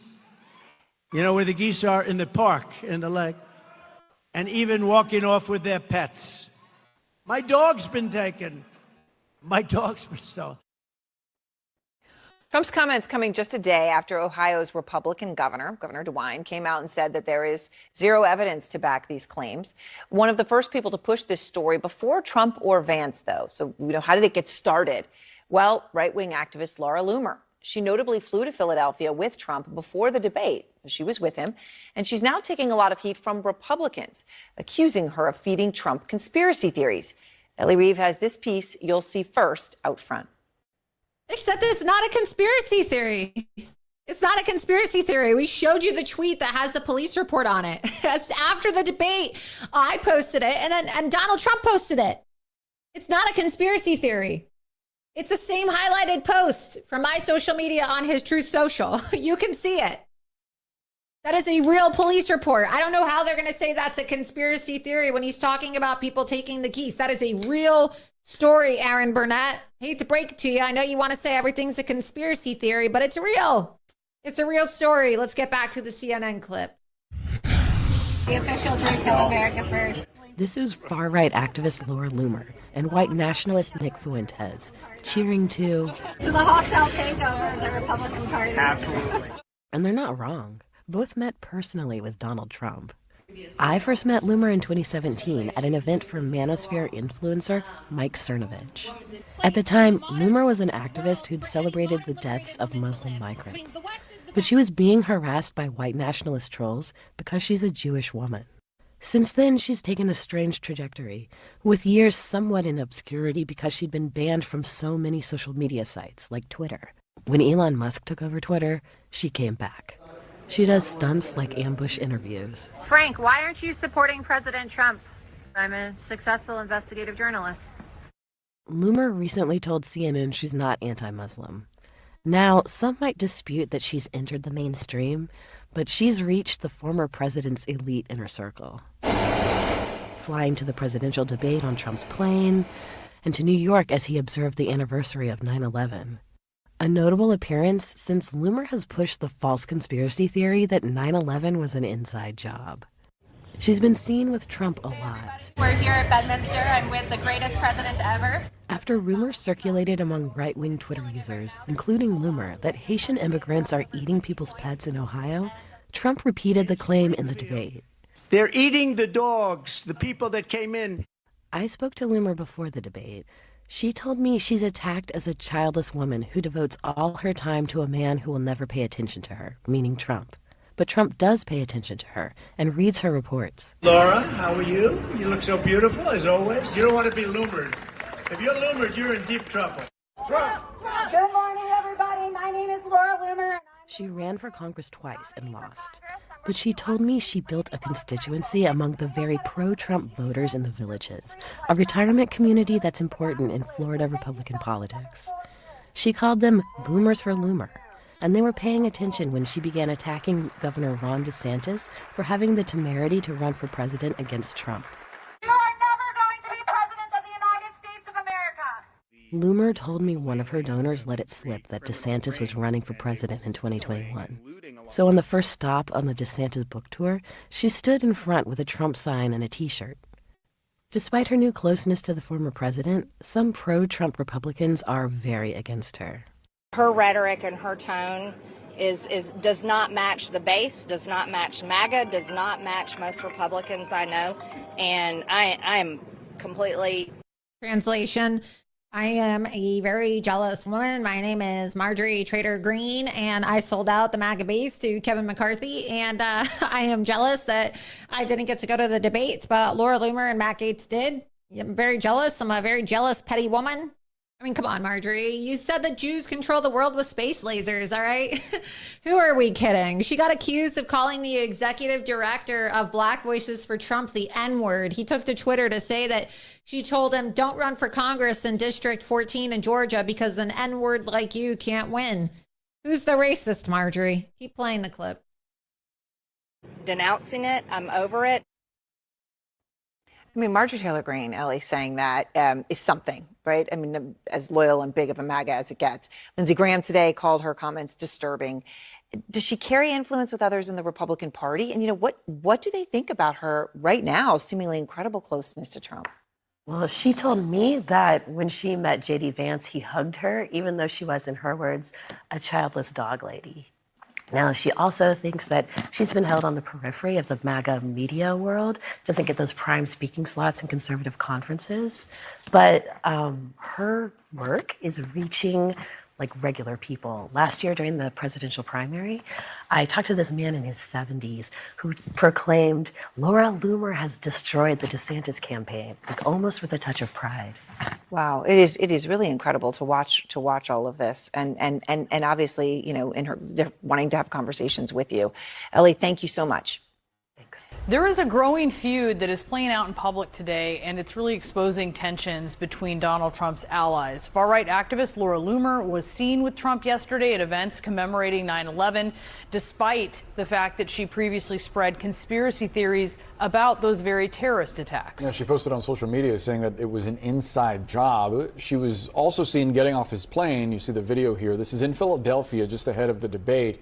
Some of Loomer's comments, though, have proven to be too extreme for some in MAGA world. CNN's Manu Raju's following this story. Manu, Representative Marjorie Taylor Greene is not holding back going after Loomer, and now other Republicans are joining her. What are they saying?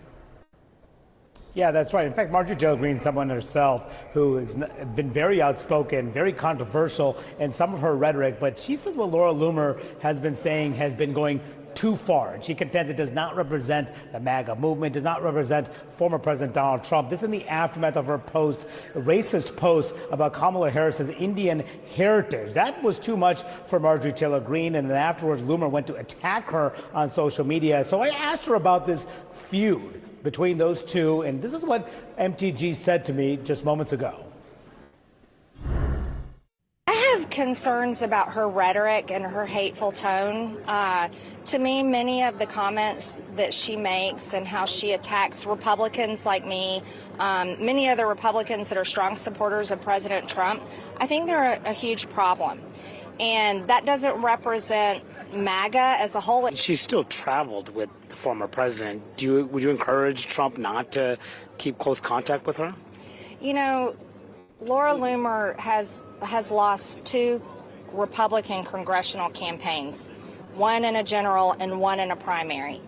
And this is such an important election. I don't think that she has the experience or the right mentality to advise a very important presidential election. But I do know this, that her rhetoric and her tone does not match the base, does not match MAGA, does not match most Republicans I know.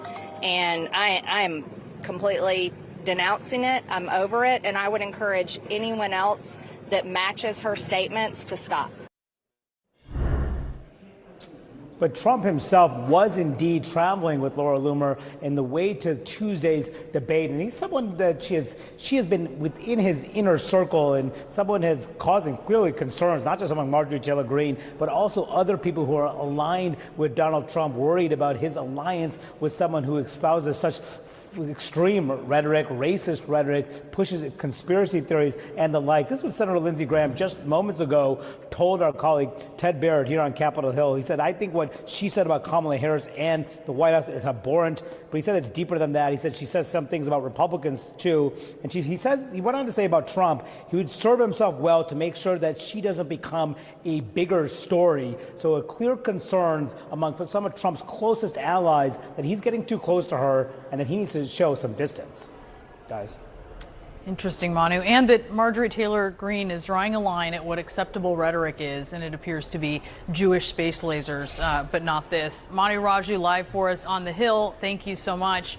Joining us now is Jessalyn Cook. She's the author of The Quiet Damage, QAnon and the Destruction of the American Family. The stories are not conspiracies, as we've seen, and I've shown you. There are Haitian cannibals. We've seen that. We've seen the reports of Haitian cannibals and gang leaders. We've seen the stories of people eating people's pets. And, we showed all the TikTok videos. We showed the video of the woman eating the cat in Ohio. And we have some clips tonight of Vivek Ramaswamy having a town hall in Springfield, Ohio, and he allowed for people to show up. And we're going to go ahead and play some of these clips too. Let's go ahead and play some of the clips from Vivek's town hall, and you can see for yourself people coming and talking about their experiences with these Haitians. I have one question. My name is Chrissy. You came here from your hometown. We have city officials that live right here in Springfield and have not set up a meeting like this for Springfield. You said your tickets were free, right? Yes, they are. We're not making money tonight. Okay, listen to me. But why can't the city officials, I'm serious, why can't the city officials do this? Go to the north, south, east, and west of Springfield, maybe get people that want to come, and find out what they're really living circumstances. And here's why. We're paying for those, right? I've been in Springfield for 66 years. I know a lot about Springfield, okay? So my take is, if you don't talk to people, even Haitians, I have Haitian friends too. I know all of them are over here illegal too. But what I'm saying is, this is a community. If you want to be open about things, talk to the people. Don't just make it seem like President Trump did, like everyone's lying. They don't really know, if they're not living on that side of town, what really goes on. So how will you know about a city if you're not bringing the people together, right, and talking to them? It's called Communication What's your name? 101. What's your name? My name is Chrissy. Chrissy, I appreciate you being here. So, I'll tell you what I think is actually going on, okay? The first thing I'm going to say may not be very popular in this room, but I'll tell you the truth, okay? This is what I truly believe, so I'm going to share it anyway. Actually, before I came here, I was in City Hall. I met with a number of the city officials. I invited them to be here tonight, actually. I thought it'd be productive, because I don't have the power other than through philanthropy or through public advocacy to change something here. and we'll try to use the power of my platform voice to cause positive change here. But I invited them to be here because they're in a position to run the city. And I'll tell you what I believe. I know many of you may feel like your leadership doesn't care. I met with them. I don't think that's true. I think I sat there for an hour with them after we met with the Haitian group. I think they actually really do care, at least the subset I met with. And I know that's not a popular view maybe in this room. But I will tell you what I do see happening in the country. I think there's a culture of fear, actually. I think the reason they're not here tonight is not because they don't care about this. It's because they're scared, actually. And I think that culture of fear has spread like an epidemic across our country, where actually what you really need is just transparency. You report to the people. If you work in a company, how many of anybody in here work in a company, okay? Your CEO is the boss of your company. But people mix this up. When you're in government and you're a city official or you're a mayor or whatever, your boss is actually the people who are in this room today. And it's not just the people in the city who mess that up. That's the federal government as well. And so what I hope to do today is to show that actually talking to the people of Springfield isn't that scary. The way the town council meeting, somebody came up, will be demonized for speaking about their own experience. We're live streaming this for the world to see that actually these are just good, patriotic Americans who love their country and love their city, who are struggling because the people who they elected to run their federal government all the way down have let them down. And you don't have to be scared of actually being face-to-face with your fellow citizens. So I did my best. I can't control what they do, but I did do my best to highlight this today. We have another clip as well. Let's go ahead and play this other clip from this town hall that happened tonight. This is tonight in Springfield, Ohio, by the way.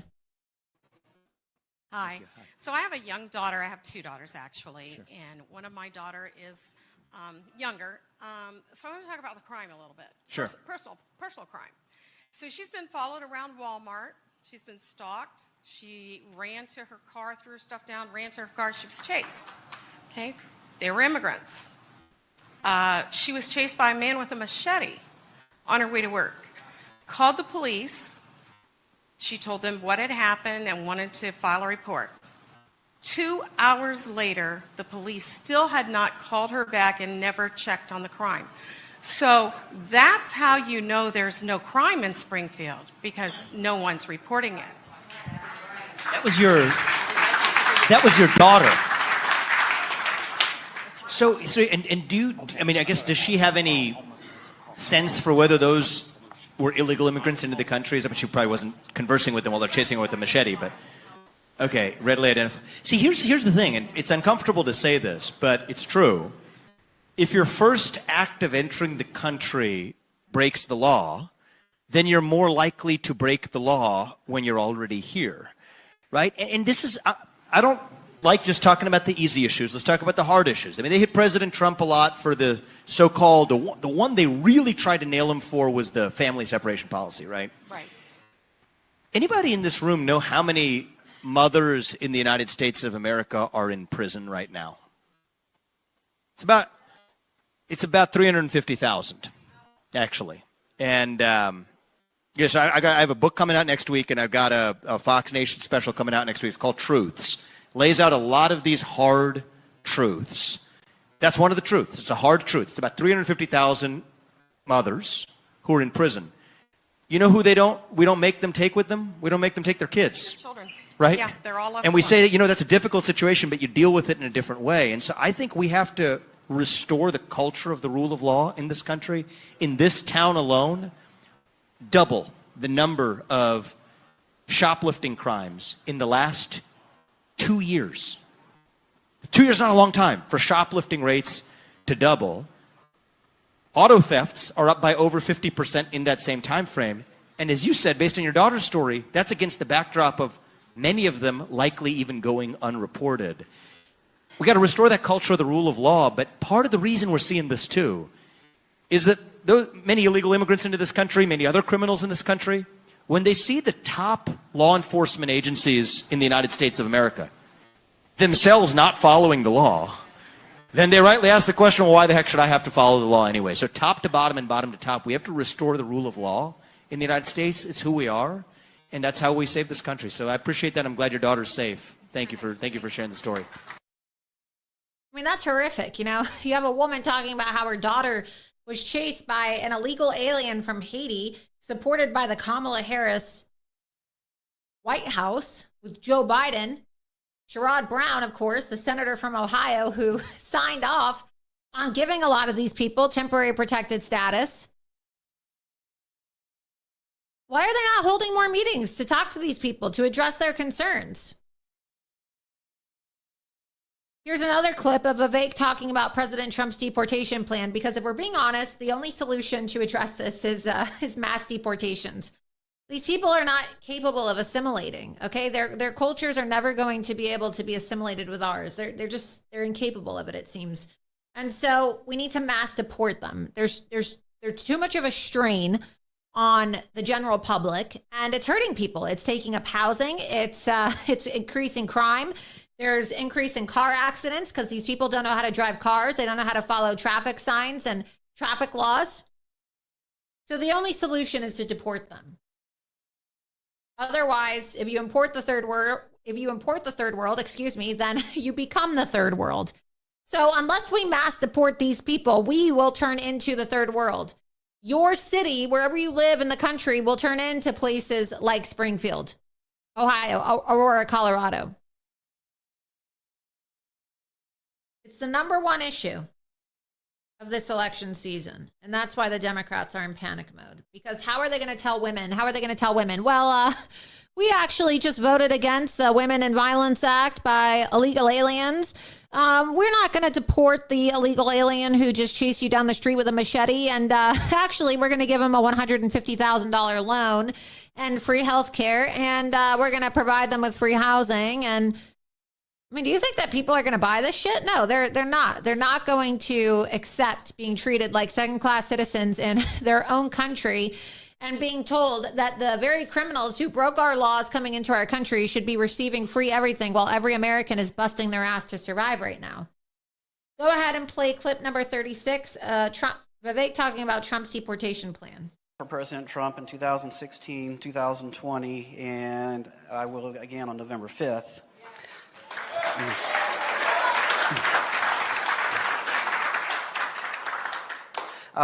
President Trump vowed to do, quote, large deportations from Springfield, Ohio. But like you said earlier, most, if not nearly all of the immigrants here are here legally. So the notion of deporting all of them and then everything will be okay is not based in reality. So my question to you is this: what realistic plans can you, President Trump, and Congress produce for Springfield and cities like Springfield to be able to adapt and thrive for all of us, both citizens and immigrants? I appreciate your thoughtful question. I don't agree with 100% of it, but I appreciate you identifying who you're voting for, but still are able to ask tough questions. I like that. So I'll say something here. First of all, is the most important part of your question is we can fall into a trap, and I don't want to see us fall into this, is there are real problems that we need to address in this country that actually have nothing to do with immigration as well. And I think that we can sweep a lot of that under the rug. Those are failures of our elected and increasingly unelected leaders of the country that we got to address by way of economic growth in this country, wage stagnation in this country. You think about even workforce training and preparedness for the changing economy, our reliance on China for our modern way of life. These are big issues even outside of the specific immigration and mass migration issues. So part of your point is we can't sweep all that under the rug and just blame it on immigrants. I agree with you, actually. I agree with you wholeheartedly on that. How are we going to achieve mass deportations? Well, first of all, you got anybody who's committed a crime in this country, anybody who is actually currently detained. That's an easy set of deportations right out the gate. You're talking about millions of people that fit those two categories together. That alone would be the largest mass deportation in American history. The next thing you got to do is, it's like you got a clogged drain, right? What do? First thing you do is you turn off the faucet. You don't try to clean the drain while you leave the faucet on. Use our military to secure the border. Use the National Guard if necessary. Aquatic barriers in the Rio Grande. And yes, complete the construction of the wall, which is not a racist or xenophobic action.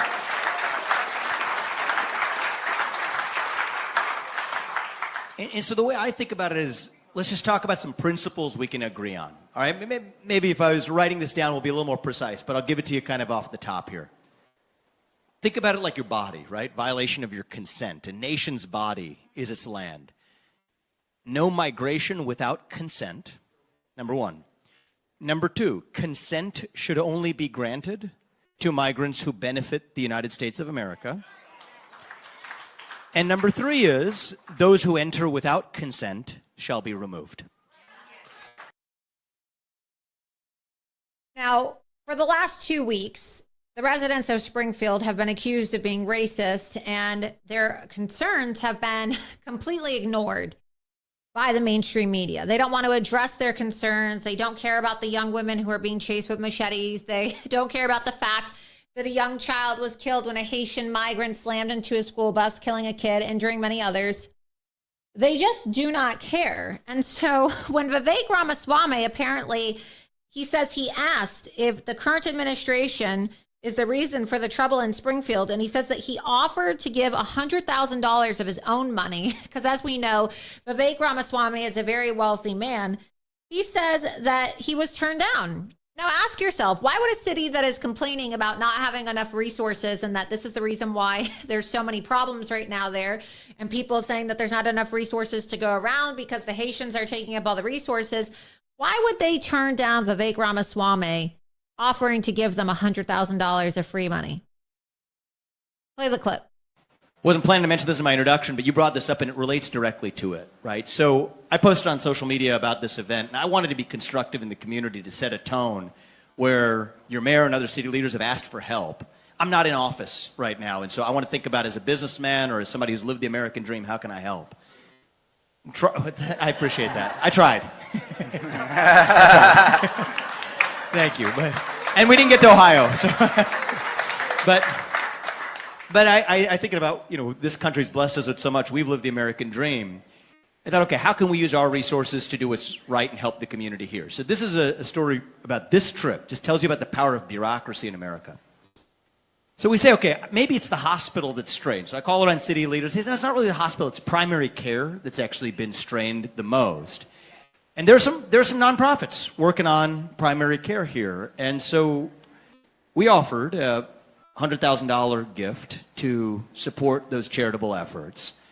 And guess what got in the way? They turned down the gift.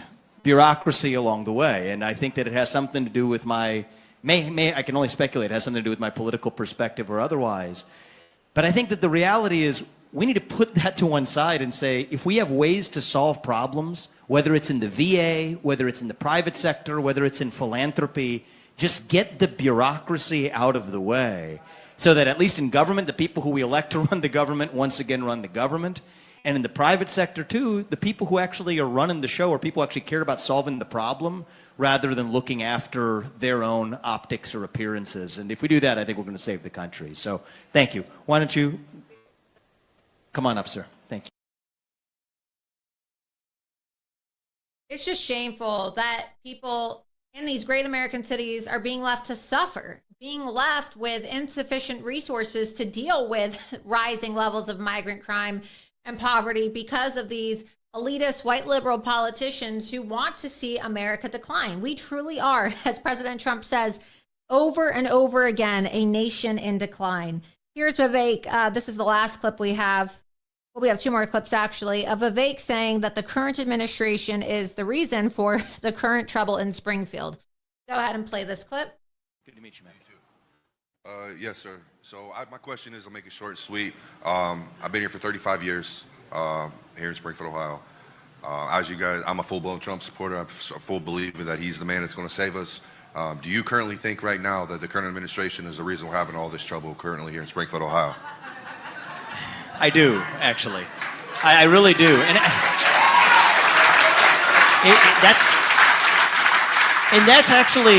And that's actually probably the number one most important policy takeaway here.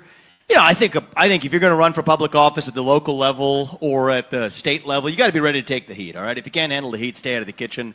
And I do think that criticism at every level is fair. But if you want to understand where I think the real problem is, I don't think Houdini himself as a magician could have fixed a problem in Springfield if you have federal policies that are permitting millions of illegals and stretch the law to make them legals entering this country and dumping them into cities like this one. It'd be like the equivalent of sending 2 million additional people to New York City. Can you imagine that? That's the effect of sending 20,000 people to Springfield. That's a direct result of those federal policies. And again, you don't always have a chance to change it. But this time, in about 50 days, you actually do. And it's time that we actually use our chance to do it. Thank you, ma'am. I appreciate it. Thank you. Springfield a racist city? To be honest with you, there are people there, but after they get to know you, that's gone. Yeah. I live where there wasn't a lot of blacks over there, right? And we were only 30 years. We built our house. My husband and I, we've been together for 51 years, married for 46. People were afraid when we moved in the neighborhood, okay? Okay. All my kids, 3 with masters, or 2 with masters, bachelors and everything. But they had block parties where everybody in the community around there for blocks around came and had parties and talked. The kids played with each other. Kids don't have fear. It's the adults that have fear. Exactly. So that's what I would say. If I would say anything, do a big thing. We got the fairground, we got Snyder Park, we got the reservoir. Bring everybody together, and I guarantee you Haitians would come. But then you talk with them. Listen, you're gonna have bad in every race. Forget it. Let's be real, right? There's not one that doesn't have a nut in the tree someplace, and that's just the truth. That's the truth. It's the truth. People shouldn't be called racist for talking about issues that matter to them in their community. You shouldn't be called a racist for worrying about whether your daughter can go to Walmart without getting chased by some third world migrant carrying a machete. You should be able to know that your child can get on a school bus without a Haitian migrant slamming into the school bus and killing your kid because they don't know how to drive. You should be able to let your dog or your cat into your backyard so that your dog and your cat can go walk around and get some exercise without worrying about whether the Haitian migrants are going to hop over your fence and cook your dog or your cat. What has America come to? It's so sad that this is what we're living, the country that we're living in today. It is so sad that you have to actually think to yourself, is my cat, is my dog going to get eaten by an illegal alien today? If you told me 20 years ago that this is the type of stuff we would be talking about, I wouldn't believe you. I wouldn't believe you for 1 second. But now, are women who walk their dogs outside in the morning on their way to go get lattes at the local coffee shop going to be able to walk their dogs? Or are they going to have to worry about these primitive people acting like hunter-gatherers, killing the women, raping the women on the sidewalk, and then taking the dog as a snack when they're done with the woman? I mean, it sounds... Cannon's over here laughing, but honestly, I mean, that's kind of where we're getting. What do you think, Cannon? Don't you think that's kind of where we're heading? I mean, could you imagine, a local woman walking in her workout clothes, her Lululemon yoga pants, walking to Starbucks to go get a latte, and then all of a sudden a bunch of men with machetes surround her, and they do away with her first, and then they take her dog?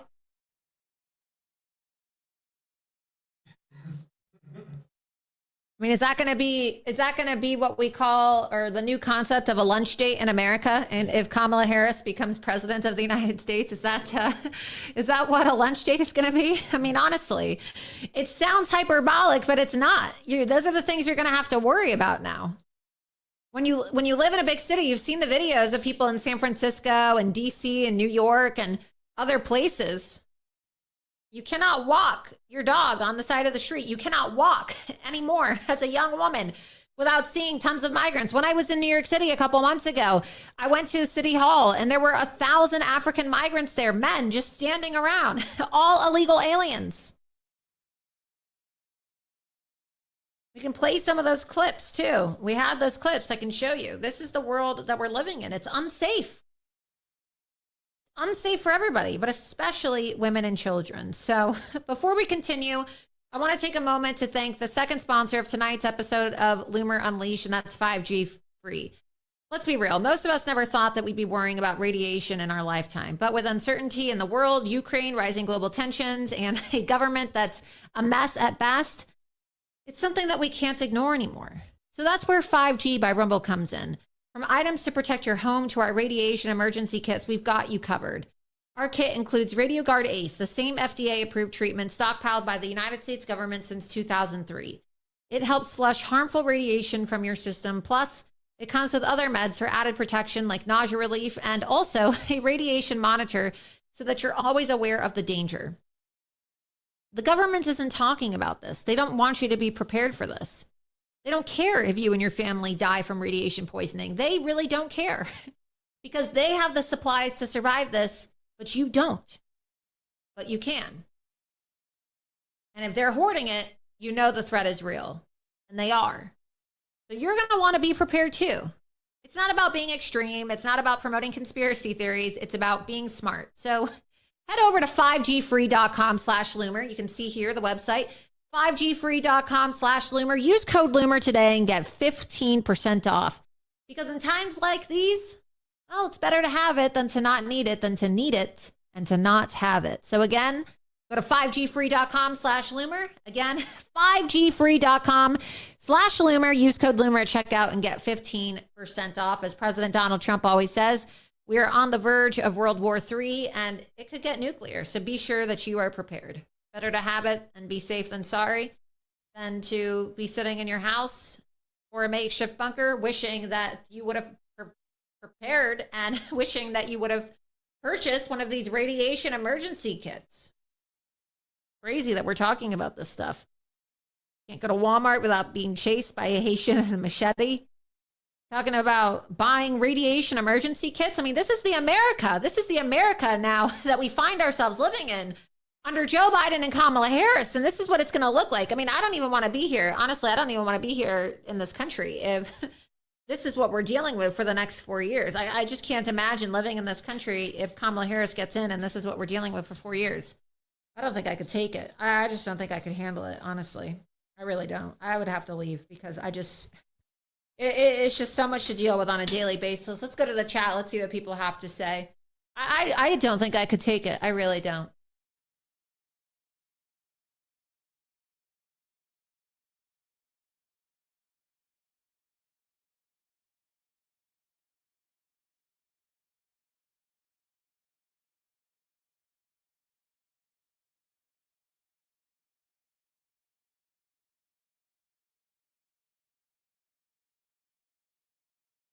That's why the grassroots activism is critical to save your city. There's a bit of a delay on the chat, so your questions are now coming in. Someone says, I have potassium iodide in my med cabinet. Let's see.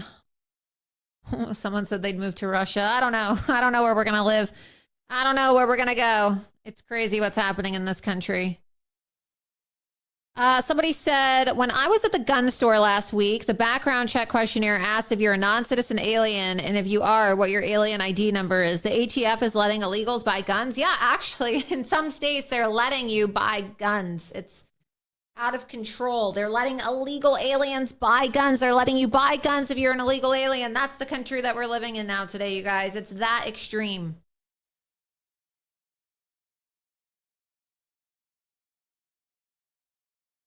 Somebody said I sound out of breath. Yeah, I know. I had a scan on my lungs and I have permanent lung damage. It's crazy. I have permanent lung damage. I think I got it from COVID. I mean, I refuse to take the vaccine, but I just cannot talk as long as I used to be able to talk. I feel out of breath. It's terrible. So I feel like I have to like force myself to like get air. It's crazy. I had some testing done on my lungs and I had a chest x-ray and I have permanent lung damage. I don't know how I got it. I don't smoke. I really think it's from COVID because the only thing that I can think of that has caused me to have permanent lung damage is COVID. It's too bad. I use air purifiers. I have inhaled all types of, like, you know, they say there's all these different things that you can inhale to try to open up your breathing ways, but it's too bad. It didn't used to be this way. Probably for the last year or so, I've noticed it gets worse and worse. So hopefully it doesn't kill me someday. Oh, well.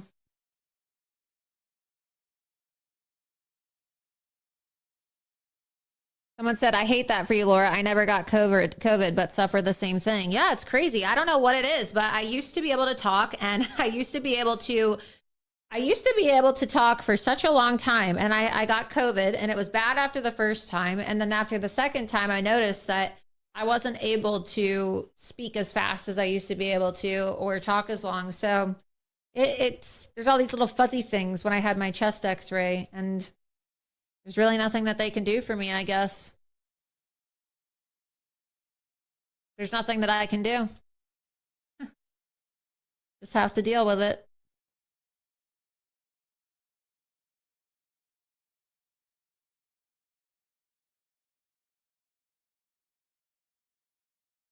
Yeah, someone said, I thought it was due to your asthma. You know, I developed asthma because of it too. I never had asthma before I had COVID. And it was because I thought that it was just because of my asthma too. And then I had the chest x-ray, and there's all these little dots all over the x-ray. So I guess it's damaged.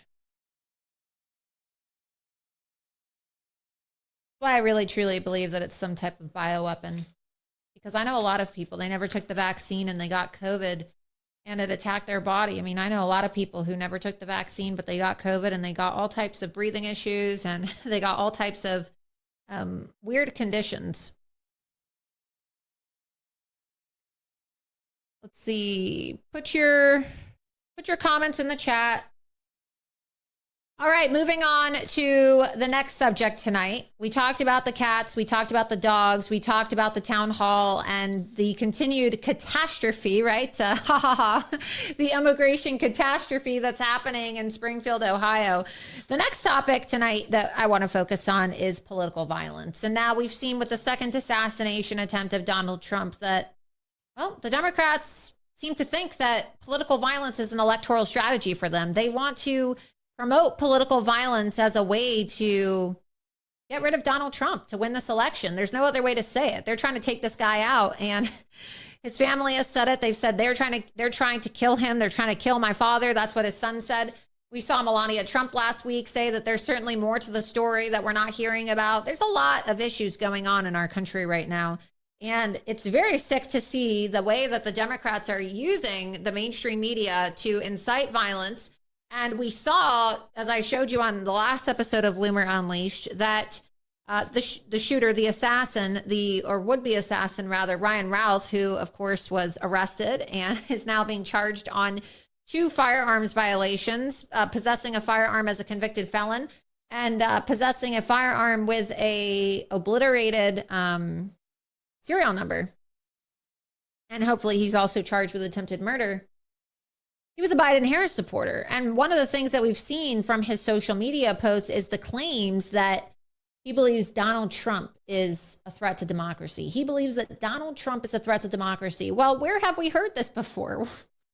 We've heard it from everybody. We've heard it from Jamie Raskin, Jasmine Crockett, Hillary Clinton, Kamala Harris, Joe Biden, you name it, Merrick Garland. Everybody you can think of in the Democrat Party is repeating the same line over and over again. Donald Trump is a threat to democracy. Donald Trump is a dictator. We got to get rid of Donald Trump. We got to get rid of Donald Trump, right? Orange man bad. So we've taken it upon ourselves at Loomer Unleashed with DC correspondent Charles Downs to confront these Democrats and to hold them accountable. We have to hold these people accountable for their incitement to violence against Donald Trump. So we have a compilation of several clips, and we're going to show you just really despicable stuff. Let's play clip number 18 first so that you can see MSNBC blaming Trump for the assassination attempt on his life, trying to say that it's his rhetoric that is getting him shot at, his rhetoric that is causing people to go out there and try to pick up AK-47s and shoot him. It's just some of the most depraved things that you'll hear, and yet they want to obsess about me talking about the White House smelling like curry. Yet they're trying to blame Donald Trump for an assassin plotting to murder him with an AK-47. Play the clip. This is the day we take our country back. So I got a little notice in case you see the security guys. We have wonderful security guys. They said, Mr. Trump, there may be somebody with tomatoes in the audience. So if you see somebody getting ready to throw a tomato, knock the crap out of them, would you? Seriously. Okay? Just knock the hell. I promise you, I will pay for the legal fees. I promise. I promise. There won't be so much because the courts agree with us, too. What's going on in this country? We will fight for America like no one has ever fought before. 2024 is our final battle. It's our final battle. We're going to win that battle. We're going to turn this nation around. We're going to make America great again. America first. But it's our final battle. It's the last battle. It's the last shot at it. Because they're down the road. They've taken it down the road with corrupt elections and lots of other things. With you at my side, we will demolish the deep state. If we don't win on November 5th, I think our country is going to cease to exist. It could be the last election we ever have. I actually mean that. We don't win. I think this could be the last election we ever have. Comrade Kamala Harris, you're fired! You're fired! Get out! Get out! She shouldn't be there anyway. She got no votes. She's a threat to democracy, right? That's what they say. They always say Donald Trump, you know, it's a soundbite for them. Donald Trump is a threat to democracy. Now she's a threat. Terrible things they're doing, inciting violence against Donald Trump. Let's go ahead and play clip number 6. We're just going to play these back to back. We'll take a break so I can introduce the politician and what they've said, but let's go ahead and play clip number 6. Charles Downs asking Senator Jon Tester from Montana about his incitement against Donald Trump. There's a clip of Senator Tester talking about how, well, he needs to punch Donald Trump in the face in order to win. So let's go ahead and play clip number 6. How's it going, Senator Tester? Will you apologize for your violent rhetoric against President Trump after you said Trump needed to be punched in the face to prevent from winning? I'm not preventing him from walking, but no, I understand, but we've got to get we got to a hearing, so he doesn't assassination really attempt against President Trump. Senator Tester, will you apologize for saying Trump needed to be punched in the face? Why is your staff blocking me from asking a legitimate question? It's going to be the best way to get in touch with us. I understand that, but we've got to get to a hearing, so we actually just don't have time to stop. Well. So I appreciate it. You're welcome to send us an email. All right, thank you. Good. Well, while we were playing the clip, Mecca decided that she was going to run into my studio and come jump on my lap. So I guess you're going to come on, right? Mecca, baby. Mecca wants to join us tonight, so she'll be our guest for the last 30 minutes of the show. You can see these people are cowards. They don't want to ever answer to their incitement to violence. They want to lie. Then they want to say violent things. And then they want to accuse Donald Trump of being the one who's promoting violence. That should be a disqualifying statement. Could you imagine if a Republican said they needed to punch Joe Biden in the face to get him in order to win? Let's go ahead and play the clip of Charles asking Senator Bob Casey from Pennsylvania about his incitement to violence against Donald Trump. And as we know, Don Jr. called out Senator Bob Casey this week for inciting violence against his father. So let's go ahead and play clip number 7. Hello, Senator Casey. Will you apologize for calling President Trump a threat to democracy in wake of the Trump assassination attempt? Would a shooter accused President Trump of being a threat to democracy? So will you apologize for calling Trump a threat to democracy? You called him a threat to democracy countless times, Senator. We have the receipts. Are you sure you don't want to answer?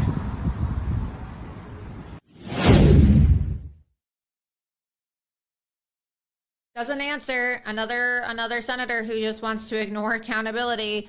Let's play the clip of Congressman Jamie Raskin being asked by Charles today his incitement to violence against Donald Trump. And of course, Jamie Raskin is one of the worst offenders when it comes to the incitement of violence against Donald Trump. Let's go ahead and play the clip.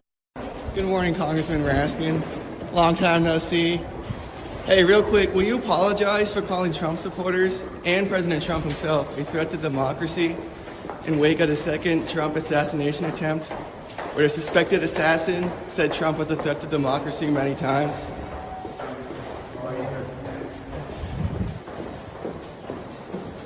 Would you like to answer, Congressman? Are you sure you don't want to apologize for your rhetoric? Have a great day. Get back to work.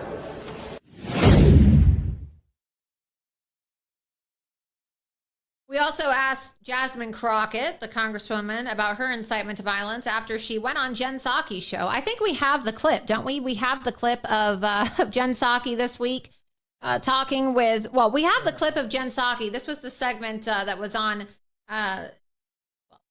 MSNBC this weekend in which they were attacking me and blaming me for the pet eating comments. We can go ahead and play that clip. And then afterwards, Jen Psaki had actually interviewed Jasmine Crockett. So she was talking about the pet eating comments, blaming me. And then she said that MAGA and Donald Trump are all domestic terrorists. You can play the clip first, and you can see how Jen Psaki continued the demonization. And that, of course, is what led to Jasmine Crockett making her comments on Sunday, which is when this episode of Inside with Jen Psaki aired.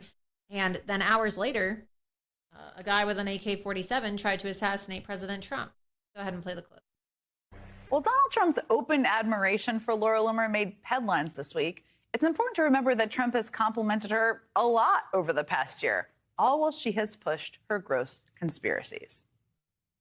This woman is amazing. Laura Loomer. Where is she? Where's Laura? She is amazing. Every damn day we see another story about illegal aliens going to the Ritz-Carlton, illegal aliens getting free flights, illegal aliens getting free clothes and free cell phones, and someone's going to snap. Someone's going to snap. It's going to happen. And you know what? I'm not going to care when it happens. A fantastic woman, a true patriot, Laura Loomer. Laura, thank you. Thank you. Thank you, Laura. If Kamala Harris gets elected as president of the United States, we are going to have an Islamic caliphate in this country. It's great to have you, and you've been really very special. You work hard, and you are a very opinionated lady. I have to tell you that, and in my opinion, I like that. Joining me now is Sarah Matthews. She served as the deputy press secretary during the Trump administration. Okay, Sarah, none of us are surprised anymore by a lot of the things Trump does, but help us understand how somebody who is a conspiracy theorist, who's a 9/11 truther, who says all the things that we've been talking about in this show, goes from that, for a fringy person, to being on the plane to the debate and kind of in the unofficial inner circle of Donald Trump. Well, I think you are the company you keep, and this just goes to show what his character and judgment is if this is who he's choosing to surround himself with. I mean, Americans at home might not be familiar with Laura Loomer. She's not necessarily... So it goes on. You don't need to listen to another brain dead bimbo, complain about another woman that they're jealous of. So, we don't need to listen to that. We don't need to listen to whoever she is. She claims to have worked in the Trump administration. All these women, have you noticed? It's all the women that want to demonize me and want to lie about me. Why are women so incapable of just minding their own business and doing their own thing? Women in the media. Why is it that you always have to hate on a woman who is more successful, or even if they're not as successful as you financially, they're doing their own thing? I don't understand this. It's always the women in the media. And they try to demonize me. And, some of my biggest supporters online are women of all ages. And these women in the media, they want to try to make me out to be some terrible person. There was an article actually in the Daily Mail, you can find it, and they said MAGA women go to war with Laura Loomer and warn Trump not to associate with her. I'm always trying to empower and lift other women up, but it's bimbo behavior when you go on a news network and you have to lie about a woman who is trying to keep Americans safe. I'm trying to warn people about the dangers of Islamic terrorism. I'm trying to warn people about the dangers of mass migration.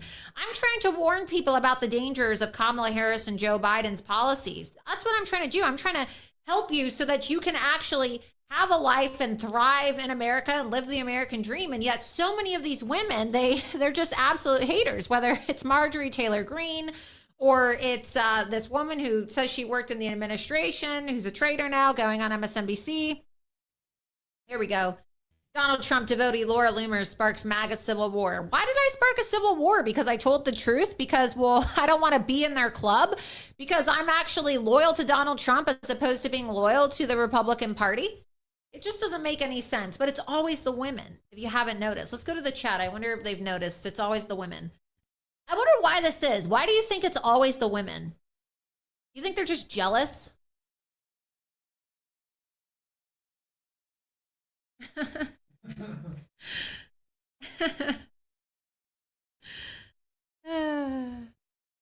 Let's see. Yeah, people say it's jealousy. You're a truth teller. They hate you. It is. It's like a woman thing. And every single time I've ever had, like professional success or a mentor, anybody that's actually been like very kind to me throughout my career, it's always been a man who's tried to uplift me or encourage me. It's always men that have always had my back or defended me or tried to give me opportunities for my hard work, right? Women are very spiteful and jealous. I've never, ever seen a woman in my life who's actually tried to empower me or has tried to assist me. I don't really think that I can think of a woman aside in this industry, aside from Michelle Malkin. Michelle Malkin is probably the only woman who's like a very successful, powerful woman who has made a name for herself, obviously, somebody I greatly respect, who has really gone out of their way to support me. A lot of these women in the right-wing media sphere, they're very jealous and they're very petty. But I'll always be very grateful to Michelle Malkin because, well, she always had my back and she always encouraged me. And you just don't see that a lot. Women are very catty and petty in this industry. So it's a shame that Michelle retired because she was a brilliant mind, and she's the one woman I can think of who didn't spend her time bad-mouthing other women and lying about other women in this industry. And it's just a shame. It's just a shame that they can't just let a woman in media do her thing. These people claim to be feminists. They claim to be the party that supports women or empowers women, but all they want to do is bring me down. I'm not hurting you. I'm just doing my own thing. I do my own show. I do my own stories. I stick to myself. It's not like I'm trying to be their friends. Trust me. I like my peace and quiet. I like my alone time. So I'm not trying to be their friend. It's just this incessant need of theirs. They just don't seem to have a desire to see other women thrive. And you see this with Marjorie Trader Green and the way that she attacks and smears every single woman who ends up doing anything in support of the president. She attacked Carrie Lake behind the scenes. She's attacked me. She attacked Lauren Boebert. She attacked Nancy Mace. Bad behavior. It's very bad, jealous behavior, and we need to condemn it. Terrible, terrible behavior.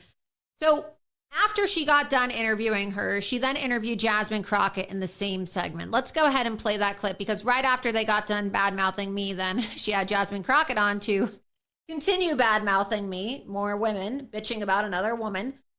Another group of women on MSNBC always talking about empowering women, needing to shit on the conservative woman because, well, I guess in Kamala Harris's America, the only women that are allowed to succeed or have any professional success are Democrat women. Play the clip. I want to start with Donald Trump's refusal to condemn the bomb threats. What was your reaction to that? You know, my heart breaks that this election is close, because this comes down to just some basic norms and principles of what we should see in leadership for the greatest country in the world. And it doesn't look like this. Yes, Springfield is going through hell, but they're going through hell because the guy that says that he wants to be the commander in chief is actually bringing that hell to their footsteps. He decided to amplify a lie on a national debate stage, and that is harming American citizens. That is a problem. When I talk about MAGA, I talk about the fact that when we swore in finally in January, that we swore to defend against those that are coming against us, whether they are domestic or international. And right now, I feel like MAGA in general, they are threats to us domestically. And we see it time and time again. And I think that's why you see so many national leaders, whether they're Republicans or Democrats, coming together to say there is only one person qualified to be the commander in chief, and that is Kamala Harris. No question. Oh my God, qualified, really? Okay. Yeah, maybe in DEI America. So she incited violence. She basically said that Donald Trump and his supporters are threats to democracy and accused us of all being domestic terrorists. So Loomer Unleashed today, Charles Downs confronted Jasmine Crockett, and she did the whole pretend to be on a phone trick. Let's go ahead and play the clip. Good morning, Congresswoman Crockett.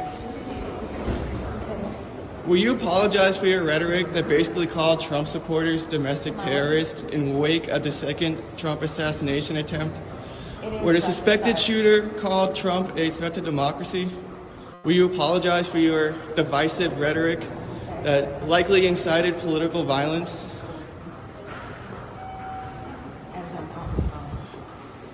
I don't think you're really on the phone, Congresswoman. Are you sure you don't want to answer the question about your rhetoric? Anyway, I'm good, and I'm headed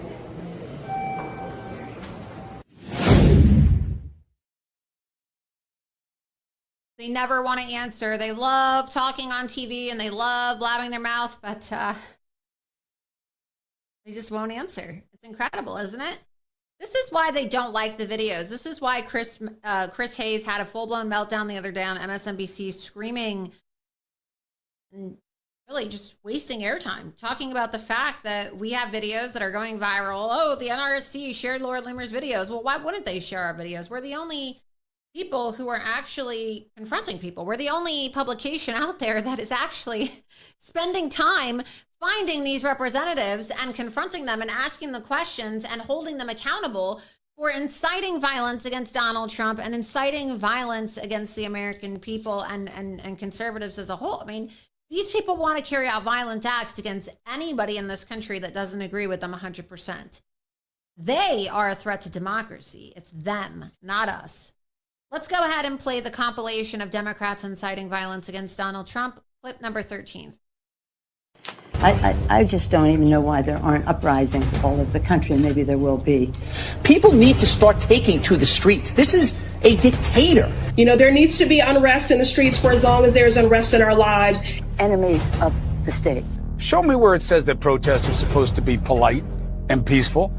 Do something about your dad's immigration practices, you feckless. When they go low, we kick. How do you resist the temptation to run up and wring her neck? Biggest terror threat in this country is white men, most of them radicalized right up to the right. I thought he should have punched him in the face. I said, even if you lost, he insulted your wife. Yes. He came down the escalator and called Mexicans rapists and murderers. He said, well, what do you think I should have done? I said, I think you should have punched him in the face and then gotten out of the race. You would have been a hero.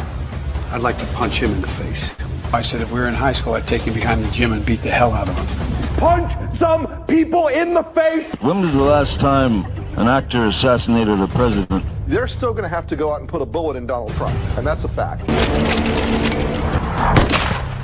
Look, as his character is stabbed to death.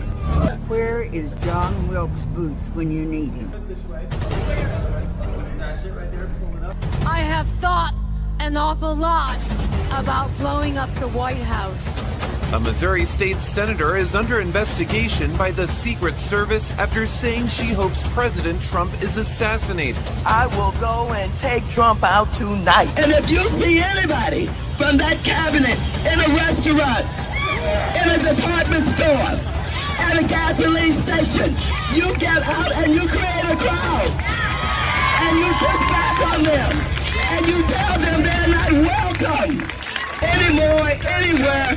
And sadly, the domestic enemies to our voting system and our honoring our Constitution are right at 1600 Pennsylvania Avenue. They're not going to stop before Election Day in November, and they're not going to stop after Election Day.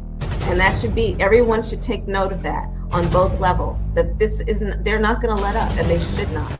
If you think we're rallying now, you ain't seen nothing yet.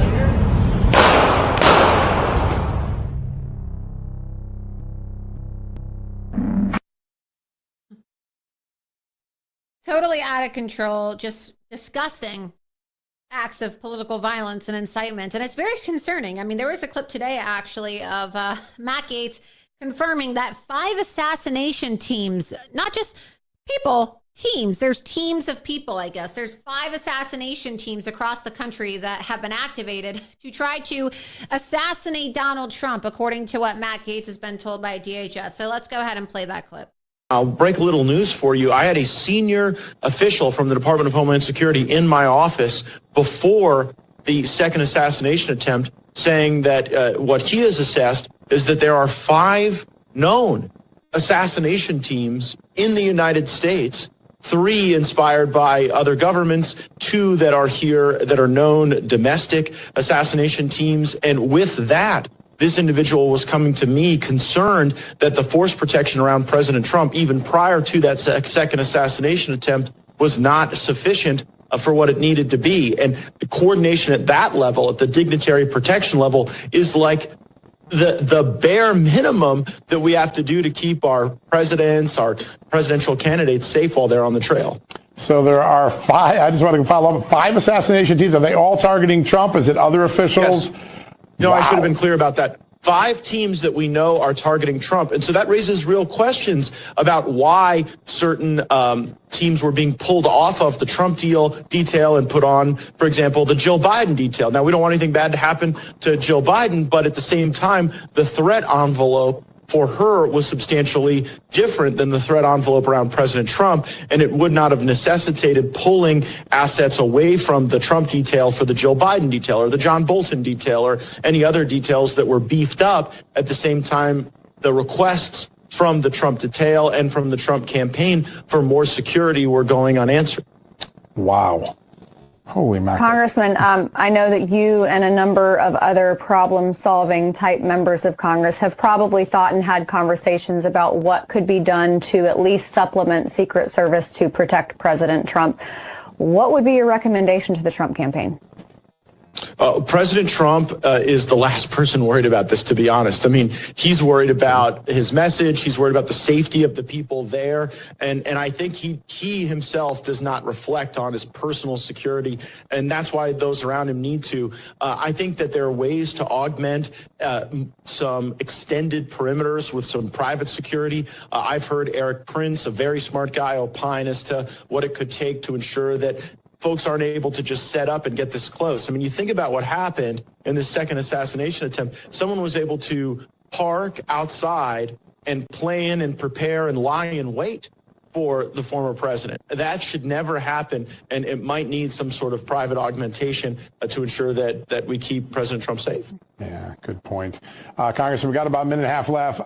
5 assassination teams. Was this Homeland Security official coming to you as a whistleblower? Was he coming to you in official capacity? And was the Secret Service aware of these assassin teams before July 12th or before this past Sunday? They were. Yes. So the person was informing me of this information because the Secret Service was aware of the threat profile around President Trump. And again, this was before the second assassination attempt. And the person was coming to me in part to ensure that if they revealed this information, if investigations and reviews brought this to light, that it would be able to be scrutinized and assessed without this person being fired or rat-holed or sent into the closet somewhere. As you and I know, some folks who are the truth tellers tend to find themselves. So our office likes to be, a place of respite for those who can come and say, look, here's what's actually happening. And then we try to get that information before the public in the most responsible way possible. And I think the public should know that the Secret Service was aware of 5 assassination teams at the time. They were taking protective assets away from President Trump and redeploying them to other people with less of a risk profile around them. That is just unbelievable. Congressman, you do such great oversight work. I remember all the great work you did during Russia collusion to unravel that fake scandal. This is a bombshell. We can't thank you enough for bringing this to light. This is very important information. Great to have you on the show. Thanks. Good to see you, John. Good to see you, Amanda. You as well. It's very concerning because, as we saw, there's been 2 assassination attempts on President Trump's life. There was a third one actually in Arizona, if you count the fact that a couple months ago, actually not even, about a month or so ago, he was speaking in Arizona, close to the border near Tucson, and he was with the families of victims of illegal aliens, and there was a man who was actually trying to kill him. We could pull this story up about the manhunt in Arizona. Type it in, manhunt Arizona for Trump assassin, something like that. Those keywords will probably get you the story that you're looking for. Arizona man accused of posting threats to Trump is arrested. See, they try to downplay that, but you can see if you scroll down, police have captured an Arizona man who allegedly threatened to kill Donald Trump following a manhunt that unfolded as the president was visiting the border state. So they caught him not far from where Donald Trump was actually giving his talk. And you can go see the other articles too. Go back and click on those other articles. Yep. Authorities arrest man who threatened to kill Trump. Yep. That's it. Arizona's officials have arrested 66-year-old Ronald, Searwood is his name. The alleged death threats against Trump were made on social media. Trump said he was aware of the threat, in the interview on Thursday, but when he was giving his press conference about it, or he was giving a press conference at the border, rather, with the family members of victims of illegal aliens who had been killed, a reporter said, were you aware that there's a manhunt right now? And he said he wasn't aware of it. So This leads me to what just happened in Arizona a week ago today. Donald Trump was in Tucson, Arizona, and he had a rally, and it was the same day that I believe Doug Emhoff was supposed to be in Arizona. And you're not really seeing much coverage about this, but we have a newscast video we can play for you. Since that Tucson rally, over 20 of the attendees have been hospitalized, people that were sitting behind Donald Trump because, well, they suffered what appeared to be some type of gas burn to their eyes and their skin. And was this a third attempt on President Trump's life in Arizona? Luckily, nobody has died from it, but it makes you wonder why 20 people were hospitalized with these injuries. And you just have to ask yourself, were they trying to kill him again last Thursday when he was in Tucson, Arizona? Play the clip. Supporters of former President Donald Trump that were allowed to sit behind his stage at his Tucson rally last week tell the News 4 Tucson investigators they left with mysterious injuries to their eyes. News 4 Tucson's chief investigative reporter Course Nylander is live outside the Tucson Music Hall downtown. Course, what are we learning about their situation? Yeah, well, Monica, this is where thousands of people came out to hear former President Donald Trump speak last week. There was a group of 48 people allowed to sit on stage behind Trump throughout the event. They were split into two groups on each side of the stage. One side seemed to walk away without any issues, but multiple people seated near each other on the other side tell me that they had to go to the emergency room after they left the event. Here tonight, for the first time, the Trump campaign is confirming that they're investigating this situation. No taxes on Social Security benefits for our seniors. More than 2,000 people filled up the Tucson Music Hall Thursday to hear Donald Trump's first speech in Tucson this campaign as Election Day nears. Some of his biggest supporters were allowed to sit behind him on stage. Supporters like Myra Rodriguez, a former director of Planned Parenthood with a notable shift to being pro-life. In 2016, she sat behind presidential candidate Hillary Clinton on stage at an event. Now she supports Donald Trump. She enjoyed the rally, but once she left, everything changed. As soon as we left and I stepped outside, I started feeling like my eyes were burning. At first, she thought it might be allergies. She lives near Phoenix. By the time she got home, it was so bad she decided to go to the emergency room. The emergency room staff keeps saying, from the triage nurse to the PA, and are you sure you don't get spray anything? Your symptoms look like you were sprayed something. The News 4 Tucson investigators spoke to her the morning after the rally, Friday last week. That morning, she was nearly blind. I can't see anything. When I try to open my eyes, it's like a white cloud cover. It hurts. It hurts a lot to open my eyes. I have this cold cloth that I put on and I take off all the time. But this is horrible. She says the doctors weren't able to determine what exactly caused it. Her initial thought of allergies went out the window when she heard from several others seated next to her at the rally that also ended up seeking medical attention with the same symptoms. It kept getting worse and worse. My eyes started watering a lot. My nose started running. Then I started feeling my face get really flushed, and then my neck felt like it was on fire. And it just progressed from there. This Tucson woman, who doesn't want to be identified, was seated in the same area behind Trump with her brother. Both walked away with eye injuries and sought medical attention. I was all focused on my eyes. I mean, my eyes were red like hell, I mean, it's like, it just like unbearable. You just couldn't, I couldn't handle it. I just couldn't handle it. Whatever caused it seems to be isolated to the group seated on stage right. Former Congressional District 6 candidate Kathleen Wynne was seated on the opposite side of the stage and says she and everyone she knows seated near her walked away without any issues. We hope that there's no nefarious actors in this and that this is not a strategic hit for those that are supporting Donald Trump. Myra reported her injuries to the Trump campaign and says she was told it was being investigated. Myra feels it's crucial for people to be made aware of what happened and what could have caused her injuries. Obviously, what I would like is an investigation, right? That this does not get away with it. I want to be very clear. We do not know at this point if a person caused any of this or what exactly the cause could be. We can only speculate at this point, but that apparently is what the Trump campaign is trying to get to the bottom to at this point. Less than an hour ago, The Trump campaign senior advisor Danielle Alvarez sent us a statement reading, quote, "The Trump campaign has been collecting information. We remain committed to the countless patriots that attend our high-energy, high-impact rallies across the country."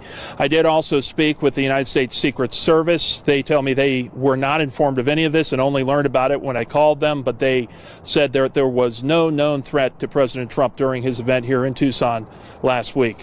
We'll update you as we get more information on this situation. We're live from downtown Tucson tonight. Cora Snylander, News 4 Tucson. Cora, thank you for that. Just really terrible. And we're actually going to have one of those individuals who attended the rally who was impacted and actually suffered physical injuries while attending that rally. They're going to come on my show on Tuesday, so stay tuned for that. But in the meantime, I have an important message about President Trump for all of the parents out there, so please listen up. President Trump said he wants to take back America and teach our kids to love our country. That's why it's so important that we make sure our kids are learning the truth about President Trump and not the distorted lies that they're hearing in the mainstream media. The good news is that Mike Huckabee's team puts together the Kids Guide to President Trump, and right now you can get it for free with fun illustrations and easy to follow content. This important guide teaches kids all about President Trump's accomplishments during his first term, and it helps kids understand their goals for 2024. Mike Huckabee is a great person, and he wants to send you this free guide so you can teach your kids the truth. But please hurry because supplies are limited. To claim your free Kids Guide to President Trump right now, just visit kidstrumpguide.com. Again, that's kidstrumpguide.com, kidstrumpguide.com. Check it out. It's a great guide.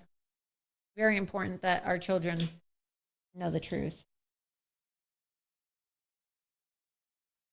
So with that, we will take a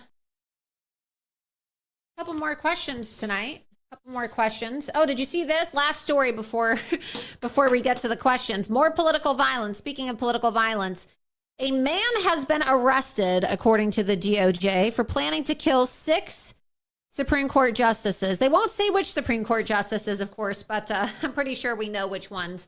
But here we go. Alaska man charged with threatening to assassinate 6 Supreme Court justices. Did you guys see this story? Just another day of political violence in Joe Biden's America. An Alaska man was arrested on Wednesday for allegedly threatening to assassinate 6 members of the Supreme Court and harm 2 family members, the Justice Department said. Panos Anastasio, doesn't really sound like he's from this country, does he? Is accused of sending more than 465 messages through an online portal, which included violent, racist, and homophobic rhetoric, according to court filings. He threatened to assassinate, kidnap, torture, hang, behead, and execute the justices, and he encouraged other people to join him in committing acts of violence, the DOJ said. He faces 9 counts of making threats against a federal judge and 13 counts of making threats in interstate commerce.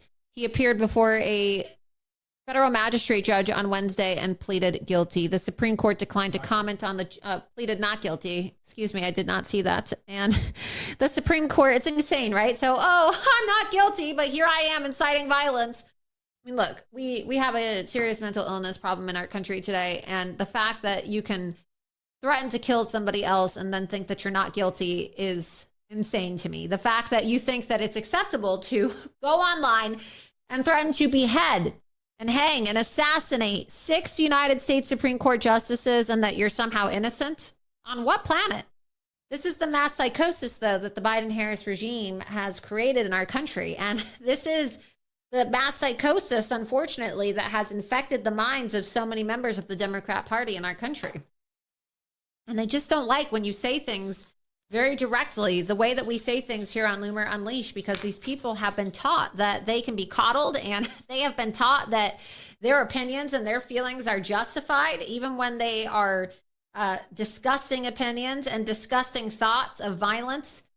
Political violence against people who they disagree with. And that's what the left has really promoted. It's a culture of political violence that is only going to get worse. It's a culture of intolerance. It's a culture of censorship, a lack of tolerance for the First Amendment. And as we've seen now, political violence with a man being arrested for threatening to assassinate 6 United States Supreme Court justices, and now over 2 assassination attempts on President Trump's life. So we have a problem in this country called political violence, and it is being spread by the Democrats. Someone said, question, Laura, how does it feel when the mainstream media has to admit that you're right because of all the receipts you bring? It'd be nice if they admitted it, but they constantly just lie about me. Somebody said, Laura, Ryan Ralph wrote a book called Ukraine, the Unwinnable War. Yeah, I know. I downloaded the book and I'm going through it and I'm reading the book. So stay tuned because, well, I'm going to be providing my own analysis of it. But yes, I have downloaded that book. And in the book, he does encourage Iran to assassinate President Trump. That is very true. Someone said, are you afraid something major is going to happen before the election? Yes, I worry that they're going to kill Donald Trump. That's what I worry about. I genuinely worry that they're going to kill him because, well, they've tried and we've seen that they have now, all of it. What they admitted the other day, the Secret Service, that they didn't sweep the golf course. How did people know that Donald Trump was going to be playing golf? Very weird what's going on. There seems to be an issue with Secret Service and, well, Alejandro Mayorkas, of course, who the House GOP refuses to hold accountable. And as we know, well, Alejandro Mayorkas controls the resources for the Secret Service. And as we've seen, he's refused to increase the resources for President Trump's detail. So yes, I'm very worried that they're going to kill Trump. And even when he wins, I'm worried that they'll kill him too. We've got 2 super chats. Becca20 said they are talking about you because you're over the target. Keep up the great work. Thank you so much. Kimmy B, did you see that the great shout out that Ryan Matta gave you today? He's great. Yep, shout out to Ryan. He's great. He has a new documentary out too, so be sure that you check it out. And Ryan's a good friend of mine, and he has a great film out about human trafficking now, so be sure that you check it out and follow him on X as well. Great guy.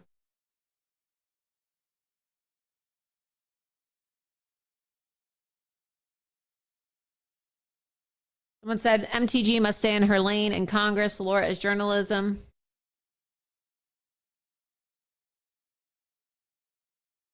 Why does Alex Jones seem to be with MTG? I don't know. Look, I love Alex Jones, but this is a guy who, wants loyalty from people, but doesn't always give it back to others. So, I've been friends with Alex. I've been loyal to Alex for years, but, he seems to have a loyalty issue at times. And I've tried talking to him about this, but he wants people to be loyal to him. And I remember advocating for him when he was completely shut down and I was there. I went to the court hearings with him and I did a lot to support him. But as soon as he got his X account back, I think that Alex has issues with loyalty, and he can get mad at me for saying that. But, if he can't see through this with the fact that she's just a jealous woman, then I don't know. That's on him. But I like Alex. He's a good friend of mine. But as I said before, some people are more loyal than others. I can't explain why he's with MTG, but I can't fix people if they have loyalty issues. That's for them to resolve. So I like Alex. I think he's a nice guy. I admire him. I think he does great work, and I think that he's a truth teller. But these are issues that people have to resolve in themselves. And so if you're not going to be loyal to your friends, then that's a problem.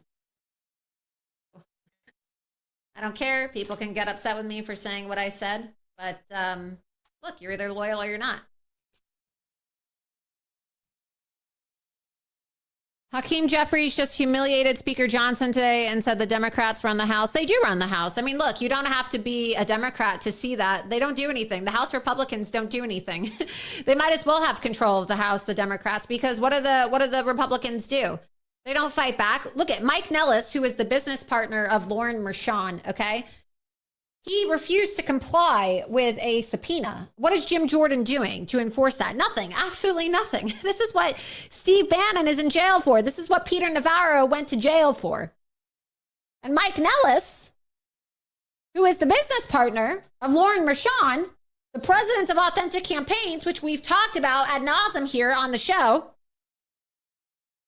just launched a $10 million anti-Trump ad campaign today.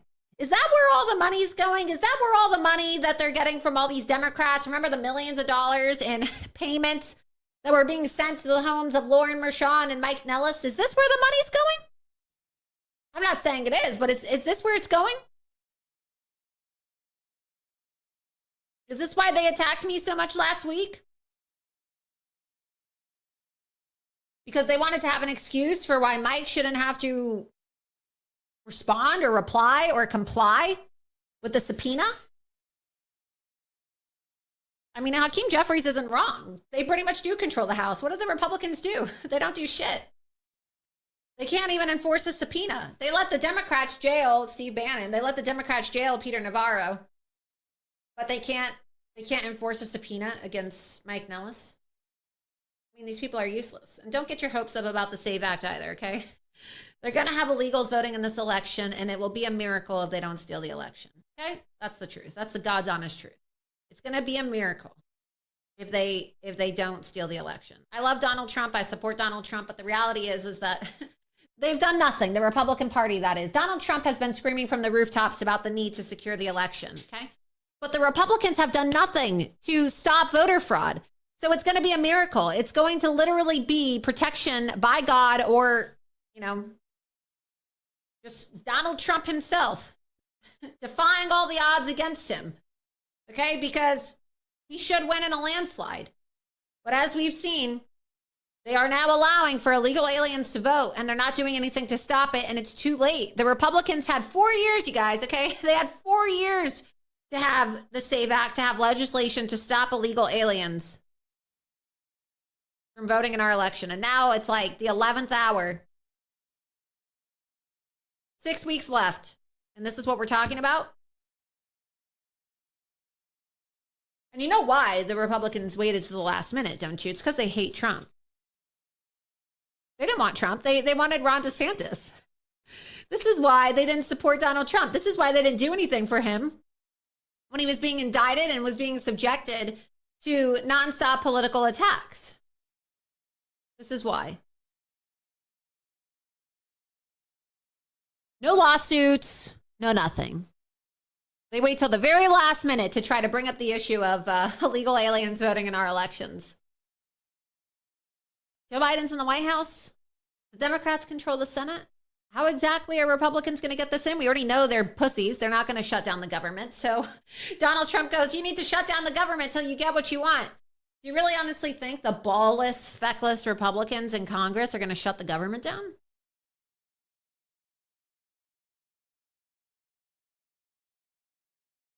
Do you? They'd rather let our election get stolen. They'd rather have Donald Trump go to jail before they shut the government down. That's these people that we're dealing with. That's the Republican Party. Okay? Either have courage or you don't. 99% of them don't have courage. That's just the fact.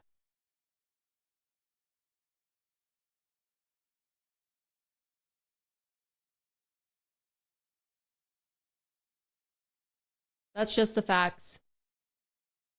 But I do believe that Donald Trump is going to win, not because of the House Republicans, but because of his own hard work and because of his own determination and because it's going to be a miracle. I'm not saying that we can't win without a miracle. I'm just saying that it's been a miracle that Donald Trump has really survived now 2 assassination attempts, just like it is truly a miracle that Donald Trump now has survived all of the indictments and the lawfare against him. They tried to jail this man. Don't count on the Republicans in Congress to do anything for him. These people don't care about anything but themselves. They certainly don't care about Donald Trump.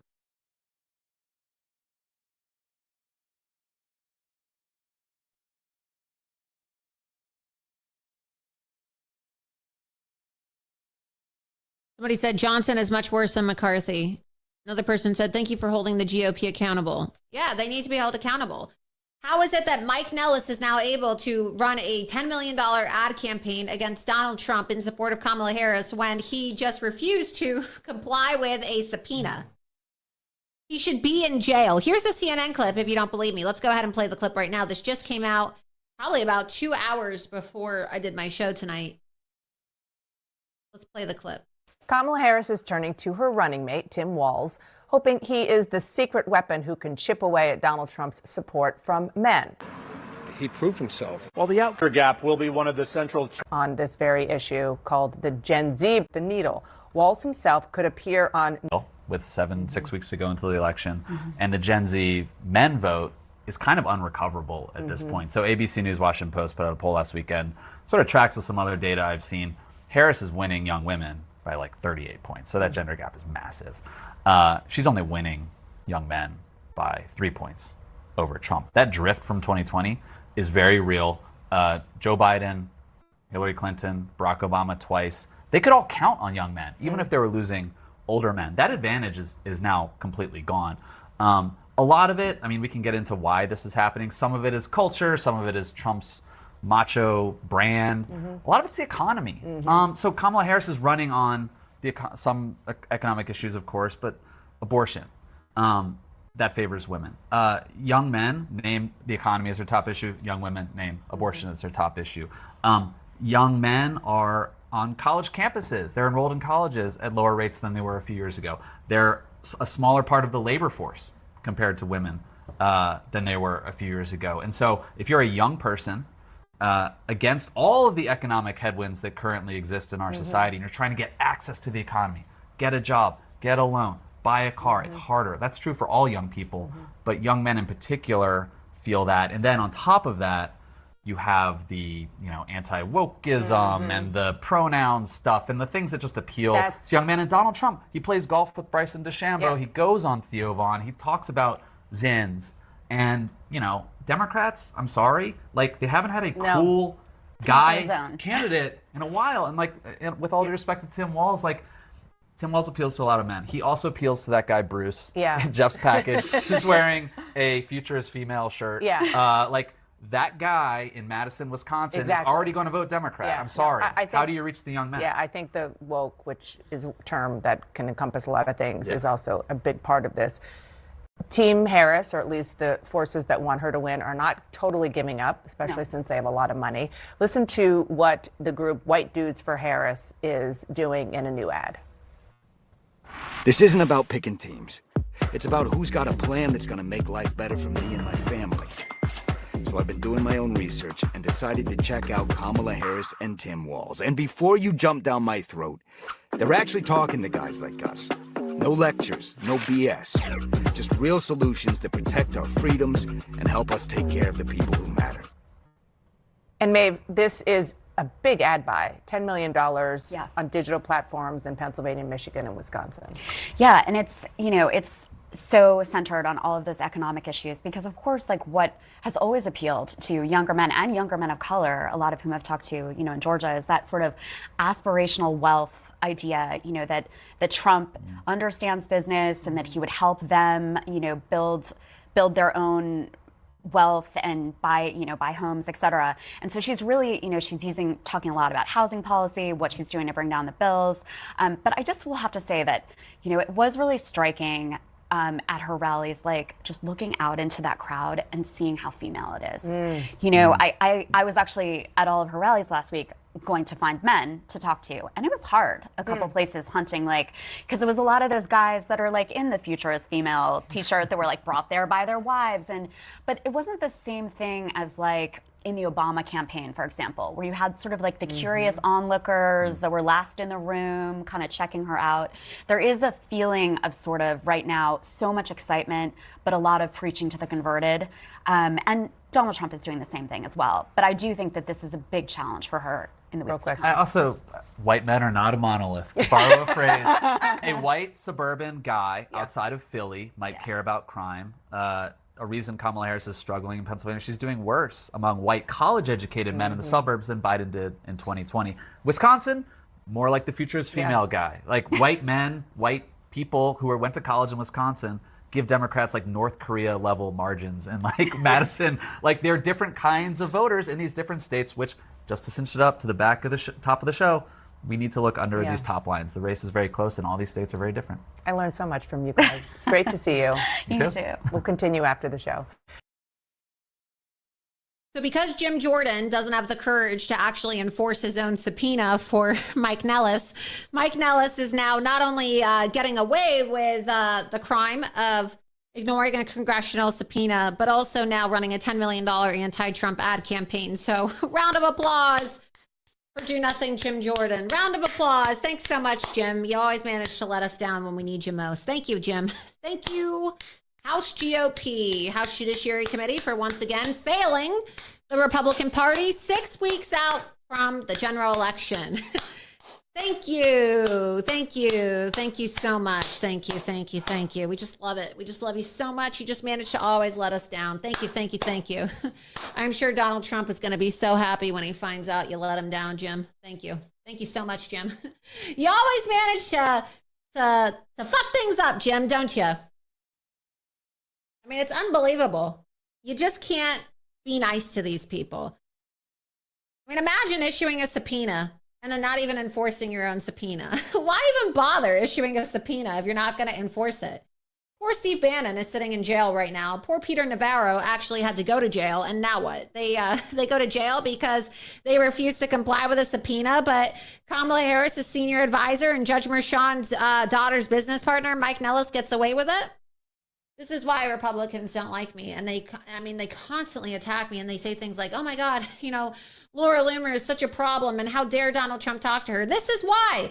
Because we're losing our country because the Republicans just run to write their stupid goddamn letters and post their stupid goddamn tweets and go on their stupid fucking shows on Fox News, but they don't actually want to do anything. This is why I don't like these people. And this is why if Donald Trump doesn't get in the White House, I'm just done with these people. I'm done with the Republican Party. I'm going to burn my Republican Party voter registration card if they allow for this election to be stolen and they allow for all of these crooks and criminals who need to be held accountable to just get off.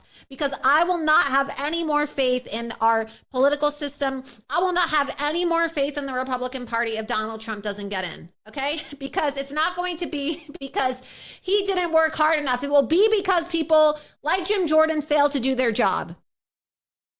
And some of us are over here slaving away, doing research, trying to expose this stuff. And then what does Jim Jordan do? He just allows for Mike Nellis to say, no, thanks. I hired Mark Elias the same time that Kamala Harris has hired Mark Elias, and I don't think I'm going to comply. And then what? Jim Jordan just sits there and goes, well, okay, well,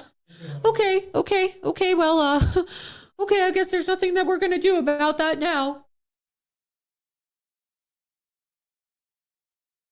This is why I don't like these people. And this is why they don't like me. But you know what? I don't care if they like me. I don't care if they like me. I would rather have no friends and know that I'm holding people accountable and doing the right thing than be friends with such useless people. Honestly, I don't want to be friends with these people. They don't have my work ethic. I don't like lazy people. People who don't work as hard as you are a drag, okay? Have you ever been friends with someone that doesn't work as hard as you and they always want to go out and they're like, oh, let's go catch a movie. Let's go to dinner. Let's do this. Let's do that. And it's like, do you have a job? Do you work? Do you do anything all day? These people that just sit around and do nothing all day. It's just, these people in Congress are just so pathetic. They don't know how to work hard. They don't work hard. And then they get upset and they get triggered when you call them out. Don't issue a subpoena if you're not going to enforce your own subpoena. Let's see what people in the chat think about this.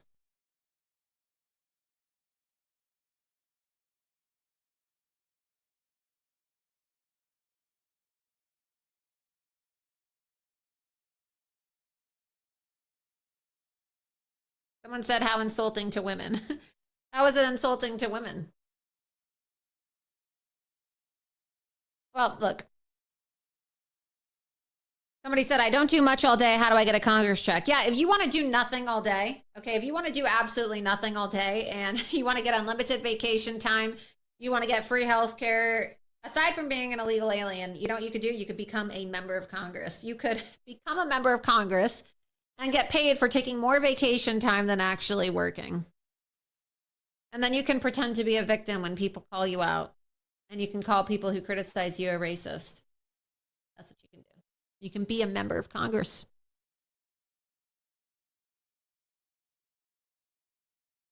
It's unbelievable.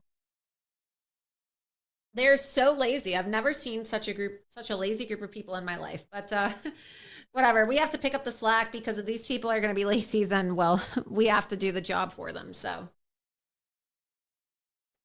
speaking of a new project, I want to show you all a new billboard campaign that I'm helping participate in. And I helped design these billboards that are going to be going up in Pennsylvania. So these are going to be going up in the fracking state of Pennsylvania. And we're trying to raise the funds to get a bunch of these billboards all over Pennsylvania in the last 6 weeks of the election. They say frack you, Kamala, drill baby drill, vote oil 2024. So you can play the video. Let's play the video and let's play the ad. But it's on loomer.givingfuel.com, loomer.givingfuel.com, and you can see that there's a campaign there where you can contribute. We're trying to raise $25,000 so that we can get a bunch of these billboards over the state of Pennsylvania that that really appeal to the fact that Kamala Harris is trying to ban fracking. And so I'm going to go ahead and play this video with my friends over at the United West. These billboards are really amazing. The people we've shown them to so far love them. They think they're great. They think they're very creative. And just imagine driving down the highway. One of the billboards is actually going to go up right near Butler, Pennsylvania. Okay, so we're going to get a bunch of these put out all throughout the state of Pennsylvania if we can get you to support it. And all we have to do is raise $25,000, and we're going to put these billboards up all over Pennsylvania and let people know that Kamala Harris wants to ban fracking. Let's go ahead and play the clip. Hi, Tom Trento, director of the United West, and good friends with Laura Loomer, the amazing Laura Loomer. We're working with her to get up Frack You Kamala in the fracking state of Pennsylvania. The left, the media, they don't want this billboard up because the issue is so critically important to Pennsylvanians, and they know it. So we're appealing to you, over 1 million of you followers of the amazing Laura, to help donate. We need $25,000 to get this thing up, run a campaign. We'll have a digital board. We can change the messaging and pound this home so people see the importance of maintaining this fracking industry. And as a result, Donald Trump will be president in 2024. And isn't that what we all want? Will you commit to implementing a federal ban on fracking your first day in office? There's no question I'm in favor of banning fracking. So, yeah. Frack you. Oh, frack off. Frack you! Frack you!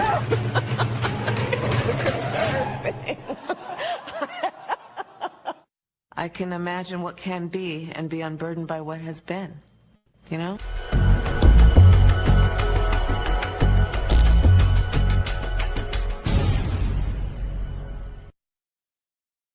So you can support the billboard campaign by going to loomer.givingfuel.com, loomer.givingfuel.com, and we're just launching this here now live on Loomer Unleashed for the first time. I previewed what these billboards would look like right before the debate the other day, before going to the debate, because I wanted to see what people would think about them. But I'm launching these billboards, and I think they're great. You're going to love them. And you can see it's my pinned tweet that I had posted about these billboards. So check them out.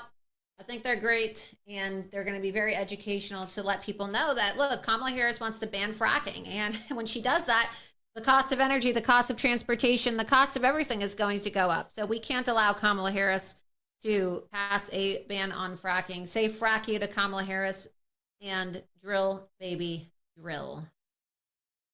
Go to the chat. Loomer Unleashed again will resume on Tuesday, so be sure that you mark your calendars for another episode. People said they love the billboards. Thank you. So be sure that you go to the website and you can donate $5, $10, $15. We're going to raise $25,000 to get these billboards up all over the state of Pennsylvania in the last 6 weeks, and the first one's going to be going up just outside of Butler, Pennsylvania, where Donald Trump was almost assassinated. And so, hey, if there's going to be another rally in Butler, well, I guess people are going to see these billboards on their way to the next rally in Butler, right? So it's going to be really great.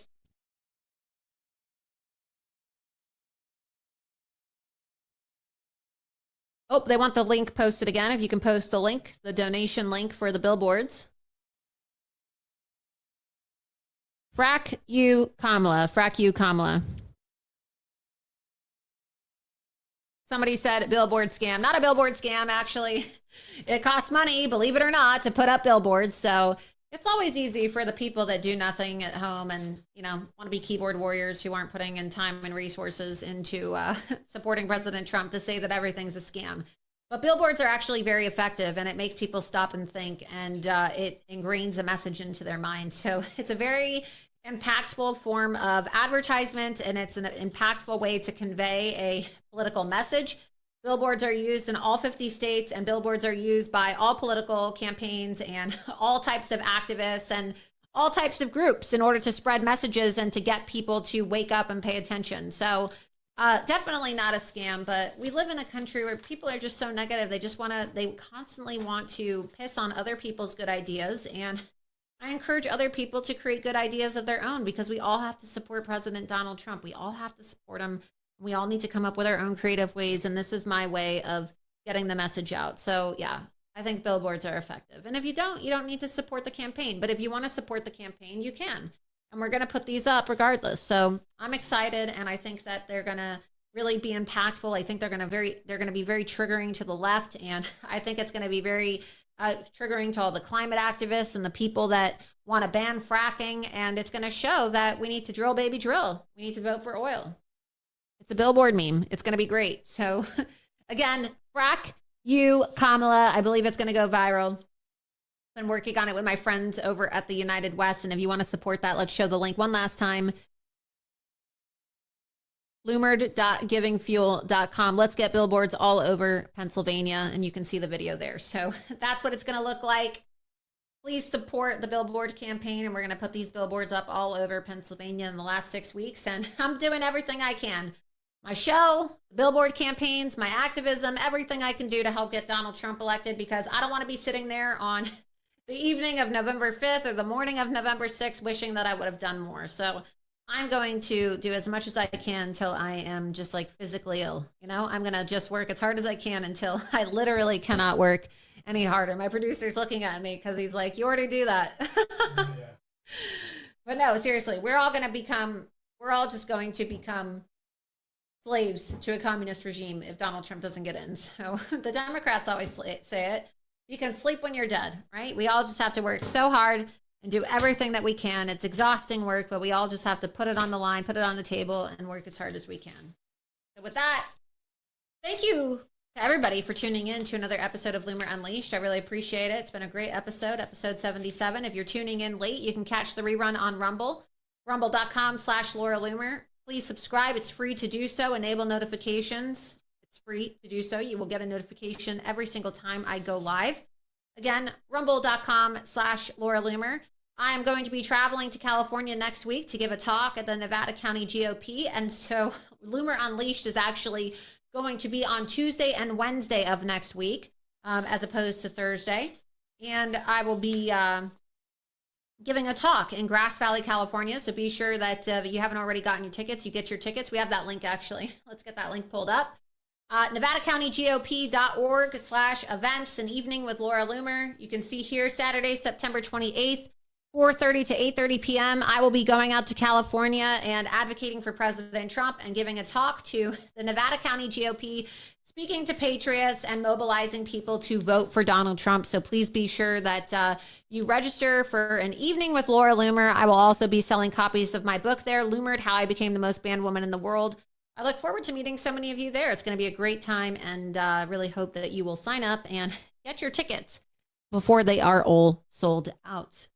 With that, thank you so much for tuning in to another episode of Loomer Unleashed. Be sure that you are following me on Truth Social and on X at Laura Loomer, and I will see you next Tuesday for another great episode of Loomer Unleashed. I hope all of you have a fantastic weekend. Thank you. There is a young female journalist, conservative journalist, by the name of Laura Loomer. If America's men acted like Laura Loomer, our problems will be fixed in about 5 minutes. Chained herself to She Twitter. chained herself.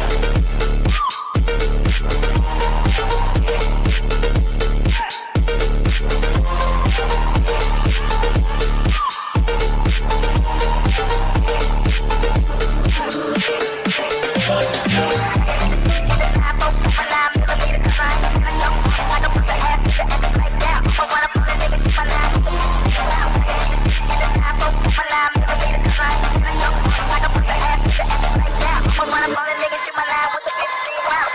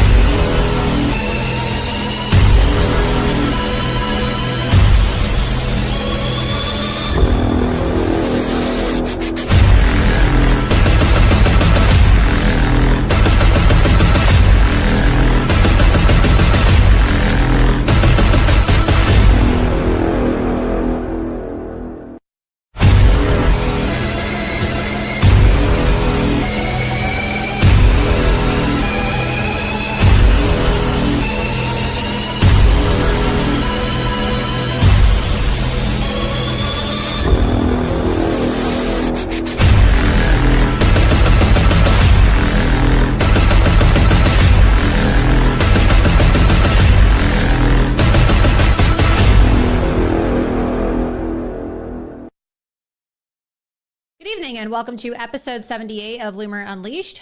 I'm your host, Laura Loomer. As of tonight, the 2024 presidential election is now just 6 weeks away. We are officially entering the home stretch, and now both campaigns are ramping up their ground game and ad campaigns across the country. Tonight on Loomer Unleashed, we will be looking at the state of the race, as well as new polling out this week that shows massive shifts in President Trump's favor in key swing states. When Kamala Harris seized the reins of the Democrat Party as their official presidential nominee, in a coup, of course, well, the race was completely transformed. Gone was the mumbling, bumbling Joe Biden, who appeared to be stumbling his way to a landslide defeat this November. The Democrats were completely demoralized and embarrassed to have him as the face of their party, but the coup orchestrated by the DNC and the media to replace Joe Biden with Kamala Harris managed to solve many of those issues. Kamala gave the Democrats a candidate that they could at least pretend to like and, well, pretend to be excited about. But, she's a little bit more competent than Joe Biden. Not so much intellectually, but, they're at least able to pretend that she's competent enough to get through public appearances without having major dementia gaffes. And she appeals to the ethnic minorities and the perpetual victimhood complex within the party more than Joe Biden can as a white male.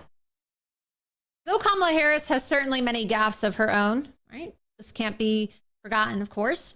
But despite all of that, and despite having plenty of issues and being genuinely unlikable compared to the senile Joe Biden, Kamala was a breath of fresh air for the Democrats. Naturally, her entrance into the race came with a wave of optimism and support. Throughout August, Kamala enjoyed strong polling numbers which rightfully came as a wake-up call to the Trump camp. But those numbers have since begun to fade in the wake of the conventions, the debate, and the second assassination attempt on President Trump's life. Perhaps voters are now waking up to the fact that the Democrats are running solely on the abortion issue. Their record on the economy, foreign policy, and immigration is absolutely abysmal. Many people look at Harris, who has been second in command for the past 4 years, and ask why she did so little to address these issues. And also, if she is so adamant about changing things, why doesn't she just do it now? After all, she is vice president. What precisely is going to be so different when she takes over the administration compared to now? The answer, of course, is absolutely nothing. There will be no action on any of these critical issues under a Harris administration. If anything, they will grow even worse. The latest polling numbers released this week show that President Trump has made significant progress on the campaign trail, flipping Harris's honeymoon lead in several key swing states. According to the New York Times general election poll, Donald Trump now leads by 5% in Arizona, a state that he narrowly lost in 2020 due to voter fraud. We all know the election was stolen. Just a month ago, it was Harris who led by 5% there. The same is true in North Carolina, a critical state for Trump to have in the bag. There, he now leads by 2%, flipping Harris's 2% lead from August. Meanwhile, in Georgia, Trump continues to hold on to a strong 4% lead in a state that many Democrats heralded as going blue in the near future. The RCP average tells a similar story. With Trump holding leads in many of these states and closing the gap with Harris in places like Pennsylvania, Michigan, and Wisconsin, these states are now essentially toss-ups, with both candidates polling right around 50% each.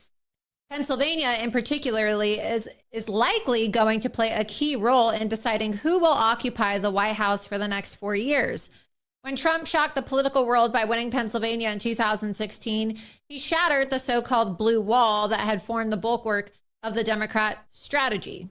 Since then, the Keystone State has been the crown jewel of both parties' ground games. As such, Donald Trump and Kamala Harris have both been rallying and stumping all across Pennsylvania. For Trump, who narrowly dodged death in Butler earlier this summer, this state is absolutely critical. Just last night, when he was in Western Pennsylvania again, speaking to supporters in Indiana, Pennsylvania, during this rally, Trump again highlighted the immigration disaster that is unfolding across the Rust Belt in towns like Springfield and Charleroi, Pennsylvania, a subject that I have covered extensively here on Loomer Unleashed this last week. Part of Donald Trump's turnaround in the polling has undoubtedly been a product of him leaning into the issue of immigration.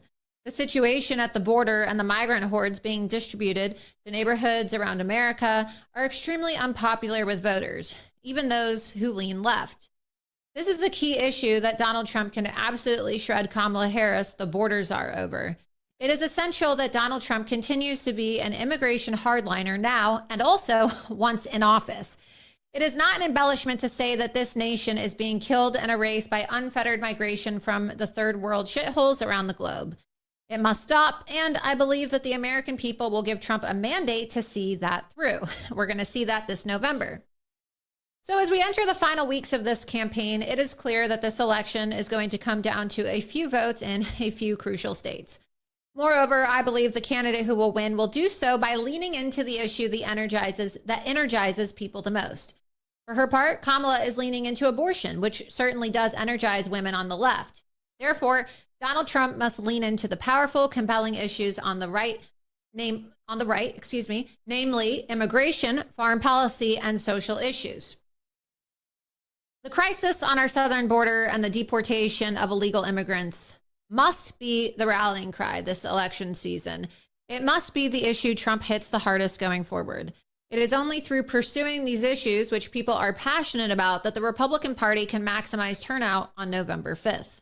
There is a young female journalist, conservative journalist, by the name of Laura Loomer. If America's men acted like Laura Loomer, our problems would be fixed in about 5 minutes. Chained herself to She Twitter. chained herself.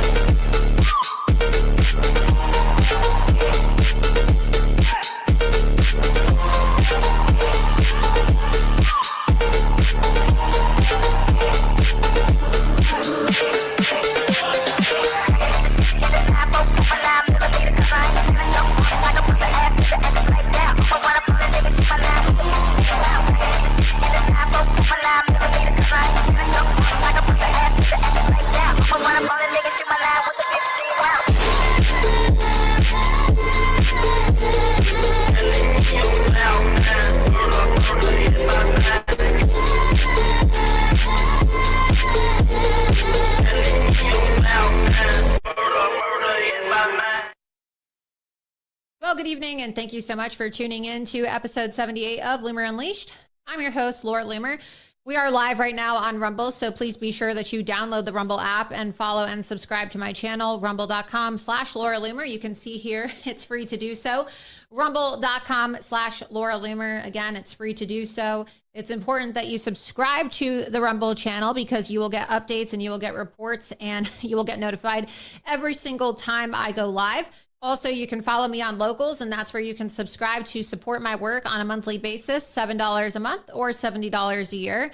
And your support, of course, helps us remain independent here at Loomer Unleashed, where we're doing great work. I mean, look, we are the only publication that is actually holding the Senate Democrats and all of these Democrats running in key battleground races across the country accountable. You don't see other reporters going out there and other publications asking these people the hard questions. Well, because why would the media ask these people tough questions? They clearly want these Democrats to win their elections. So please be sure that you subscribe, follow. Also, we are live right now on X.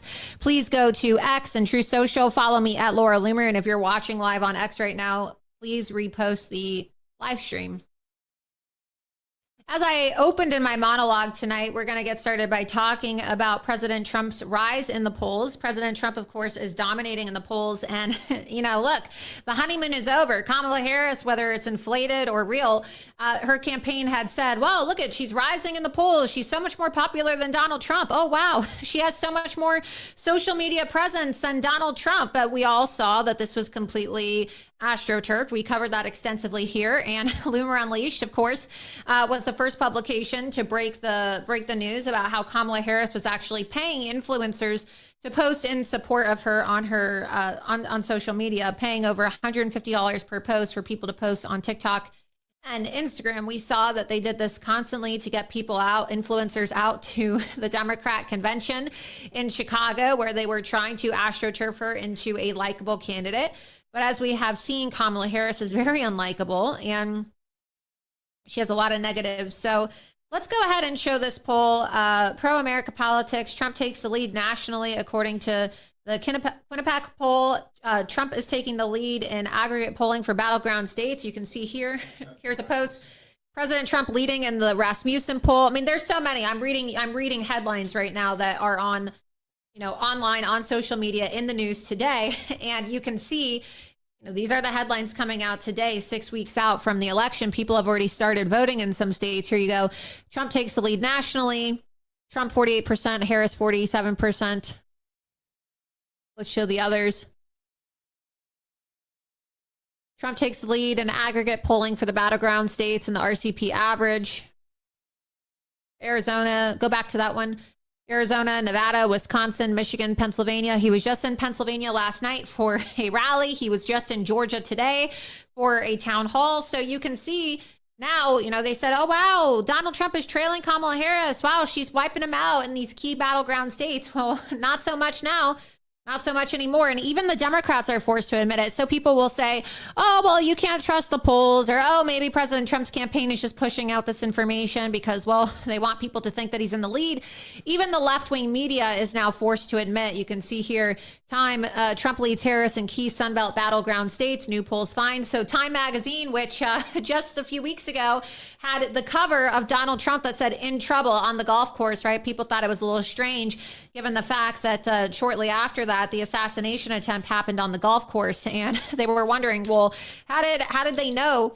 And of course, they bumped him. If you recall, the August cover of Time magazine was originally supposed to be the first assassination attempt of Donald Trump, the photo of him with his fists in the air, and then they replaced it for something completely different. And then now Time magazine ran with this, but this was before the second assassination attempt. So you have to ask yourself, how did they know that Donald Trump was going to be in trouble on the golf course? It's very weird, but we all know that the deep state runs deep. And well, I'm pretty sure people understand that, especially after the DOJ this week releasing the photo of the $150,000 bounty in the letter that Ryan Routh, who now today has officially been charged by prosecutors with an attempted assassination on what they call former president. But of course, Donald Trump, they love using that term, former president. They never use that term when talking about any other president. But for Donald Trump, of course they do, right? So we saw, here's the letter in case you haven't seen it. We have not covered this since my last episode, but this is a letter that they released. And let's go back.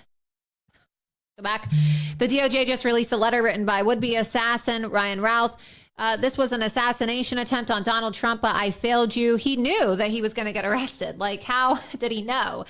And they said that he also showed up with plates because he was plates like ceramic plates, as in bulletproof plates for a bulletproof vest, because he was prepared for a shootout with Secret Service and he thought he was going to get away. And he did. He did get away. He wasn't shot. And then he was only arrested because a woman, a passerby, took photos of his plates. He said, it's up to you now to finish the job, and I will offer $150,000 to whomever can complete the job, he wrote. So why is the DOJ releasing this? Why does the DOJ want somebody to go out there and be inspired to assassinate Donald Trump? We know that this is a bounty, and we were told in the aftermath of the Tennessee transgender shooting, oh, we can't release the manifesto from this tranny. We can't release this tranny manifesto because, well, if we release this tranny manifesto, then, well, you're going to incite violence against trannies. It's too dangerous. It's going to inspire other people if we release the tranny manifesto. So that's too dangerous to release a tranny manifesto, but it's not too dangerous to release a manifesto from a would-be assassin. Got it. I mean, someone please explain this logic to me. We also saw today that the son of Ryan Routh has been arrested and charged with possessing child pornography. So I guess the apple doesn't fall too far from the tree. Let's get this pulled up. He has a son. His son has been arrested for possession of child pornography. He had hundreds of files of child pornography on his computer. Pretty disgusting. This is part of an investigation conducted in connection with an investigation unrelated to child exploitation. So the unrelated investigation refers to Ralph's father, who remains in custody after a judge ordered him detained pending trial on Monday. A spokesperson for the U.S. Attorney's Office. And this case now has also been assigned to the Florida judge, Eileen Cannon. And you'll recall Judge Eileen Cannon, rose to prominence because she, of course, is the judge who got assigned the classified documents case out of Fort Pierce, Florida, when Jack Smith had filed that indictment against President Trump over the classified documents they found at Mar-a-Lago.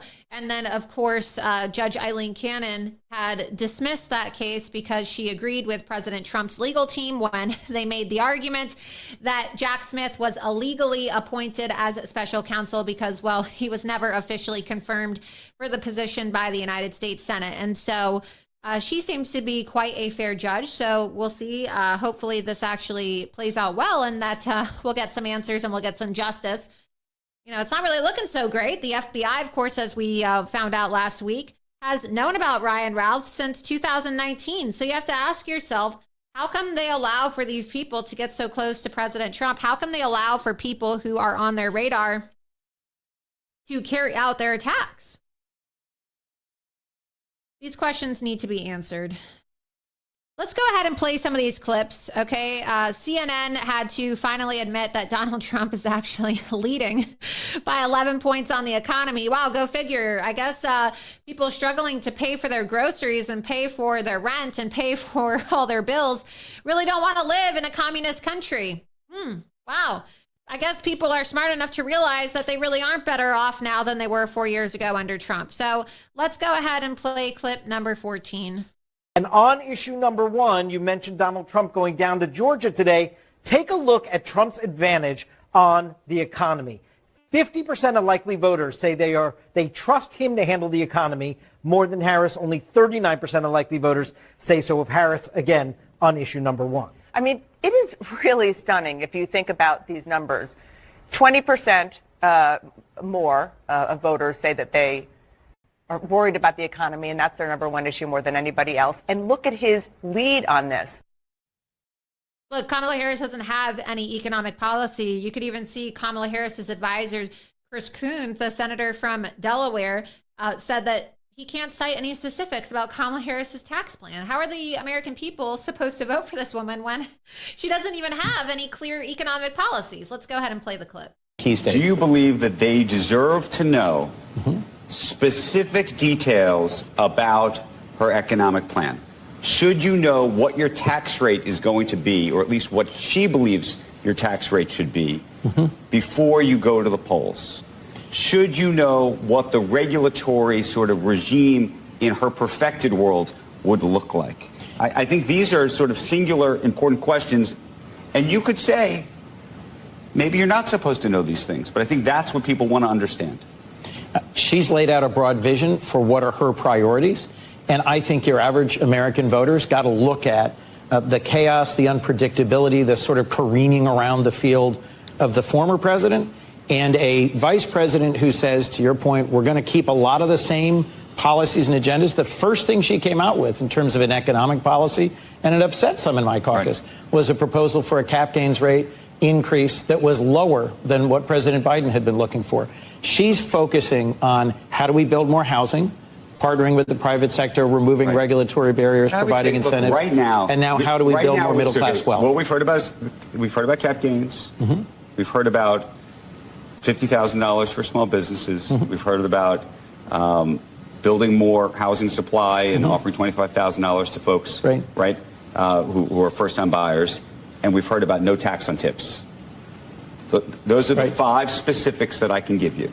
And what do you know about Donald Trump's tax and regulatory my question agenda? is, there's probably 5 or maybe 10 other specifics that I think most people would want to know. What about salt? I'm sorry? What about salt? The Salt. Look, I can't tell you exactly where that will come down. I can't tell you. That seems to be the main talking point these days used by Kamala Harris's advisors. They can't tell you shit because she doesn't have any policies, and the woman has shit for brains. Wow, go figure. Here's CBS News talking about how Wisconsin is Trump country. CBS News, liberal CBS News now having to admit, wow, driving through Wisconsin, all I see are Trump signs. Again, maybe it's because people don't want to support a woman who is for open borders. They want to legalize fentanyl. We just confronted at Loomer Unleashed, Charles Downs, our DC correspondent, confronted Senator Tammy Baldwin from the state of Wisconsin. We'll play those videos for you about her support for Kamala Harris and how she wants open borders and how she wants to legalize fentanyl. People are not ready. They cannot afford to have another 4 years of what their life has been like these last 4 years. And so, of course, now you're going to see more support for Donald Trump in the last 6 weeks, because how can you be undecided at this point, really? You either support good or you support evil. You either want to be free or you want to live in a communist country. You don't have to like Donald Trump. You don't have to like his personality. You don't have to like everything about him. But do you want to have a future for yourself? Do you want to have money in the bank? Do you want to have a future for your children? Do you want to have a future for your grandchildren? You do not have to be a political strategist or even a super political person in order to realize that people are not making as much money today as they were 4 years ago. People now are not able to live at a standard or a quality to which they were living 4 years ago. I was getting my hair done the other day, and I was talking to my hairstylist, and she's a Black woman, really nice lady, originally from Jamaica. And, she's been here since she was a kid. She's voting for Donald Trump. And she was telling me, she goes, wow, I had to literally move into a cheaper apartment because I just can't afford to live anymore. Has to get rid of her car and get a new car because she can't afford to live the way she used to live under President Donald Trump. And so she said that her and her Black hairstylist friends always joke, and they have a secret sisterhood of underground Black hairstylists for Trump. And so it just goes to show you there's a lot of people. It's kind of funny, actually. And then when I was getting my hair done, she's talking about how I don't understand how Kamala Harris can say that she's Black, like her father's Jamaican. Jamaican's a nationality, not a race. So look, I say it, the media goes crazy on me. Janet Jackson says it, the media goes crazy on Janet Jackson. A lot of people feel this way about Kamala Harris, and she's not very likable. People want to say that women like her. I just don't see it. I don't see it. I'm a woman myself. I don't really hang out with a lot of women. I don't really hang out with a lot of people. I'm always working. But when I am around women, like at the nail salon or when I'm getting my hair done, they don't like Kamala Harris. And every single time I get my hair done, the women are always like, oh, have you seen President Trump lately? Oh, we love President Trump. What's the state of the race? Let President Trump know we love him. And they think I work for him. I don't work for him. But it's just funny because, they see me in the news, they follow me, they watch my show, they see my posts, and they all love him. And they come over and they whisper in my ear. And look, every woman that I know is voting for Donald Trump.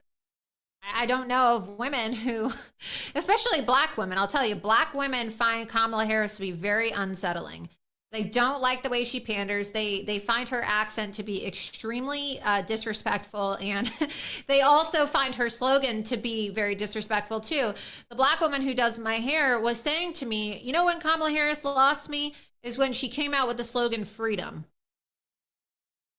And she tried to blacken it up by having Beyonce's song Freedom. And I said, what do you mean by that? Can you explain? Can you elaborate a little and explain to me what you meant when you say that she lost you? She said, well, the fact that she wants to blacken up the word freedom by using Beyonce's song and appeal to Black people, like, she said, like, please, girl, that's where you lost me. Those are the words out of her mouth, okay? I'm not trying to pander or use the Black accent like Kamala Harris does, but that's what she said to me. She goes, like, for real, woman, for real, girl, you lost me. You lost me at freedom.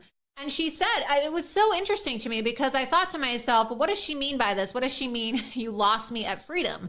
And she said that she felt as a Black woman that it was really disrespectful that Kamala Harris was trying to use rap music as a way to convince Black people that they are not free and that they need some woman who pretends to be Black and uses a Black accent when she's talking to Black people to promote this concept of freedom. And it was really interesting because I had never thought of it that way. But she said that that was very triggering to her, and it was very upsetting to her as a Black woman that Kamala Harris would actually use that phrase freedom and use a rap song called Freedom to try to convince Black people that they were not free in America. So really interesting. We have that song. I mean, maybe you can play that song Freedom if people are not familiar with it. So you can find it. But essentially that song that you hear Kamala Harris and all of her ads to, it's called Freedom by Beyonce. And of course it's like a hip hop song. But I had never really thought of it that way until I was having this conversation yesterday with my hairstylist, and different perspective. You never know. I like talking to people and getting their various viewpoints on things when they're willing to open up and talk about politics, because a lot of times people, they're scared to have these conversations in the open. And, you know, I was like the last client of the day and she felt comfortable talking to me, and you're not going to have these open, free conversations and have a woman in a black hair salon, you know, talking openly about how she doesn't think Kamala Harris is black and how she thinks that she's very disrespectful to black people. But Kamala Harris, her tactics and her pandering is certainly backfiring. Let's go ahead and play this song, because I find it to be quite interesting that this would be offensive to a black woman.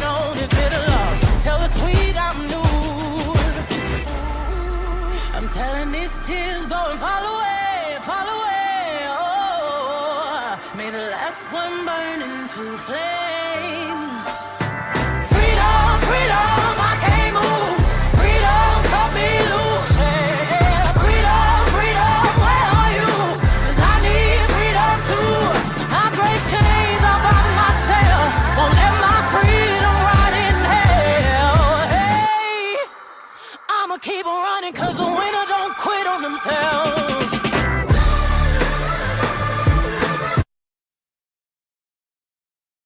So apparently, like I said before, the black woman who does my hair, a friend of mine, of course, she found this to be very disrespectful. And she told me that she thinks that Kamala Harris using a black artist to have a song called Freedom to appeal to black people, to make them feel like they are enslaved and that they need this woman who comes in her words, I mean, these were her words, not mine. Okay. This woman is very dark skinned. She's from Jamaica, and she, you know, is an American citizen, lives here. And she said to have a woman come in pretending like she's black, telling black people, especially black women, that they need to vote for her in order to be free.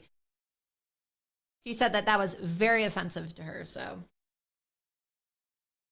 let's go ahead and play this CBS News clip about the CBS News anchors talking about how Wisconsin is Trump country, because, well, as I just showed you, CNN, Time Magazine, CBS News, MSNBC, they now all have to report the fact that Donald Trump is leading in these key states. So go ahead and play the clip.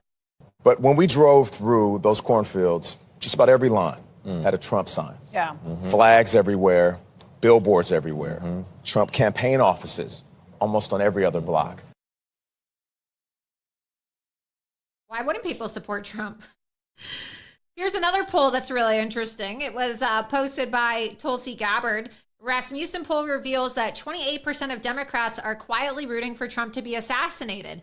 So that just goes to show you that all of the fake news about Donald Trump, the demonization of him, and these calls in the media, and also by the Kamala Harris campaign and Joe Biden, these kind of public service calls, public service announcements proclaiming that Donald Trump is somehow a threat to democracy. The exact same words reiterated by the would-be assassin Ryan Routh is making people quietly root, and sometimes not even quietly. A lot of people are openly rooting for the assassination of Donald Trump. She said, new Rasmussen poll reveals the disturbing results of the decade-long dehumanization campaign against Donald Trump by the Democrat Party and the propaganda media. 28% are quietly rooting for Trump's assassination. This is a symptom of the moral rot and bankruptcy of today's Democrat Party and also the propaganda media. Another poll that shows that Kamala Harris's pandering isn't working. Was it, what is the accent that she did the other day? the Hispanic accent, do we have that? She tried to pretend that she was Hispanic and like, I don't even know how you do a Hispanic accent, but one minute she's black, the next minute she's Hispanic and trying to act like a chola. I don't know. It's just, I don't know where these people come from. But the poll shows that President Trump is now leading among Hispanics nationwide. So President Trump at 52%, Kamala Harris at 44%. So that's quite a lead that has President Trump leading nationally, as you see there. Let's go to the graphic.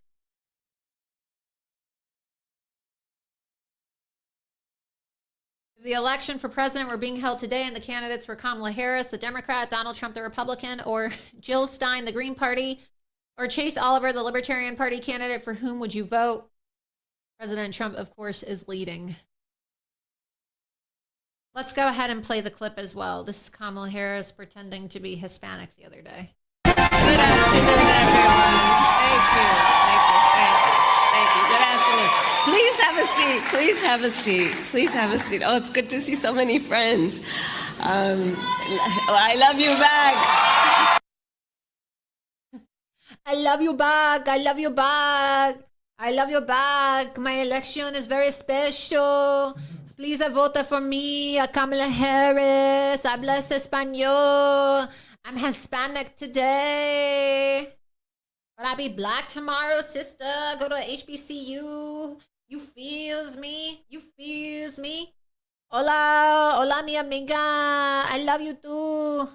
I mean, it's just so crazy. The next minute, what is she going to do? She has a Hispanic accent, a black accent, an Indian accent. It's crazy. And she's now starting to get called out for this too by these minority communities. So really out of control. Before we continue, though, I want to take a moment to thank the sponsor of tonight's episode, 5G Free. Now that all threats are visible in the world and we have declining foreign policy under the failed administration of Joe Biden and Kamala Harris, the spread of 5G and now constantly people are being exposed to EMF waves and cell signal radiation. It's really important, especially now that we're facing a potential World War III nuclear war, that you protect yourself from radiation. Studies have raised concerns about their link to sleep disturbances, headaches, and even fertility issues. But the government keeps assuring us that it's safe. Of course, well, why would you trust the government? Just like they did with tobacco, asbestos, and even the COVID vaccine. Yet they're not putting 5G towers near airports or runways due to concerns over interference, and it's not just humans. There have been reports of bee colonies collapsing around areas with heavy EMF exposure. So what's the real story? For years, they've told us things were fine, only for us to find out later that they weren't. We may not fully understand how these frequencies affect our bodies yet, but we do know that you can protect yourself. 5G free 7-layer 5G badges use advanced technology to block harmful EMF waves, and we've got the test to back it up. Check out the results on our website. So head over to 5gfree.com/Loomer, 5gfree.com/Loomer. Use code Loomer at checkout and get 15% off your order. Stay ahead of the hidden dangers. Protect yourself now. Grab your badge and safeguard against what they're not telling you. Again, protect yourself from these harmful EMF waves and go to 5gfree.com/Loomer today. 5gfree.com/Loomer and get 15% off. Code Loomer. Check it out.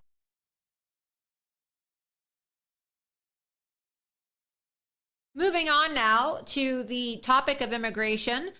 Last night, President Trump held a great rally. It was a really exhilarating rally in Indiana, Pennsylvania, where he spoke a lot about the invasion of our country. And we saw today, of course, that President Trump has continued talking about the Haitian invasion of towns like Charleroi and Springfield. And we're going to get into this a little bit more after I show you some of these clips tonight from the Trump rally last night, in case you missed it.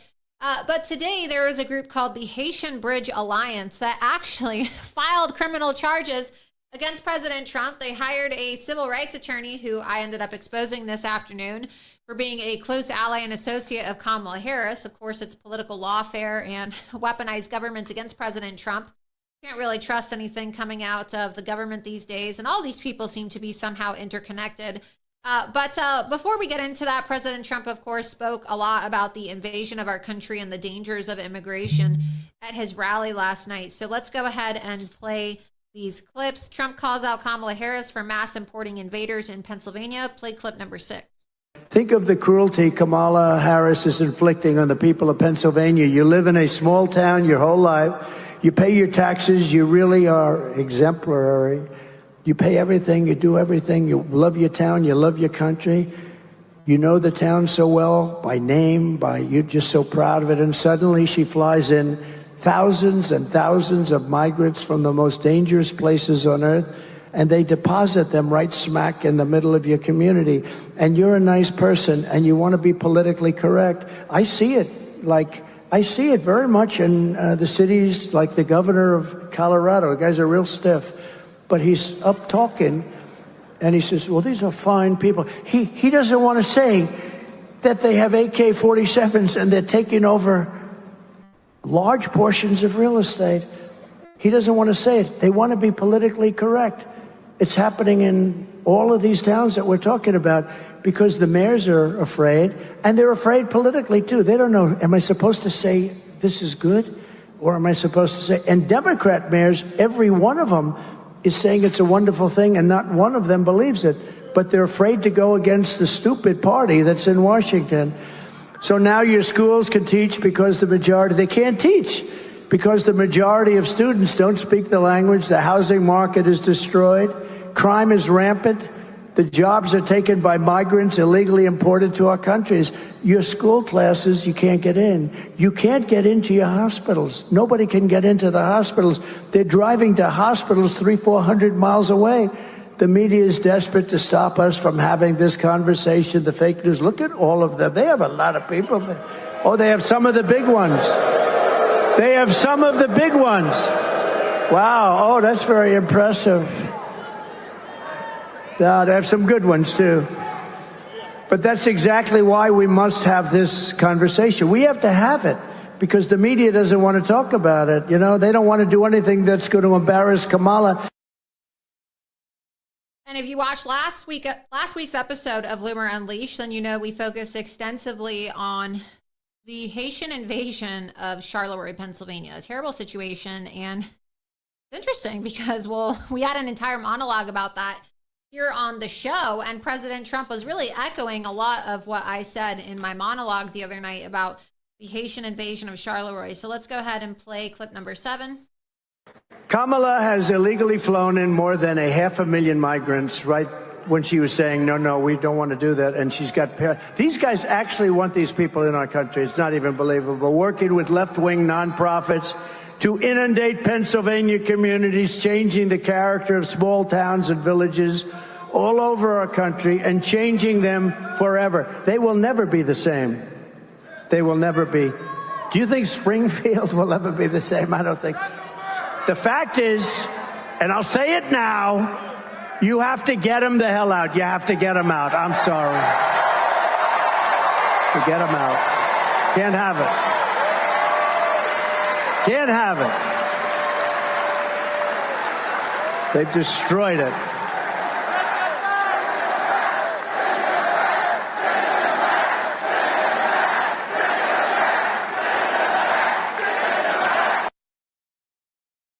President Trump also called out Kamala Harris for flying in over 500,000 illegal aliens into our country on taxpayer dime. And of course, he promised to mass deport people. Let's play clip number 19. Kamala has illegally flown in more than 500,000 migrants right when she was saying, no, we don't want to do that. And she's got... These guys actually want these people in our country. It's not even believable. Working with left-wing nonprofits to inundate Pennsylvania communities, changing the character of small towns and villages all over our country and changing them forever. They will never be the same. They will never be. Do you think Springfield will ever be the same? I don't think. The fact is, and I'll say it now, you have to get them the hell out. You have to get them out. I'm sorry. To get them out. Can't have it. Clip number 18, President Trump vows to end migrant flights and send them home. But it takes centuries to build the unique character of each state.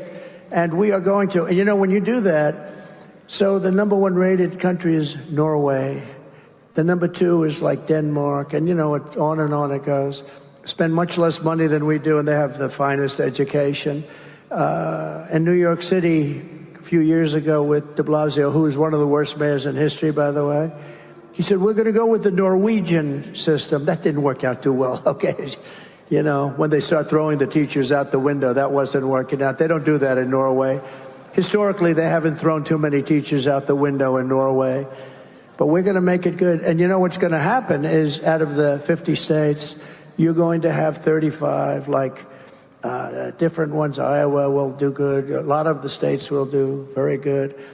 I can think of probably 30, 35 will be good. And 5 will be okay. 10 will be okay. You'll have 4 or 5 that will be terrible, but that's okay. We have to control it. But you'll have Idaho. You'll have Idaho will do a great job. They, you know, no debt, no this. They run a great state. A lot of places will have will have education that can compete with Norway and Denmark and this, but we'll have certain places, and it's the same places like Gavin Newsom, who's a terrible governor. You'll probably have a problem in California, but what you do is you give it to the local communities, and they'll have a great educational system. You don't want to give it to somebody like Kamala because she destroyed San Francisco and then destroyed the whole state. But reckless migration policy can change it very quickly, and it can destroy everything in its way, just like we've seen in London and Paris and Minneapolis. Look at what's happened in London. Look what's happening in Paris. If Kamala Harris wins this election, she will flood Pennsylvania cities and towns with illegal migrants from all over the world, and Pennsylvania will never be the same. You will never be the same. When I'm president, all migrant flights to Pennsylvania will stop immediately. By the way, all migrant flights. Not only to Pennsylvania, everywhere. No, but how about they get caught? You know, we just found that out a few months ago. They're saying, no, we're fighting. In the meantime, people are just pouring in. No, we want to do it. And then we learned that the airplanes are flying. That means that, you know, it's just a big con job. Remember this. For a long time, she's been talking about her experience at McDonald's. I worked at McDonald's over the French fries. It was so hot. I think I'm going to go to a McDonald's next week someplace. I'm going to go. Might not be in your place. I'm going to go to a McDonald's, and I'm going to work the French fry job for about a half an hour. I want to see how it is. But she said she worked and she grew up in terrible conditions. She worked at McDonald's. It was such. She never worked there. And these fake news reporters will never report it. They don't want to report it because they're fake. They're fake. They don't want to report it. She never worked at McDonald's, but it was a big part of her resume. They went to the different places. Did she work here? Did she work here? Did she work here? She said, we don't know who the hell she is. Leave us alone. We're making hamburgers. We will end the invasion of small-town Pennsylvania, and we will end the destruction of America. It's destroying our country. Kamala Harris lies. I hope Donald Trump does go to a McDonald's. That would be so funny. Could you imagine Donald Trump putting French fries in a container and working the French fry line or whatever it is at McDonald's? He loves his McDonald's, so I'll tell you that. He eats McDonald's more than anyone I know. He loves McDonald's. Another thing President Trump promised to do at his rally last night is to keep U.S. steel in America. So as we know, Kamala Harris and Joe Biden support Japan purchasing U.S. steel. And sadly, Japan has actually hired Mike Pompeo, who, oddly enough, was given shortly after he had a speaking slot at the RNC convention. He was actually hired by Japan to help negotiate the sale of U.S. steel to Japan. So that's not good. But President Trump is promising to keep U.S. steel in America, unlike Kamala Harris and Joe Biden, who support handing over this company to the Japanese. So let's go ahead and play clip number 9. We are also going to keep U.S. steel right here in America.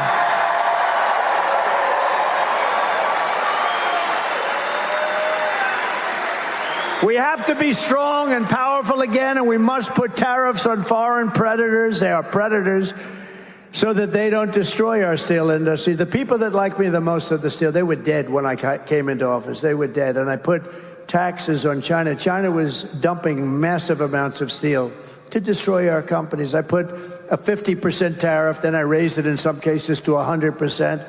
And at a certain level, they said, no mas, we're not doing it. Remember, no mas, Roberto. We love Roberto Durando. And no mas, no mas. And they said no mas, and that was the end of it. And our steel companies were saved and thrived. And now we're losing our steel companies again because we have stupid people in the White House. We must keep our steel companies, and we must keep making steel. More than any, if we have a war, are we going to call up, China, could you send us some steel, please? Oh, I forgot about that. If we have a war, think of it. If we need it for our military, how do we build our tanks? How do we build our ships? We wouldn't have any steel. We have to make U.S. Steel great again. It doesn't have to be what it was. It was the greatest company in the world. Think of it. U.S. Steel was the greatest company in the whole world. That would be like whatever. You know, today our big companies are like Google and this and that. They're not the same. U.S. Steel is the strength. Google is all... Give me a break. Another topic that came up last night during President Trump's rally was endorsements. And he was mocking Kamala Harris for bragging about how she's endorsed by IRS agents. Why would anybody want to be bragging about being endorsed by tax collectors? This was probably one of the funniest parts of President Trump's rally last night, because it just really goes to show you how out of touch Kamala Harris is with the everyday American. Who brags about being endorsed by IRS agents? Play the clip. It's no wonder that Kamala Harris was just officially endorsed by IRS agents. Do you believe it? That's when you'd say, I'd rather not have that endorsement. But I've been endorsed by virtually every police group in the entire nation.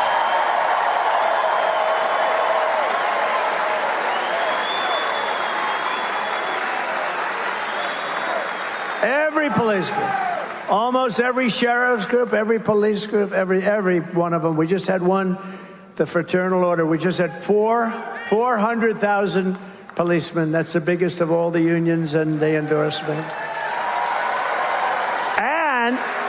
And this is the first time in decades, just got endorsed by the rank and file members of the Teamsters, which I happen to think is amazing. That was a surprise. That's automatic for the Democrats, and they now the bosses didn't endorse me, but they had a problem because they got 30% of the vote. We got actually 60 or 61% of the vote. Can you believe it? So the people that were in the 61, the people that want us, they said, well, how come you didn't endorse them? Why do you? They're just going to take a piss. But maybe that's okay. That's all right. We know where they stand, and that's good. Kamala Harris is the candidate of the tax collectors and the Washington bureaucrats. I am the candidate of the American worker, and I always will be. I always will be.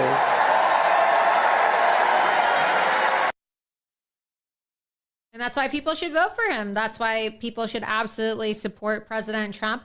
Another clip, another highlight from the rally last night, President Trump exposing Kamala Harris's radical agenda as California Attorney General, which is really important for people to understand, because this is exactly what she's going to try to do to our country. She's going to try to turn the United States into California, and more people should be traveling to California to show the rest of the country what a state under complete Democrat occupation and rule looks like.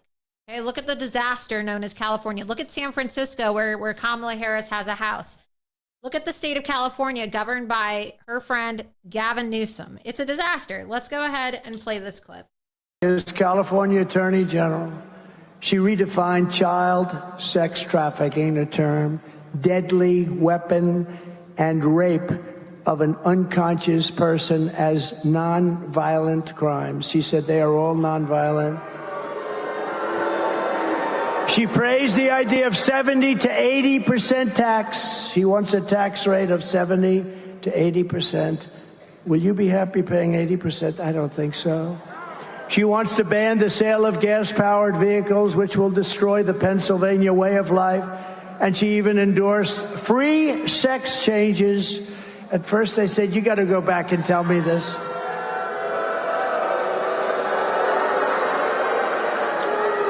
And this was recently. She endorsed free sex changes for illegal aliens in detention centers all over our country at taxpayer expense. And then lastly, of course, President Trump saying that he's going to tell Kamala Harris that you're fired. Clip number 15. That's why less than 2 months from now, we are going to tell her that we've had enough. Our country can't take it anymore. Kamala, you've been a terrible vice president. You'll be the worst president in the history of our country, superseding even crooked Joe Biden. Kamala, you are a disaster to the United States of America. Kamala, you are fired. You're fired. Get out. Get out.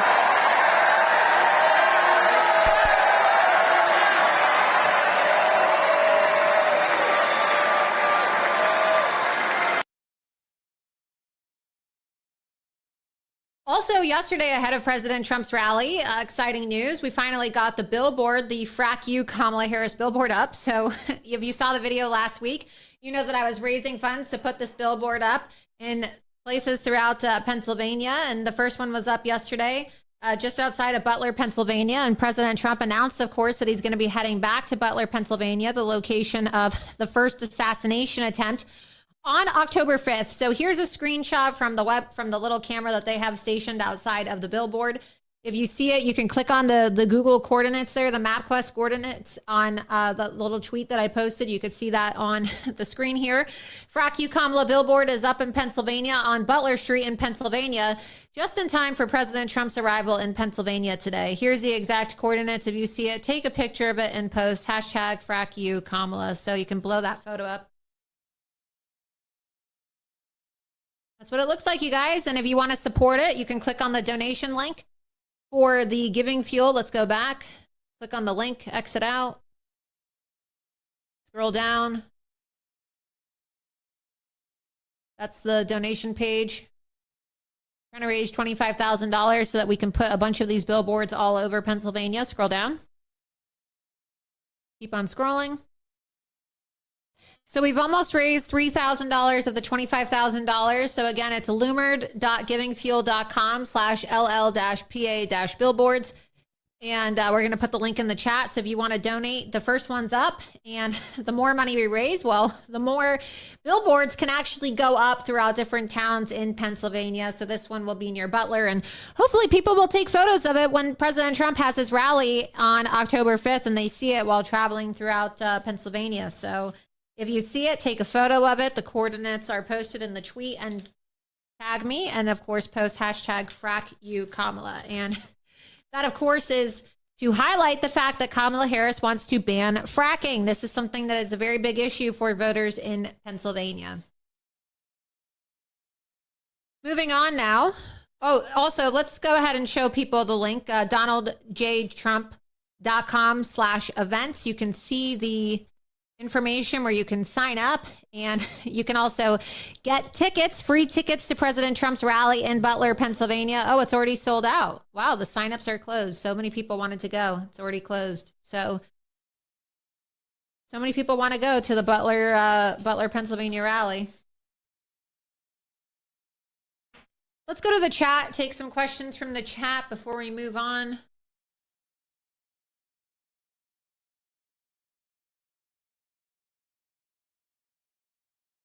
See. Thanks, Laura, for covering Wisconsin. Yep. Scroll down.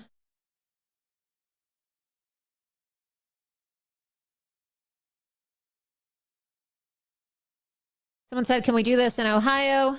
We'll see. Perhaps.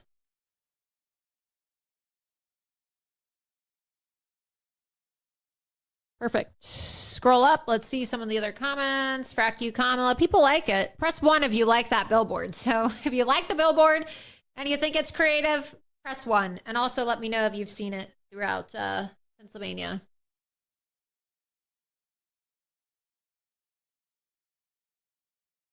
Someone said, can you do more on P. Diddy on his company? No, I don't really give a shit about P. Diddy. I'll be honest with you. We're 6 weeks out. Okay. We're 6 weeks out from the election.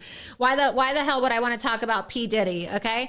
Is it the first time someone in Hollywood has been charged with a sexual crime, or the first time in Hollywood that somebody has faced accusations? I just don't give a shit, you guys. Like, they always want a distraction out there. Look, we're going to find out about it. Let it play out in the courts. I'm not saying that it's not important. Obviously, sexual assault or the allegations are serious allegations, but we're about to lose our country and people want to talk about P. Diddy. I just don't give a fuck, honestly. I really don't. I don't care about it. Sorry, don't care. It's so stupid. I don't know. I just don't waste my time talking about celebrity bullshit. I just don't care. Really don't care. People are like, yeah, well, they might steal the election. Illegals are voting. And oh my God, they just sent out 100,000 ballots to illegals. But let's talk about P. Diddy and the fact that he likes to put dildos in his butthole and rub people down with 1,000 bottles of baby oil. Like, I don't give a shit. Sorry, I just don't give a shit. Okay. Cannon goes, to be fair, we don't know what those bottles of baby oil are for. I don't know, but I probably speak for many people when I say I don't want to find out. I really don't want to know. I've had the same bottle of baby oil for 2 years. Do you know how long it takes to go through one bottle of baby oil? I have had a large bottle of baby oil sitting on my bathroom sink for the last 2 years. Do you know how long it takes to go through a bottle of baby oil? I don't even want to know what he was doing with 1,000 bottles, okay? I don't want to know.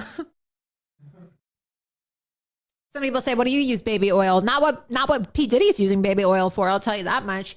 I use baby oil for makeup remover because if you are a woman and you have waterproof mascara or waterproof eyeliner, then you know that it takes forever to get that shit off your face. And the thing that takes it off really well, so you don't have to go and spend really, like a lot of money on expensive makeup remover, because now makeup remover is like $20 for a bottle. If you get something that's not going to make you break out, you take baby oil and you put it on a cotton ball and it takes everything off. It takes all the makeup off your face.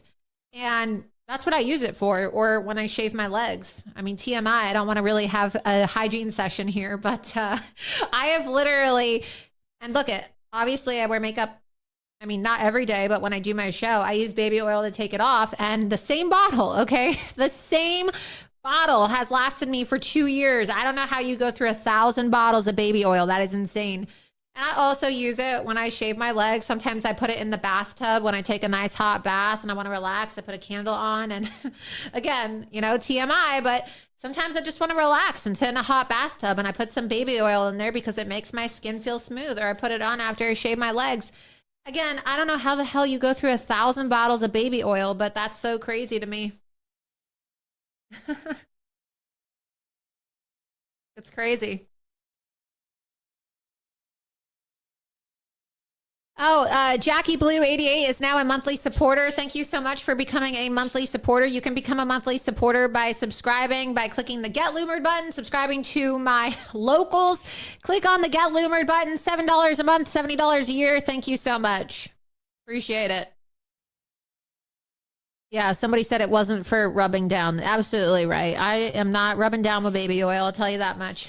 But again, it lasts a long time. I'll tell you, as a woman, I have literally, and I will say this again for the 10th time, had the same bottle of baby oil on my sink for 2 years, guys. 2 years. How does that happen? How do you go through 1,000 bottles of baby oil? Someone said he chafes, okay? I don't care how ashy you are. You're not going through 1,000 bottles of baby oil. It's disgusting. Someone said, I don't care about Diddy either, but what about women being trafficked? Okay, well, maybe women are being trafficked. I don't know, but can we focus on this? While we also talk about the fact that the election is 6 weeks away, or do people only have the attention span to talk about one issue at one time? I don't know. Just drives me crazy. Lola TX said, well, they're now a monthly supporter. Again, thank you so much for becoming a monthly subscriber. I appreciate that. Moving on, Ryan Routh's son. Ryan Routh, of course, was the man who was arrested and, of course, today was charged by prosecutors for the attempted assassination of Donald Trump. We talked about him extensively last week on Loomer Unleashed. His son today was arrested for child porn. Let's go ahead and get that up. Get that article up. We showed the assassin's note, but here we go. Son of Ryan Routh accused in Trump assassination attempt arrested for child porn. Let's click on the FBI's tweet about Routh's indictment. Finally, the FBI is doing their damn job. Would have been nice if they would have actually done something about him in 2019 when they first were alerted to him. Here we go. FBI tweeted this today. Ryan Wesley Routh indicted for attempted assassination of former President Trump. And of course, I had tweeted today that Ryan Routh has been charged. You can follow me for all of these updates and reports by following me on X and Truth Social at Laura Loomer. And again, we are live right now, so please repost this live link. Also, go to rumble.com/Laura Loomer. Another lunatic has been charged after threatening to assassinate President Trump, this time in Idaho. Let's click on that. Go ahead and play this clip. Okay, folks, I apologize for my appearance here, but, I've been fighting this Trump thing for quite a while. And I want you guys to know that it's over for Trump. Joseph Biden was executed in 2019. John Kennedy Jr. showed up. And Trump is a rapist pig. Now, I've had it with this. I've been told by heaven and Marion Albright to take Trump down. And that's exactly what I'm going to do, because I have ancestral authority. Chief Crazy Bull of the 1858 Yankton Treaty, that's my... I own the Black Hills per the 1980 court case, Fort Laramie versus, United States versus Sioux. But I'm also got Article 5 of the 1858 Yankton Treaty. And I want my... I have mineral rights, air rights, and everything else been stolen from me. I want Trump in a body bag. I want John Kennedy Jr. in a body bag on TV. Stolen from me. And I want the military to turn this country back over to me, well, because we're going to do some other stuff. I got some other bigger plans going. But I tell you what, Trump, Donald J. Trump, you are hereby expelled from heaven. Your immunity is revoked, and as the king of everywhere, Trump, you're going to have your head chopped off, but not before first being stabbed in the heart with a wooden stick, because you're a vampire just like Kennedy. But I want the Kennedy's assets seized, the Trump's assets seized, the Flynn's assets seized, and the Spencer's assets seized. All of it. Now, I'm not joking here. I'm tired of this.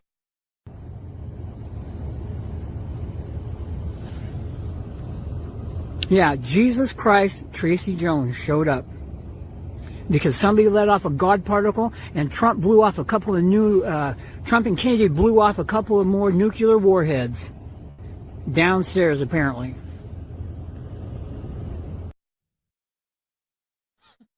So he's native, I guess, like Indian, not Indian as in, the Indian that Kamala Harris says she is, but Native American. And Idaho man charged with threatening to kill Trump in phone calls to Mar-a-Lago. Warren Jones, Crazy Bull, made at least 9 threatening phone calls. You can see he's pretty disturbed. And these phone calls are just, totally crazy.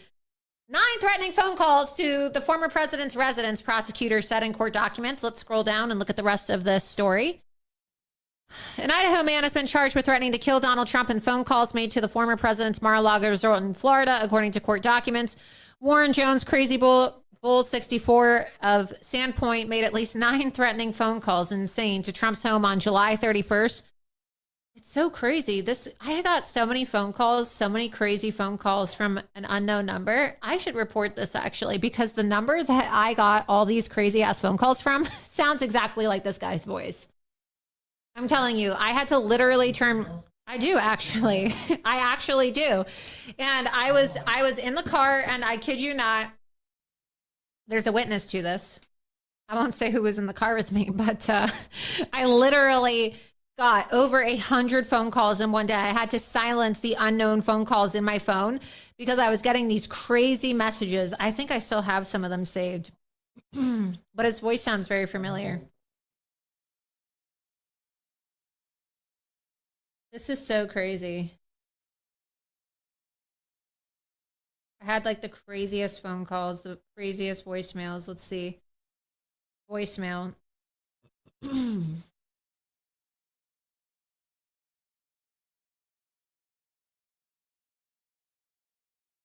Here.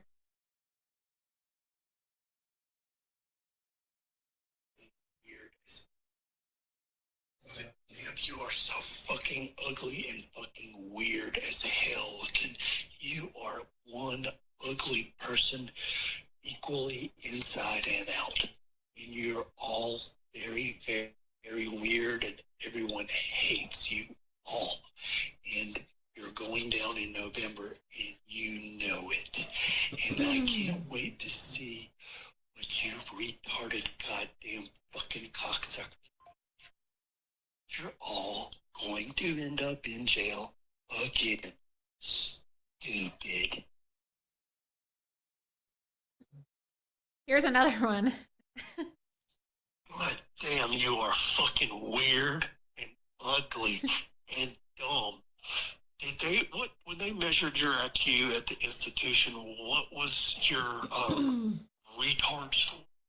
You goddamn weird, fucking ugly, fucking Nazi slut. So this guy harasses me. I don't know who he is, but I literally get 100 phone calls a day, sometimes from this number. It's unknown, and so I have no idea who it is. But they leave me the most deranged messages. Let's go ahead and go to the chat. Let's see what people say. Here's another one. Here's another one. Allah is your new God, you ugly fucking weirdo. You worship like a fucking 90-year-old fucking rapist. And this guy will call me at like 2 o'clock in the morning, and he'll be like, I'm gonna come kill you, or you fucking Nazi cunt, you deserve to have a bullet shoved in your head, and like crazy stuff. I don't know who it is, but I'm telling you, like, they obsessively call me. I'm gonna play this over. God, holy shit, I'm looking at a picture of you. You are fucking ugly. What in the goddamn fucking hell did they do to that stupid looking ugly ass fucking fake face of yours? God damn, you're all so fucking weird.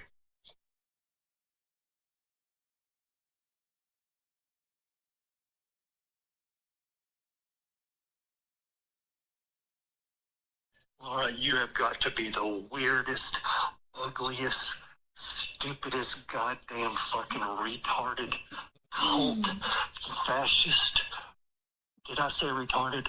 Piece of shit. You're ugly. What in the goddamn motherfucking hell did somebody do to your face? You all should be put in prison for what those monsters did to you. You are so ugly and so goddamn fucking weird. Hey, guess what, cunt? Your new god is Kamala. There's not a goddamn motherfucking thing that you're ugly. Calling me, literally, sounding like a demon, saying, your new god is Kamala, you ugly cunt, I'm gonna come kill you. Weird ass. They said what? About it, bitch. I mean, listen to this. It's crazy. Laura, you have got to be the weirdest, ugliest, stupidest, goddamn fucking retarded, cult, fascist, did I say retarded? Piece of shit. You're ugly. What in the goddamn motherfucking hell did somebody do to you? Oh no, you guys, I'm ugly. What am I ever gonna do? Oh, ooh. I'm ugly, you guys. No one's gonna watch me. I'm not pretty. Face, you all should be put in prison for what those those monsters did you. You are so goddamn fucking ugly and so goddamn fucking weird. Hey, guess what, cunt? Your new god is Kamala.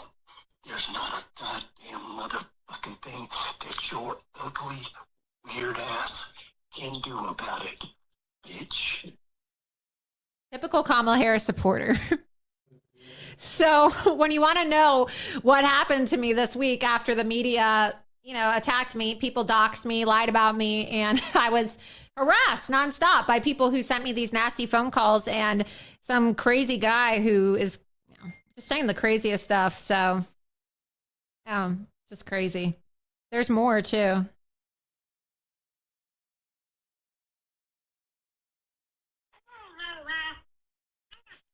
I'm telling you, it's so play the guy's voice though. We can hear it. Let's hear what the sound is because it's very bizarre. Okay, folks, I apologize for my appearance here, but I've been fighting this Trump thing for quite a while, and I want you guys to know that it's over for Trump. Joseph Biden was executed in 2019. John Kennedy Jr. showed up, and Trump is a rapist pig. Now, I've had it with this. I've been told by Heaven and Marion Albright to take Trump down. And that's exactly what I'm going to do, because I have ancestral authority. Chief Crazy Bull of the 1858 Yankton Treaty, that's my... I own the Black Hills per the 1980 court case, Fort Laramie versus, United States versus... Here's one more. Kamala is your god. You ugly fucking weird fucking cult. You're so fucking ugly. Guess what, bitch? Trump will die in prison. There's nothing you can do about it. Kamala is your new god for the next fucking 8 years. Stupid. So that's your typical Kamala supporter. Just like this guy is your typical Kamala supporter, whether they are calling people from blocked numbers and saying crazy shit like I just played for you on the voicemail, or calling Mar-a-Lago and leaving messages about how, well, they're going to assassinate Donald Trump. These people are insane, and Kamala Harris is inciting political violence against Donald Trump, just like they incited political violence against me. And it's not a coincidence that as Kamala Harris also put me on her social media and lied about me all week long, I started getting crazy ass people messaging me and, sending me all of these crazy messages and blowing up my phone and harassing me. But look, you got to power through it. And one of the things that helps me power through everything and helps me stay awake is drinking coffee. And so, you know what I'm about? I'm about questioning the mainstream media, poking fun at the absurd and exposing the nonsense. But you know what else I'm about is 1775's coffee protein creamer. Most people are out here tossing whey protein into their coffee like they've just discovered fire, but we've evolved. We took it up a notch and made a creamer with the whey protein already built in, no added sugar, and under 50 calories. None of that corporate crap. With 10 grams of premium whey protein per serving, proven to build muscle, speed up recovery, and boost metabolism, you're fueling your body the way it was meant to be. They just dropped this protein creamer along with a whole new lineup. In addition to the classic dark and medium roast, you'll find new coffee pods and a brain-boosting mushroom blend that will take you beyond the Four Sigmatic marketing circus. You'll be focused like a sniper, locked in on CNN fake news. So don't start your morning funding the woke mob and going to all these, corporate coffee shops and dumping garbage into your body. Do it right with 1775 coffee. Go to 1775coffee.com/Loomer and find the creamer at the top of the page. Again, you can use code Loomer to get 15% off. There you go. 1775coffee.com and watch them. They're going to say, oh my God, Loomer said focus like a sniper. She's inciting violence. Meanwhile, they'll go out and say Donald Trump is a threat to democracy. And they won't say anything when a guy shows up with a sniper AK-47 to try to take Donald Trump out on a golf course, right? So I don't know about you, but I'm really sick of these double standards. I'm sick of their incitement to violence. And you know what? I wasn't getting all of these nasty messages, people threatening to kill me and people blowing up my phone, talking about how Kamala Harris is going to be my God for the next 8 years, until the media started demonizing me over these last 2 weeks. So I've had enough, honestly. Truly, I have had enough of having these people harass me, lie about me, smear me, try to falsely accuse me of shit that I've never said, never done, and then getting crazy phone calls from people. So come to my house and watch what happens. I dare one of these crazy motherfuckers to show up to my house and actually try to do something that they say they want to do to me. Guarantee you it'll be the last thing they ever do. I've had enough. And it's time for people to start fighting back against this political violence, because it's going to get somebody killed, whether it's President Trump or one of his supporters. These people need to be called out. And, you know, I was going to delete these messages, but I decided I'd probably let you guys in and let you guys get a taste of the type of crazy that I have to deal with now on a daily basis, thanks to the media and their smear campaign against me. So, lovely, isn't it? It's great. I love it. I love getting blown up at 2 o'clock in the morning and not being able to sleep because crazy lunatics are threatening to kill me while they campaign for Kamala Harris. That's really nice. Thanks a lot, Kamala.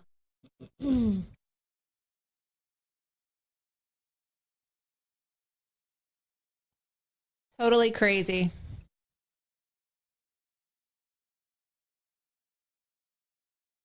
But that's what they do, right? That's what they did last week.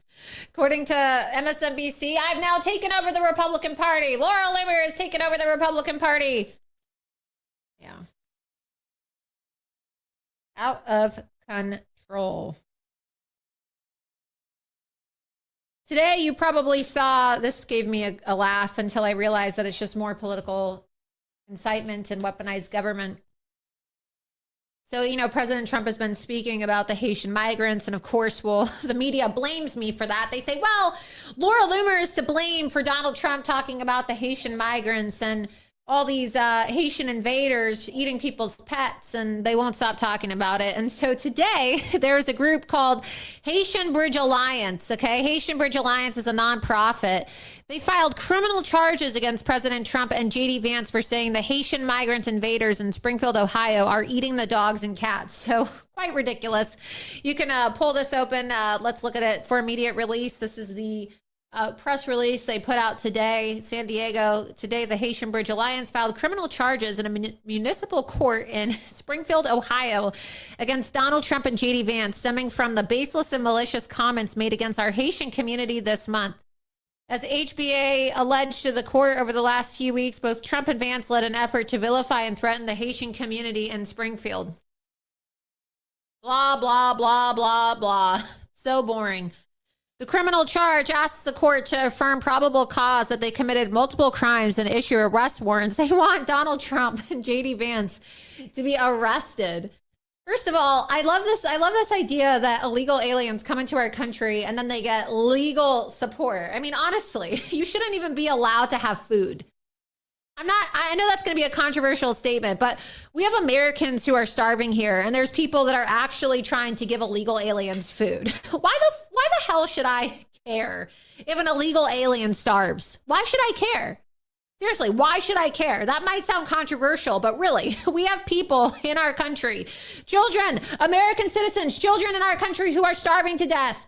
They don't seem to care. Why should I care about an illegal alien getting food, getting shelter, getting water, and now they're getting legal support? I mean, who do these people think they are? They want to file criminal charges against Donald Trump and J.D. Vance. We're supposed to give a shit about whether these people have resources to survive, and now they want to utilize our legal system to try to jail Donald Trump and jail J.D. Vance because their feelings are hurt, because we pointed out the fact that people in Haiti practice voodoo and now they're eating people's pets. People have to stop caring about illegal aliens. It's not your responsibility to care about the humanity of illegal alien criminals who come into our country. You're not a bad person if you say that either. We have to start fighting for the survival of our country and fighting for the survival of ourselves. We have to stop caring about illegal aliens. So I don't really care if they want to clip this and they want to say I'm heartless. I don't care. I don't think that every single person is entitled to food and water and shelter. I don't. I think that American citizens are, okay? I don't think that every third world invader who comes into our country with their child is entitled to food, water, and shelter. Okay, I don't find that to be a super controversial thing to say either. We have veterans that are killing themselves every single day in our country. People are struggling, okay? People are really struggling in our country. And we're being gaslit into thinking that we have to care and we have to give our resources and we have to give our food and we have to give our money and we have to give our very limited housing and shelter in this country to illegal aliens. I'm tired of it. I don't care about the well-being of these people. Call me a monster. I don't give a shit. I don't care. I don't care about what happens to illegal aliens. Let's go to the chat. Let's see what people have to say. Oh, God, I just don't care. I mean, why should we care, honestly? Scroll up. Do you care? I mean, press 1. Press 1 if you agree that invaders in our country are not entitled to food, water, and shelter. You're not. I have to pay for my groceries, okay? I have to pay for my water. I have to pay my rent. Is anyone going to give me free food and water and shelter? I don't think so. I don't think so. Press 1. We have to enforce our laws in this country. So the fact that these people think that, one, they're entitled to housing, food, and water while Americans are struggling, and now they want to be entitled to participate in our justice system? They want to interfere in our elections by trying to file criminal charges against Donald Trump and J.D. Vance? Who the hell do these people think they are? Send them back to where they came from. Let them eat dirt. Oh, they're eating dirt. So what? Why is that my problem? Why am I supposed to care of them if they're eating dirt patties? I mean, honestly, why am I supposed to give a shit? There's people in this country that are going hungry. There's children in this country who are American citizens who are starving. And I'm supposed to care about some Haitian invader or care about the fact that people in Haiti are eating dirt? I don't care. Honestly, I don't care. I'm so tired of being told that I have to care about this. I don't care. I care about American citizens. We need mass deportations in this country. I mean, this enraged me today, seeing these criminal charges being filed. The sense of entitlement is unreal.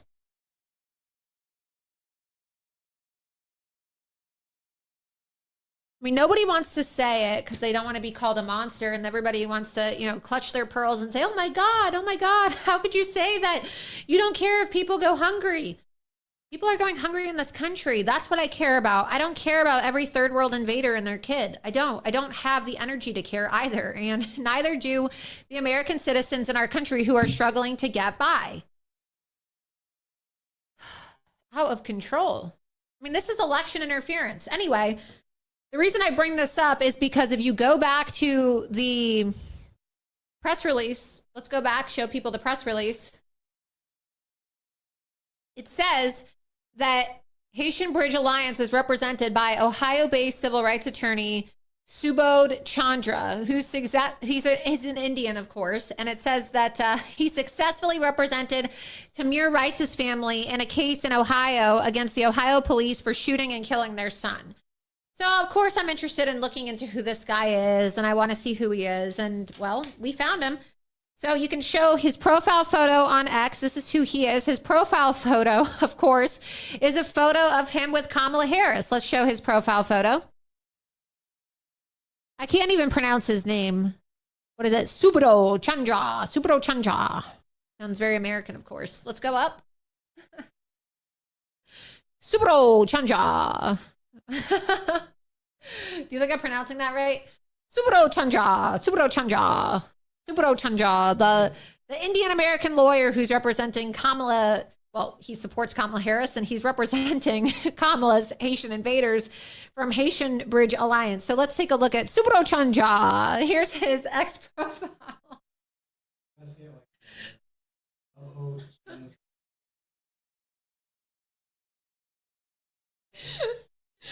Oh my God.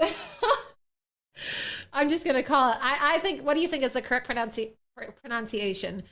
Subhro Chandra or Subhro Chandra. I think Subhro Chandra is better. I like that. It sounds more ethnic, you know? Subhro Chandra. Anyway, I don't know how to pronounce this guy's name, but what I do know about him is that he is a supporter of Kamala Harris. Here's his ex-profile photo, Subhro Chandra. And you can scroll down, open up the tweet. He says he's a civil rights lawyer. Scroll down and open up the other images from Subhro Chandra. And it's funny because they tried accusing me of being racist against Indians because I made a joke about Kamala Harris in the White House smelling like curry. However, what they don't want to call out is the fact that this guy is also, well, I'm not saying also because, well, first of all, I didn't do anything wrong. Nothing I said was racist or derogatory. But this guy thinks he's like the king of all Indians. And he was attacking J.D. Vance's wife. And you can pull up that graphic. You can see here that he said that, here we go. He was attacking me last week for my comments. He said, same old tired playbook from the racist. Donald Trump and his GOP enablers don't even disavow and excommunicate them anymore. Why would they disavow me? I mean, this is the guy who's basically calling out Nikki Haley, Nimrata Randaha, her name, and JD Vance's wife, saying that their noses are firmly up Donald Trump's ass because they're Indian and they support conservatives. I mean, who is this guy to say that all Indians need to support Democrats and their policies? Who is he? I don't know who this guy even is. Let's go back, show his ex profile, show the comments in the previous tweet. You can scroll. Here he is saying, please join me again in supporting the next president of the United States, Kamala Harris. Donate here. Okay, well, he obviously supports Kamala Harris. He's not just some random attorney that they found in Ohio. No, this is politically motivated. This is weaponized government. Go to the next screen grab. He said on 2019, when Kamala Harris met my mom, Shanta, at our home a few years ago, so this lawyer who they just hired today to represent the Haitian Bridge Alliance has had Kamala Harris at his house. And then it gets even weirder. He said Kamala immediately addressed her as auntie. So she called his mother auntie, and then he says, that's when I knew she was the real deal. This incidentally made Doug Emhoff, Kamala Harris's husband, my brother-in-law. This is very weird. And Mina Harris, my niece. So you mean to tell me that the Haitian Bridge Alliance just randomly hired this Indian lawyer who calls Kamala Harris his husband, his brother-in-law, and lets Kamala Harris call his mother her auntie? I mean, honestly, this is weaponized government if I've ever seen it. Also, he's received praise and recognition from Robert Mueller, who we know carried out countless witch hunts against President Trump and his associates. Previously, a federal prosecutor, Chandra, successfully prosecuted healthcare fraud and corruption, winning a commendation from FBI Director Robert Mueller for demonstrated excellence, as well as from the special agent in charge of FBI's Cleveland office. Chandra also prosecuted tax fraud, bank fraud, and other economic crimes. So again, you know, what are we supposed to think here? Ohio's a key state. Of course, they don't want people focused on the fact that Haitian migrants, not all of them, but many of them, are eating people's pets. They're eating the dogs. They're eating the cats, as we've talked about extensively here. Of course, the media wants to blame me for Donald Trump saying that. And now they have hired this Haitian nonprofit, which is violating their nonprofit status by engaging in partisan political activities, has hired this activist Democrat Indian lawyer who has very close associations with Kamala Harris. And of course, they don't even want to mention any of that in their press release. But that's, of course, why you follow me, and that's why you support my work, because we get to the bottom of it. So we did, for CCP Skip Tracer, assisted in this as well. Be sure that you follow him on X. But it just goes to show you that these people are so dishonest and they're willing to do anything to weaponize our justice system, which is why Kamala Harris cannot be allowed to become president of the United States. She weaponized her position as attorney general, in California. She's weaponized her position as vice president, and now she's weaponizing her position again as a candidate for president. I wouldn't even be surprised if Kamala Harris asked this group to hire Chandra to file these criminal charges. It'd be really interesting to see the line of communication. It'd be really interesting to see what discovery would show up in this case. Again, you can find that on my X page and also on my website, Loomer.com. Loomer.com is where you can get all of these exclusive reports. Nobody in the media is talking about this, but we are. Out of control. It's just so funny. They say, oh, Laura Loomer was racist towards Indians. No, I was never racist towards Indians. But then they can hire an Indian lawyer who's friends with Kamala Harris and has this like weird fantasy in his mind that he's family members with Kamala Harris to represent the Haitian Bridge Alliance and then attack every conservative Indian. But that's okay, right? That's okay to do. Got it. Cool. Also in the news, before I came on my show tonight, this just broke. Alex Jones has been ordered by a court to sell InfoWars in order to pay off his $1 billion judgment. I think we have a clip of Alex Jones. Let's play clip number 31.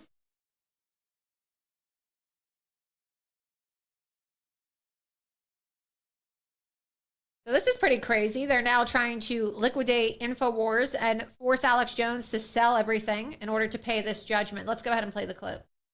At the end of the day, we're going to beat these people.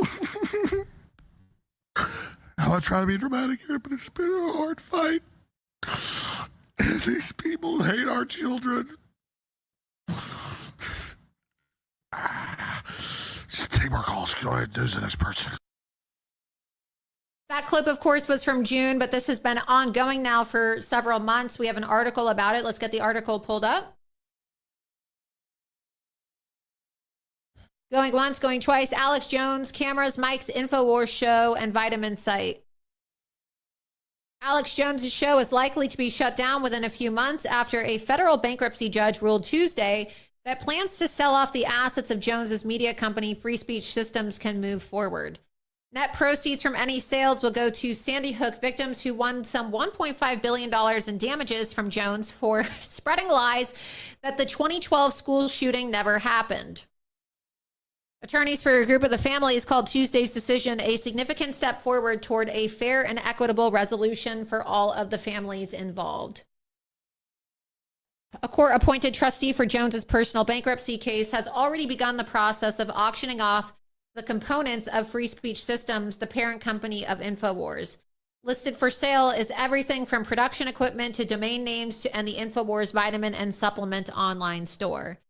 The bankruptcy trustee, Christopher Murray, said in court that several parties have already expressed interest in buying FSS assets, including specifically Jones's X.com account. The sale process starts with sealed bids, and then open auctions are set for November 13th and December 10th if needed. The bidders are unknown and could be anyone from another vitamin and supplement seller to an entity trying to catch and kill the InfoWars brand or one that wants it to live on. The fact that there's been interest in Jones's intellectual property assets, including his social media accounts, might mean that the latter is more likely. Crazy that they can do this in our country, but that's what's happening. Let's go ahead and take some questions, and then we're going to play some of the clips from Loomer Unleashed DC correspondent Charles Downs confronting Democrat senators in key battleground seats.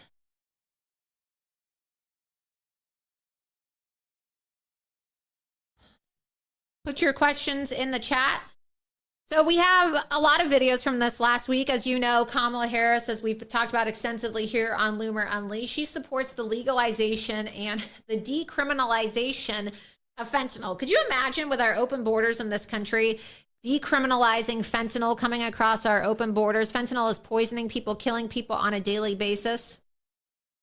So we decided to confront some of her friends in the Senate Democrats and ask them about her plans to legalize fentanyl. Specifically, we asked Democrat Senator Jackie Rosen in Nevada, who is running against Trump-endorsed candidate Sam Brown. So let's go ahead and play clip number 1, confronting Jackie Rosen. Let's see what they have to say. Senator Rosen, do you agree with Kamala Harris that we should legalize fentanyl? Should America legalize fentanyl like Kamala says, Senator Rosen?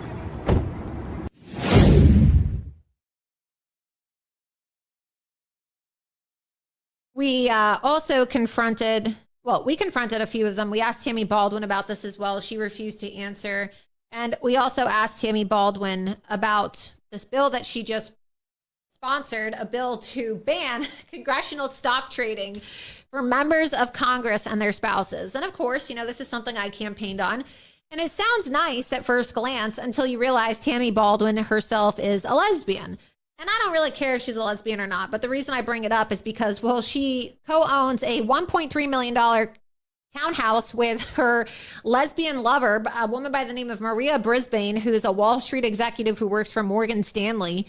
And of course, the laws aren't going to apply to her girlfriend because it's not a spouse. And so Tammy Baldwin can go and receive this insider information and then pass it along to her lesbian girlfriend, who clearly is making a lot of money in finance on Wall Street. So let's go ahead and play clip number 3. Hello, Senator Baldwin. Why did you sponsor a bill that allows you to share insider stock information with your Wall Street girlfriend and no one else? Would you like to comment?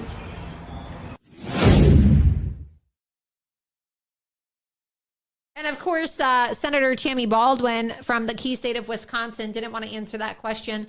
So we confronted her again today and asked her whether or not she is giving insider information to her Wall Street girlfriend. Senator Baldwin, did you share insider Wall Street stock information with your Wall Street girlfriend? Would you like to comment, Senator Baldwin?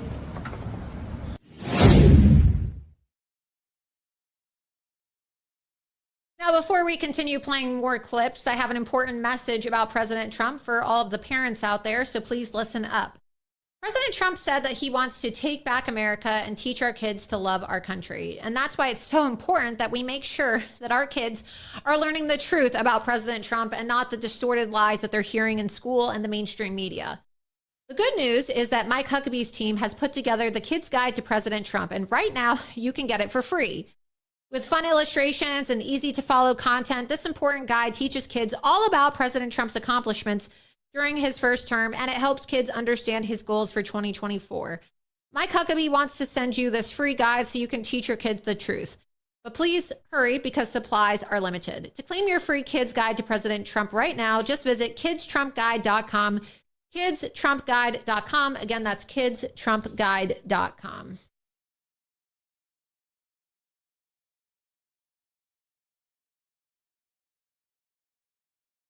Another funny thing that happened this week,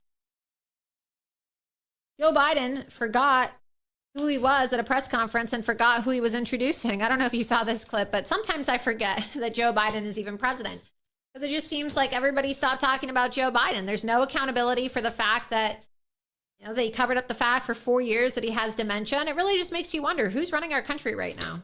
Go ahead and play the clip. So I want to thank you all for being here. Now, who am I introducing next? Who's next?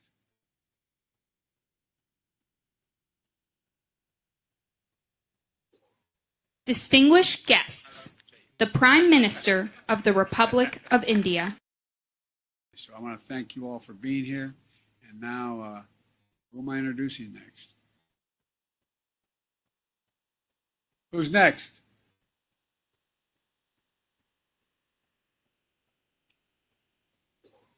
Distinguished guests, the Prime Minister of the Republic of India. It's just so embarrassing. And they say I'm disrespectful to Indians. Please. Give me a break. Another funny clip, if you didn't see this week, Michigan union members aren't voting based off bogus lawfare. So the media has been running on all these attacks on Donald Trump. Oh my God, he's a threat to democracy. January 6th, January 6th.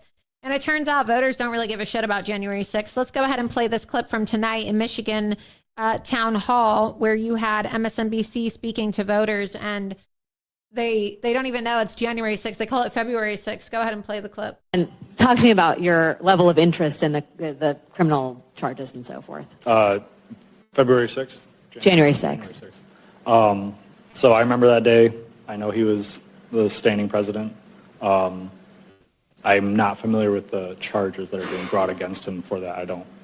I'm not following that charge or I know there's multiple court cases going on. I'm just not familiar with it. I mean, That doesn't sound like it's going to be a factor in deciding who to vote for. No. Okay, so when I say January 6th, what do you think? Oh, I just remember seeing it on the news, like all the riots and stuff. Don't really know what it was about or what happened, though. How did it make you feel when you saw it? I don't know. I don't really feel any way about it. People showed their emotion, I guess. Probably in the wrong way, but it happened. These people are just so out of touch. I mean, people can't pay their groceries. People can't pay for gas. People can't feed their kids. Why would they give a shit about January 6th? It's the media. You do not hate these people enough. Oh, so, you're just like not aware, or you just don't care about the law. I mean, you could just see the wheels spinning in Alex Wagner's head as she gets very triggered when she's like, oh, short circuiting. What do you mean you don't know about the cases, right? We've only been obsessively talking about it. Yeah, because people don't care. People don't care. They don't want to have this petty fight about whether Donald Trump belongs in jail or not. They want to pay for their groceries. They want to pay for their food. They want to pay for their gas. They want to have a life. They want to have shelter.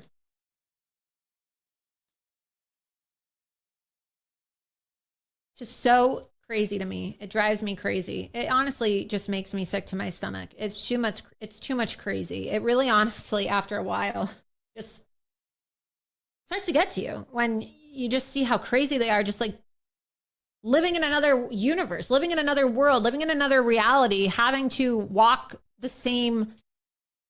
in the same space and occupy the same space as these people who are just totally out of touch with reality, the media.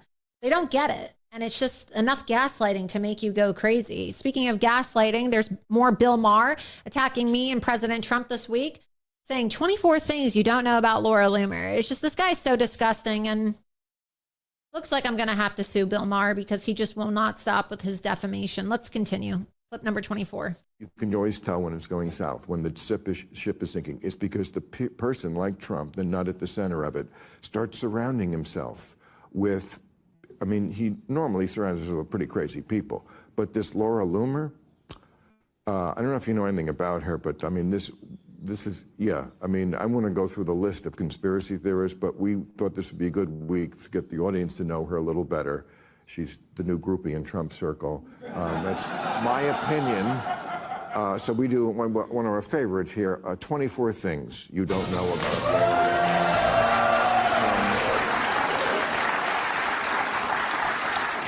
For example, my spirit animal was eaten by Haitians.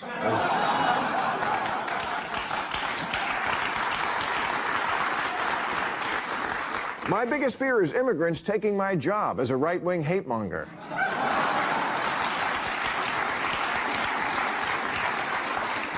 As a child, I had 2 of my Bratz dolls deported.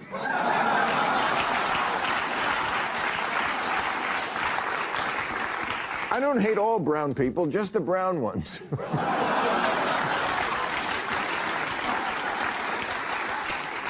People think I'm all in on Trump, but some of the voices in my head like Jill Stein.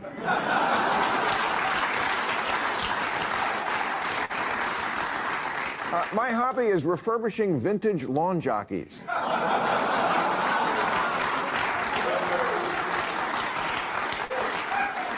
I think Michael Jackson faked the moonwalking.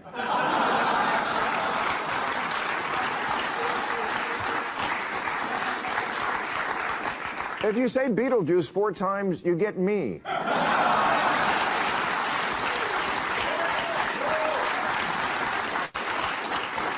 And I believe the government puts something in the water that makes you pee.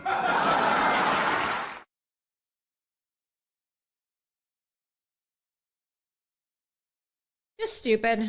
Stupid, stupid, stupid.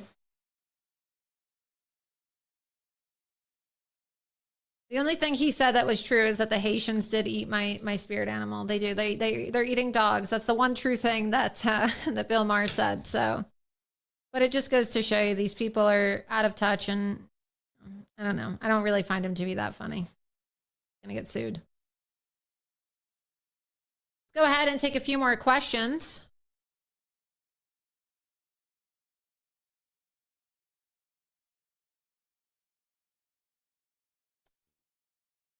Also, I don't know if you guys saw, but on Twitter, I just released the promo for my upcoming docu-series, The Great Replacement.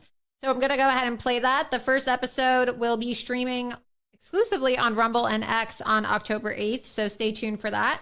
But as you know, I went down to the Darien Gap and I covered the invasion of our country extensively. So here is the promo for The Great Replacement. More than 172,000 migrants were encountered at the U.S.-Mexico border in March. It is a record-breaking number. Border arrests have soared to an all-time high. New numbers released today detail an all-time high for unaccompanied children seeking asylum. 1.7 million migrants have been arrested along the U.S.-Mexico border in the last fiscal year. Our immigration system is broken. Now, the suspect in the case, an undocumented immigrant with a lengthy criminal past. Armed men walking through a building, knocking on doors. Major uptick in the amount of drugs coming over our southern border. I think it's at this point unsustainable to maintain this unlimited flow into what's essentially a welfare state. This will be one of the greatest mistakes in history. They've destroyed the fabric of our country.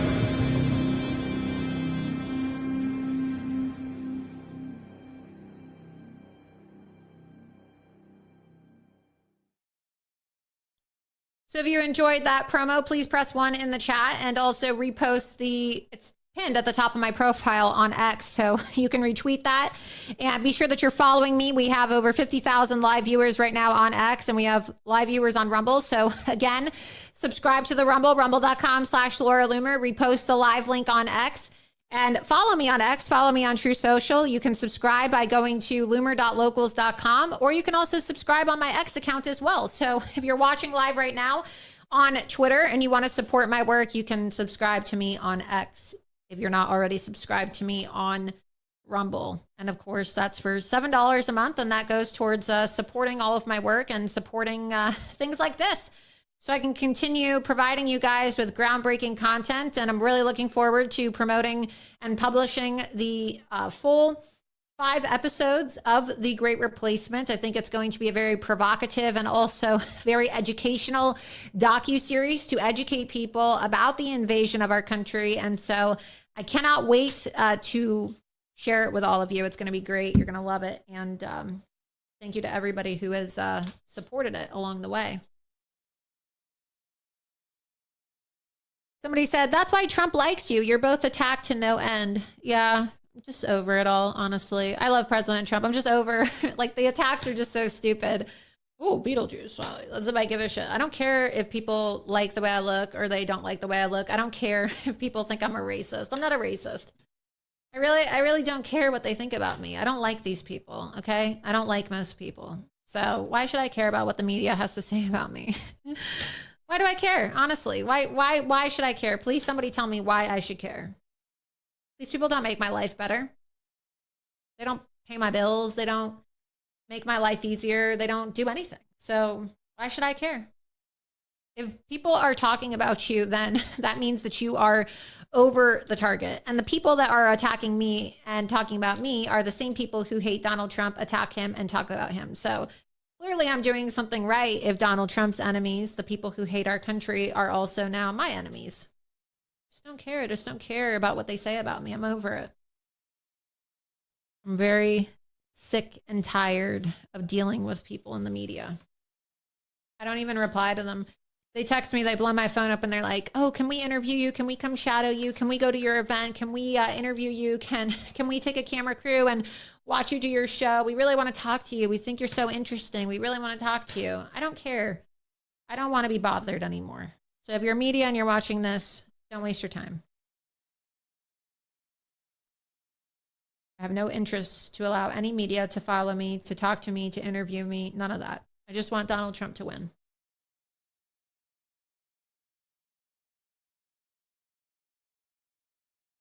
Any more comments? Any more questions?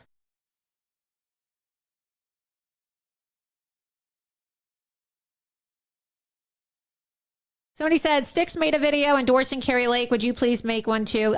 Yeah, of course. We've had Carrie Lake on the show, and obviously I fully support and endorse Carrie Lake. She's a friend of mine. She's a friend of the show, and she has been on Loomer Unleashed, and we fully support her here. So absolutely, I support and endorse Carrie Lake, and I'm happy to make a video in support of her as well. Again, we are live, so please be sure that you repost the live link and follow me on X, follow me on Truth Social, subscribe, loomer.locals.com. Be sure that you download the Rumble app, rumble.com/Laura Loomer. And when you subscribe to receive notifications, well, you'll get a notification. You have to enable notifications on your phone, though, every single time we go live. Every single time we go live. I'm also going to be going to Grass Valley, California, speaking to the Nevada County GOP on Saturday. So if you're in California, be sure that you buy tickets for my event. It's going to be an evening with Laura Loomer. I'm going to be selling copies of my book and speaking about the state of our election as well. Again, an evening with Laura Loomer. So please, again, September 28th, 4:30 p.m. to 8:30 p.m. Get your tickets. NevadaCountyGOP.org. You can order your tickets. It's interesting. We've actually caught some leftist production people. Somebody from HBO tried sneaking in and purchased a ticket. I don't think we're going to let them in, though. Give them a dose of their own medicine. Pretty sure we're going to refund their ticket. Why would I want HBO at my event? But they're buying tickets, trying to get up close because I won't reply to them or their media requests. So now they're trying to sneak into my event. But I don't really care about the money. I'd rather just refund it. I don't want those people at my events. What was that? Yep. Somebody from HBO tried buying a ticket to my event in California. And yeah, they're trying to do, I don't know what they're trying to do. I'm not interested, though. Not interested. Oh, well. Not going to get in now. NevadaCountyGOP.org/calendar and evening with Laura Loomer. If you're interested in attending, it'd be great to meet all of you. Got to get out and got to support President Donald Trump. With that, I think that's it. Covered a lot tonight. So the next episode of Loomer Unleashed will air this Thursday. And then, of course, this Saturday, I will be in California speaking to the Nevada County GOP. So again, please be sure that you subscribe to rumble.com/Laura Loomer. You can repost, and if you join this episode late, you can watch the replay on Rumble and also on X. Again, follow me on X and True Social at Laura Loomer. Subscribe to me on Local, subscribe to me on X. And when you subscribe as well, you get access to DM me, so you can always send me tips for stories or investigations. But with that, I'm looking forward to seeing you all again this Thursday for another live episode of Loomer Unleashed. Thank you so much for tuning in tonight. Have a wonderful evening. There is a young female journalist, conservative journalist, by the name of Laura Loomer. If America's men acted like Laura Loomer, our problems would be fixed in about 5 minutes. Chained herself to She Twitter. chained herself.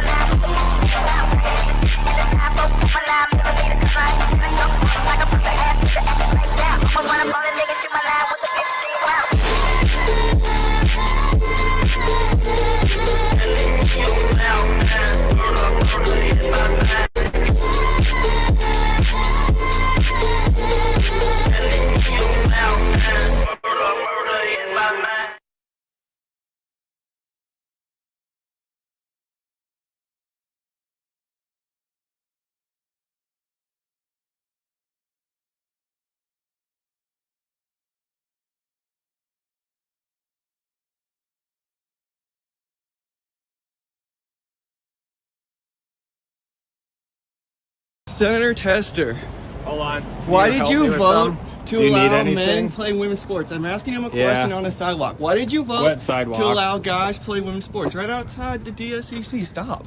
I'm asking him a I'm just question. Why asking. did you allow guys to play women's sports? Yeah.